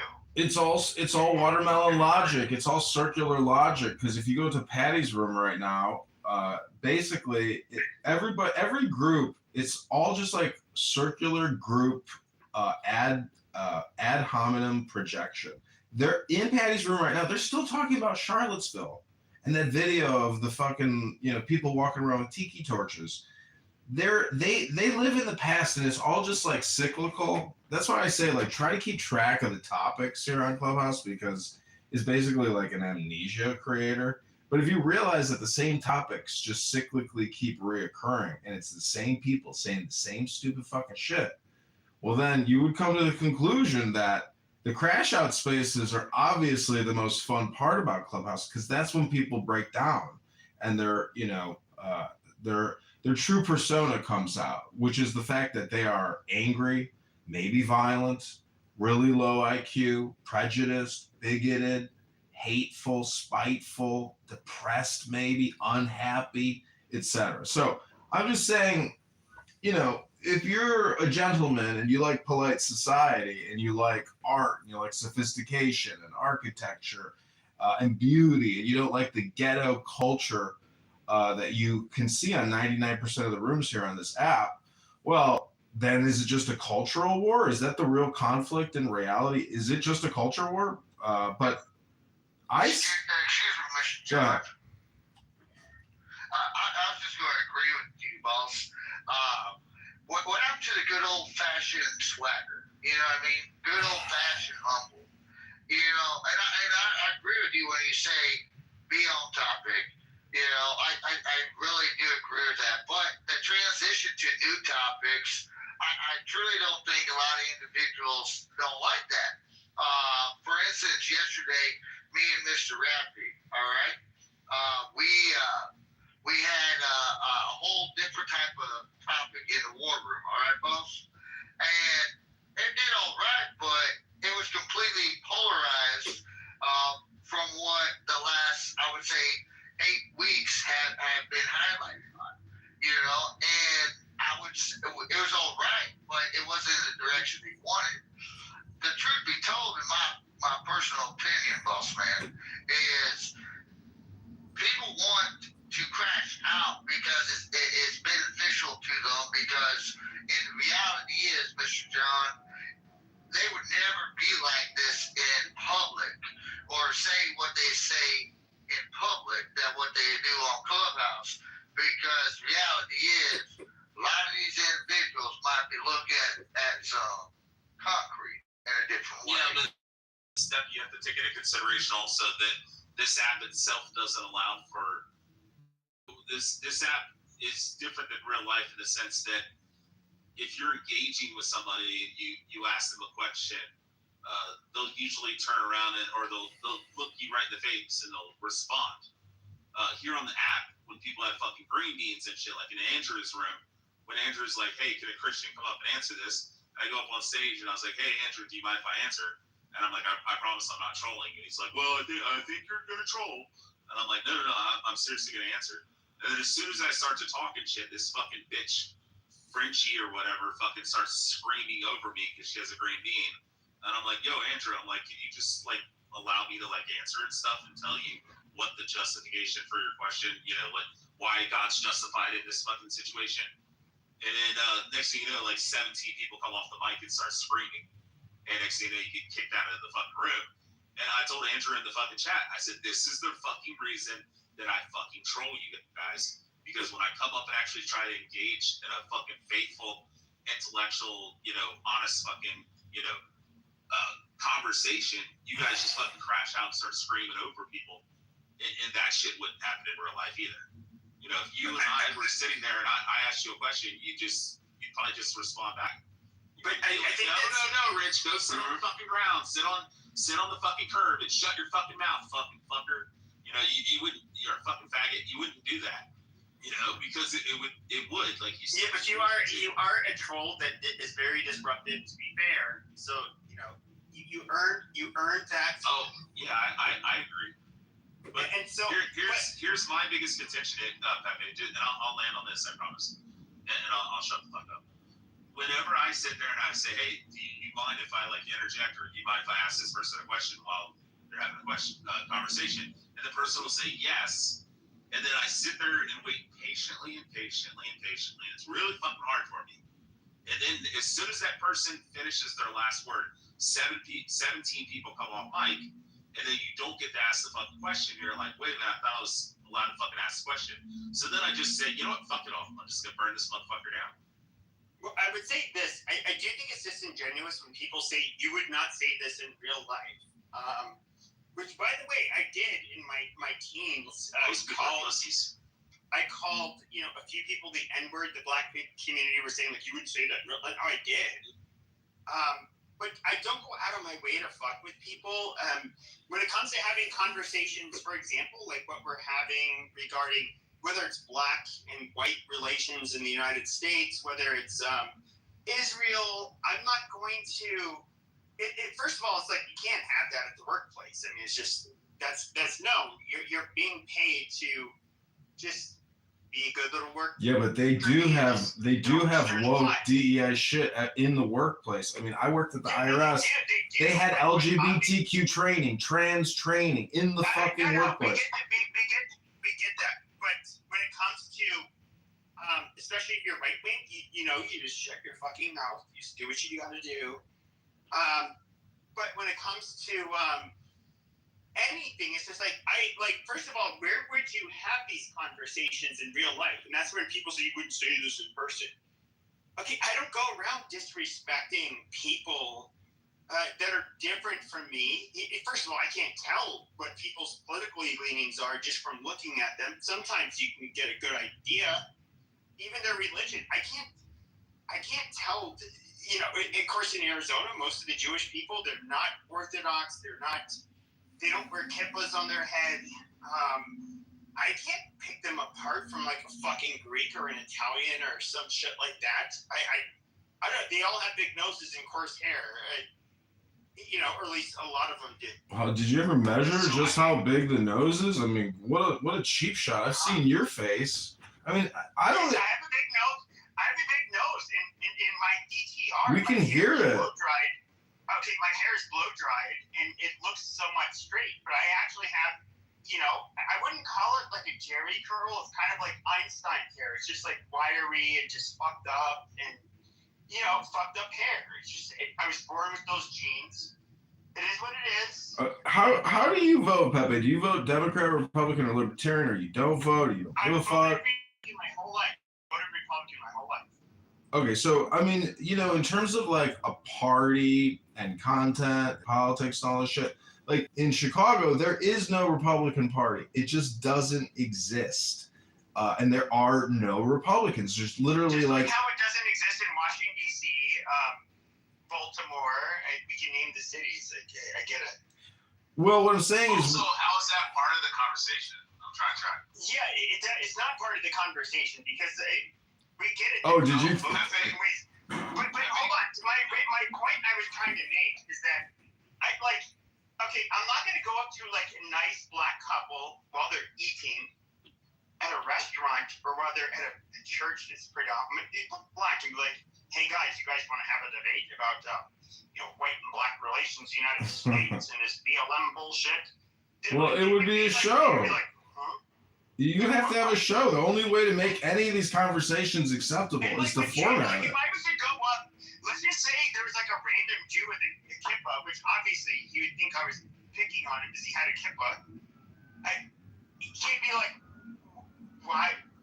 I'm just shopping, bro. Like, why are you fucking questioning me? Like, just oh yeah, the majority of people think that we're fucking crazy if they were to see us on here. Yeah. This is a weird thing. You were talking about we have our debates online, and this is like, okay, we're having the debates online for a reason. This is where people come to have the debates. Okay, look at what black people say on this fucking app and have been saying for years. I've never had a black person come up to me and start bitching about why I owe them reparations, about how we're fucking cave creatures that smell like wet dogs that are, you know, just like whatever the fucking shit that they say. Like, I've never had that happen. I'm you know, I would like to commend John Kitover, because I think it was about 2 years ago, John heard me crashing out saying the N-word, and then he like texted me and he's like, or called me and he's like, bro, what the fuck happened? You know, why do you gotta use that kind of language? And then like every time I come on here anymore, it's John on the app, you know, just screaming at black people, calling a bunch of porch monkeys and shit. No. You can't pull those ways. You're such a fucker. You're so funny. You're so funny.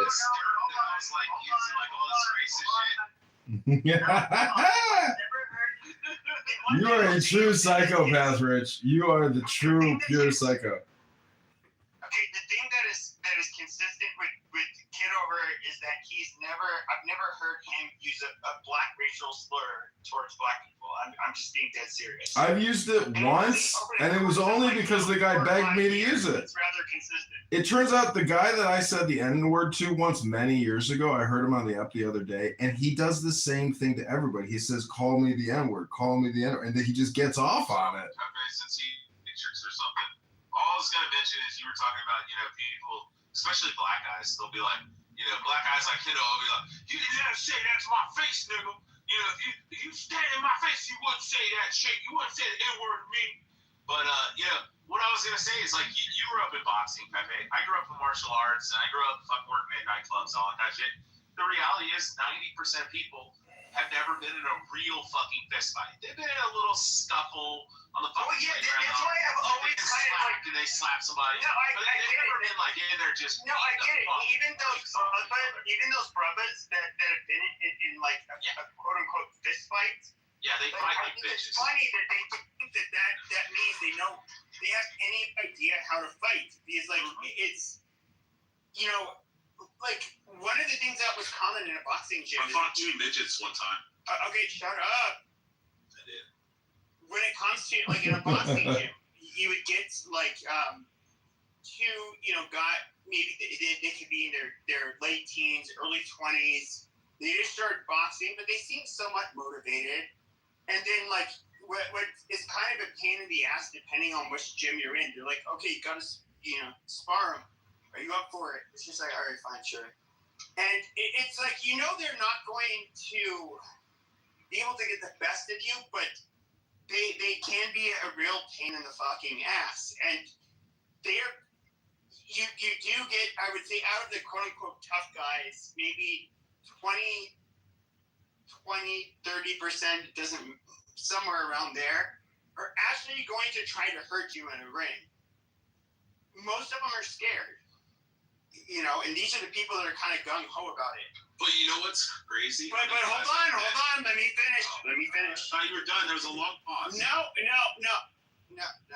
And so, the reason I would have somebody like me is it's just like, okay, well, you know, try, it's basically so that you can, they're not going to really be able to hit you. Most of them will blow their wad, you know, within the first 3-minute round. They'll be tired, they'll be exhausted, and then you can just hit them with counter shots, you know, just like the jab, that kind of shit. And then just like a jab, mind you, that is where I would say close to 90% of them, of that small 30 to 40% that are actually willing to fight, they're just kind of like, oh shit. You get actually hit back, and that completely disrupts like everything you thought was going to happen in the ring. And you know, most boxing gyms, so if they have a competitive amateur, what were the other flavors? If they have boxers that are basically competitive in different tournaments and all No, that just stuff. need the chambers Even still, of they often people. have I was like gonna tell they you would just have them box just somebody welcome. like People me coming in. or whatever person Yeah. has more experience. Nice to see you all. And People sometimes follow me around. I was following you around tonight, but you didn't seem to find anywhere to stay. I was following you for like 20 minutes. Oh, you're very welcome. No, I was. They were gonna have one of their amateur conversations. Eleanor has me blind.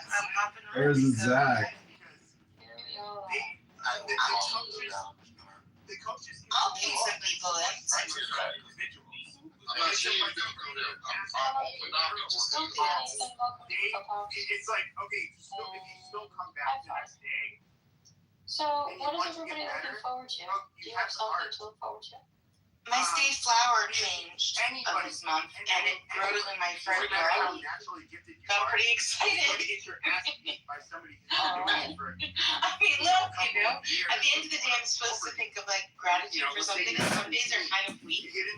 So, I'm going with state flower. What do you think? It's a magnolia. Oh, that's a beautiful flower. Yeah, it's A, beautiful, and B, it smells extraordinary.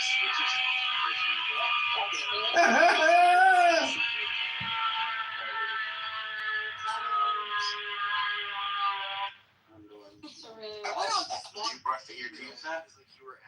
No, some guy named Trevor that came in. Trevor. Hi, Ibrahim. Hi, Jay. J-Lo. Oh, hey, What about anyone else? Sangra, I don't remember what Nathan. the original fucking Welcome to Clubhouse, Nathan. I'm eating right now, but yeah, Are you new, Nathan?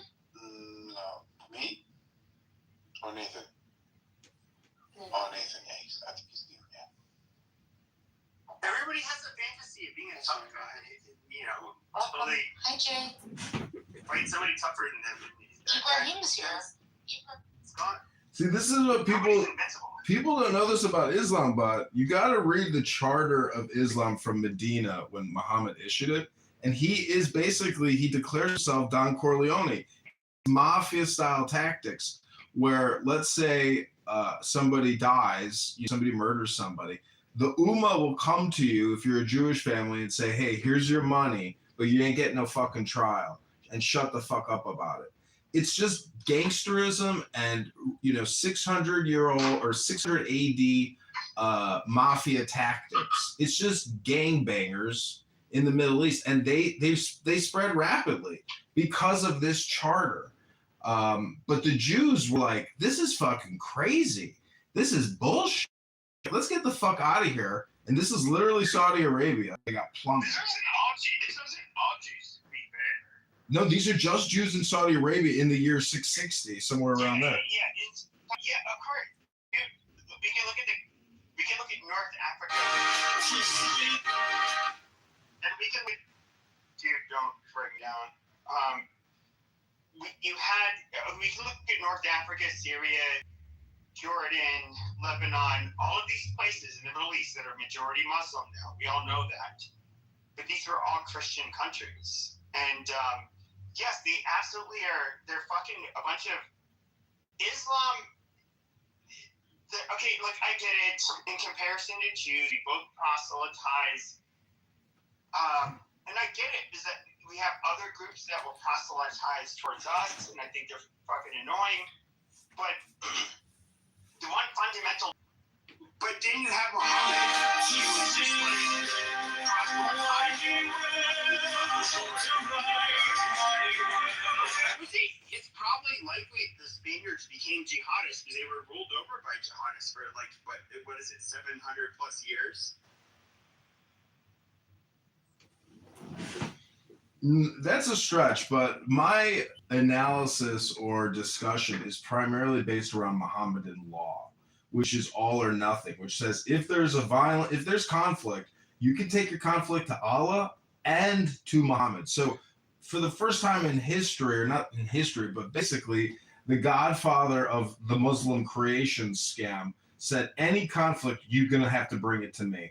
not to anybody else. There will be no other adjudicators. So it's a fascist organization. It's not constant. It's not. There You don't think Judah? Well, hold on. So I'm not a very religious person, but I can look at Christianity and Judaism, especially going back, and it doesn't read. You have fascists in every group. I get it, but when you read the Ten Commandments and you compare that charter to the Charter of Medina, it's like light and day, meaning that the Ten Commandments is like the those tablets of society. What are they called? Like the first Hammurabi's tablets. So it's like an innovation in jurisprudence and law. It's women. Mohammedan law guarantees that you have concubines, that you have slave women, that you're it's a fucked up, sick mafia organization. And I, for one, am so glad that Donald Trump decided to attack one of the biggest cultural and religious mafia gangs on the planet. Thank God for Donald Trump. You see, most of us Americans, at least on the right, the overwhelming majority of us, would love to see the IRGC just decimated. All of these fucking mullahs and whatever, fuck whatever Islamic beliefs they have. I really do not care when it comes into this calculus. However, it's okay. We attack them. The problem is that are we going to be able to actually change the direction of the country? You now have people that are in power that don't really see much better than the old guard, and I don't know if they're going to be any less likely to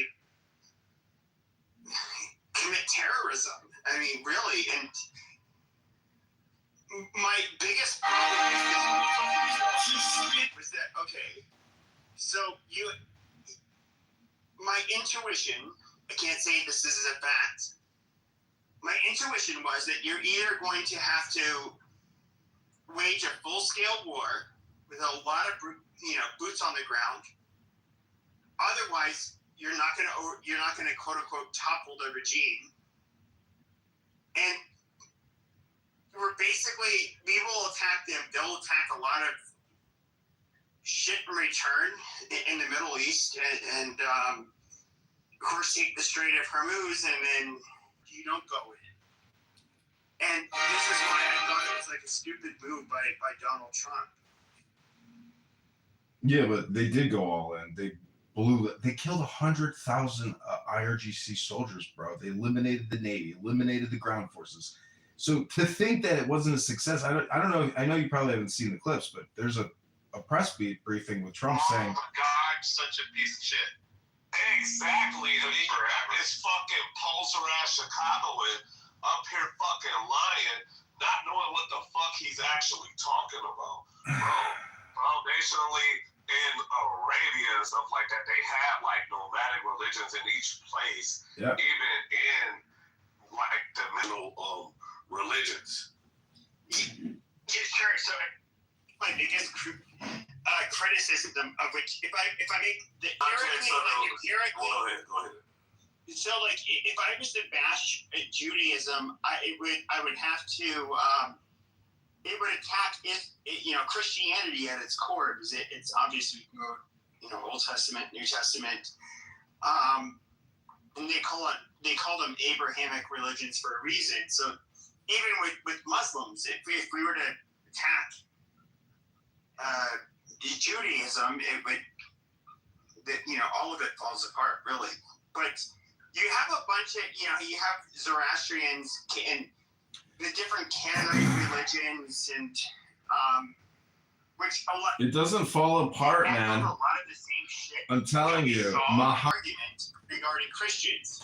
How do we know that, like, Jesus? You can't. It's totally different, and I'm telling. It's totally different, and I'm only.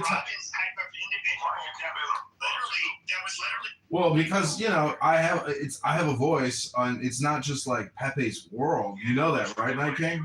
It's the fucking lightweight too, bro. Like this is Pepe's room, bitch. Yeah, I know it's Pepe's room. Your fake white ass down and let the top left say his fucking words and get his boss out.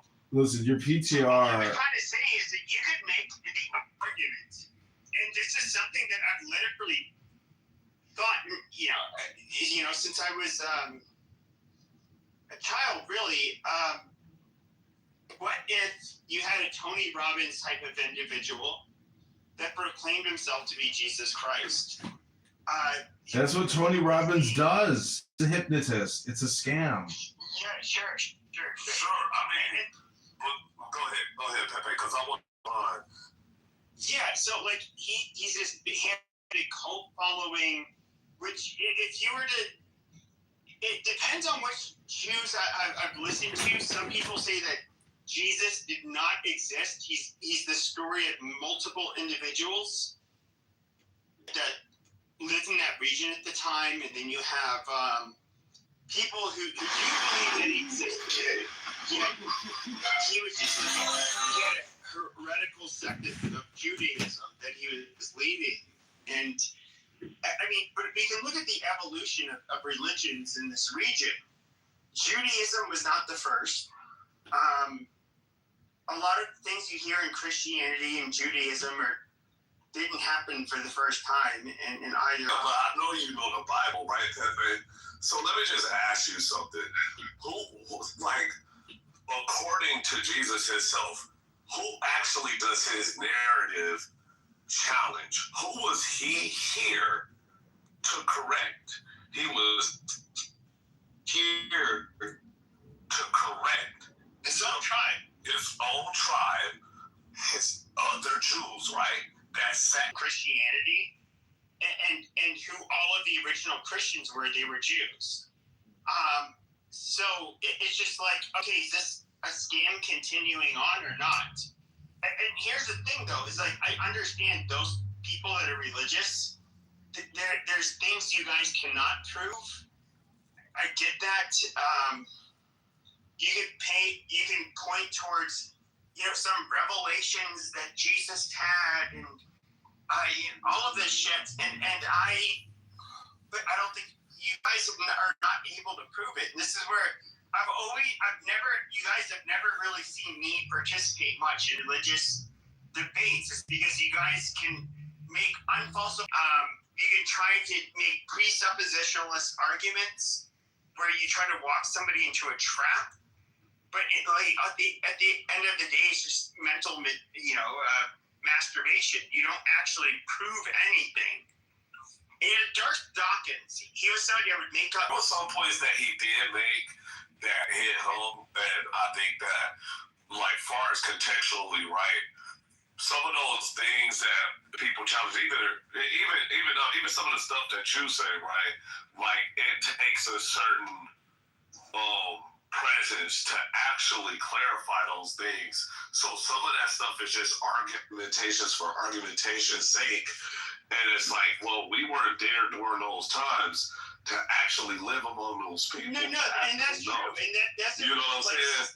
He's somebody who would go onto the Discord channel where I had rooms on there, several, like maybe 4 or 5 years ago, and I would go. He was this fucker was given his own rooms at one point, and I'd go in there and rename myself like Darth Cuckins, and I would challenge him, and he basically had a dialogue tree where he had a very presupposition correct, and then you would, if you kind of weren't familiar with this game, you would say, okay, yeah. And he would say and then he would just do whatever bullshit, but he never proved anything. He used this weird, rhetorical trickery that only low IQ retards are good. Yeah, Jedi mind tricks, like just word juggling and shit like that. Like it was like a master class in how to actually turn the knife on. He hated me because I would break his stupid fucking. But he hated me because I'd break his stupid fucking arguments, and then he would where are the servers? Yeah, he'd get into some bitch ass shit after that. I don't get it. Why won't you answer my question, big boy? Answer the question. And then why? I want to say is that we can go back to the First of all, let's look at every people throughout the globe. For whatever reason,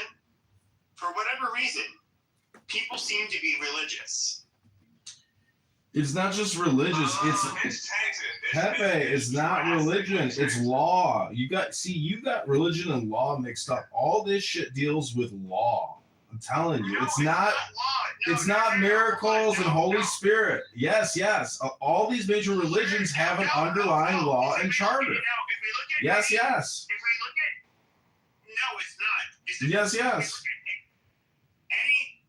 any population throughout the globe, whether these were, recently contacted people from Papua New Guinea, the Amazon tribes that were largely uncontacted, they have, really good records on the Well, I'm just saying the top 5 major religions. Hold on. The Spanish contact of, the Native American people, and not just Spanish, but everywhere. All of these people had a fucking religion. Nah, that's Germanic conflation. And I think, when you get Germanic conflation? Yeah. That's something I made it up, but I'll tell you later. Basically, what you're doing is assuming that, hey, this culture is like this culture, right? And it gotta be a bridge or some kind of way that we're like each other. These people deserve to die.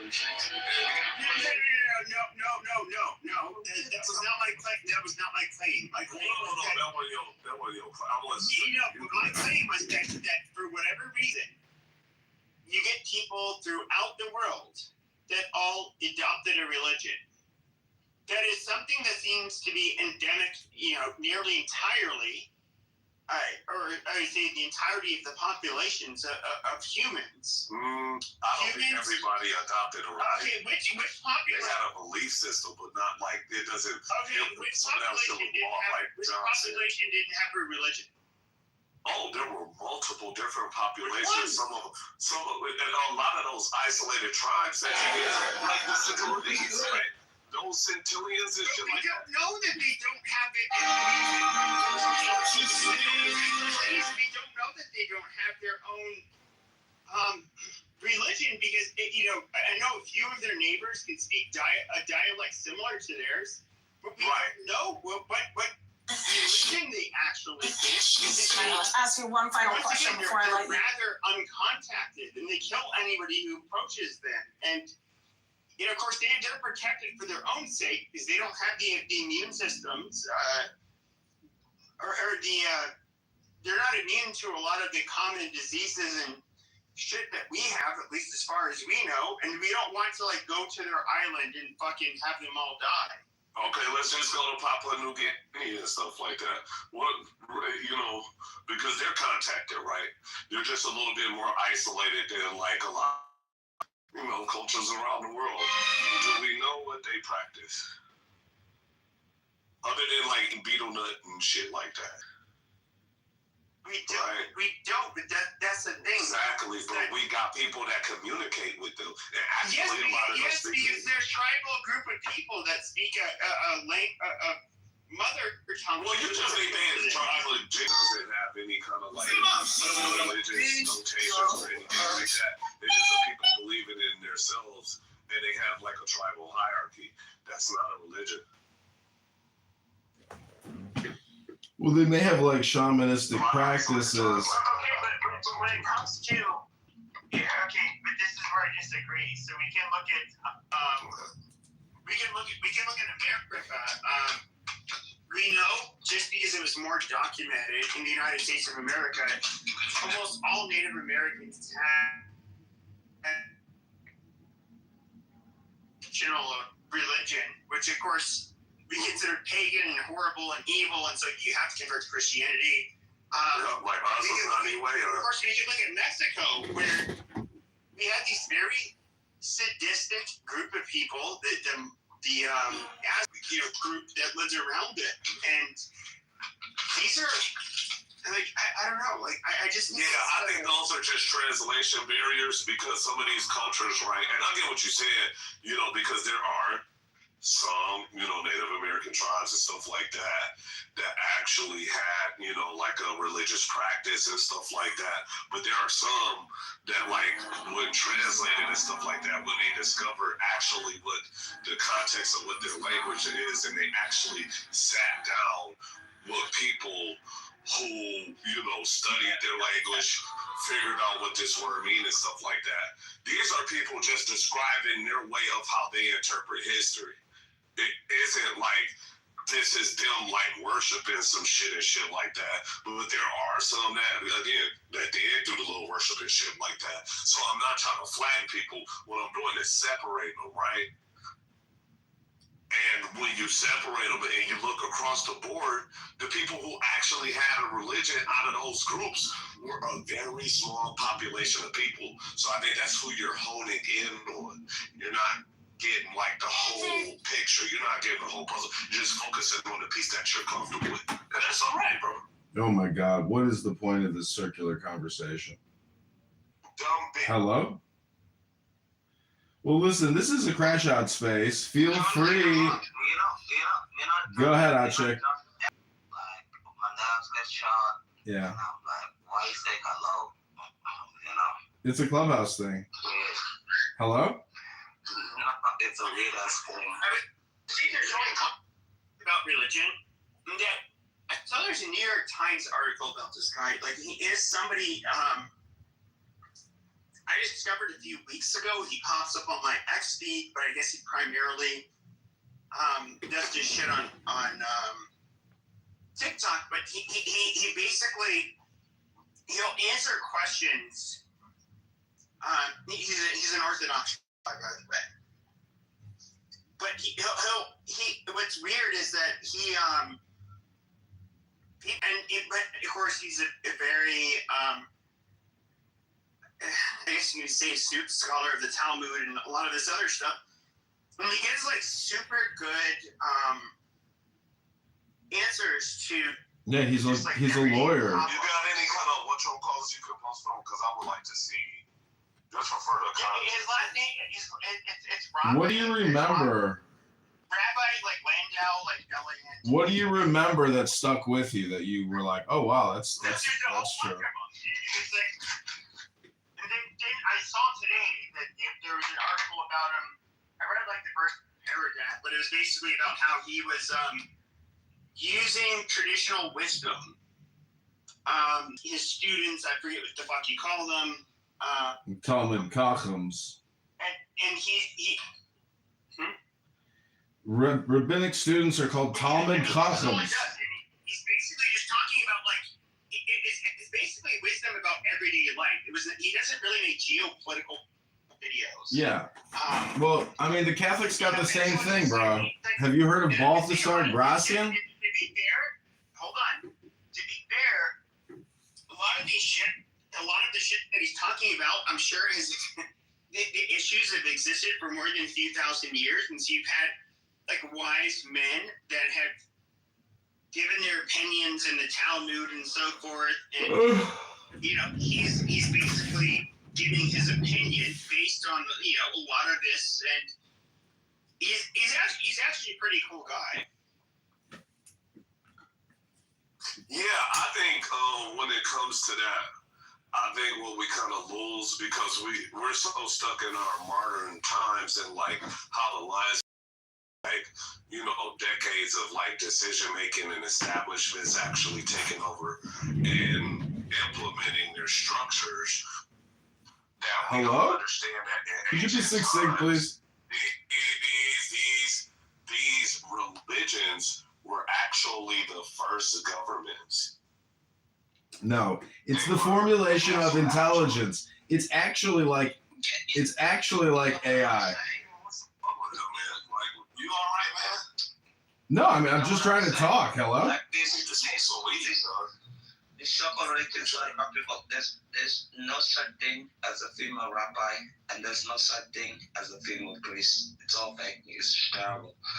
I don't understand why people just deal with this nonsense. I agree with you. I'm just trying to say that. If you go to a church, hurry up and say it. Hello? I just wanted to say something. if you go to a church and the Jewish and the rabbi is famous, and if you go to this is one of the Catholic churches been waiting for 2,000 years. They want to corrupt everything. The day that a woman becomes a priest in the Catholic Church is the day the Catholic Church dies. Women are too psychologically, mentally ill to become priests. And that's what Peter said. And it was correct. You cannot have a woman that is a priest. They can't, they're like, you need like a glass chamber or whatever. Look up. You cannot have a woman that is a priest. This is a horrible thing. That's too illogical, you know. Well, they have priestesses in ancient civilization. Now it would be ridiculous, but back in the day, they had the Vestal Virgins in Rome. Hello? All I'm just trying to say is, in the Catholic Church, and that's why I'm a Catholic also, born and raised. You're a Kasumkum Catholic? Wait a second, bro. You can never ever. Are you Opus Dei? That's a priest. These people are mentally ill, sick people. Is that projection? The same as women.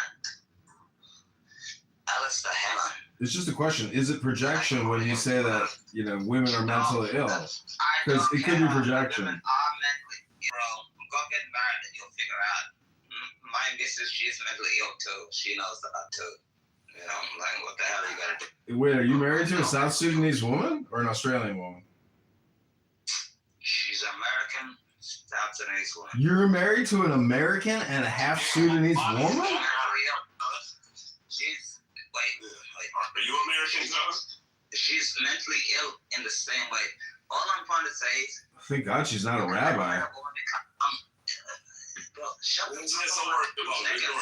Sorry for interrupting. Go ahead. Hello? Hello? Let a woman become a Catholic priest. They'll destroy the church like they destroyed marriage, like they destroy everything. Even the presidency. Thank God we didn't get Kamala. Kamala tried to do it. And on top of that, you can never let a woman become a rabbi. Or a president. Never a president. There's a reason why we've never had a female president. That's such some bullshit. Stop talking our stuff. I'm just saying it's the natural law and order. There's no such thing as a female rabbi. It's ridiculous. Or a female president. Special. He got multiple personalities. That's like Is that a projection, Night King? Ah, more projection alert! Ding, ding, ding! Let me hit my projection bell.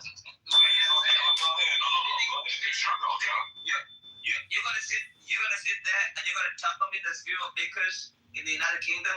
That's why the United Kingdom church is about to die. No, I agree. They fucked up. There's no way. You cannot have a female priest. St. Peter said no. St. Moses said no. St. Joseph said no. St. Thomas Just say no. said no. Just St. say no. Augustine said no. It's awful, horrible, and terrible. We can never let a rabbi priest be a woman. Or hello? There's a reason why we don't do this. And the reason why the Church of the United Kingdom is failing, because they do this Methodist church crap. Yeah, it's all LGBTQ gay rainbow flags. It's sick. It makes me sick to my stomach when I see those lesbian Kasumkum come on stage and they put a robe on the stage and they're like, oh, well, yeah, I'm going to lead this church. And they're like a dumb, dark lesbian looking Megan Rapinoe, you know? But like that.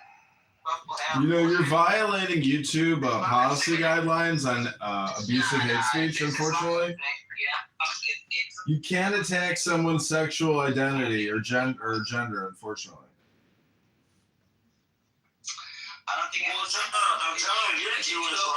No, my mother's not Jewish. My mother's Christian. Hello? No, my dad's actually Christian too. Hello? I thought you were Jewish. Oh, that must be like your sixth personality. No, that's like that's another projection. Hello? Let me hit the projection bell there.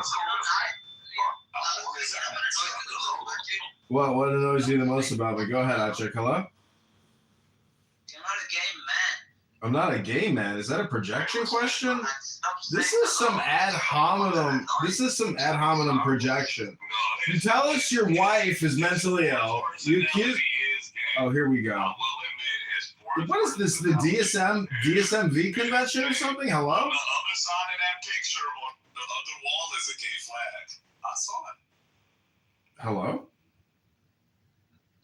Look at my PTR right now. Every time you say hello, I cringe the fuck out. You know, the Saudi Arabians were in deep with the Nazis, just so you know.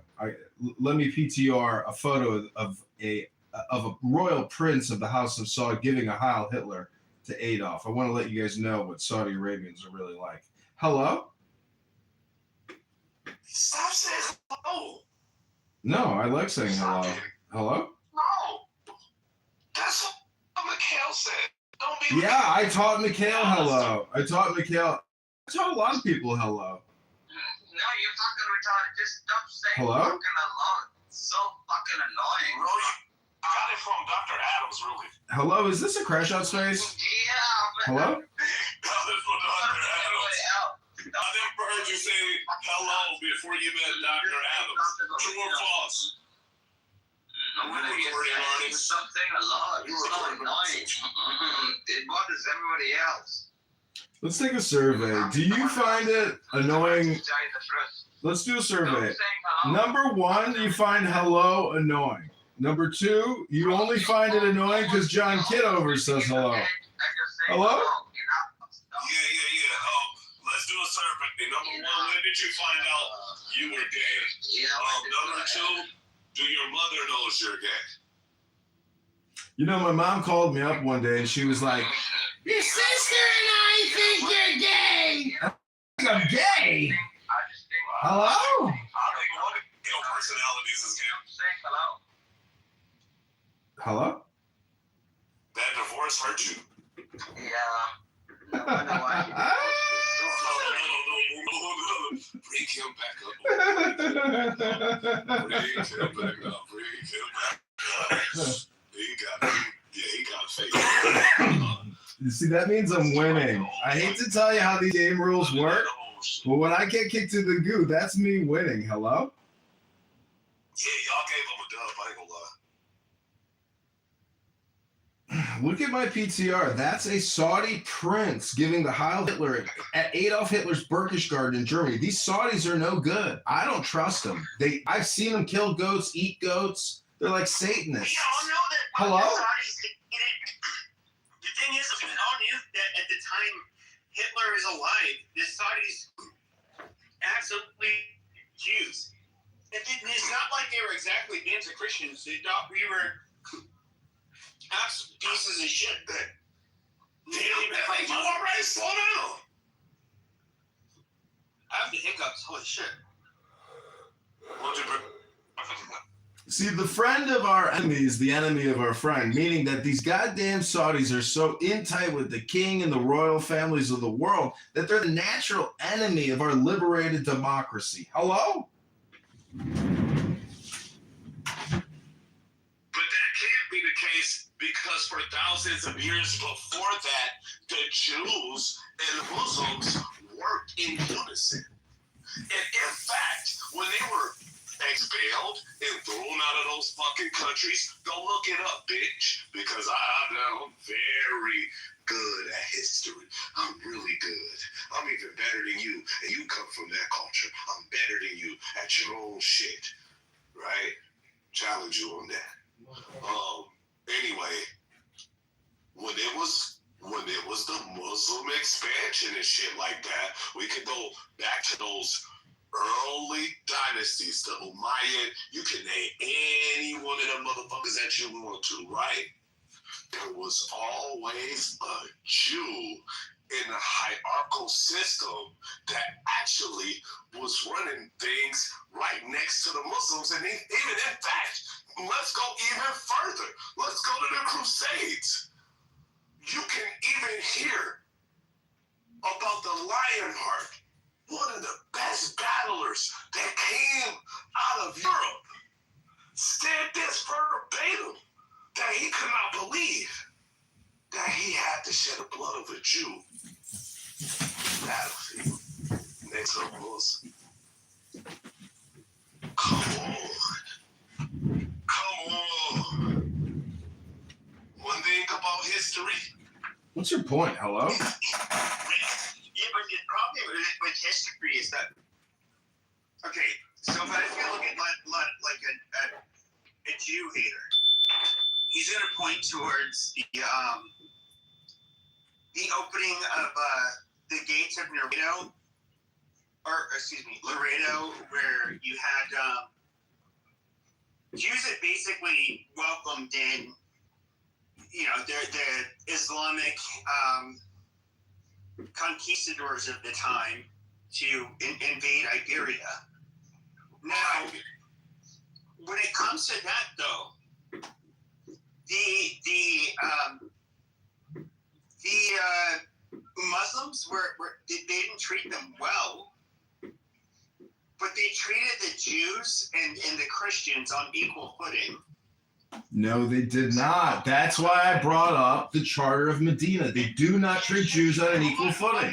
It's intimidation and mafia gangsterism. Okay, do I have to interview? Stop. Now, if you're to look at one place in time where arguably the Muslims did treat Jews better than Christians, we can look at, when they had their caliphate in the Iberian Peninsula. And this is the other thing that is weird, is that, like, I'm not a religious person, we all know that, but I do hear a lot of Christians cope with the fact that, like, no, we would never do anything wrong, we're perfectly fine, we would never fucking mistreat them. Like, Christians absolutely fucking slaughtered people by the boatload that came from different denominations of Christianity. And when it came to Muslims and Jews, they were considered,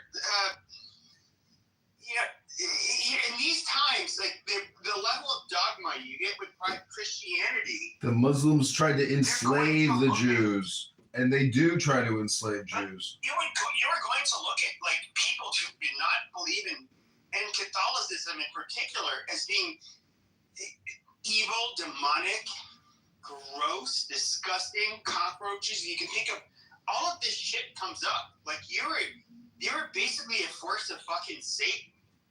And I think that when it comes to the Catholic, or people, what a lot of people don't realize is that, especially when it comes to Catholic countries, that is how outsiders were looked at. And I just find it, I hear Catholics try to in-group, out-group. Their fucking history. And that's what Muslims do. They do in-group, out-group. You're either in the Ummah or you're out the Ummah. Hello? Chill. Don't give him another dub. But anyways. What's your point? Hello? You look at even like between the Jews and the Christians. The Christians were never a natural ally of the Jew. They literally mistreated them. Where do you think Christianity came from? From a Jew. It came from a Jew. Jesus was a Jew. Hello? Move to audience and make it. We were like this. I get it. And by the way, it was a Christian who coined the term Judeo-Christian. It wasn't a Jew. We weren't. It's not like we were far from perfect to Jewish people. Like they were always kept as outcasts. Yes, they could. Some of them were money lenders. Of course, a lot of them were rich and powerful, or a minority of them were at least. But we were not nice to them by any stretch of the imagination. Jews had little. Germany's probably the best case example where, if you look at from like the 1700s, of all of the immigrants, they could not tell Jewish Germans apart from Germans. I can hear you. I'll raise your Germanic conflation with the French Brigade any day. And also, sure, but this is what I'm saying is that like you have so you had Jews that from the 1700s on, you had Jews who came from two places, Eastern Europe and then Germany. The German Jews were they're indistinguishable from Germans in terms of their culture and their behavior, all of that stuff. Then of course from Tsarist, Russia, they were always considered outsiders. They didn't consider themselves Russian, and so they never claimed to be Russian. But yeah, they absolutely.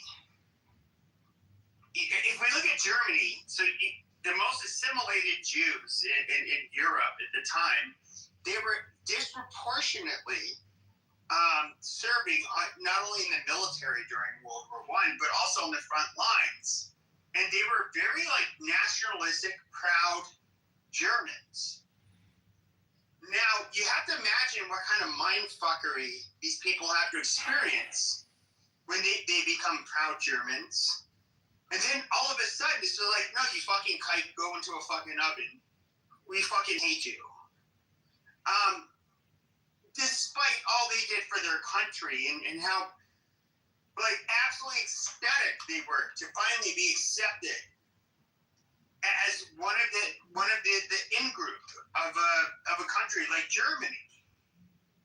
I mean, Christians, I'm not going to say the Nazis were Christian. I would say they're very secular.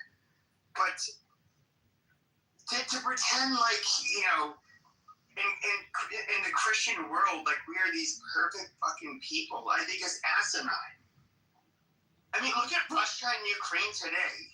Both predominantly Christian populations. Which side is the good side? No, I can't, bro, Pepe. I absolutely understand what you're saying. The problem is we're focusing on one end and not the other, because on the other end, just imagine it though, bro. Somebody's given the job. Hey man, you do this for us, your family will be out of debt. There you go. That's what I was waiting for.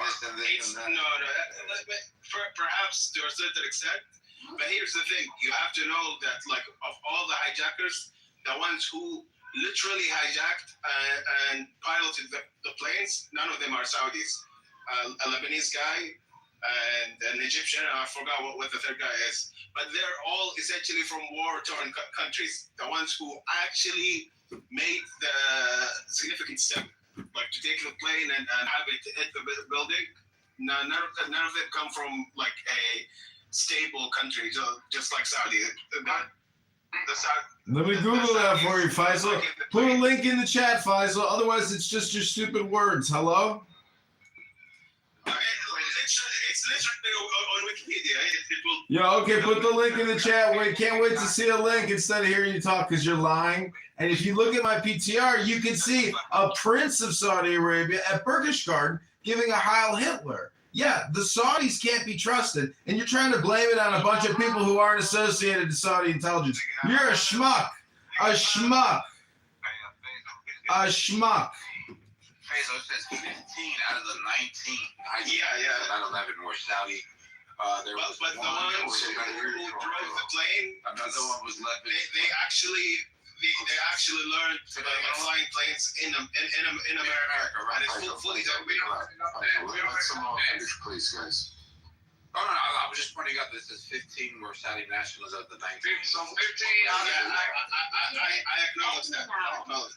Oh, you did acknowledge that. Dude, you were just I'm telling you that the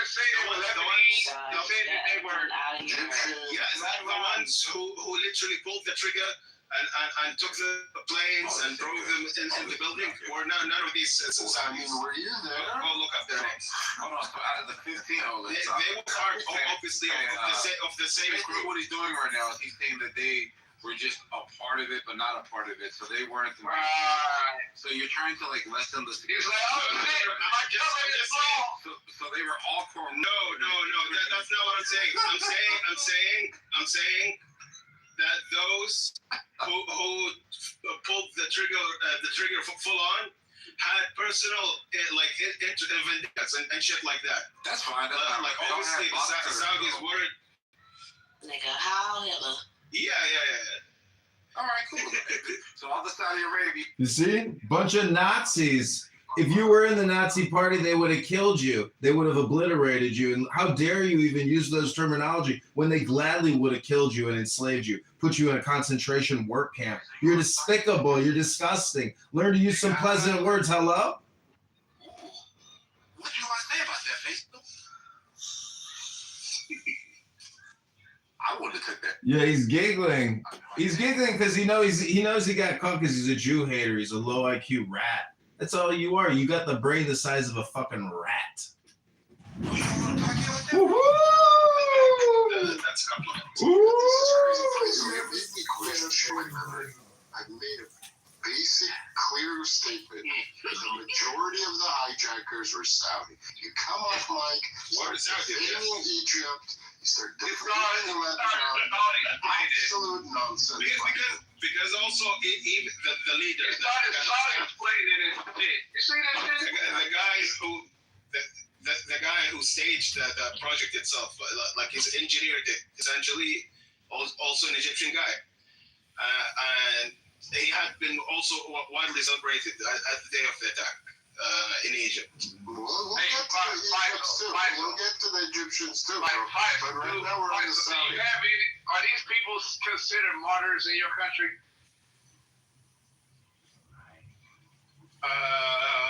Widely, not so, but you can find pockets of people who. Can you name one by name out of the 15? That's not named. Not full names, but family names, because they're literally families that live around me, you know. Muhammad Atta was one of the dudes that was getting drunk and high at a strip club, I believe, completely going against, you know. Yeah, that's a real Muslim right there. Yeah, but he's the one who's engineered that attack. So he did. He engineered like it was some shit. The only reason why they got away with it is because we just thought it was a typical fucking thing that was gonna be resolved. Those fucking donkeys would never be able to get away with anything like that now because we would fucking rip their heads off. We wouldn't take a chance anymore. It's because of the Patriot Act, which we sacrifice. Nowadays, right now, imagine you're in an airplane, bro, and you just sense some fucking Muslim retard like thinking about that, bro, and you're with your family. Hey, if I get on a plane right now and see some cross-eyed Saudi looking inbred, I'm gonna get off. I'm gonna hey look, somebody need to check him. Check him down. You need to make sure he can even see right. I know he's not flying. But the way his eyes is all this going all over the place, yeah, he gotta go. They ruined it for everybody. Honestly, I'm pretty sure that such scenarios are much more doable nowadays. You could 3D print a gun and slip it in. No one knows. And look, I'm taking notes. You see this shit? Yeah, that's I don't see those kind of things don't come to my head. I don't think about that stuff. Exactly. Because you just made a retarded claim that saying that such thing couldn't be pulled off nowadays. Like what? I didn't say less likely. Donkey, look. You said the plan will not I said if that were to happen today, we get their fucking head ripped off. They'd get their heads ripped off. You'd think so. Yeah, but let me ask you a question. Like about actually. See, he's part of the Ummah. If you're in the Ummah, you're in the in-group. And that gives you taqiyya, and you can lie in order to deceive anyone outside of the Ummah. These people are Nazis. And the King of Saudi Arabia's favorite gift is his golden dagger from Adolf Hitler. They're just a bunch of royalist, Nazi, Illuminati, piece of shit, polygamists, Satanists. That's all Muslims are, scam artists. Because Muhammad is the leader of the scam, and he's a fraudster. It's called the Medina Charter, the Medina Constitution. Look it up. Muhammad wrote it. It's his first scam when he tricked everybody and said, I'm the new Godfather, and you're all going to come to me for your conflicts. I'm the new Supreme Court, or we'll kill you. That's called gangsterism and mafiaism, and everybody knows blood in, blood out. And the whole Medina Charter deals with blood money. And if we kill your motherfucking husband or murder your fucking wife in war, well, we'll give you a little cash and shut the fuck up about it, and there ain't gonna be no fucking courtroom drama neither. So shut the fuck up, you fucking Nazi! Hello?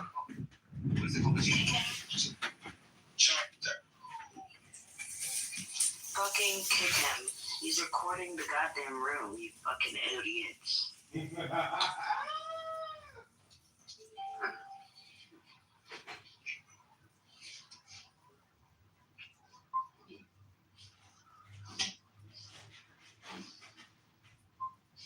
Y'all are useless mods, I swear to God.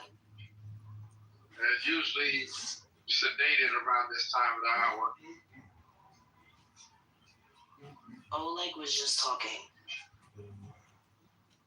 Probably on this fifth drink. I haven't started yet. Kick Edmund. You know I ain't wrong. Hello? You must be a Muslim. Oh, that's right. You date Muslims. I forgot, Shy. Hello? I did not date no goddamn Muslim. Yeah, you part of the Ummah. I heard you one day. You know I listen to all these rooms. You a goddamn Muslim. Well, then play it, you pussy. This is me, Shy. I submit to the will of Muhammad and Allah. I am now a Muslim, inshallah. I heard you say it one day. Some Saudi Arabian sent you $100 on Cash App, and you were like, inshallah.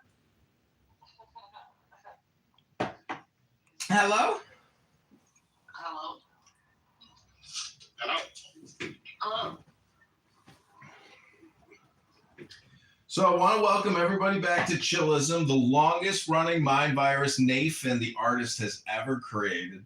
The most unstoppable clubhouse repetition. It's Groundhog Day. Nathan has created the Groundhog Day effect. He's created a ripple in the universe where he's torn a hole into the fabric of time itself. Nathan, the artist! That's right.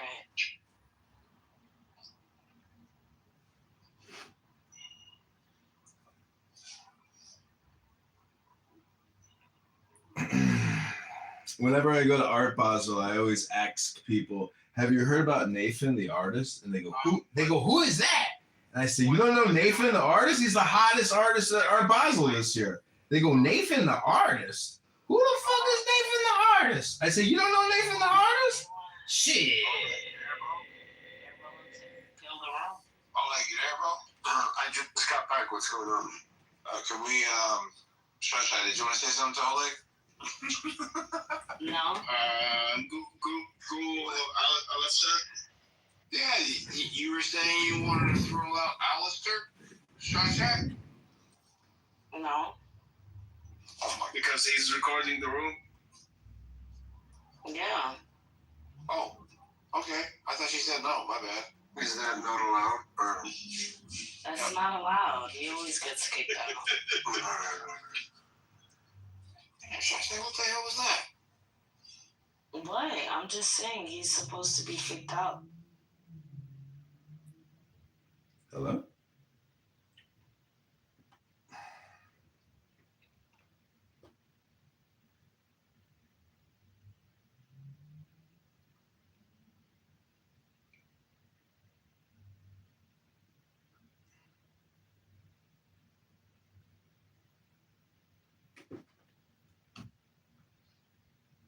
Goddamn.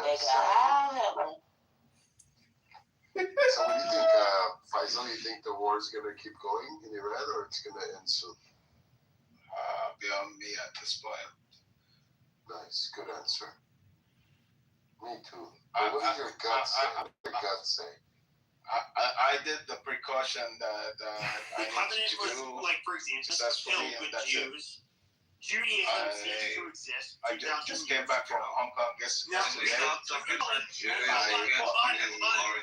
high-end PC back in January before the war.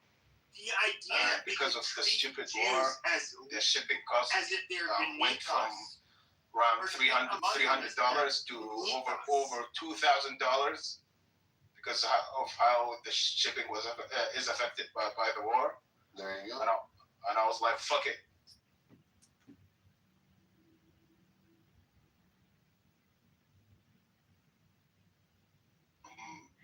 Jeddah to Hong Kong.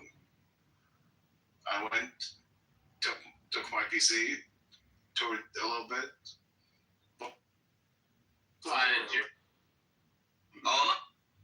All I'm trying to say is, as a Catholic, I believe. All I'm trying to say is, as a Catholic, I believe it's an one judge, and all their ones are all false. Orthodox Judaism, pretty close. I like that. Well, what about Jesus and just the teachings of Jesus versus the organization known as the Catholic Church? Hello? Wait. Orthodox Judaism, I like. Yeah, it's universal. It's universal. That's why it's like if we all think, okay, hold on, but you know this better than anybody as like coming from Zip it, chimp. population. Zip it, chimp. Can you let me land, bro? Okay, no, okay, you come from the most melanated people in this fucking world, the Dinka. The darkest people in the whole world, yeah. I check. How does it? And so, the Catholic Church. Hold on. The Catholic Church adopted you guys as Catholics, and would you agree that it is considered sinful for somebody like myself to mistreat you as a fellow son of God? Would you agree with that? To mistreat me in what way? Hello? You're as if you're subhuman, that because of your skin color, It's not 1920 colonial rule of Africa. It's 2026. Hello? Shut the fuck up. There's nothing to be calm down. So, you really think the Catholic Church can look at you totally different? The Catholic Church just means the universal church. We're all the same under God, bro. Exactly. So in other words, I cannot mistreat you as being lesser than under we're all the same under God. It means the universal church, yeah. Do you use it? Yeah. I don't understand why people get emotional about it. What does it come with? You know? Catholic just means universal.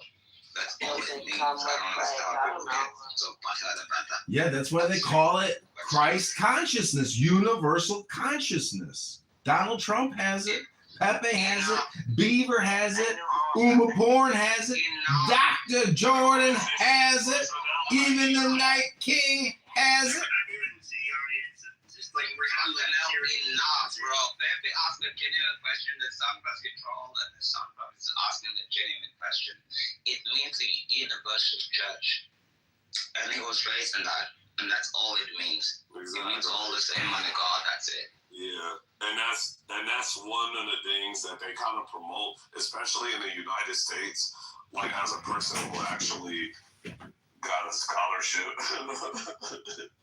to actually go to one of their colleges and shit like that. I turn that shit down like fuck that shit, because I actually can recognize what he's saying as far as when it comes to this nature on the other side and the things that they don't recognize, that they're abiding by a rabbinical culture that's really not tied to the Catholic Church. In fact, they went to war with each other. Catholics had an army. They got a Roman Catholic army. Did y'all even know that they had a fucking army, nigga? Do what they did, but here's the holy shit. I don't want to get into the second. Get into that shit. Get into that. Don't be scared. But if you're looking before the Second Vatican, we can look at what I do.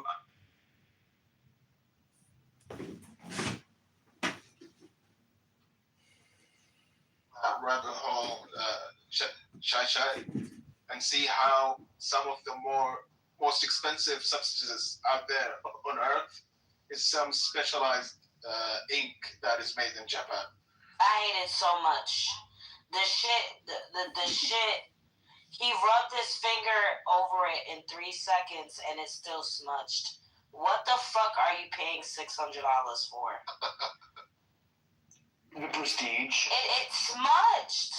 It's still just prestige. 1800s, late 1800s, and then you had the evangelical Christians that were it spread on like wildfire. But you're talking But about other than that, Protestants like at that point.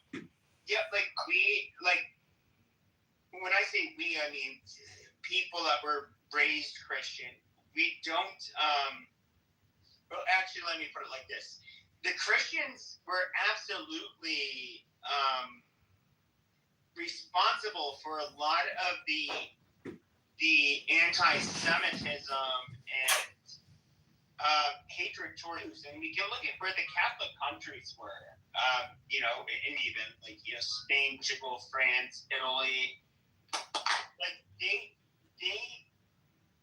were absolutely they blamed they fucking targeted the fucking religion for a large part of the time. And I don't. It's kind of weird to me when I hear people try to downplay it. Like, once again, I'm not that religious of a person. Yeah. I can stand up for what it means to be like a Catholic today. But if we're looking at the Catholic Church throughout time, like, yeah, they were totally anti-Jew, and to this day, I don't think this is anti-Semitic. We all. Yeah, that's good. Yeah. And for example, Catholics for the most part are going to believe that Judaism ceased to exist 2,000 years ago. Yeah. The covenant has changed. Yeah, that's what is the New Testament for a reason. Yeah, sure, but even still, as like Catholics, we're not. That does not devalue Jewish people as any lesser than us. Like they are children of God. We cannot mistreat them. We cannot do anything bad to them. Really, I mean. Yeah, but that's before or after the war. They have a question whenever. Well, go ahead, Ann, because I've been kind of going back and forth for a while. So go ahead. This is a little bit of a silly thing, but Pepe, were you raised Catholic or Christian or whatever? I was raised Catholic. I'm not a religious person. Yeah, I'm not either, but I was raised Catholic. He's an ethno-Catholic. Good. Every time I hear somebody say they were raised Catholic, they're about to give me the most retarded take in the whole entire world. Go ahead, man. Okay. Regardless, I was raised Catholic, schools Catholic, sacraments and everything. As an adult, I don't. But the whole point was I was just to say about with Jewish people.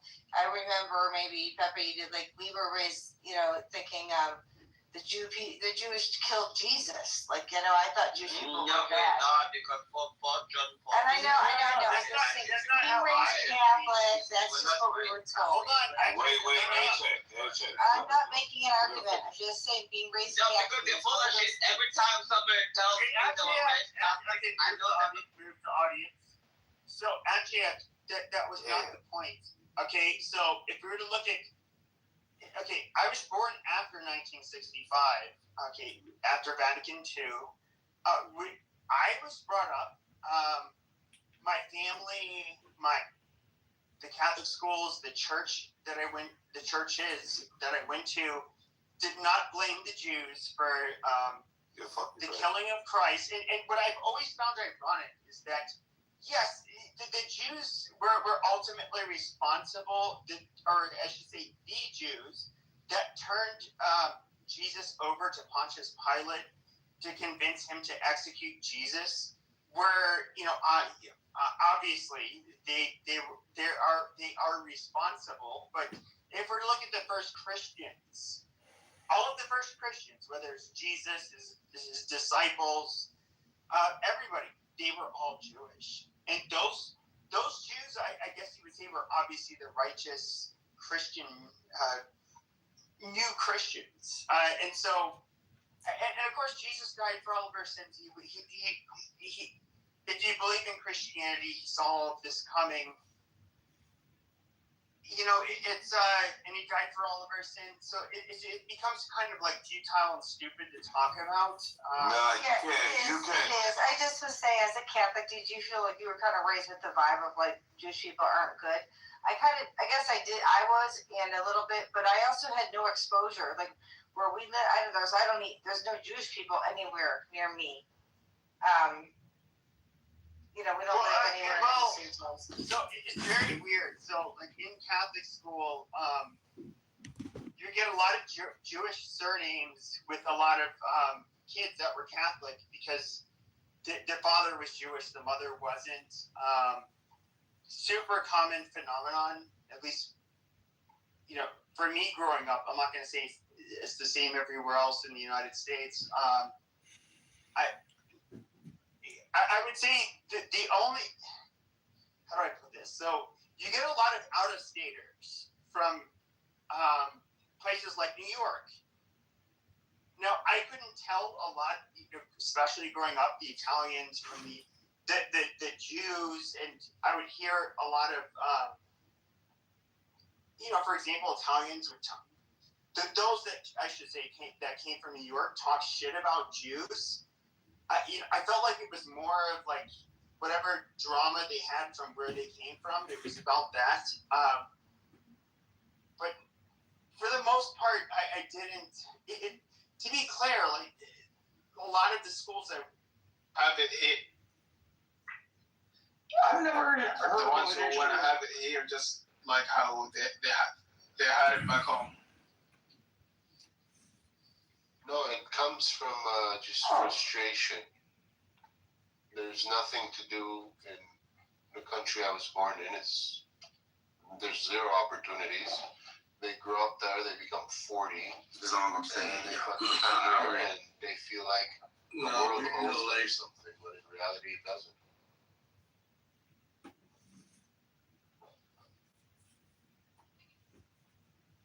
I don't know. I can't say that I ever served with anybody that was Somalian, but I served with a bunch of Armenians when I was in the military. Oh yeah. Yeah, I've never thought of anything Armenians, honestly. Yeah, that's other than maybe the little bit gangster over there. That's one of our stereotypes. What are you guys talking? Hello? How you doing? I mean, I had the same impression about Greeks, but here we go. Hello? Again, I don't have any issues with any Greeks. I mean, I think they're pretty badass. I mean, militarily speaking. I'm saying that's something that's always gonna be a moneymaker. Like preying on people's like sexual proclivities, that's always gonna be something that's gonna make money. Wow. Greeks is just a bunch of items. Okay. Not live from Greeks. Now, anybody else want to comment on that? Because I'm already going to do more investigation. I don't want to see y'all here on these streets, these MAGA streets. AM generated, below. No. I really don't. Oh, okay. If I'm not on Clubhouse, like, where is this girl? Been working on my Trump AI. Shit, see if I didn't cancel my revenue sharing, that video I posted got 4.4 million views. I'm looking at it right now. That's a lot of views. That's a lot of views. That would be a big payday. But I canceled that shit. So I said, fuck Elon. I don't want your money. Big rep. 4 million. That's a lot of people. Yeah. Okay, I hope my girl gets that kind of views. Mm-hmm. Did you want to play that AI, the Lego love song to the American people? Oh yeah, I will do that. Let me do this one first. I'm sorry. Lego. Trump's corruption. Oh my god. I need to go back. All right, here we go. And see if we can do this. I hope we haven't lost our Trumper on the stage because I'm not looking at my phone. That will be pivotal for Democrats. See how you feel? They like to take up my space and then leave. Is Georgia Senator John Ossoff. Okay, here we go. Senator Ossoff is betting that Georgia's voters care about all of this potential corruption too. Never before have we seen so little effort to hide so much corruption.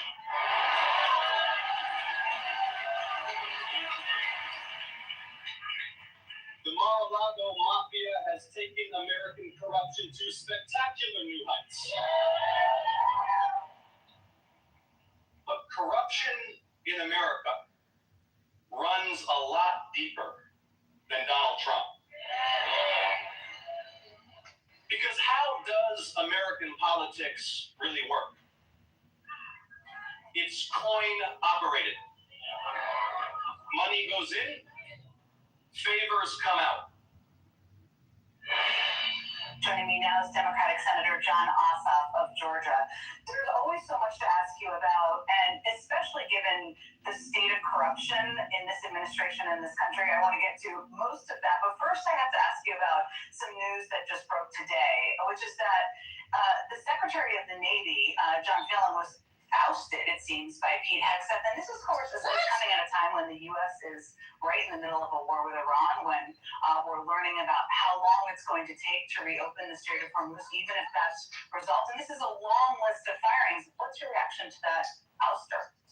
Yeah, thank you again for having me, Jen. And I met with Mr. Phelan when he was trying to get confirmed by the Senate. He was not an impressive man or an impressive nominee for that role, and it appears he's not done a good job in that role. In addition to what's happening overseas, they were trying to resuscitate shipbuilding in the United States with very limited success. But what's happening right now in the Strait of Hormuz is a geostrategic and economic calamity and a huge self-inflicted wound. It appears that the president has gotten himself stuck and is desperately trying to extricate himself from his own mistake. It is worth remembering that now 13 Americans have been killed in action, hundreds wounded, thousands of civilians killed. Munitions, it will take years to replace. Grave damage to our standing and position in the world. And yet, the regime in Tehran is still intact, as are their ballistic missile and drone forces, as is their ability to choke off global energy supplies, as is their stockpile of highly enriched uranium, which they only built after President Trump shredded President Obama's Iran deal. So you are on the long list of things that Secretary Hegseth has done and the people he's ousted. It doesn't sound like this is the top of your list of concerns.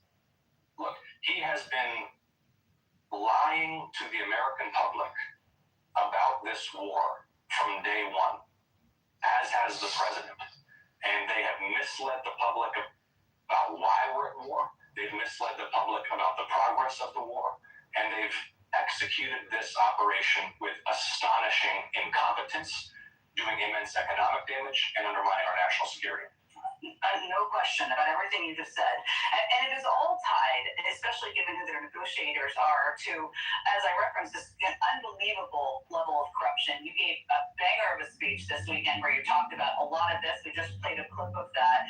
But I want to ask you about a piece of news that really just broke yesterday, which is that the Trump administration seems to be considering a form of a financial lifeline, I guess you could call it, to the UAE.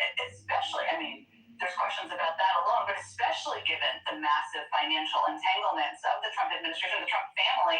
What do you think of that? Well, let's call it what it would be, which is a bailout for the United Arab Emirates. The financial entanglement, the way that UAE money, Emirati money from Emirati royals has compromised this White House is astonishing. It may be one of the most significant scandals in American history. Who are the president's two chief negotiators in the Middle East? Jared Kushner and Steve Witkoff. Witkoff and his family are partners. His son, Zach Witkoff, is the keeper in the Trump family crypto business, which has received vast sums of money from Emirati royalty. The spy chief, the national security advisor in the United Arab Emirates, acquired a 49% stake in that business before the United States agreed to grant the UAE access to our most sensitive AI chips. Then you have Jared Kushner, his private equity firm, Affinity Partners, which in addition to receiving billions of dollars from Saudi Arabia, has received Emirati money. The people doing our diplomacy are at the same family. And meanwhile,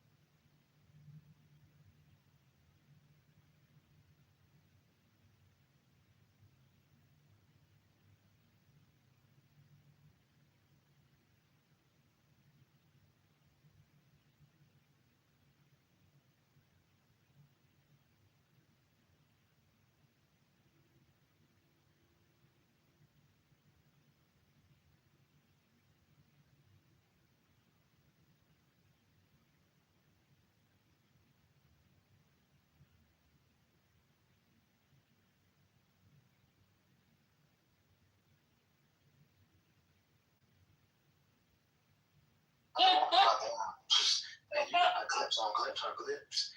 Clip. Like Biggie said, man, let those clips breathe a little bit. You know,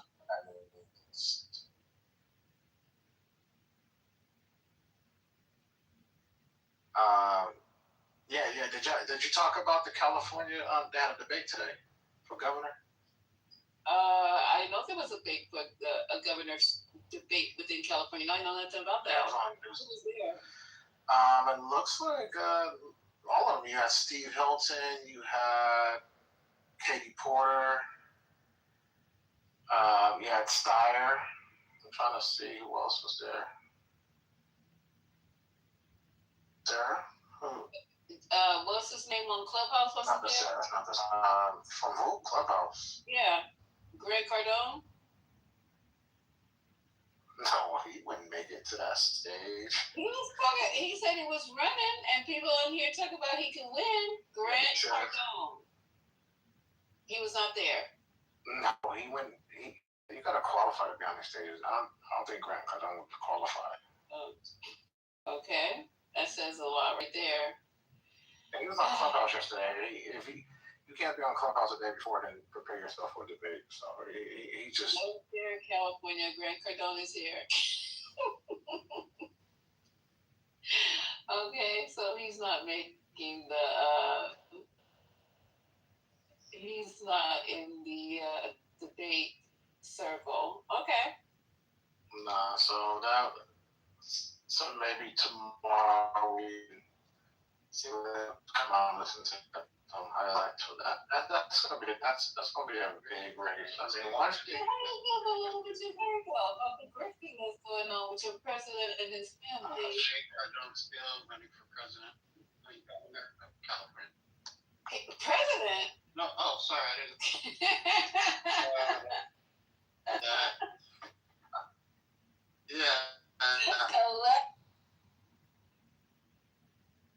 You know he was running for.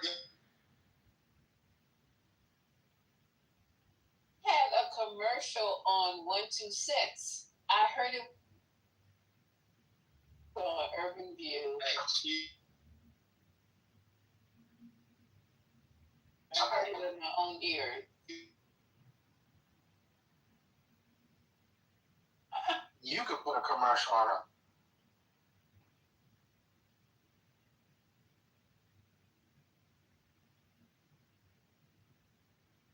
People give him a pass to say whatever he wants, so he feels comfortable around the.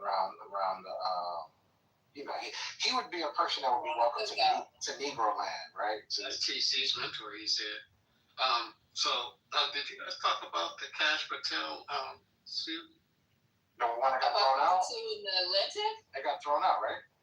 Huh? No, that's the old one that got thrown out, not the $250 million. Okay, so I know one got thrown out because I saw it on. Yeah, that's the old one. But the new one, it's kind of interesting, that strategy, right? Because, he's probably not going to, it's probably going to get dismissed, right? Because. Which suit is this, Alec? Because I know he's going to sue the Atlantic. Is that the one you're talking about? Yeah, the Atlantic went for $250 million. Yeah. So what's the new update? Well, just that that lawyer that's representing him is known as a serial losing lawyer. Yeah, he's been losing a lot of cases. But the thing about it, I watched Midas Touch, right? Our legal AF analysis was that this guy is probably good for one thing is exposing the anonymous people that that reported this whole thing, that whole network being kind of bad, right?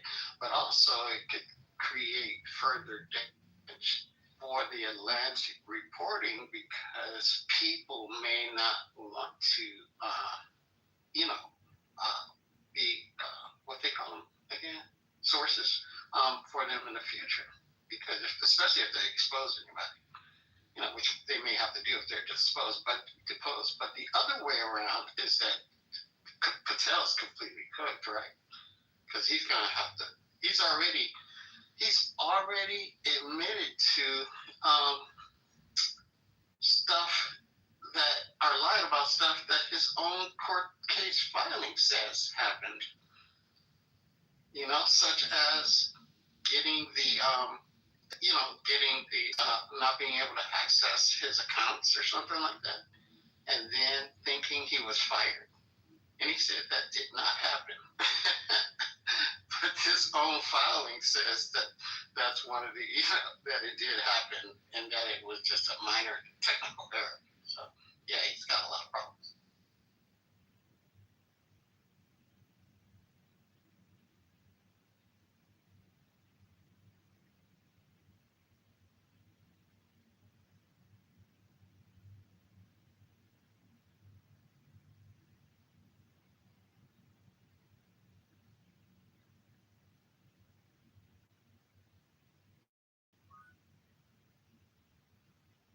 Is it quiet or is it me?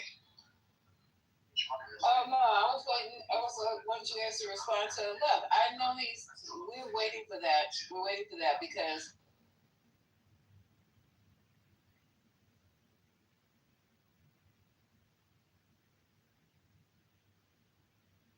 that Kelsey and Polymarket must be going crazy with Bet on who's going to be the next person to lead the Trump administration. well, we got.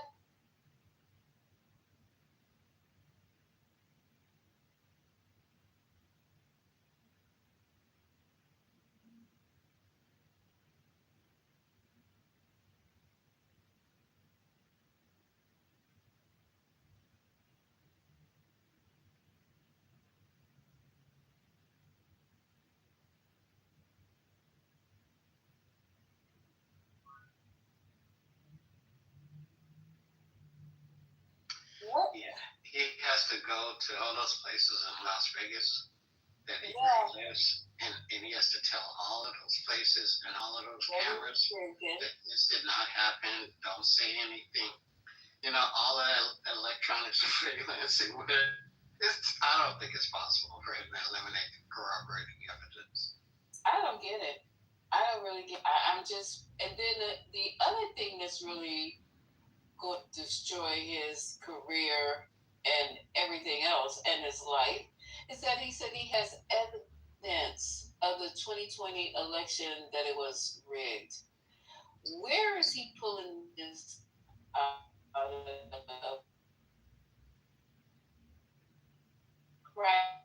This body. That's a redundant pull, right?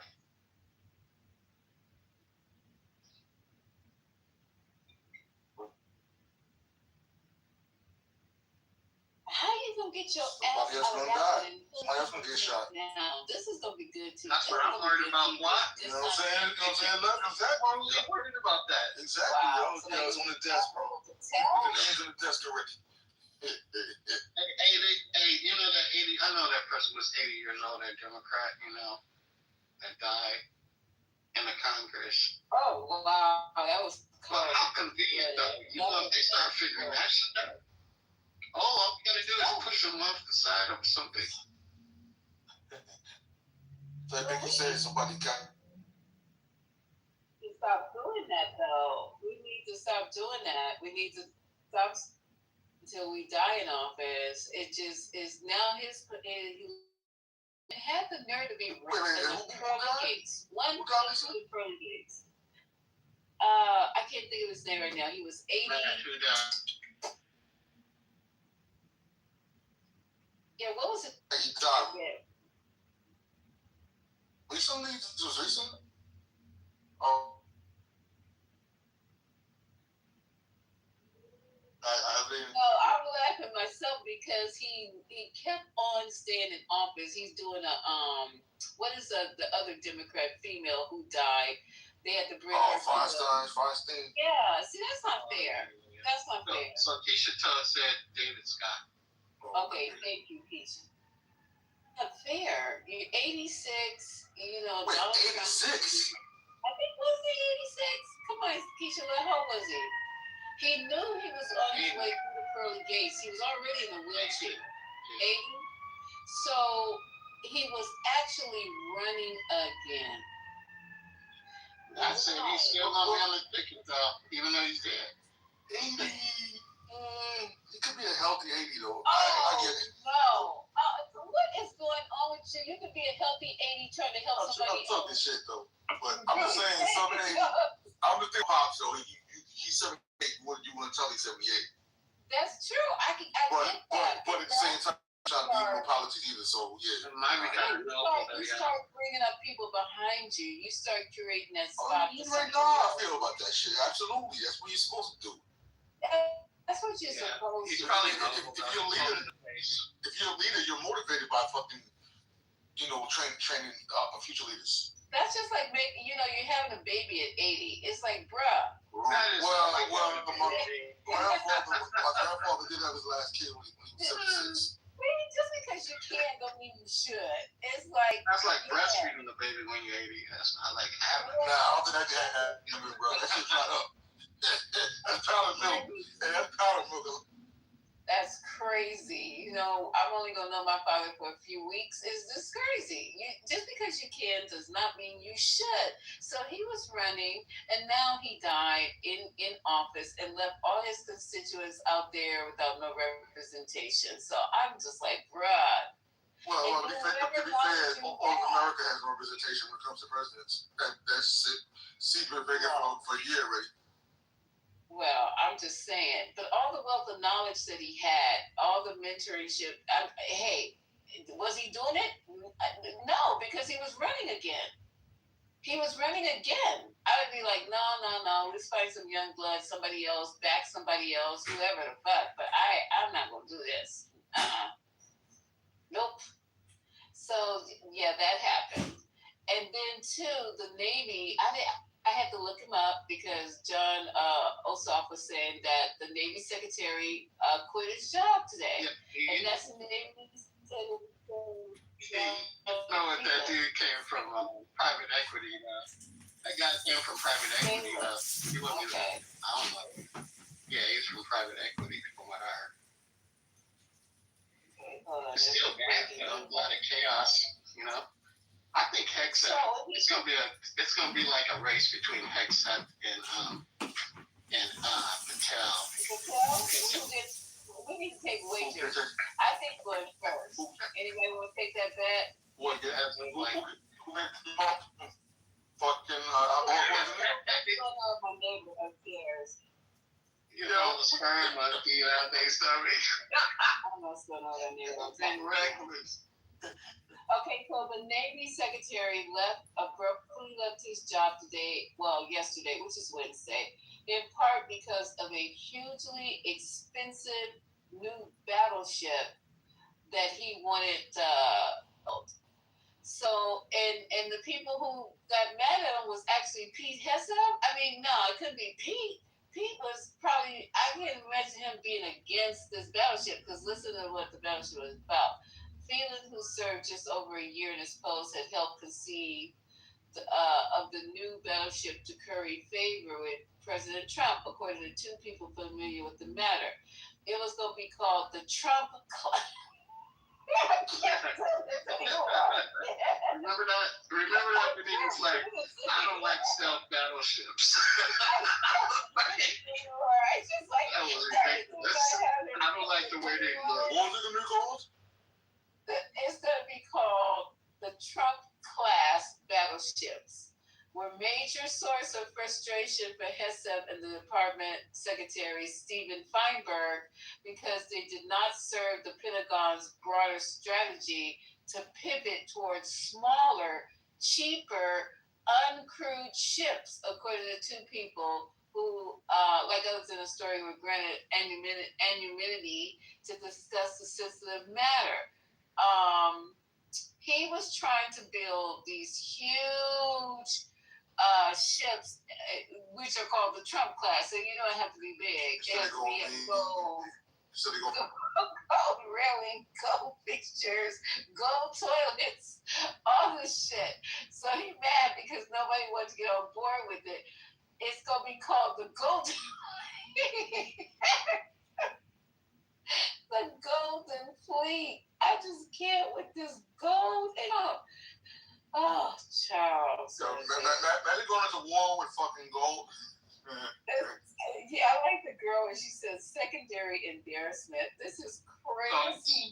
So I saw this poll for people, secretary, whatever. What is people Secretary of War or whatever.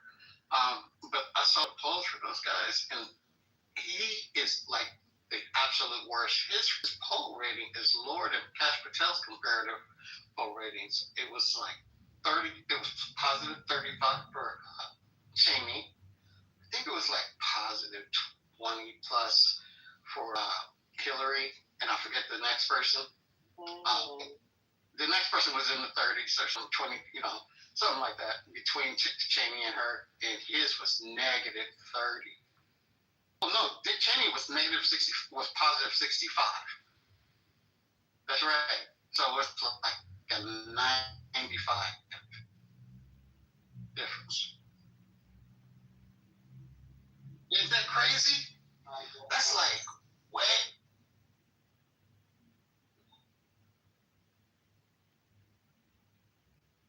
I don't know where this country's gonna be when finally, however he leaves office. I don't know where we're gonna be. We have floating gold ships in the ocean. We got turns. Gold must be fucking green, yo. That fake fucking fake gold. Yep. We'll be out there turning green in the middle of the ocean. It's just crazy. The Trump battle class. And it's the Golden Fleet. It don't make no sense. It just, nobody there says, no, this sounds fucking crazy. Are you a fucking idiot? But I see that they're going to piss smaller.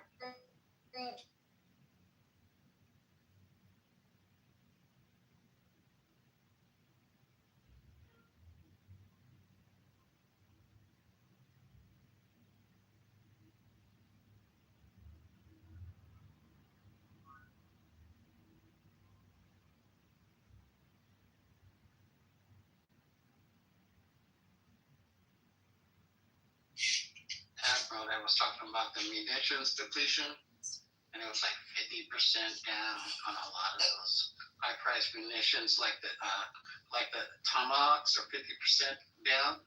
50% remaining, and I think it was the Patriots are down at 30%. I was going to get those numbers. I wish you'd go ahead and present them to the room. I was going to talk about that yesterday, how the military is depleting all of their stock, and if anything pops off with anybody, gonna have to make a Costco run to get some shit because everything is down to like half or below half. You have those numbers, Olaf? Thank you.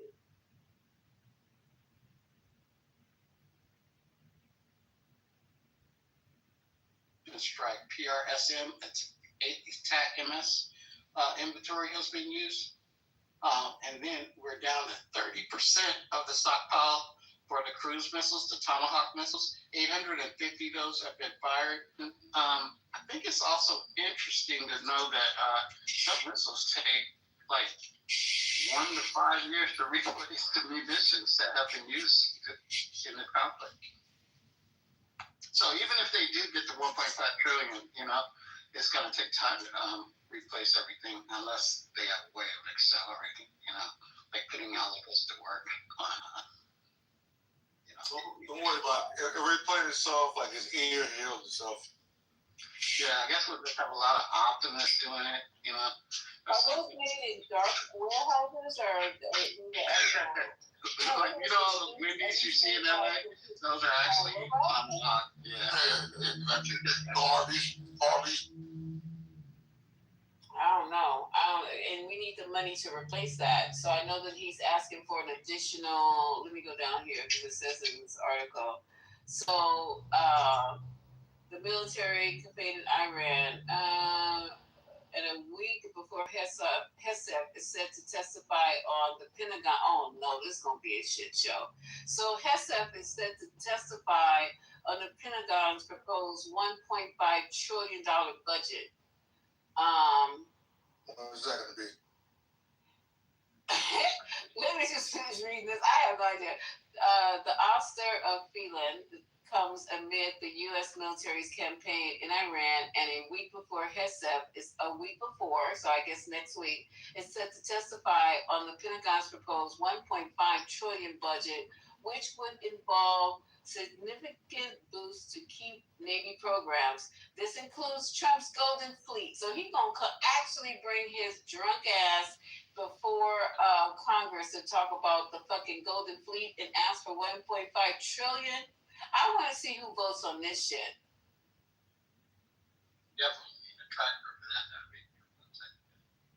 Yeah, this is going to be hilarious. That's going to be good content for real, when he goes and tries to sell this. I might stay home that day. Me too. Oh, this is going to be so good. Oh, my God. He's going to be high as a fucking kite. Nervous. He's going to be worse than RFK. RFK is just I don't know what. I don't even know why he agreed to do this. I don't know why. He looks crazy as hell. I think he's still on the stuff, because he took like every drug imaginable. He was on meth. Everything. Yeah, he was on everything. If somebody is narcotically sophisticated, that's on them. They can do whatever they want to do. But then when you put yourself in, those positions, especially health, God, that's just so. Exactly. How do we go get health? Can you imagine going to the hospital and nothing and working on you like Cedar Sinai? Get the IV from a football. This is rich, okay? So when he testified at RFK? He's been testifying. No, I'm saying, but what's he been saying? What has he been saying? You didn't hear when they caught him on the one? He's the one who said that all black people. Oh, yeah. Same hearing. Okay. So now somebody is talking to him. Elizabeth Warner is talking to him about Trump RX. I don't know how else. Bernie got on him too. Bernie asked him directly. Bernie was like, "So do you still believe that we have more mortality deaths because of vaccines?" And he was like going through all this other shit, and Bernie kept cutting him down. And basically he was like, "Well, he didn't want to say it. He didn't want to say that vaccines is not the cause, In that position, the lady was saying that he has all the people who are on his board.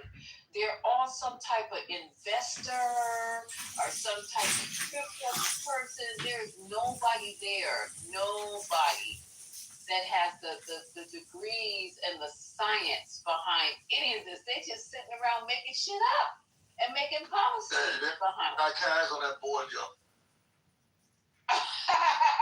Not cash.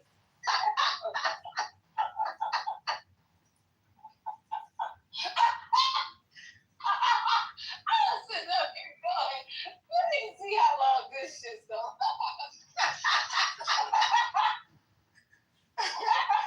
But you know that I saw that they no longer are requiring military folk to get vaccine, be vaccinated. Oh well. I'm not even I don't even care anymore at this point who's not vaccinated. As long as me and mine are vaccinated, I just do not care anymore. It's your right. And you know the whole thing is so right with the whole thing with the military thing.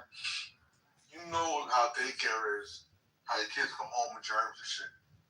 When you living in close quarters, motherfuckers be nasty. You see how quick shit spread also. Nursery school, pre-K is crazy. It's bro, that's These is over. Hey, look, come out the field a week later, you be fucking around seeing camo on the back of one of your soldiers' ears. Like, motherfucker, how do you still have camo on your ears, yo? Hey, they gotta send out like a message to the parents. All the parents get it by the middle of the day that there's been an outbreak. You know what I'm saying? I used to get those messages all the time. All the time. It's like it's crazy because one of my kids, I get a call in the middle of the day and they're like, you need to come get your kid. I'm like, what's going on? They're sick. And I'm like, okay, what exactly is the problem? And I'm like, what? Sick of what? So I know what to do. Like, should I come get them and take them to the doctor? Go get them and take them home? Just give me an idea. Well, all I can tell you is they got blisters in their mouth. I said, what? Blisters? Okay, that's enough. That's all I need to hear. I go, pick up the baby, go to the doctor. What the fuck is going on here? He says, oh, your kid has hoof and mouth disease. I'm like, what the fuck is that? He says it comes from, it's very highly contagious, and it comes from whatever excrement, like from ducks in the park, or from hadn't been to the park with ducks. They hadn't been to the park, period. I was working all week. So parent had not washed their hands, maybe playing in the park, Central Park, I don't know, Washington Park, I don't know, Irving Park, their hands in each other's face. That's how that went down. And my kid was out for like a fucking week. Not only did he have blisters in his mouth, he also had blisters on his hands and his feet. And he was fucking miserable. And I was miserable. Is there like a medication, right? What kind of treatment is there for that? Well, the doctor told me to give him, actually gave me Tylenol with a little bit of codeine. Oh, okay. But then for the blisters, just the normal, what is that pink stuff? I can't even think of it. You put off Benadryl. Yeah. But they call it something else. Yeah. So you put for chickenpox. Miserable. With the blisters in the mouth, it was just the worst. Trying to get like little soups, and they had to be it's like contagious. Oh my god, it is contagious. My oldest had it, and they left me with her. I said everybody else loves it. Get out! I ain't never heard of this shit. I ain't never heard about it either. Summer camp, yo. Oh, it was a disaster. I'm telling you, really. So the school got closed down for 3 days as well because they had to go in there and disinfect all the mats, the beds, the fucking little lockers that they had. Everything had to go. So it's crazy. And I can't tell you how we got what are the things? Bed bugs. There were bed bugs in the hospital. Wait, hold on. There were bed bugs in the hospital, and everybody kept saying, like, they kept saying, I'm getting bit by fleas, I'm itching, because it was actually also in the scrubs. It was in the residents' rooms where they go to sleep, they call rooms or whatever. And then they transferred it into the scrubs, because you throw the scrubs in the dirty scrub thing, and then the clean scrubs are right next to it. So I was on the train one day, and it was summertime too. And I was like, because we knew that they were happening, so they said, "Oh, we got new scrubs, so everybody don't touch the scrubs." So I was sitting on the train one day, and I had on sandals, and I kept saying, "Why is my foot itching?" It's just random. It's like so random, and I didn't think anything about the fucking bed bugs because I had been nowhere near that. So I get to work and put on this. I'm telling her, "Gee, I don't know what's going on." So I started going through the NARC box, trying to look for something to put. So the comes in, and when my feet for some reason are itchy. And she says, "Come when you get through this case, come on in to the office. I have some open meeting." I said, "Okay." So I go in, and she looks at my feet. She says, "Girl," I said, "What?" She goes, "That's bed bugs." I said, "What?" She said, "Yes, you're getting eaten alive." I was like, "Dad, we had to take all the scrubs out. Everybody had to report who had on hospital scrubs and take off the fucking scrubs, and we had to put on our clothes, and we had to stay in the hospital till 3 so we could walk out." But it was like, you had that certain person or family members that it's like, yo, when they come, they should keep their bags the fuck out. Be careful with that shit. You know what I'm talking about? Definitely. The room.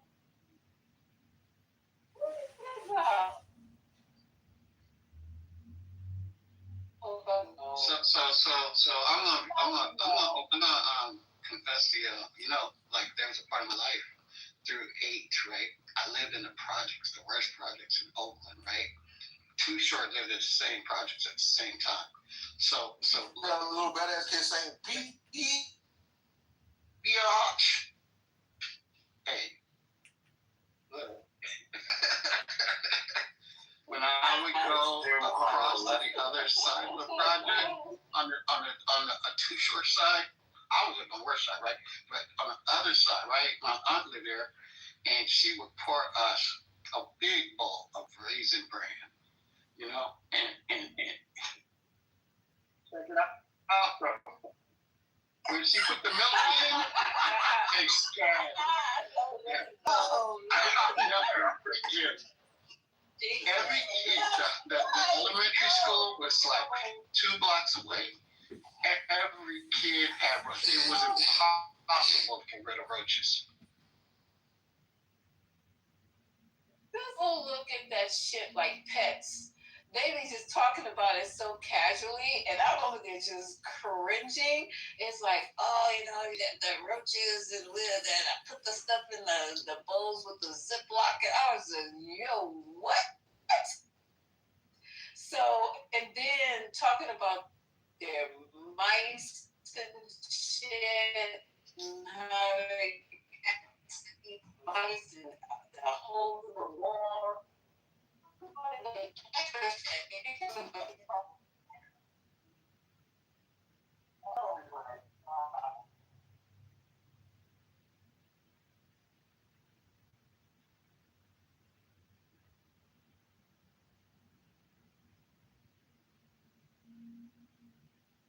Oh my God. No, they don't. They don't. Because you can sit up in New York and hear people discuss their fucking it's like they talking about daily, daily family shit. It was like, what the hell? Yeah, the rats in New York are infamous. I used to see those when I visited my friends out there. But there's some crazy rats in San Francisco. They're just not as big.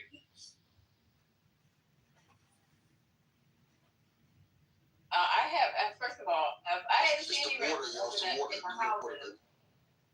Yeah, them rats in New York, they got game. Early in the morning when I got to walk down them fucking steps down to the subway, and they dragging big slices of pizza down with them right next to it. They don't fucking care. They got videos of the rats in the subway, like on the poles, like the poles that we hold to set up. Like they're just literally circling the pole like a fucking stripper. I was like, I will never touch a fucking pole in the subway again. It's just rats everywhere.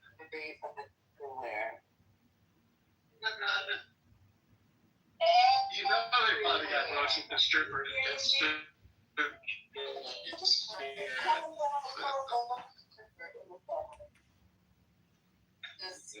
They're everywhere. I mean, Really? You talking about at the New York courthouse? Oh my God. On 1-1 center. They're fucking, you just shit really quick. Shit,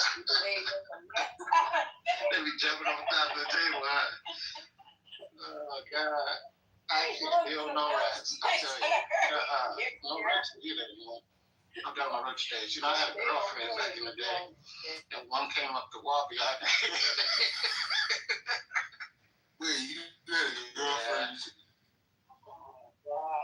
And I'm just saying, like, you know, that's the kind of thing you never want to happen, you know. So I just remembered that. She was not that plastic, bro. On that plastic couch that's covered. Yes. And you know about the plastic couch? Deborah, you know about the plastic covered couches? Yeah, my mom had the plastic covered couch. Yeah, so she had that going on, and I had her, you know, clean the living room. And she's sitting out there, the lights down. Oh, you get out of here, man. You disrespectful. You don't even know what you're doing. You never even saw plastic cup. Did you see? But anyway, yeah, that bush came up behind her head. I'm trying to tell you, I was fucking hard. Hit her, not look around. I was like, yeah, so. Holding her hand. Holding her hand. I was like, really? Like, wow. Crazy work. I swear to God, you got me thinking, man. Because I just assume everybody's place I go to in New York, they got some type of to the bodega, the corner store. They got cats, and I know why the cats are there. Shit, they there because you know we trying to be nice, and they take care of all of them damn rats. Yeah. But you can tell the difference when you say, you know, an issue because it's really an issue.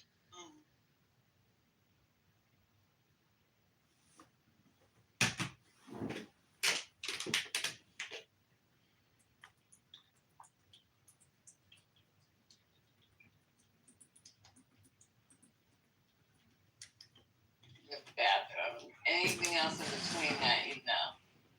You want those restaurants where they cook in front of you, you know? But they gotta store the shit in the back. I mean, they gotta have something like that, but at least try to catch it somewhere because those rats, they gonna follow that food, you know? Yeah, they are. And I always wonder the vendors that are on the street, where are they washing their fucking hands? Where are they eating? I don't eat none. Nobody washing their hands. Nobody washing it. Yeah. Shit, don't we wash their hands? Yeah, the hot clothes, the hot fucking clothes. No. That was it. Shit. Fuck that. You know what I'm saying?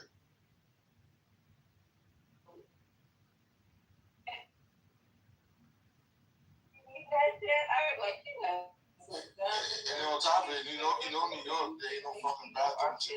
And washing their fucking hands. And then the little joints who do have bathrooms, they should be saying out of order or it's not out of order. So, yeah. So motherfucker be having some. Right, because they don't want you all wiping that hat. Ugh. Yep, they do not.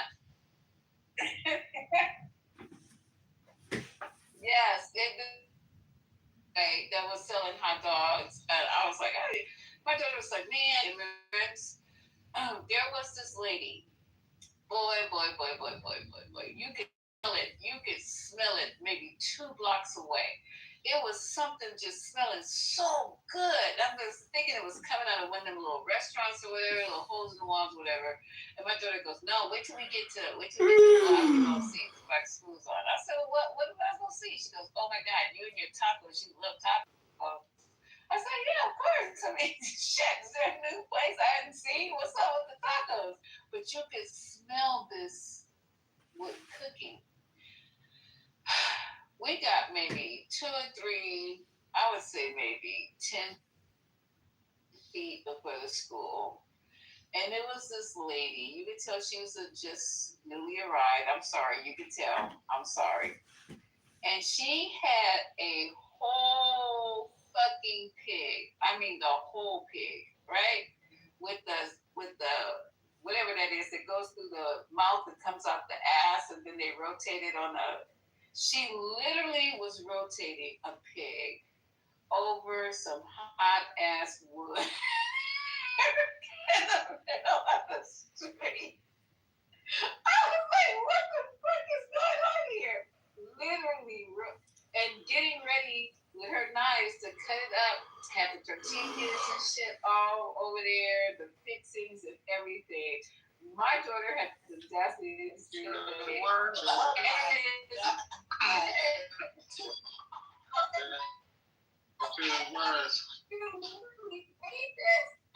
Child, I said, you are anything like that. You don't, where's her temperature, like to put it in the fridge to make sure it's cooked all the way in the middle? How do you know that this shit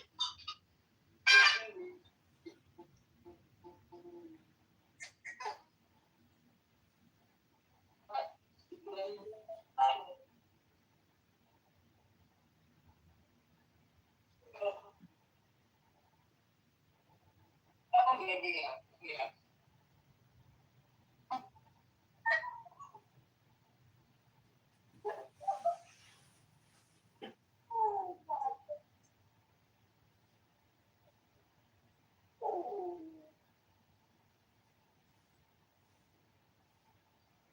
He's trying to sell you a dog while she's selling you some hot dog.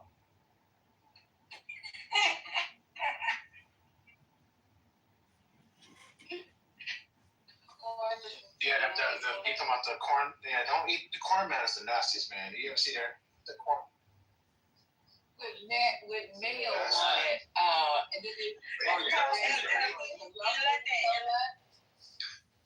it elote? En inglés lo que se llama esquite, the corn that they put the mayo, cheese, and chili.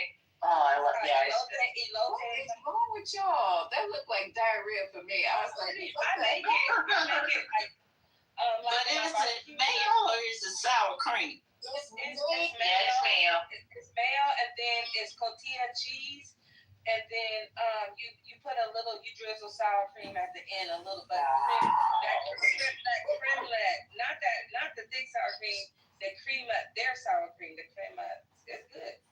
But you guys are eating that shit in the middle. It was like 80 degrees, and this woman had a big jar of mayonnaise. Where's the After the club, they be lining up for that goddamn corn. Are you But they not there no more. I miss them people like at the beach and stuff. They scared now. Yeah, well, good, because the health department, I said, I'm going to call some numbers. This is crazy right here. I mean, literally in New York, it was 80 fucking degrees at least, and pigeons everywhere, and she got a big ladle taking the mayonnaise out. My daughter was like, this is good. I said, you lost your damn mind? This is why you always sick. You will end up in the hospital, in intensive care, and I'm not gonna know why. Stop eating off the street, y'all. Stop. You don't know where they putting their ingredients. There's nobody, like no inspectors, nothing. They don't even wear. You just gotta say your Hail Marys, just go for it. No way. More people out there trying to get their hustle on. I'm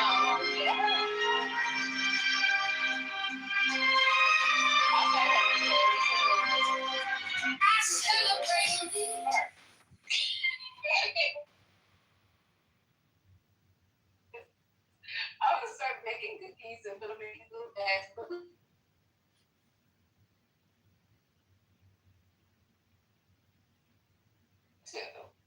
Yeah, you're right about that. I carry no cash. Oh, that's funny. Okay, so let's see, where was I?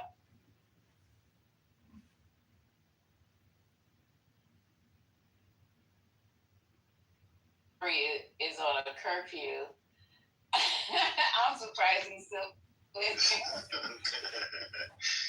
Don't be telling people I'm on a curve.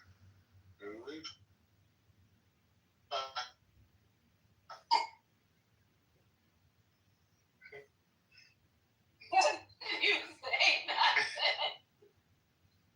I didn't say a word. 10 to 11, yeah. I try You already know I try to wind down. You know, because you want to.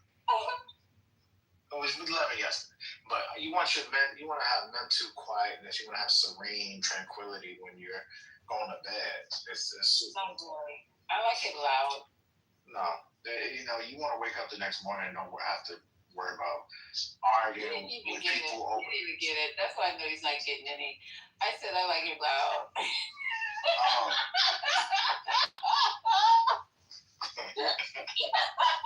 That's messed up. Oh my god. Hopefully I won't wake up the next day of party. I'm just sorry. Somebody save her. Wow. Okay, so anybody else had any breaking news? I have things. I have a clip about how Trump is very popular in Africa. Did you guys know that? In Africa. Yeah. Hopefully, fucking voodoo doll and a piece of shit. Trump. I don't know what. I haven't preloaded it. I haven't listened to it, but I know it says Trump is beloved in Africa. What's going on? Probably those Indians who are making money probably created that video. I don't know. So let me go on mute for a minute, and then I'll come back. Anything else break in? So we talked about the guy who put in the Navy. Told you about the AI MAGA girl that you can make thousands of dollars. We missed. You know what we missed? I'm surprised Haitian or Patty didn't talk about it. I think they had the generals. I think they testified today. Maybe they talked about it in the other room, but they were. You had the commanders and the people in the military were on Capitol Hill, and that was kind of. I didn't hear much about that, so maybe tomorrow we can discuss that.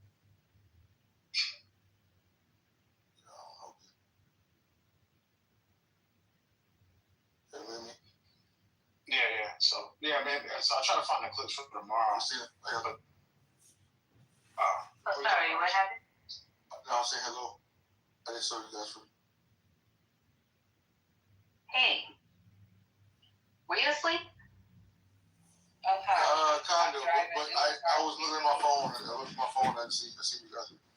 Oh, okay.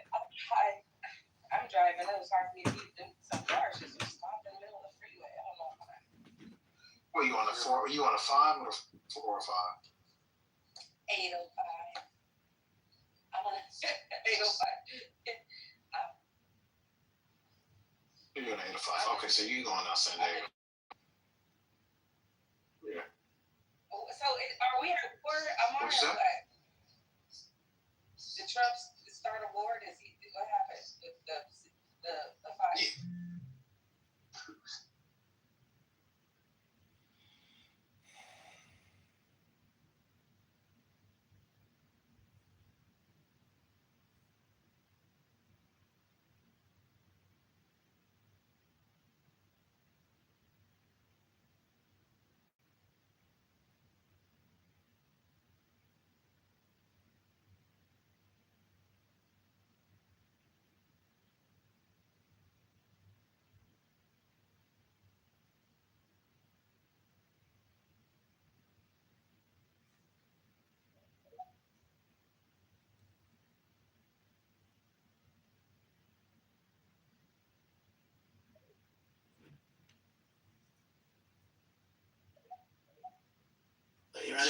7, it says build the creator economy properly.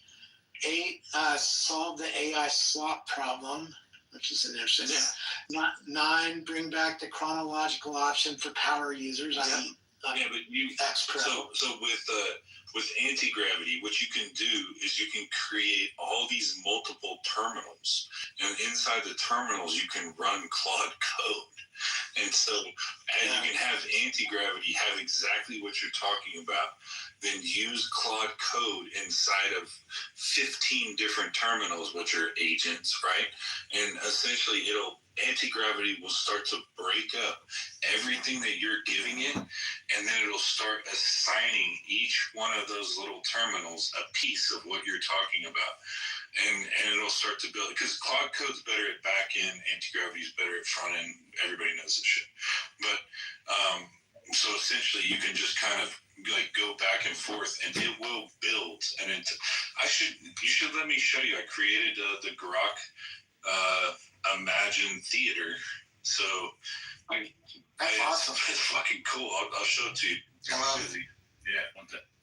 Yeah. So Robert, are you gonna post that? The AI just mirrored what we've been talking about for the last something. Yeah. So are you gonna post that or? Oh yeah, I'm adding.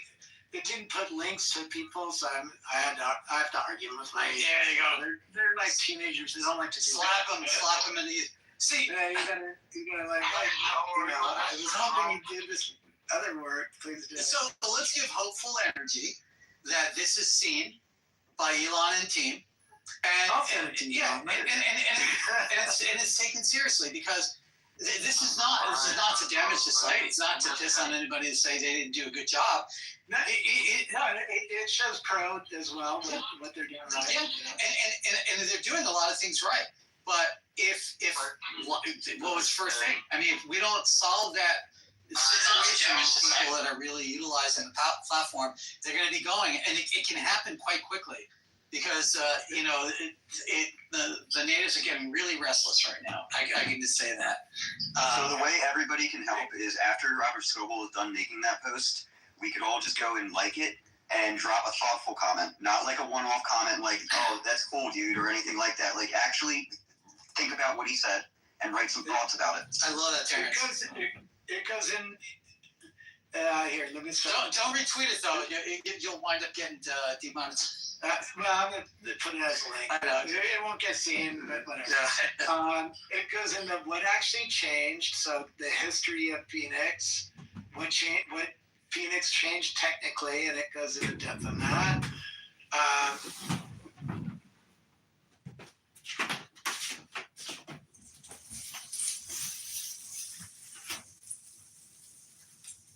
What Nikita Beer's decisions have been made so far, and then it goes into the is equally real and equally significant.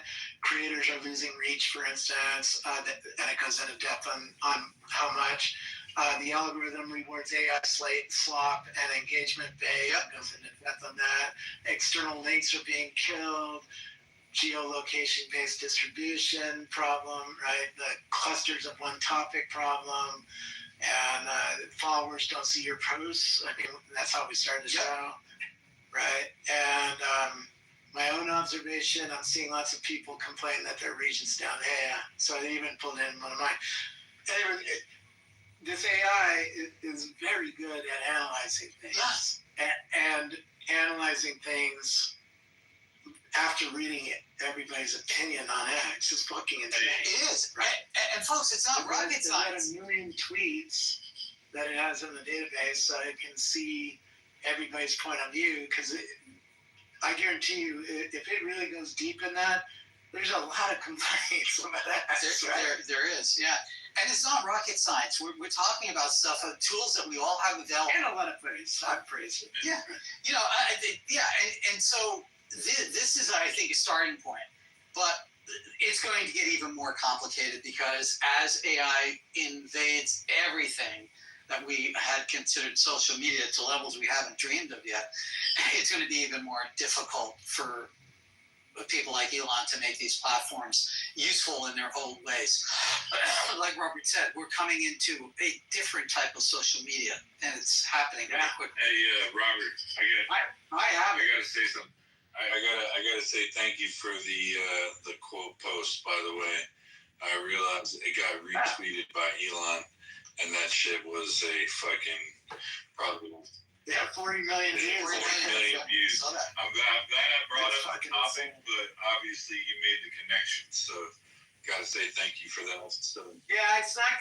The problem is he didn't lower the price for reading the content out of the list, and so it's still. In fact, let me go to the developer console. Oh, you're talking about for the API itself? Yeah, because I got to grab 40,000 posts a day. I talked to the developer. He said I was on point whenever, but I literally just copied the email that they sent out. So, all right, in 2 days I've spent $113. All right, I was spending $300. I think the price came down. I don't think they got it done in time. They were a little late on it, but the other part. Yeah, they were doing some testing. They're still doing some testing. The other part of it is I saw you got 40 million engagements and I got 500,000. So I had to throw that out there. I just didn't know. So when Elon reposts what you say, you guys got the same number of engagements. Where I was visible in his post. Because you were visible? Right. Oh, right. I didn't know that. You were the third post down, so people would have had to click on my post to see what started it. Anyway, I thought that was...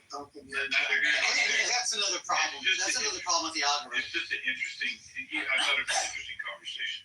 But I do appreciate that. No matter what, I'm thankful. I don't want to seem like I'm unthankful or ungrateful, man. I really do appreciate it. So I didn't know how it worked, obviously. I've only had a couple posts hit over 1 million views, and usually, all three of the other ones were completely negative. And it's mainly because people are arguing in the comments, right? You get 2 million impressions and whatnot. If you want to play the Elon game, you got to figure out.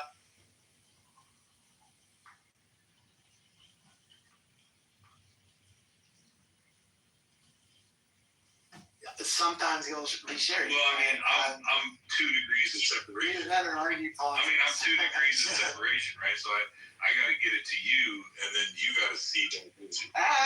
That's pretty much how. He doesn't know who I am. He sees a lot of new people. He's pushing the new people thing because he's trying to spread his brand to new people too. About 20% is new people that he deals with. Anybody in that kind of position knows every touch you make on somebody's account makes them ecstatic. And they remember you and they think better of you. Even if they hate Elon, if he's like engaging on them, it's like a little harder to hate him. I tell you, the thing that blew me away was when he did a subscription on me. That kind of was like, all right, I got to write a little better now. It gives you a little bit of pressure, so it's a double-edged sword. You have to really think about what you're posting. And it brings a lot of idiots to your oh my God. Replies. I've got quite a few DMs of people who were not happy, but neither here nor there. I've dealt with that before. It doesn't bother me. So. I like the ones that can you introduce me to Elon? I want to have this baby. Oh my God! The number of Elon Musk. It would not stop. It would not stop. So I did kind of an experiment. I had I kept replying to Elon whenever he would post something, and at one point a third of my followers were Elon Musk, and so I had to go through and delete them. So it was crazy. I called it spam farming or whatever, reply farming. But essentially, I was able to find holy cow, there was just this is probably a year, maybe 2 years ago, when I was doing this. I think I've said this a lot to people who are probably in here, but anyway, I thought that was funny. You can see on my timeline where all of a sudden I lose a third of my followers, and it's because they're all Elon Musk. You lost Elon. Yeah. Well, so let's, Robert, really appreciate you, man. Thank you for having the space and interacting. I think we got to do more of this stuff. Before you close down, Brian, you gonna jump in? I got a couple good things for you before you shut it all down. Okay.